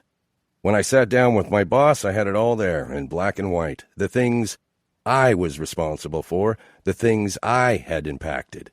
One day he looked at me and said, "Anyone who is this anal retentive needs to be on my side of the table." Shortly after that, I made partner. I nodded, not entirely sure where this was going. "Sounds like a great system." "I see the same drive, the same dedication in you," he said. Hours aren't the only reason someone makes partner, though I've been assured you have more than your fair share, am I right? I nodded again. I believe so. It takes someone who can handle the important cases with professionalism and efficiency. It takes someone who drives the process, who manages interactions at every level with dexterity, who puts the best face forward for the firm and brings in new clients because they've heard such good things. Sure, there might be a snag here and there, such as with the London office, but it's the people who recognize those snags and work to rectify them who stay in business. You build relationships and manage the largest group in mergers and still have the respect of your team. He paused, leaning forward. I bet if I asked, you have a little notebook of sorts of your own, don't you? I did. I had a spreadsheet with every client I'd ever had, what I worked on and what we actually billed from the day I was hired as an associate. I do, I said. He laughed and slapped a hand against the desktop. I knew it. And that's why I'm going to recommend you as partner at this meeting we were supposed to join. He glanced up at the clock. 5 minutes ago. Congratulations, Jensen. I slumped back into my couch and looked up at the ceiling. If my life was comprised of to-do lists, which, let's be real, it sort of was, then the item listed at number 1 would have a bright red check next to it. After the meeting, I had an official offer of partner. I'd finally done it. So what the hell was the problem? Instead of going out to celebrate with the rest of my team or calling everyone I knew, I sat alone in my living room staring at a blank wall. I straightened my legs and placed them on the coffee table, taking another sip of my beer. I'd accomplished the thing I'd spent the whole of my adult life working toward, but instead of feeling satisfied, I felt restless. The whole thing was anticlimactic. I had essentially worked my way up the ladder to more work, more responsibility, more on my plate. The second hand on my watch ticked in the silence. I wanted to talk about this with someone because no doubt anyone in my life would be thrilled for me and would burst this numb bubble. I could call Hannah again. As a workaholic herself, she knew what it meant to be recognized and singled out for her work. But she hadn't yet returned my call, and I didn't want to push it if she was genuinely pissed at me. My parents as well would be over the moon. After being married to Mom for nearly 40 years, my dad knew more than any of us about the importance of balancing work with a life at home. Life, home. The starkness of my bare walls had always been calming, an intentional contrast to the clutter of my office and the constant noise of phones ringing, voices shouting down the hall, shoes clicking on marble. Home had been my gentle, sterile place. It had been my retreat, but it suddenly felt completely lifeless. And the more I thought about it, the more I knew that what was missing in my home was also missing everywhere in my life. Energy, spontaneity, sound and music, laughter and sex, mistakes and triumph. With this clarity came the same feeling I'd had when I would wake up and see Pippa asleep on the pillow next to mine, or walk down the stairs in the Vermont house and see her long legs stretched out on the couch as she read. The sensation was that giddy tightening, that nearly painful punch a heart gives when it's got something to say. I missed her. I wanted her. I wanted her here with me, or me with her, and I wanted to find that joy with the small things she seemed to have mastered. I missed the wild thrill-ride sound of her laugh and the way she scrunched her nose when someone used the word moist. I missed the way she would slowly draw letters and clouds and spirals on my back when I rested over her, catching my breath. I missed the way it felt to be inside her, but more than that, I missed the way it felt to be with her. Not doing anything, really, just being together. Standing, I jogged upstairs, pulled down the first suitcase I could find, and began throwing things inside. Shirts, pants, boxers. I swiped the contents of the bathroom cupboard into the bag and closed it with a sharp click. I didn't know what I would say when I got there, or what she would say in return, so I repeated the same words over and over in my mind. I love you. I know it was supposed to be casual, but it's not. I want to figure the rest out. It occurred to me as I merged onto I-90 that I didn't even have a flight booked to London. Laughing, I directed my phone to call the Delta reservations line. Cars sped by on either side of me, and within just a few minutes, my call rang through. "Hello," the woman said in a cheerful, helpful voice. We've recognized your call from your phone number. Can you confirm your home address? I rattled it off, catching the urgency in my own voice. She hummed into the line, asking what I needed, where I was flying, when I wanted to leave. If my last-minute inquiry to fly across the Atlantic was anything out of the ordinary, she didn't let on. And the date you'd be returning? I paused. I hadn't considered that part. Taking work or any other kind of responsibility out of the equation, the best outcome I could hope for would be to stay for a week, maybe 2, before going home. Hopefully we'd return together, or at the very least with some kind of understanding between us and a plan to move forward. I could do waiting. I could do patient. What I didn't seem to be handling very well was settling for ring me when you come to London. I'd like to leave that open, I said. No problem, the woman said, and then, as if sensing my worry, she finished with, We do these all the time. Do you know which cabin you'd prefer, Mr. Bergstrom? It doesn't matter, I told her, as long as I'm on the flight. Okay. More keystroke clicks. And would you... She paused for a moment, and I found myself looking up at the speaker, worrying that I'd lost the call. Hello? Yes, sorry, she said, coming back. Would you be interested in using miles? Miles? Yes, you have, quite a few, she said, and then laughed. Nearly 800,000, actually. London was gray as ever upon our descent, but once we dropped below the clouds, we could see Tower Bridge and the London Eye, the River Thames as it snaked its way through the streets. My nerves, having dissipated somewhat during the long flight, sparked to life again as the whole city came into view. The Shard reminded me of a story Pippa told us about visiting the observation deck on the 72nd floor and how hilarious she thought it was that there was a Yelp page where people could voice their disapproval of the view. Seeing Wembley Stadium reminded me of Pippa describing a concert she'd seen there, how being in the stadium with her eyes closed, surrounded by 90,000 people while the music beat through every bone in her body, was as close to pure bliss as she'd ever been. I wanted to be the one at her side when she experienced her next moment like that. I felt re-energized as we deplaned and headed through the terminal, through customs, and finally toward baggage. The routine felt so natural, so normal, that it freed up my brain to imagine 100 times how it might feel walking to her flat, or meeting her in her corner pub, or simply running into her on the sidewalk. I'd been practicing my little speech, but I was beginning to realize that it didn't really matter what I said when I saw her. If she wanted me, we'd figure the rest out. I felt like the guy in the movie, on a mission and hoping he hadn't realized how he felt far too late. The organized chaos of Heathrow buzzed around me, and I found a quiet corner just off the baggage terminal. It was chilly and damp next to a set of automatic doors, and I set down my bags, pulling my phone from my pocket. Opening her contact information, I burst out laughing once I saw the thumbnail picture beside her name. It was a photo she'd taken at the Jedediah Hawkins Inn early on in the trip. In it, she was grimacing, lips pushed out, eyes crossed. Ruby had said we needed to add everyone into our contacts, and Pippa had taken the worst selfie, sending it around once she had all of our numbers. Just below her photo was her address. It was early afternoon on Saturday. I didn't know whether she would be home or out with friends, but I had to try. Walking outside, I hailed a cab. The streets grew narrower as the taxi made its way from the M4 and into the city. I watched from the back seat as we passed rows of tiny houses and apartments fashioned at odd angles. Most of the trees were bare this time of year, and the knobby trunks grew up and out from the cobbled sidewalks to stand starkly against gray brick. People lingered outside pubs, pints in their hands as they chatted or watched a game on the televisions just inside. We drove past more people sitting together at sidewalk cafes or jogging into coffee shops to get their Saturday fix.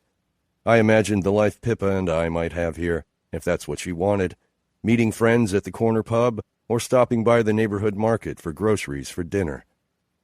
I knew it was dangerous to start going down the path of fantasy, but I couldn't really help it. I hadn't seen her in nearly a month, hadn't spoken to her in that long either. If it felt this shitty now, imagine how it would be to never speak to her again. As a wave of nausea hit me, the taxi stopped in front of a narrow brick building. I paid the driver, retrieved my bag, and climbed out. Staring up to the windows on the 3rd floor, it occurred to me that if all went well, I could sleep with her in my arms tonight. I checked the address again and verified the flat number before I began climbing the stairs. She might not be here. And it would be fine. I'd wait at the cafe on the corner, or take the tube to Hyde Park and walk around for a few hours. I knocked on the door to her flat, and my heart vaulted up into my throat at the sound of heavy footsteps. I thought I'd been prepared for anything. I was wrong. The man at Pippa's door looked at me with wide blue eyes. Dark curly hair hung in braids over his shoulders, and a ribbon of smoke spiraled from the cigarette in his hand. I opened my mouth, stunned. "Mark?" I asked. He blew out a long curl of thick smoke before picking a bit of tobacco off his lip. "Who?" "Are you Mark?" I said again, quieter this time. "Or, is she here? I think this is her flat." I looked down to the paper in my hand to double-check. "Nah, mate," he said. "Don't know Pippa or Mark. Just moved in myself. Bird that lived here moved out a week ago." I nodded numbly and thanked him, turning back down the hall. Pippa moved? I took the stairs slowly, one at a time. I don't know why I was surprised that I didn't know this. It's not like we'd been in touch. But it had only been a few weeks since she'd left. She must have moved out immediately. Reaching for my phone, I found her contact picture again and pressed it. My stomach was in knots as it rang once, and then once again, finally connecting to a series of knocks and muffled sounds, as if someone had dropped the phone on the other end. The steady thump of music pulsed through the line and into my ear. "Cheers!" someone shouted into the receiver, and I narrowed my eyes, trying to identify her voice in a sea of many others. "Pippa? Oi, I can't really hear you. Speak up, yeah?" "Pippa, this is Jensen. Are you home? I just got—" "Jensen! Long time, mate. And home? Nah, not till later. How are you?" "Well, the reason I'm calling—" "Listen, I'll try and ring you tomorrow. I can't hear a thing." I paused, staring blindly at the road ahead of me as the line went dead. "Sure, of course." As if things couldn't get worse, I quickly realized that I'd been so hopeful I'd see Pippa and that things would work out that it hadn't occurred to me to book any sort of hotel in case that didn't happen. I found a taxi on the street outside her flat, and the driver waited while I booked a room using my phone. After she dropped me off, I had dinner by myself in a small pub on the corner, and the entire time I refused to acknowledge the possibility that I had made a huge, presumptuous mistake. "She'll call in the morning," I told myself. But she didn't call in the morning, even though I checked continually while working a bit at the London office, under the pretense of visiting to straighten things out. She didn't call in the afternoon either, and when I called again that night, it went straight to a generic voicemail greeting. I left her a message and kept my ringer on, near the bed, just in case she called. I tried the next morning, voicemail, and again, leaving another message. I didn't have her email address, and Ruby hadn't yet answered my email asking for help contacting Pippa. By my 3rd night there, it was time to admit defeat.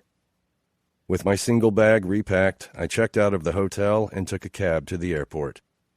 My flight was easy enough to book, and knowing I would probably have as much scotch as I could stomach and then sleep the rest of the way home, I used as many miles as it took and booked a first-class return ticket straight to Boston.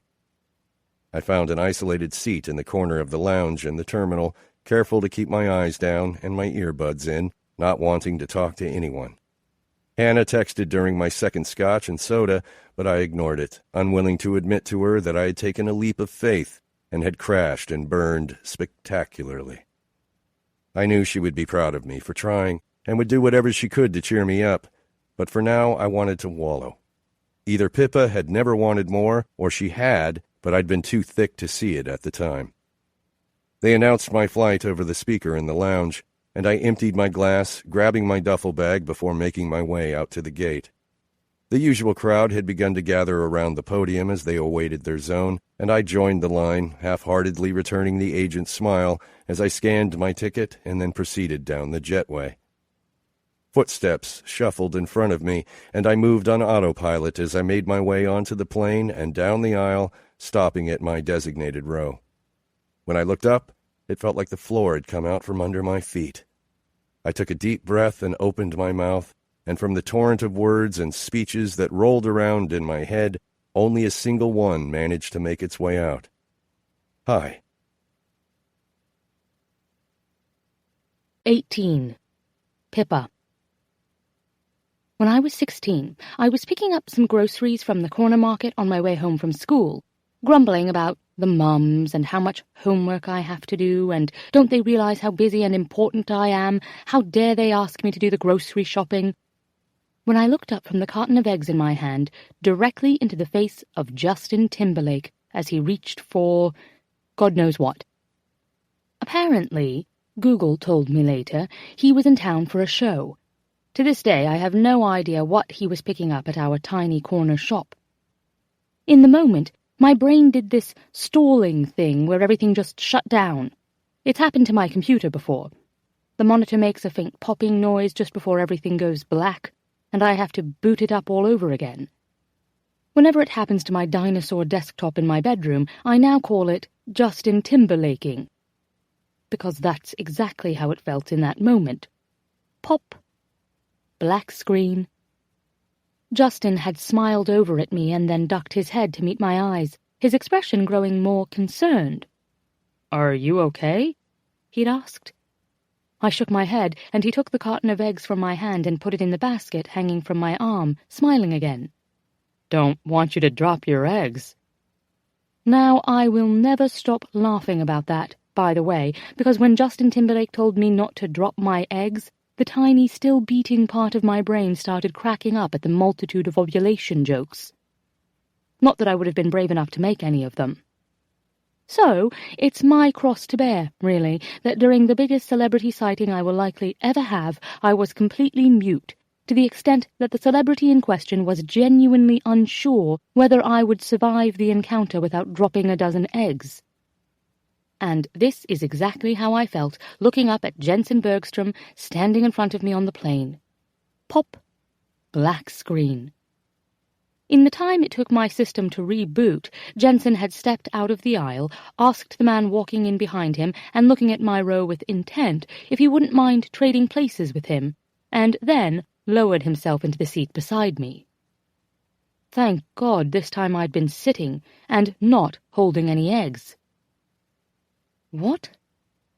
My question was cut off by a choking sensation in my throat. He let out another breathless, "Hi." When he swallowed, my eyes moved to his throat. He wore a dress shirt, open at the collar, no suit coat, no tie, and where my eyes were glued to his neck I could see his pulse, and I suddenly felt sunbaked, too warm. I looked back up at his face, and it was like filing through all of my favorite memories. I remembered the tiny scar beneath his left eye, the solitary freckle on his right cheekbone. I remembered the way his front incisor just very slightly overlapped the tooth beside it, making what would be a perfect smile just a tiny bit easier to digest. All of these minor imperfections had once made Jensen less of a god to me, but seeing them now made his my favorite face in the entire world. Our eyes met, and there it was, that unbelievable friction of chemistry. We had that, didn't we? But then I supposed, maybe too late, that every woman would have the friction of chemistry with a man like Jensen. I mean, fuck, how could she not? Look at him. And look I did. He wasn't wearing dress trousers either.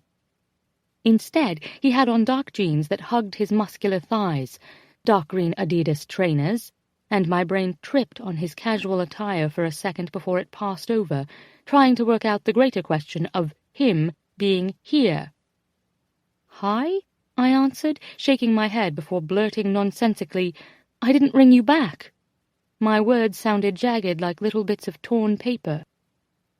"Oh God, and you were here, in London?" "Yes," he said, frowning a little.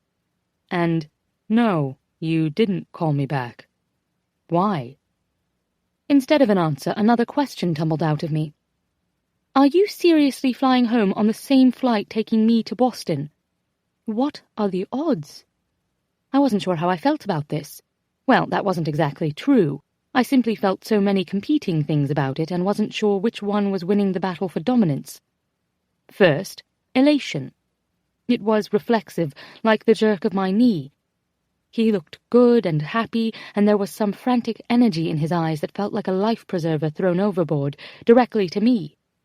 No matter what else, I'd loved my time with him. I'd begun to love him.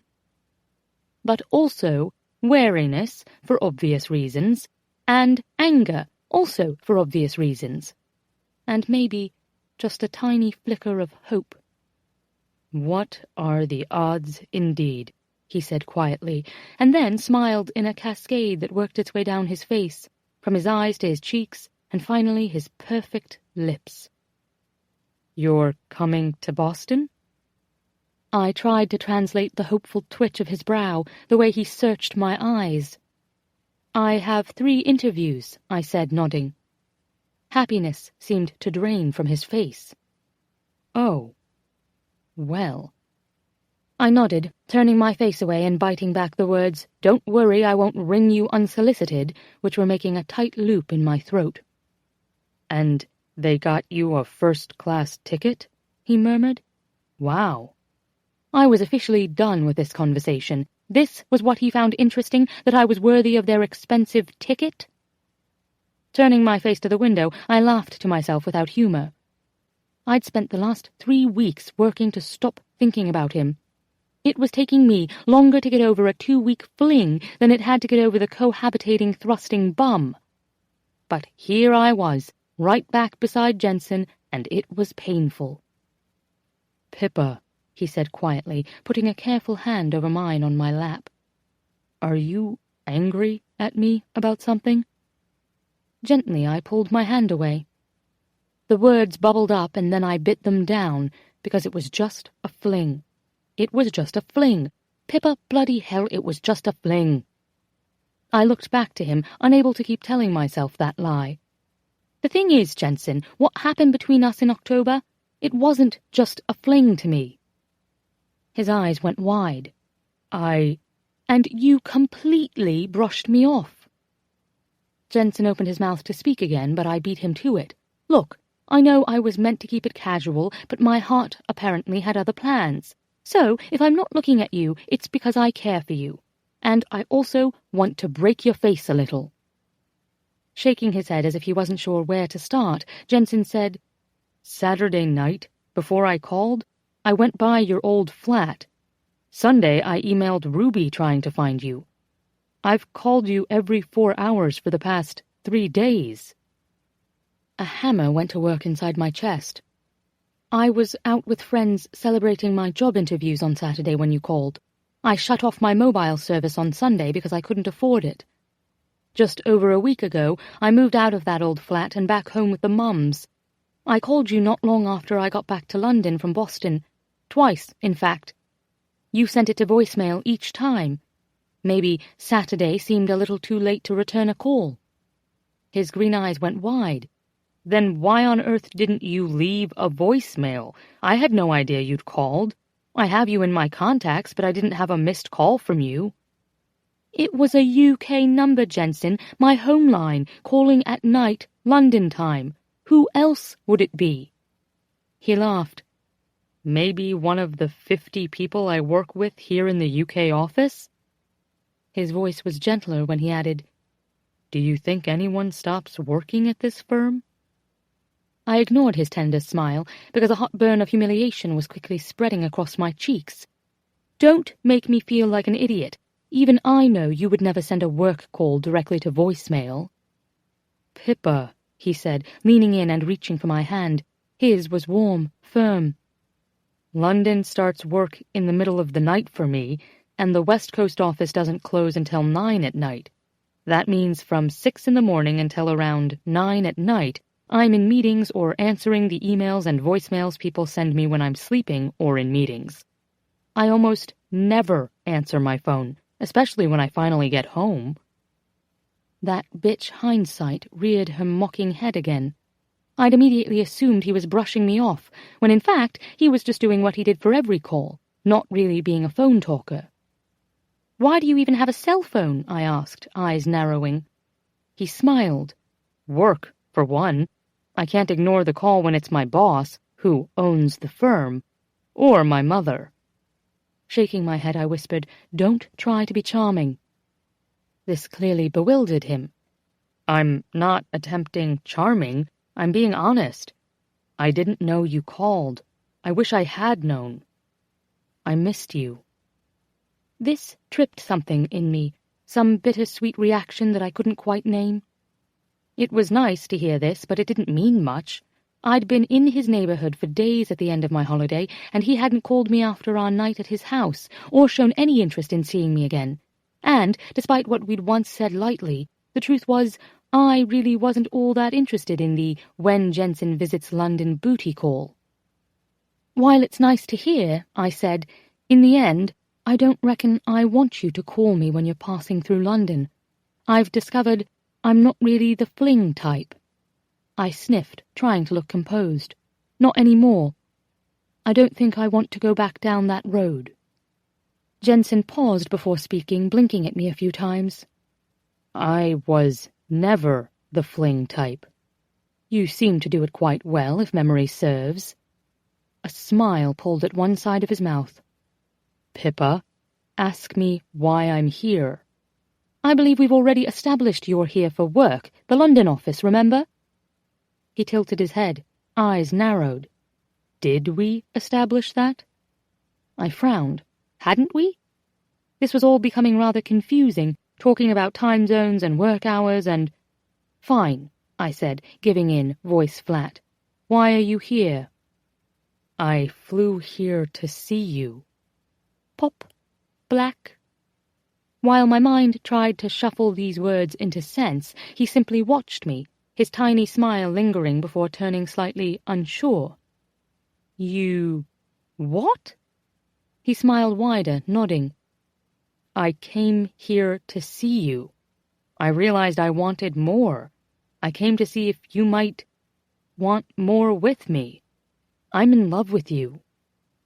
My legs straightened, shoving me upright and standing of their own volition, and before I knew it, I was awkwardly stepping over his lap and tripping down the aisle to the lavatory. The flight attendant gently called after me, "We'll be taking off shortly." But the flight was still boarding, and I had to move, walk, breathe, something. I slid into the loo and was beginning to close the door when a hand reached out, stopping me. Jensen looked at me, pleading. "There's barely room in here for me," I whispered, putting a hand on his chest. He stepped forward anyway, deftly swapping our positions so my back was to the door. "Just give us a second," he said to the bewildered flight attendant. Sliding the door carefully closed behind me, he lowered the lid on the toilet before sitting and looking up at me. "What in the bloody hell are we doing in here?" I asked. He took my hands, staring down at them. "I don't want you to walk away from me after I tell you I love you." "I'll be sitting next to you on the entire flight," I countered lamely. He winced, shaking his head a little. "Pippa, I came home from Boston and was miserable," I told him. I quit my job, moved back home, and set about making my life something I would want to rejoin after vacation. Jensen listened, watching me patiently. "I couldn't decide if you ruined me or found me," I said. "I went on dates," he winced again, "and didn't enjoy any of them." "I haven't been out with anyone since you," he said. "Not even softball Emily?" He laughed. "Not even her. It wasn't a sacrifice." He reached up, cupping my jaw and staring directly into my eyes. "And maybe Hannah and Will would say that's par for the course, but I did date before. I just hadn't met you yet. You're the most beautiful person I've ever known." He was looking at my face when he said this, and he hadn't said anything about my hair. If he'd noticed that it was lavender, he'd given no indication. He didn't even do the casual but obvious scan of my bracelets stacked up my arm, or my chunky necklace, or my red combat boots. And I think that's when I knew I was done for. Those thickly lashed green eyes, the smooth flushed cheeks, the hair he'd let grow long enough to fall over his brow, and now, the way he saw me for me, not as a series of eccentric parts and bright colours. My brain tried one last argument.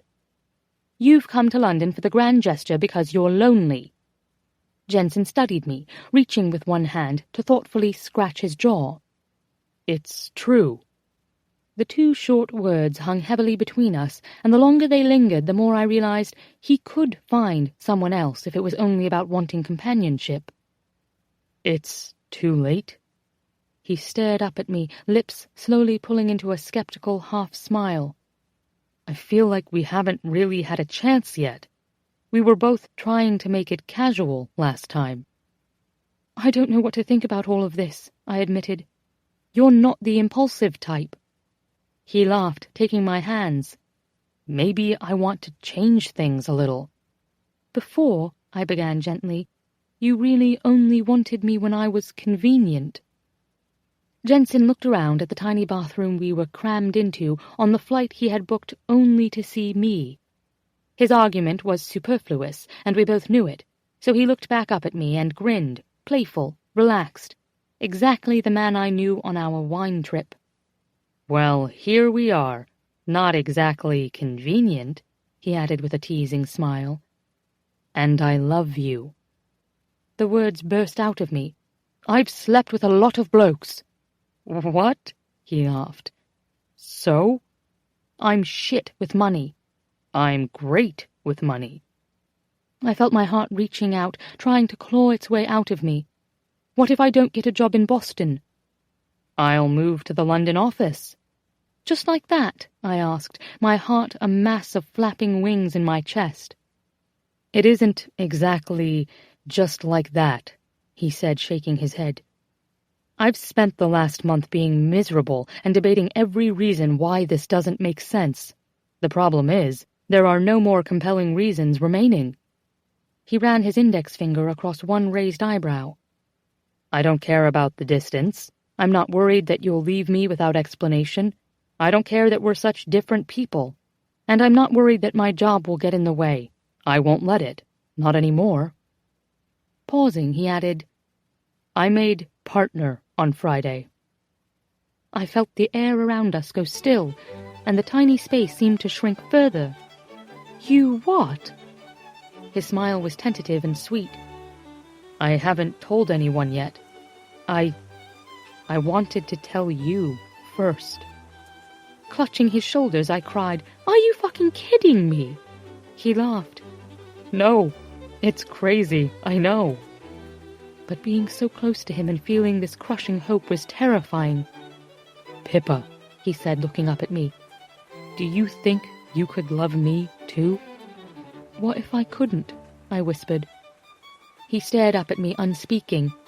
It wasn't cockiness in his eyes, and it wasn't defeat, either. It was some surety deep in his heart that told him he wasn't wrong about us.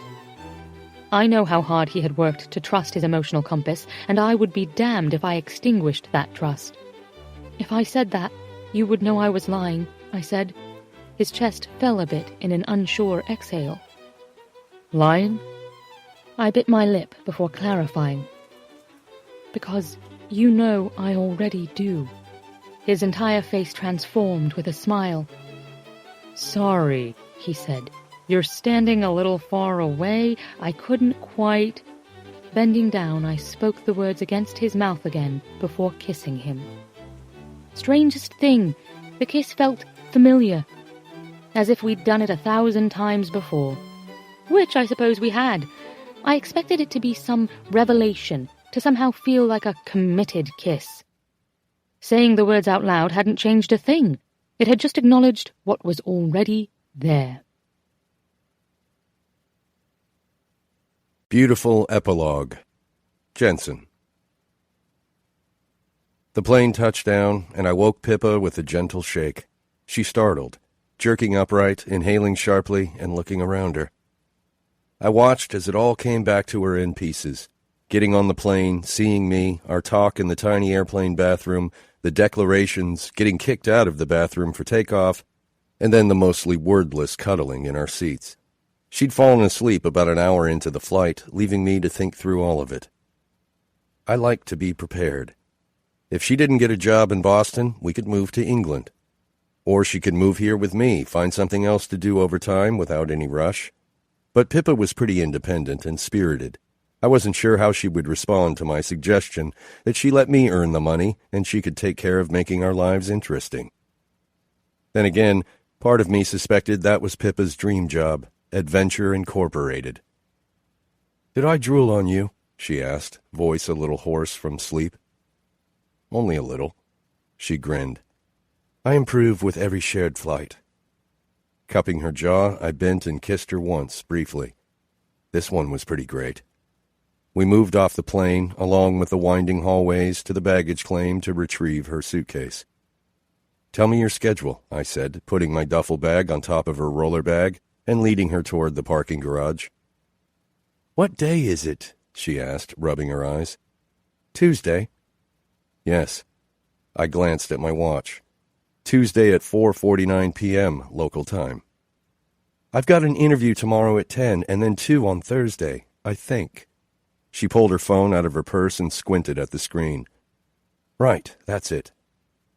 I looked questioningly at her phone, remembering she'd said she'd shut the service off.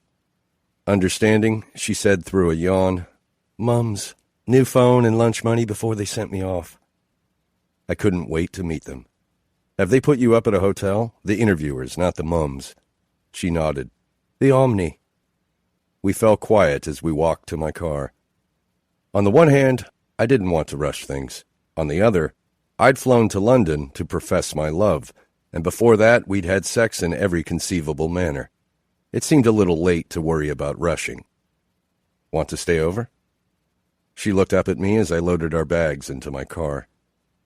"Either that or you're at my hotel," she said, grinning. "Don't you belong to me now?" It was only about 15 minutes without traffic from Logan International to her hotel, but it was about a half hour to my house. The benefit of the hotel? Speed. The benefit of my house? My bed, more food delivery options, and more flat surfaces for sexual activity. My phone rang over Bluetooth as we curled around the streets, Pippa's hand on my leg. Glancing at my screen, I saw Hannah's face. Pippa grinned, excited, but I put my finger over my lips to indicate we should keep this a surprise for now. I also suspected if Hannah knew Pippa was with me, she'd talk us into coming over and... No. "Hey, Ziggs." "Look," she said, voice panicked and bursty. "I'm sorry I missed your call on Friday, but then you didn't answer and I'm feeling really guilty about something and..." "Honey, it's okay," I said, laughing. "I called you on my way out of town and have been a bit busy since then." "Oh, you're out of town?" she asked, confused. The only person who knew my calendar better than Hannah was my assistant. "I'm home now. I wanted to tell you..." "No, wait, let me get this out first," she said. "I didn't tell you something, and now I'm all twisty over it." My brows pulled down in confusion. "You didn't tell me something?" "Pippa will be here," Hannah said. "In Boston, if she's not here already. She has job interviews." She sucked in a gulp of air as she said the last word, and then there was nothing but silence, like she'd dropped a grenade and jumped back, hoping to be spared the explosion. Pippa's hand was clapped over her mouth. I'd wanted to surprise Hannah by bringing Pippa over myself, tomorrow maybe, but now I wasn't sure how to handle it. "Don't be mad," Hannah added with a little peep. "I wasn't sure how you'd react. I know you didn't want me butting in anymore." I smiled over at Pippa, who silently worried her lower lip between her teeth and said, "I'm not mad." "I just wanted you guys to work so badly," she said. "And I hope that I get to see her while she's in town because I already love her so much." "I'm sure you will. But," she continued, "I promise I won't if it's weird for you." "It's not weird for me," I admitted. "I love her too." Beside me, Pippa beamed. Hannah went very, very quiet before whispering, "What?" "Ziggs, I've got to get home. But is it okay if I come by for dinner in a couple hours? I have a surprise, too." Walking up the steps to my place felt a little surreal. Would we eventually live together? Would we live here? It wasn't so much that I was pondering each question as that I had a flurry of them spinning inside my head. When would we live near each other? When would we live together? Was this forever? What job would she get? Would she need a job? But everything went quiet and still when the door closed behind us. Pippa looked around the living room. I didn't pay much attention when I was here last time. I could see her pulse in her neck, beneath the smooth skin, over what was at once a delicate and strong throat. Now may not be the time either. She turned her face to me, smiling widely. No? No.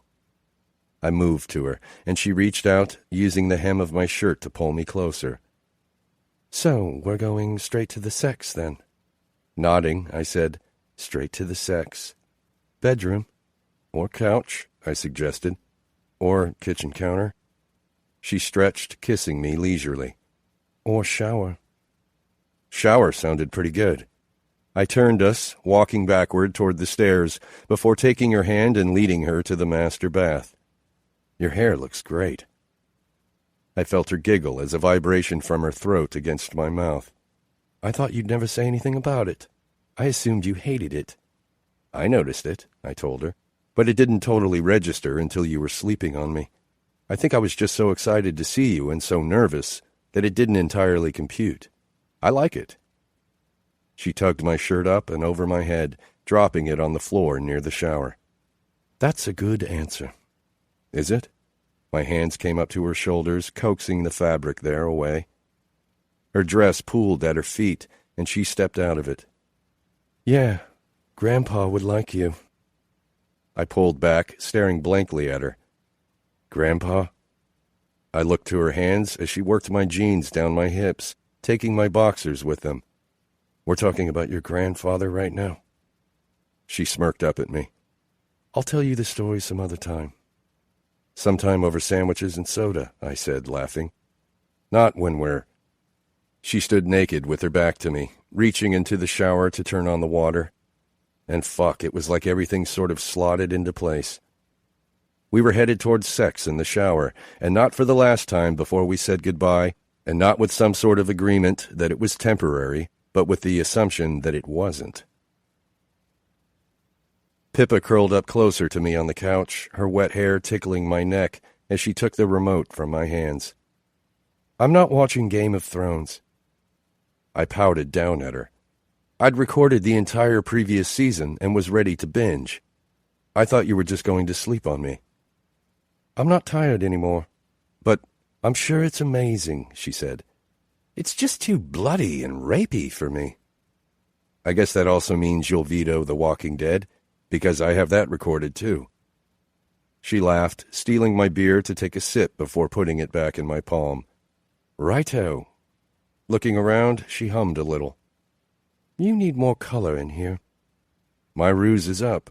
I bent, kissing her temple as she chose Trainwreck on iTunes. I really just brought you back here so you'd redecorate. Anything you're particularly attached to? I followed where her eyes landed, on an old funky lamp in the corner. I shook my head, swallowing a sip of beer. Nope.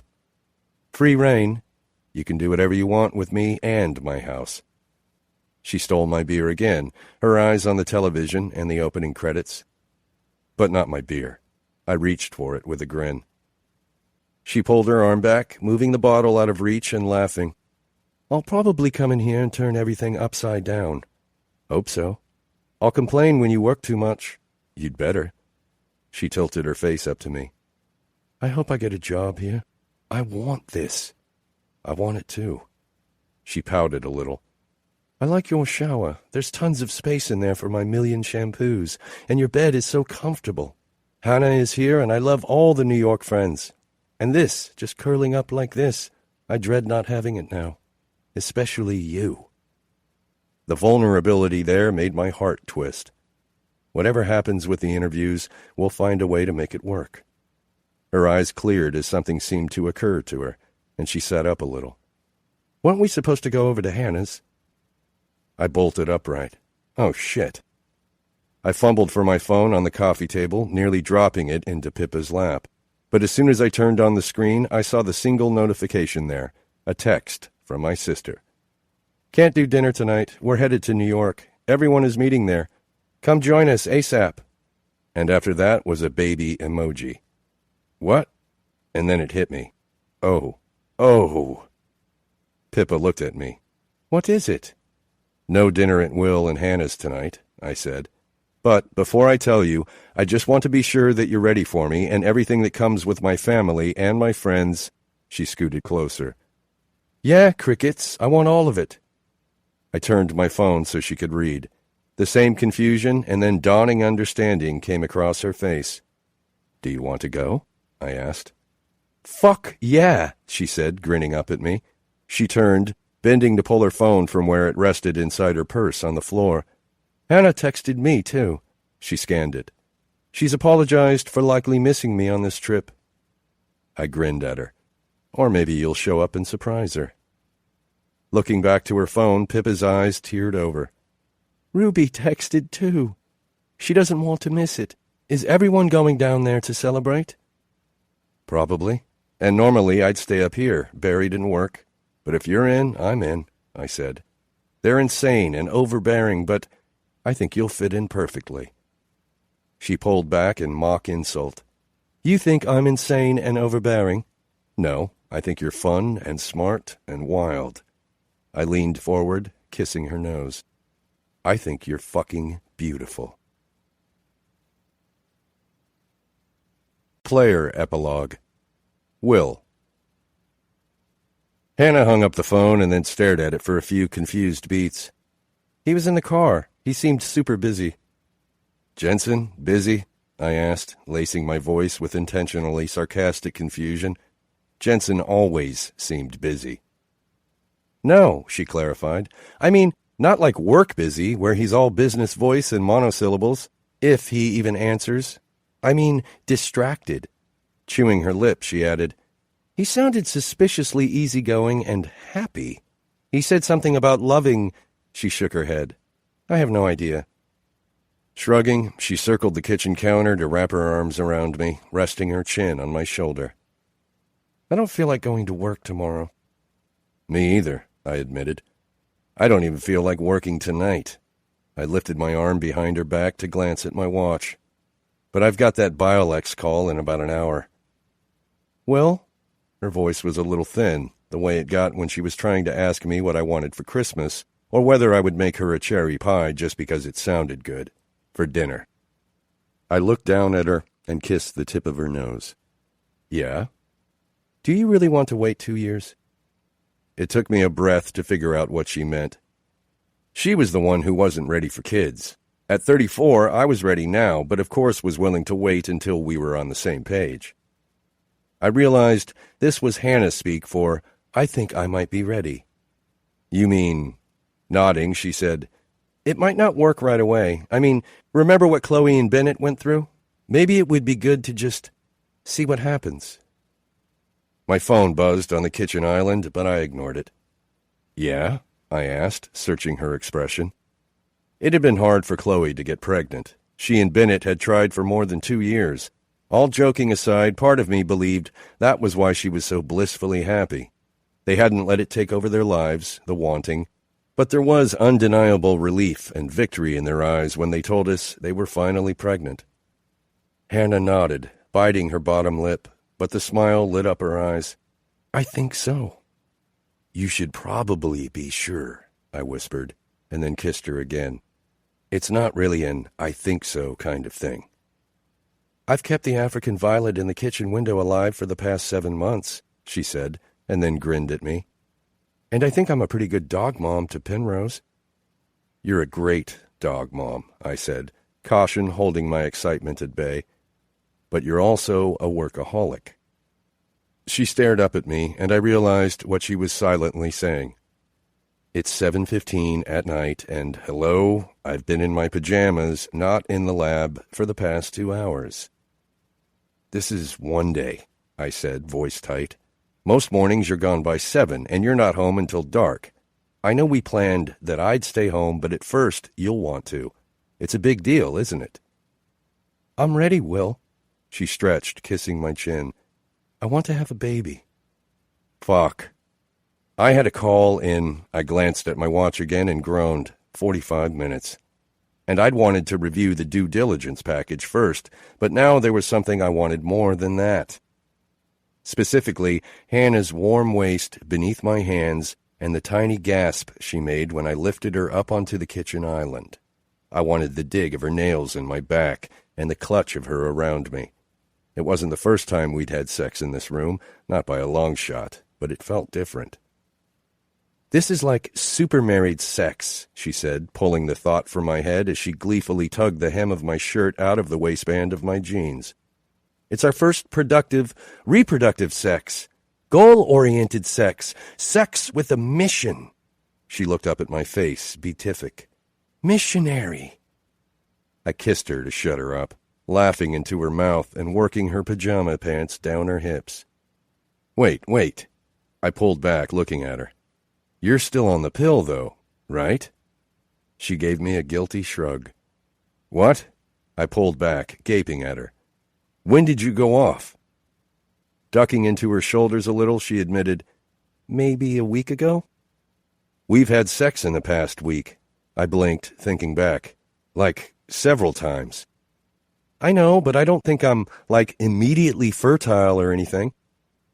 Even in the face of her illogical confidence, warmth rolled through me. I know I should have been a little annoyed that she did this without any discussion, but I wasn't. The possibility suddenly seemed so fucking real. We were going to have kids someday, maybe even someday soon. Holy shit. Things turned into a blur of laughter and clashing teeth and limbs caught in clothes, but when I had her free enough to step between her knees and press into her, the rest of the world melted into the periphery. It wasn't really goal-oriented sex after all. It was just being with Hannah. The way I had 1,000 times, with a tiny echo of anticipation and excitement that had nothing to do with the way she felt around me or the sound she made. Her hair brushed over my face when I bent to kiss her neck. Her hands were smooth and sure down my back, gripping my ass. I had watched Hannah go from a glowing, innocent young woman to a confident, assertive powerhouse. And with me she still remained the sweet, wide-open, smiling plum I fell for more than 3 years ago. Hannah collapsed back on the island, staring sex-drunk up at me. "Well done, William." I kissed her breast, mumbled something incoherent. She reached blindly over her head when my phone buzzed again.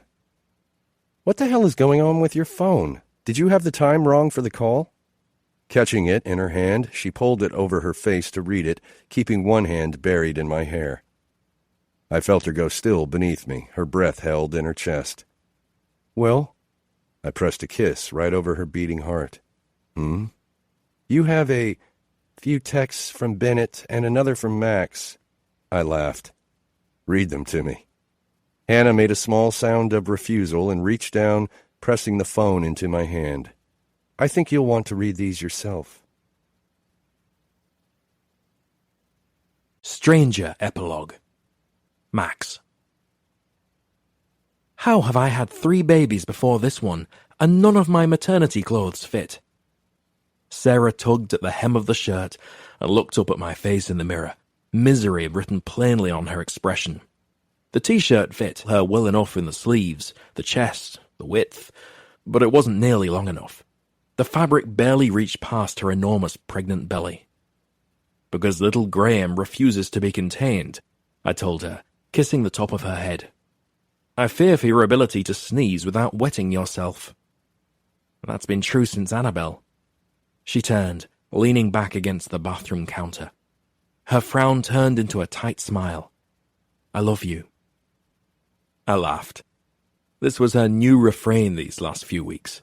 Each time she secretly wanted to punch me, she would tell me she loved me instead. I didn't have to ask her to know it was true.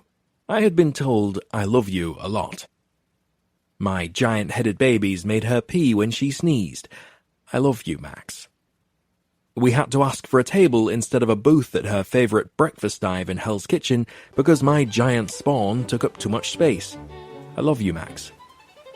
Our second daughter, Iris, who was barely 2, had already broken her arm once trying to play rugby at the park. I love you, Max. Our life was a jumble of kids and spilled juice and work calls taken in the loo and wiping jelly stains off furniture. But in reality, I didn't fear our even more chaotic future. Sarah loved having babies more than she loved nearly anything, and we both seemed to be able to roll with the insanity pretty well. I told her I'd be fine with 3. She wanted 5. Even as pregnant as she was, she hadn't yet changed her tune. Though I might suggest after this boy that we stop at 4. For the duration of this pregnancy, Sarah had been spirited. Ezra screeched something at Iris in the other room, and the outburst was followed by a loud crash. I moved to the door, but Sarah stopped me with her hand around my forearm. "Don't," she said. "It's just the Fisher-Price record player. That thing won't break." "How on earth did you know what toy it was?" She grinned up at me, giving me a flash of my easygoing petal. "Trust me." She tugged at the hem of my shirt. "Come here." "Why aren't the kids in bed?" I asked, looking back over my shoulder. "You can figure that out after you come here." I moved closer, bending down to kiss her, letting her tell me how much of a kiss she really wanted. And apparently she wanted deep and lingering, her hands sliding up my stomach beneath my shirt and over my chest. "You feel good." I cupped her breasts. "You do too." She moaned happily. "Oh God, you're better than my best bra. Can you just walk behind me, holding those up all day?" "You already assigned me to foot-rubbing duty." I kissed her once again, then hummed thoughtfully. "Though I suppose one task is for sitting, the other is while mobile." Sarah stretched on her tiptoes, wrapping her arms around my neck. "You're so good to me." I moved my hands down over her tight belly, feeling what was likely a foot pressing out beneath my palm. "Because I love you." Her big brown eyes met mine. "Did you ever imagine this?" she asked. 4 years ago, that we'd get pregnant only months after we had sex in a bar, and now we're having our 4th baby, and I can still kiss you and feel this way." "I suspect I'll feel this way forever." "Do you miss it?" she asked, and I knew without having to translate what she meant. "Sure, but we've got our return date settled." After Annabelle, we'd taken a few months to return to our room at Johnny's club. But after Iris, the room no longer felt quite right. We tried it a couple of times, tried to get back to that place where it was liberating and erotic and ours. But for whatever reason, making love in the room with a giant glass wall felt different. It was almost too intimate, too exposed. Put simply, it didn't work anymore. Instead, we had a new deal. Over our lunch hour, while Red Moon was otherwise closed, a brilliant photographer, whose name we never learned and who we'd never met, stood on the other side of the glass, taking beautiful photos while we made love. Johnny used them in tasteful decoration along the voyeur's hallway. Once or twice a month, we would go for a session. More if we needed, less if life got in the way. The regulars liked knowing we were still at it. Sarah liked being able to choose which images we used, and I had the reassurance that we would always find a way to make this need of hers work. We would have this private pleasure between us as long as we lived. "You're happy?" she asked, dipping her hands beneath my shirt to press her palms to my navel. "Fucking blissful." She stretched, kissing me again. "I think we should stop at 4. I laughed into her mouth. "I think you're right. I like having a nanny. I don't want him to quit." This made me laugh harder. "I think George is pretty thrilled you have a nanny too." In the pocket of my trousers, my phone vibrated, and I pulled it out, reading. My heart stilled.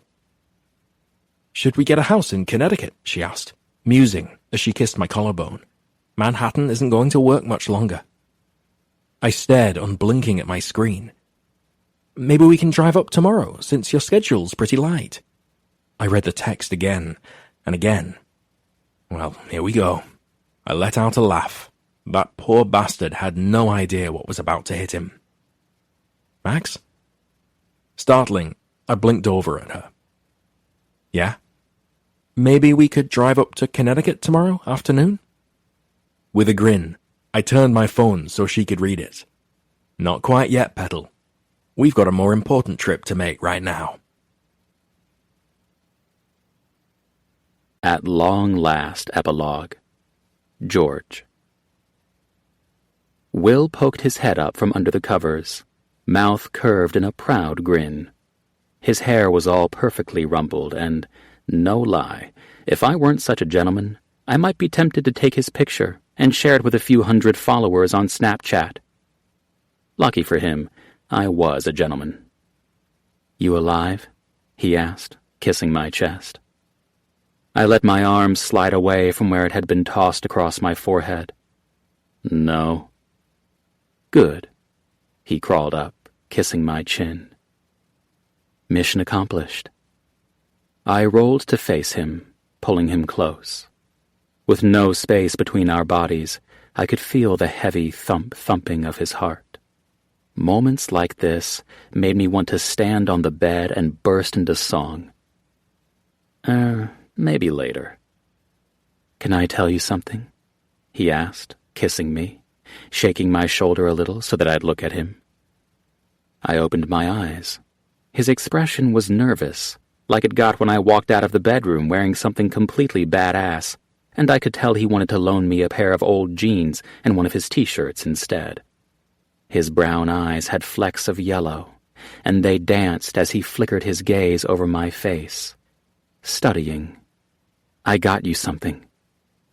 Oh, a very different kind of nervous, then.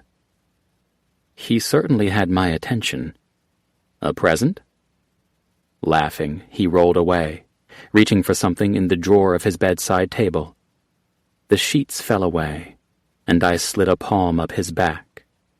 "Not only do you have the perfect name and the perfect back, you bake and you tolerate my love for boy bands, but you get me presents? How did I get so lucky?" Every day I thanked the universe for the subway train that ran late, so that 1. Will Perkins was late for his interview for the Manny position with Sarah and Max Stella. 2. He was still there when I came by begging a change of clothes, because I'd been drenched in filthy curbside water 2 blocks away and was closer to Sarah's place than mine. 3. They'd introduced us. 4. I laughed and flirted simply because his name was Will. 5. He stared at my shirt clinging to my chest, like he'd just found religion. I always knew it was destiny I'd end up with Will. I had just picked the wrong one the first time around. And I would have made endless fun of myself for ever believing in love at first sight. But fuck me with your spikiest Louboutins if it's not real. Just don't tell Chloe. She'd pull out a ruler to measure her dick to mine. Rolling back, Will put a small box in my hand, and the world tilted. I'd been expecting a fancy lollipop from one of his outings with Iris and Annabelle, or maybe a gift certificate to get my favorite shoes resold, because I'd been mourning their imminent death lately, and Will Perkins was thoughtful like that. But this gift fit in the palm of my hand. It had weight. It was black and soft, and it felt like a meaningful box. It felt like a box Will Perkins might hand his boyfriend George Mercer on their 1-year anniversary before saying something enormous and life-altering. "It's cufflinks, right?" I said. He grinned, his blonde hair falling over his forehead as he leaned back over me.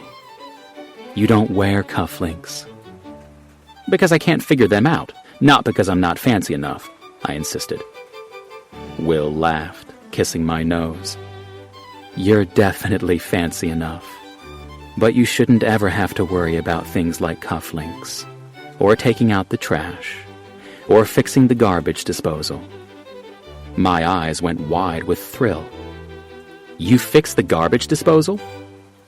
"No more shoving carrot peelings down there, Peach. That's what did it." I reached up and grabbed a gentle fistful of his hair. Who knew talk of home repair would one day be my thing? "I love you." "I love you too." He stared at me, his brows pulling together. "Do you want me to open the box?" I looked down at it in my hand between us. On the top, in delicate gold script, was a single word. Cartier. Earrings? I whispered.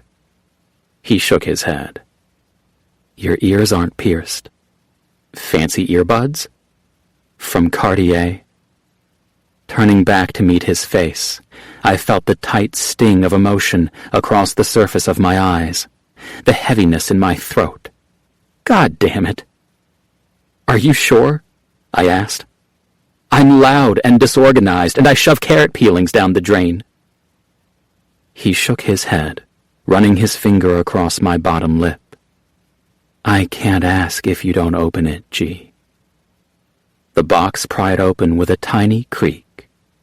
Inside was a heavy titanium band. George, he said quietly, and then kissed me once. I could feel him shaking. I could see my hand shaking too. Yeah. Will you marry me?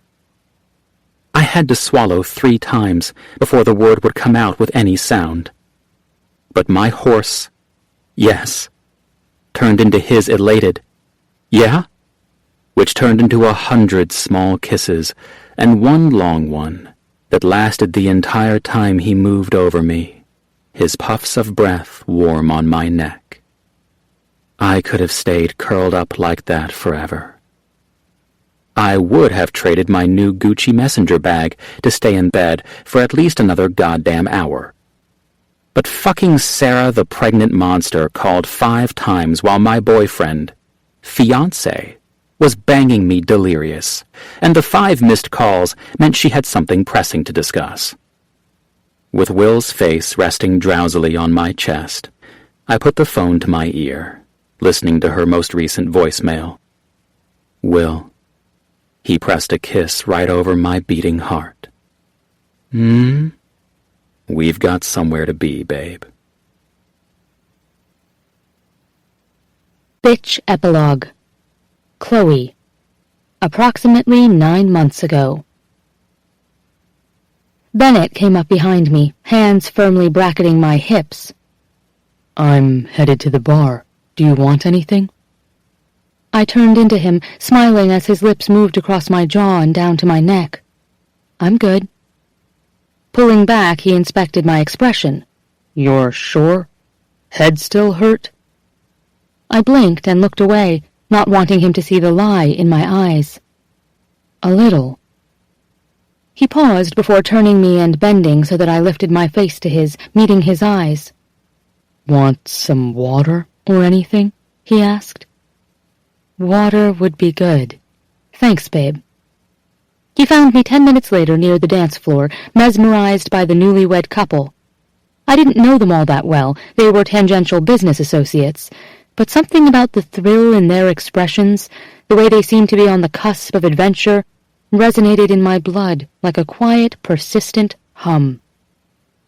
You good? He came up behind me, kissing my neck. I nodded, taking the glass of water from him and lifting my chin toward the couple dancing in the middle of the outdoor dance floor. Just watching them. Good wedding. I leaned into his side, feeling my body calm at the warm, solid presence beside me. Bennett sipped his drink, wrapping one arm around my waist. She looks amazing, I said, staring at the bride in her gorgeous pearl gown. He clearly agrees, he said, lifting his chin. He practically ate her face when they kissed.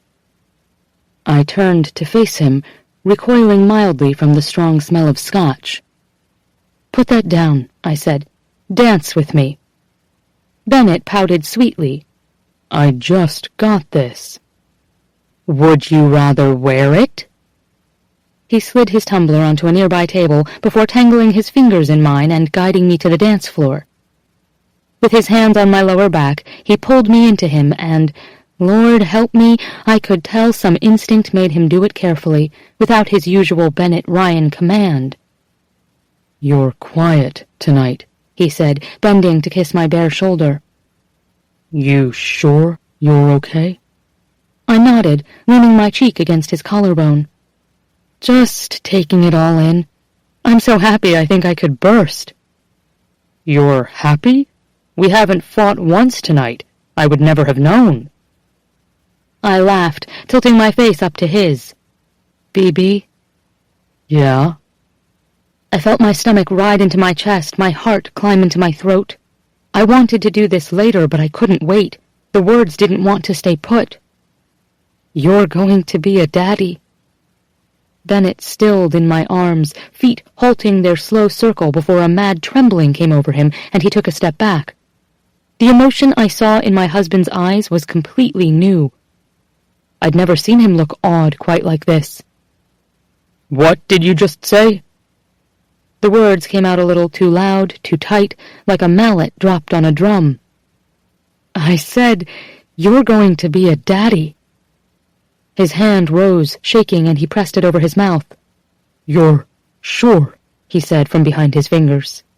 His eyes had begun to shine. I nodded, feeling my eyes burn too. His reaction, his relief and thrill and tenderness, nearly made my knees buckle. I'm sure. After 2 years of trying, I'd never once gotten pregnant.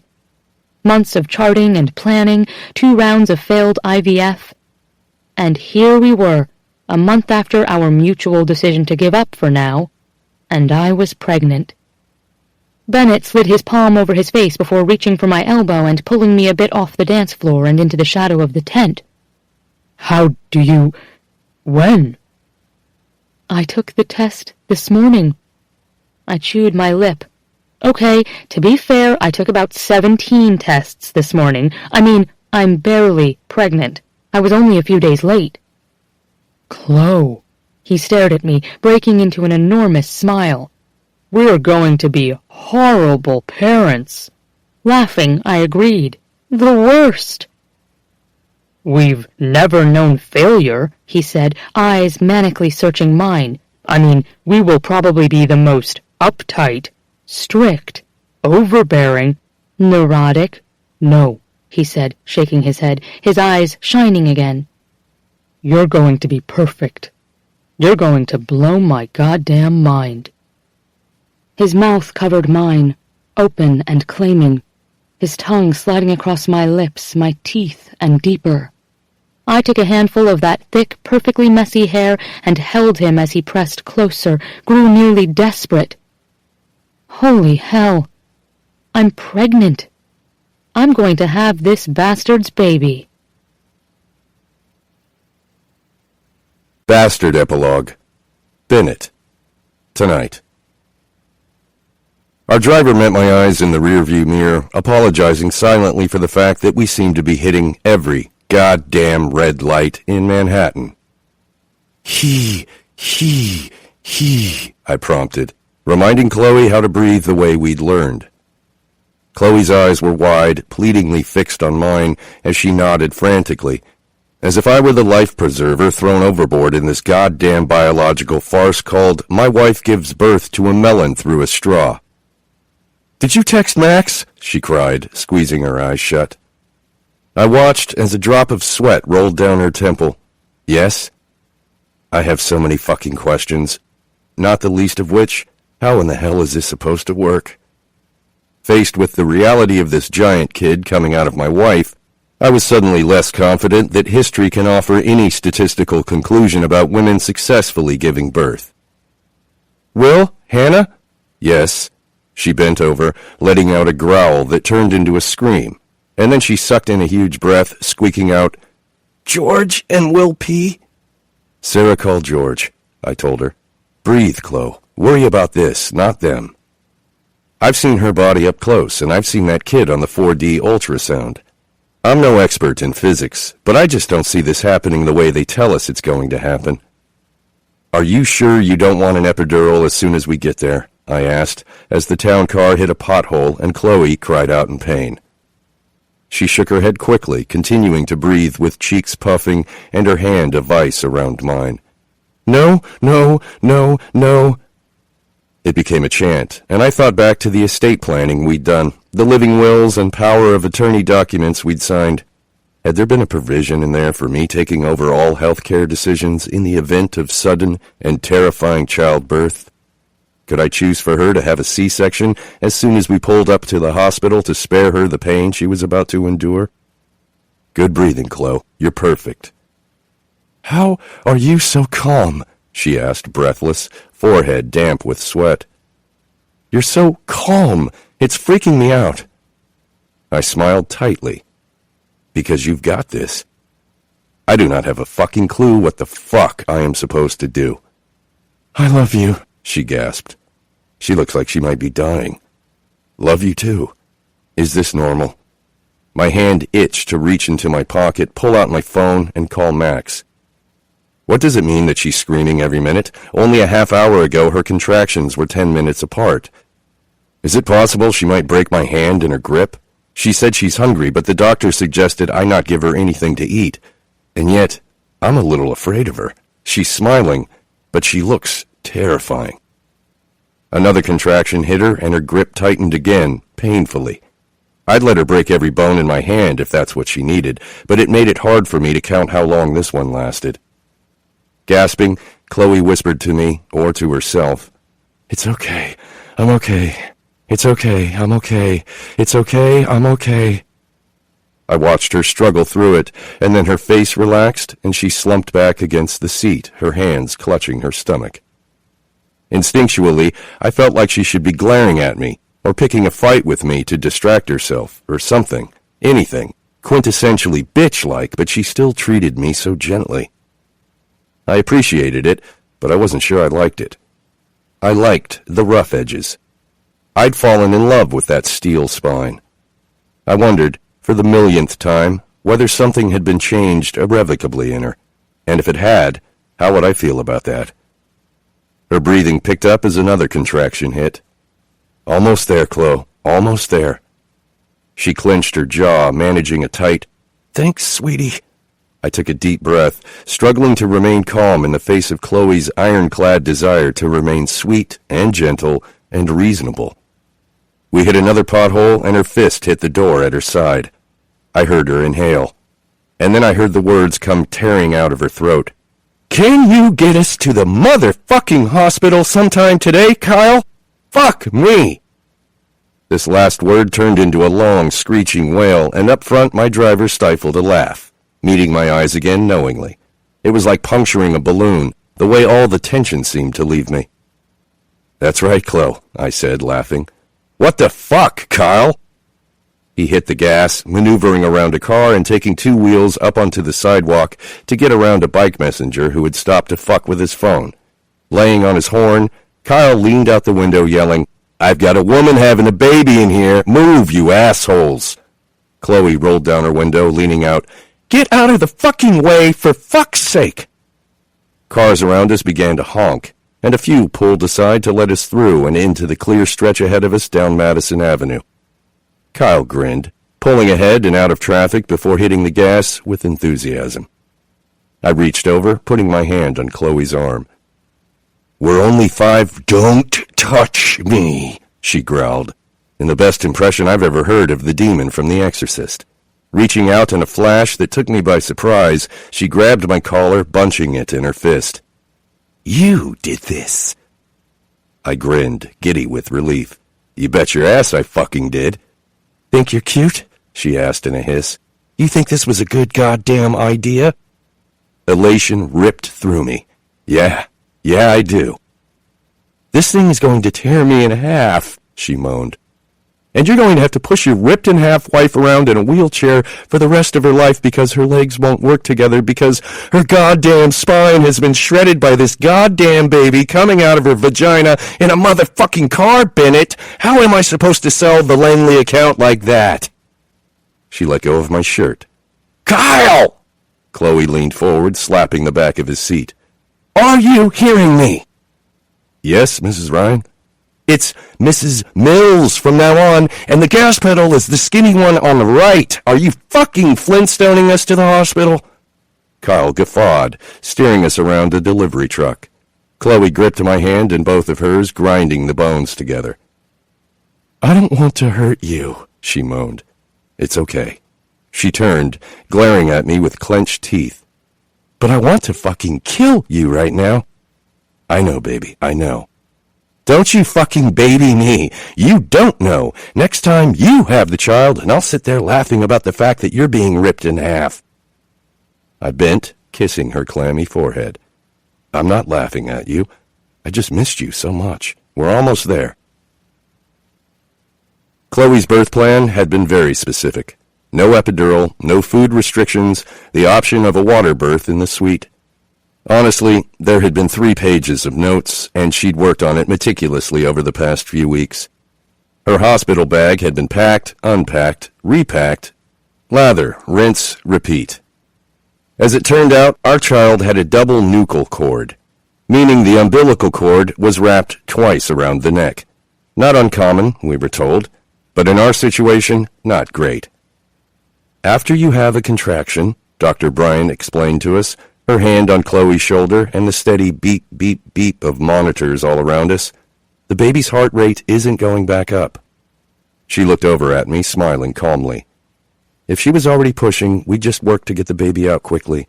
But here, this baby is still too high. She looked back to Chloe. And you're only at 5 centimeters. Can you check again? Chloe groaned. Because, I'm serious, it feels like 20. I know, Dr. Bryant said, laughing, and I know how adamant you are about having a natural birth, but guys, this is one of the situations where I need to play my veto card. Chloe didn't even get to push before she was taken into surgery. Drugged and distraught over her perfect plan falling apart, she stared up at me, her hair held back in a sterile yellow cap, her face splotchy and makeup-free.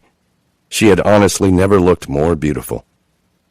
It doesn't matter how it happens, I reminded her. At the end, we get a baby. She nodded. I know. I stared down at her in surprise. You're okay? I'm disappointed, she said, and swallowed back a clear wave of emotion, but I just want everything to be fine. Everything will be, Dr. Bryant said, hands sterile and gloved, smiling behind her mask. Ready? The nurse pulled the drape up, hiding Chloe's midsection from view. I stayed up near her head, wearing a surgical gown, cap, and gloves of my own.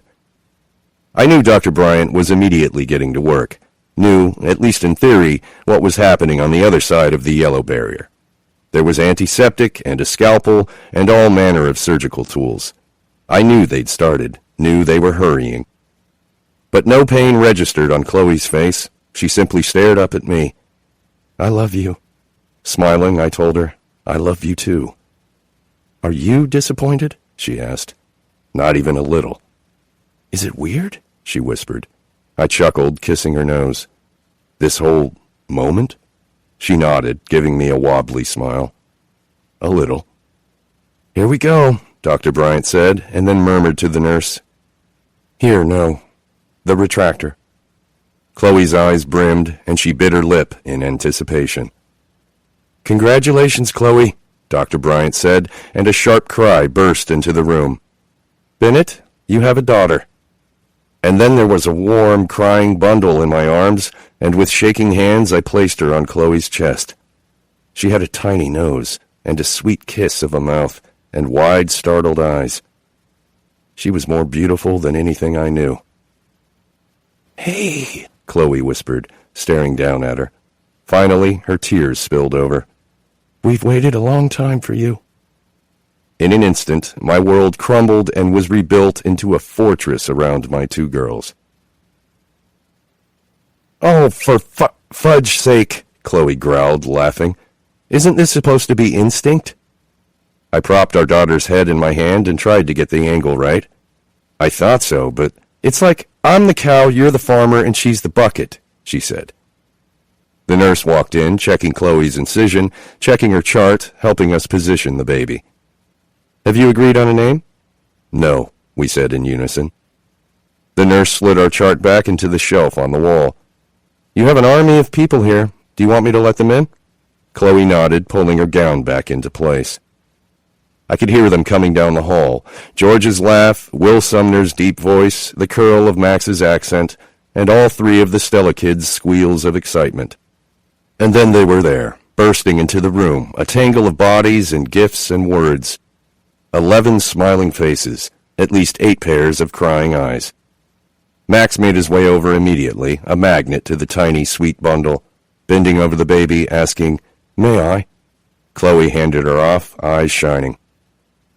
"Have you picked a name?" Sarah asked, looking down at the baby in her husband's arms.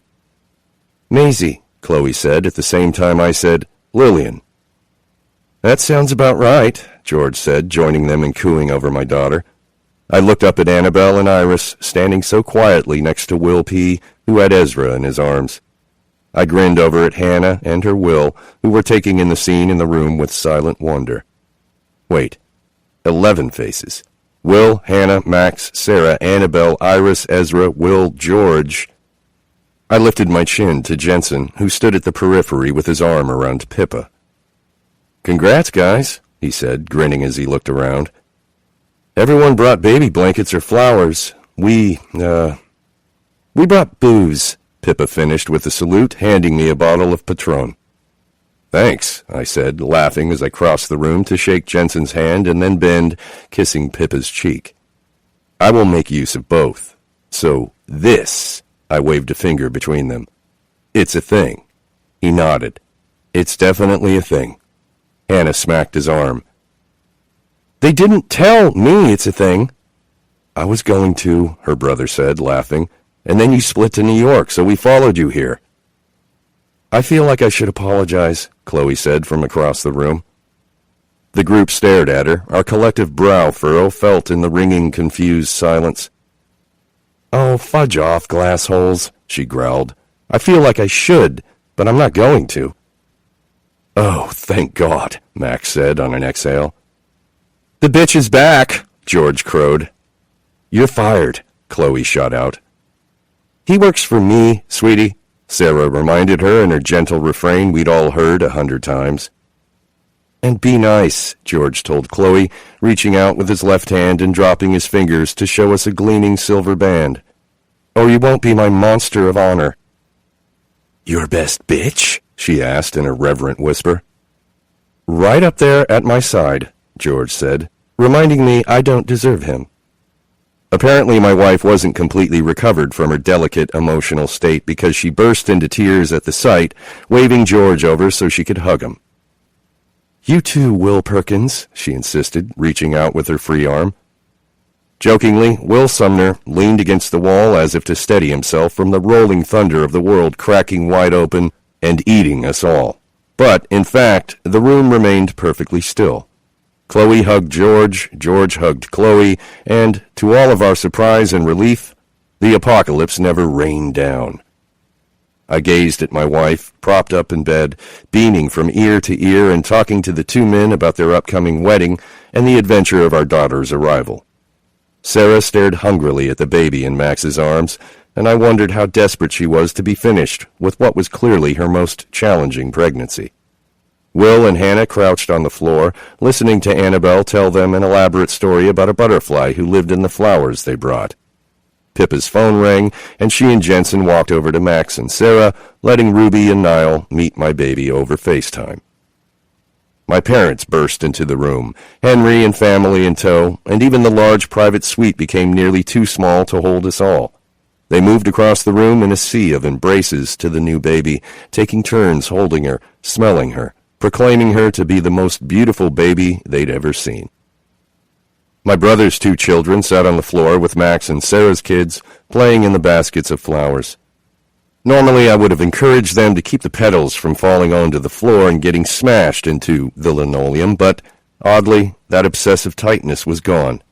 Tidy was a minor battle, one not worth my time. The battles worth fighting were the ones that protected my family, the enormous daily battle of working to make our world a better place for everyone. The battles worth fighting were the ones that rested on my shoulders as the father of a daughter, raising her to be confident and strong and safe. Make a fucking mess with those flowers, kids. Enough hogging her, I said, pushing through the crowd and taking my daughter into my arms. She was such an odd paradox of small and substantial, with tiny, tight fists and wide, searching eyes. I sat on the bed next to Chloe, leaning against the pillows and feeling her head come to rest on my shoulder. We stared, in love, at the little girl. "Maisie," she whispered. "Lillian." Chloe turned her face to me and shook her head, jaw set. Maisie. What could I do but kiss her? To get the best woman in the world, I whispered, I had to start with the basics. Love her as she is, not as you want her to be. Become the person she can't live without. Be her right-hand man. Learn what she needs, and she won't give you up, not for anything in the world. I had become the person she couldn't live without. I had become her right-hand man, and the father of her child. And it just so happened, every single day, I was the luckiest bastard alive.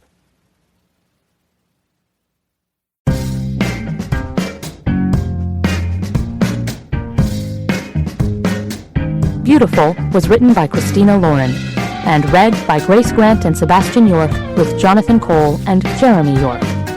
Editing and post-production by Common Mode, Paul Fowley, Technical Director. This has been a presentation of Simon & Schuster Audio. Beautiful is available in print from Gallery. Also from Simon & Schuster Audio by Christina Lauren, Beautiful Boss, read by Grace Grant and Sebastian York, and Beautiful Bastard, read by Grace Grant.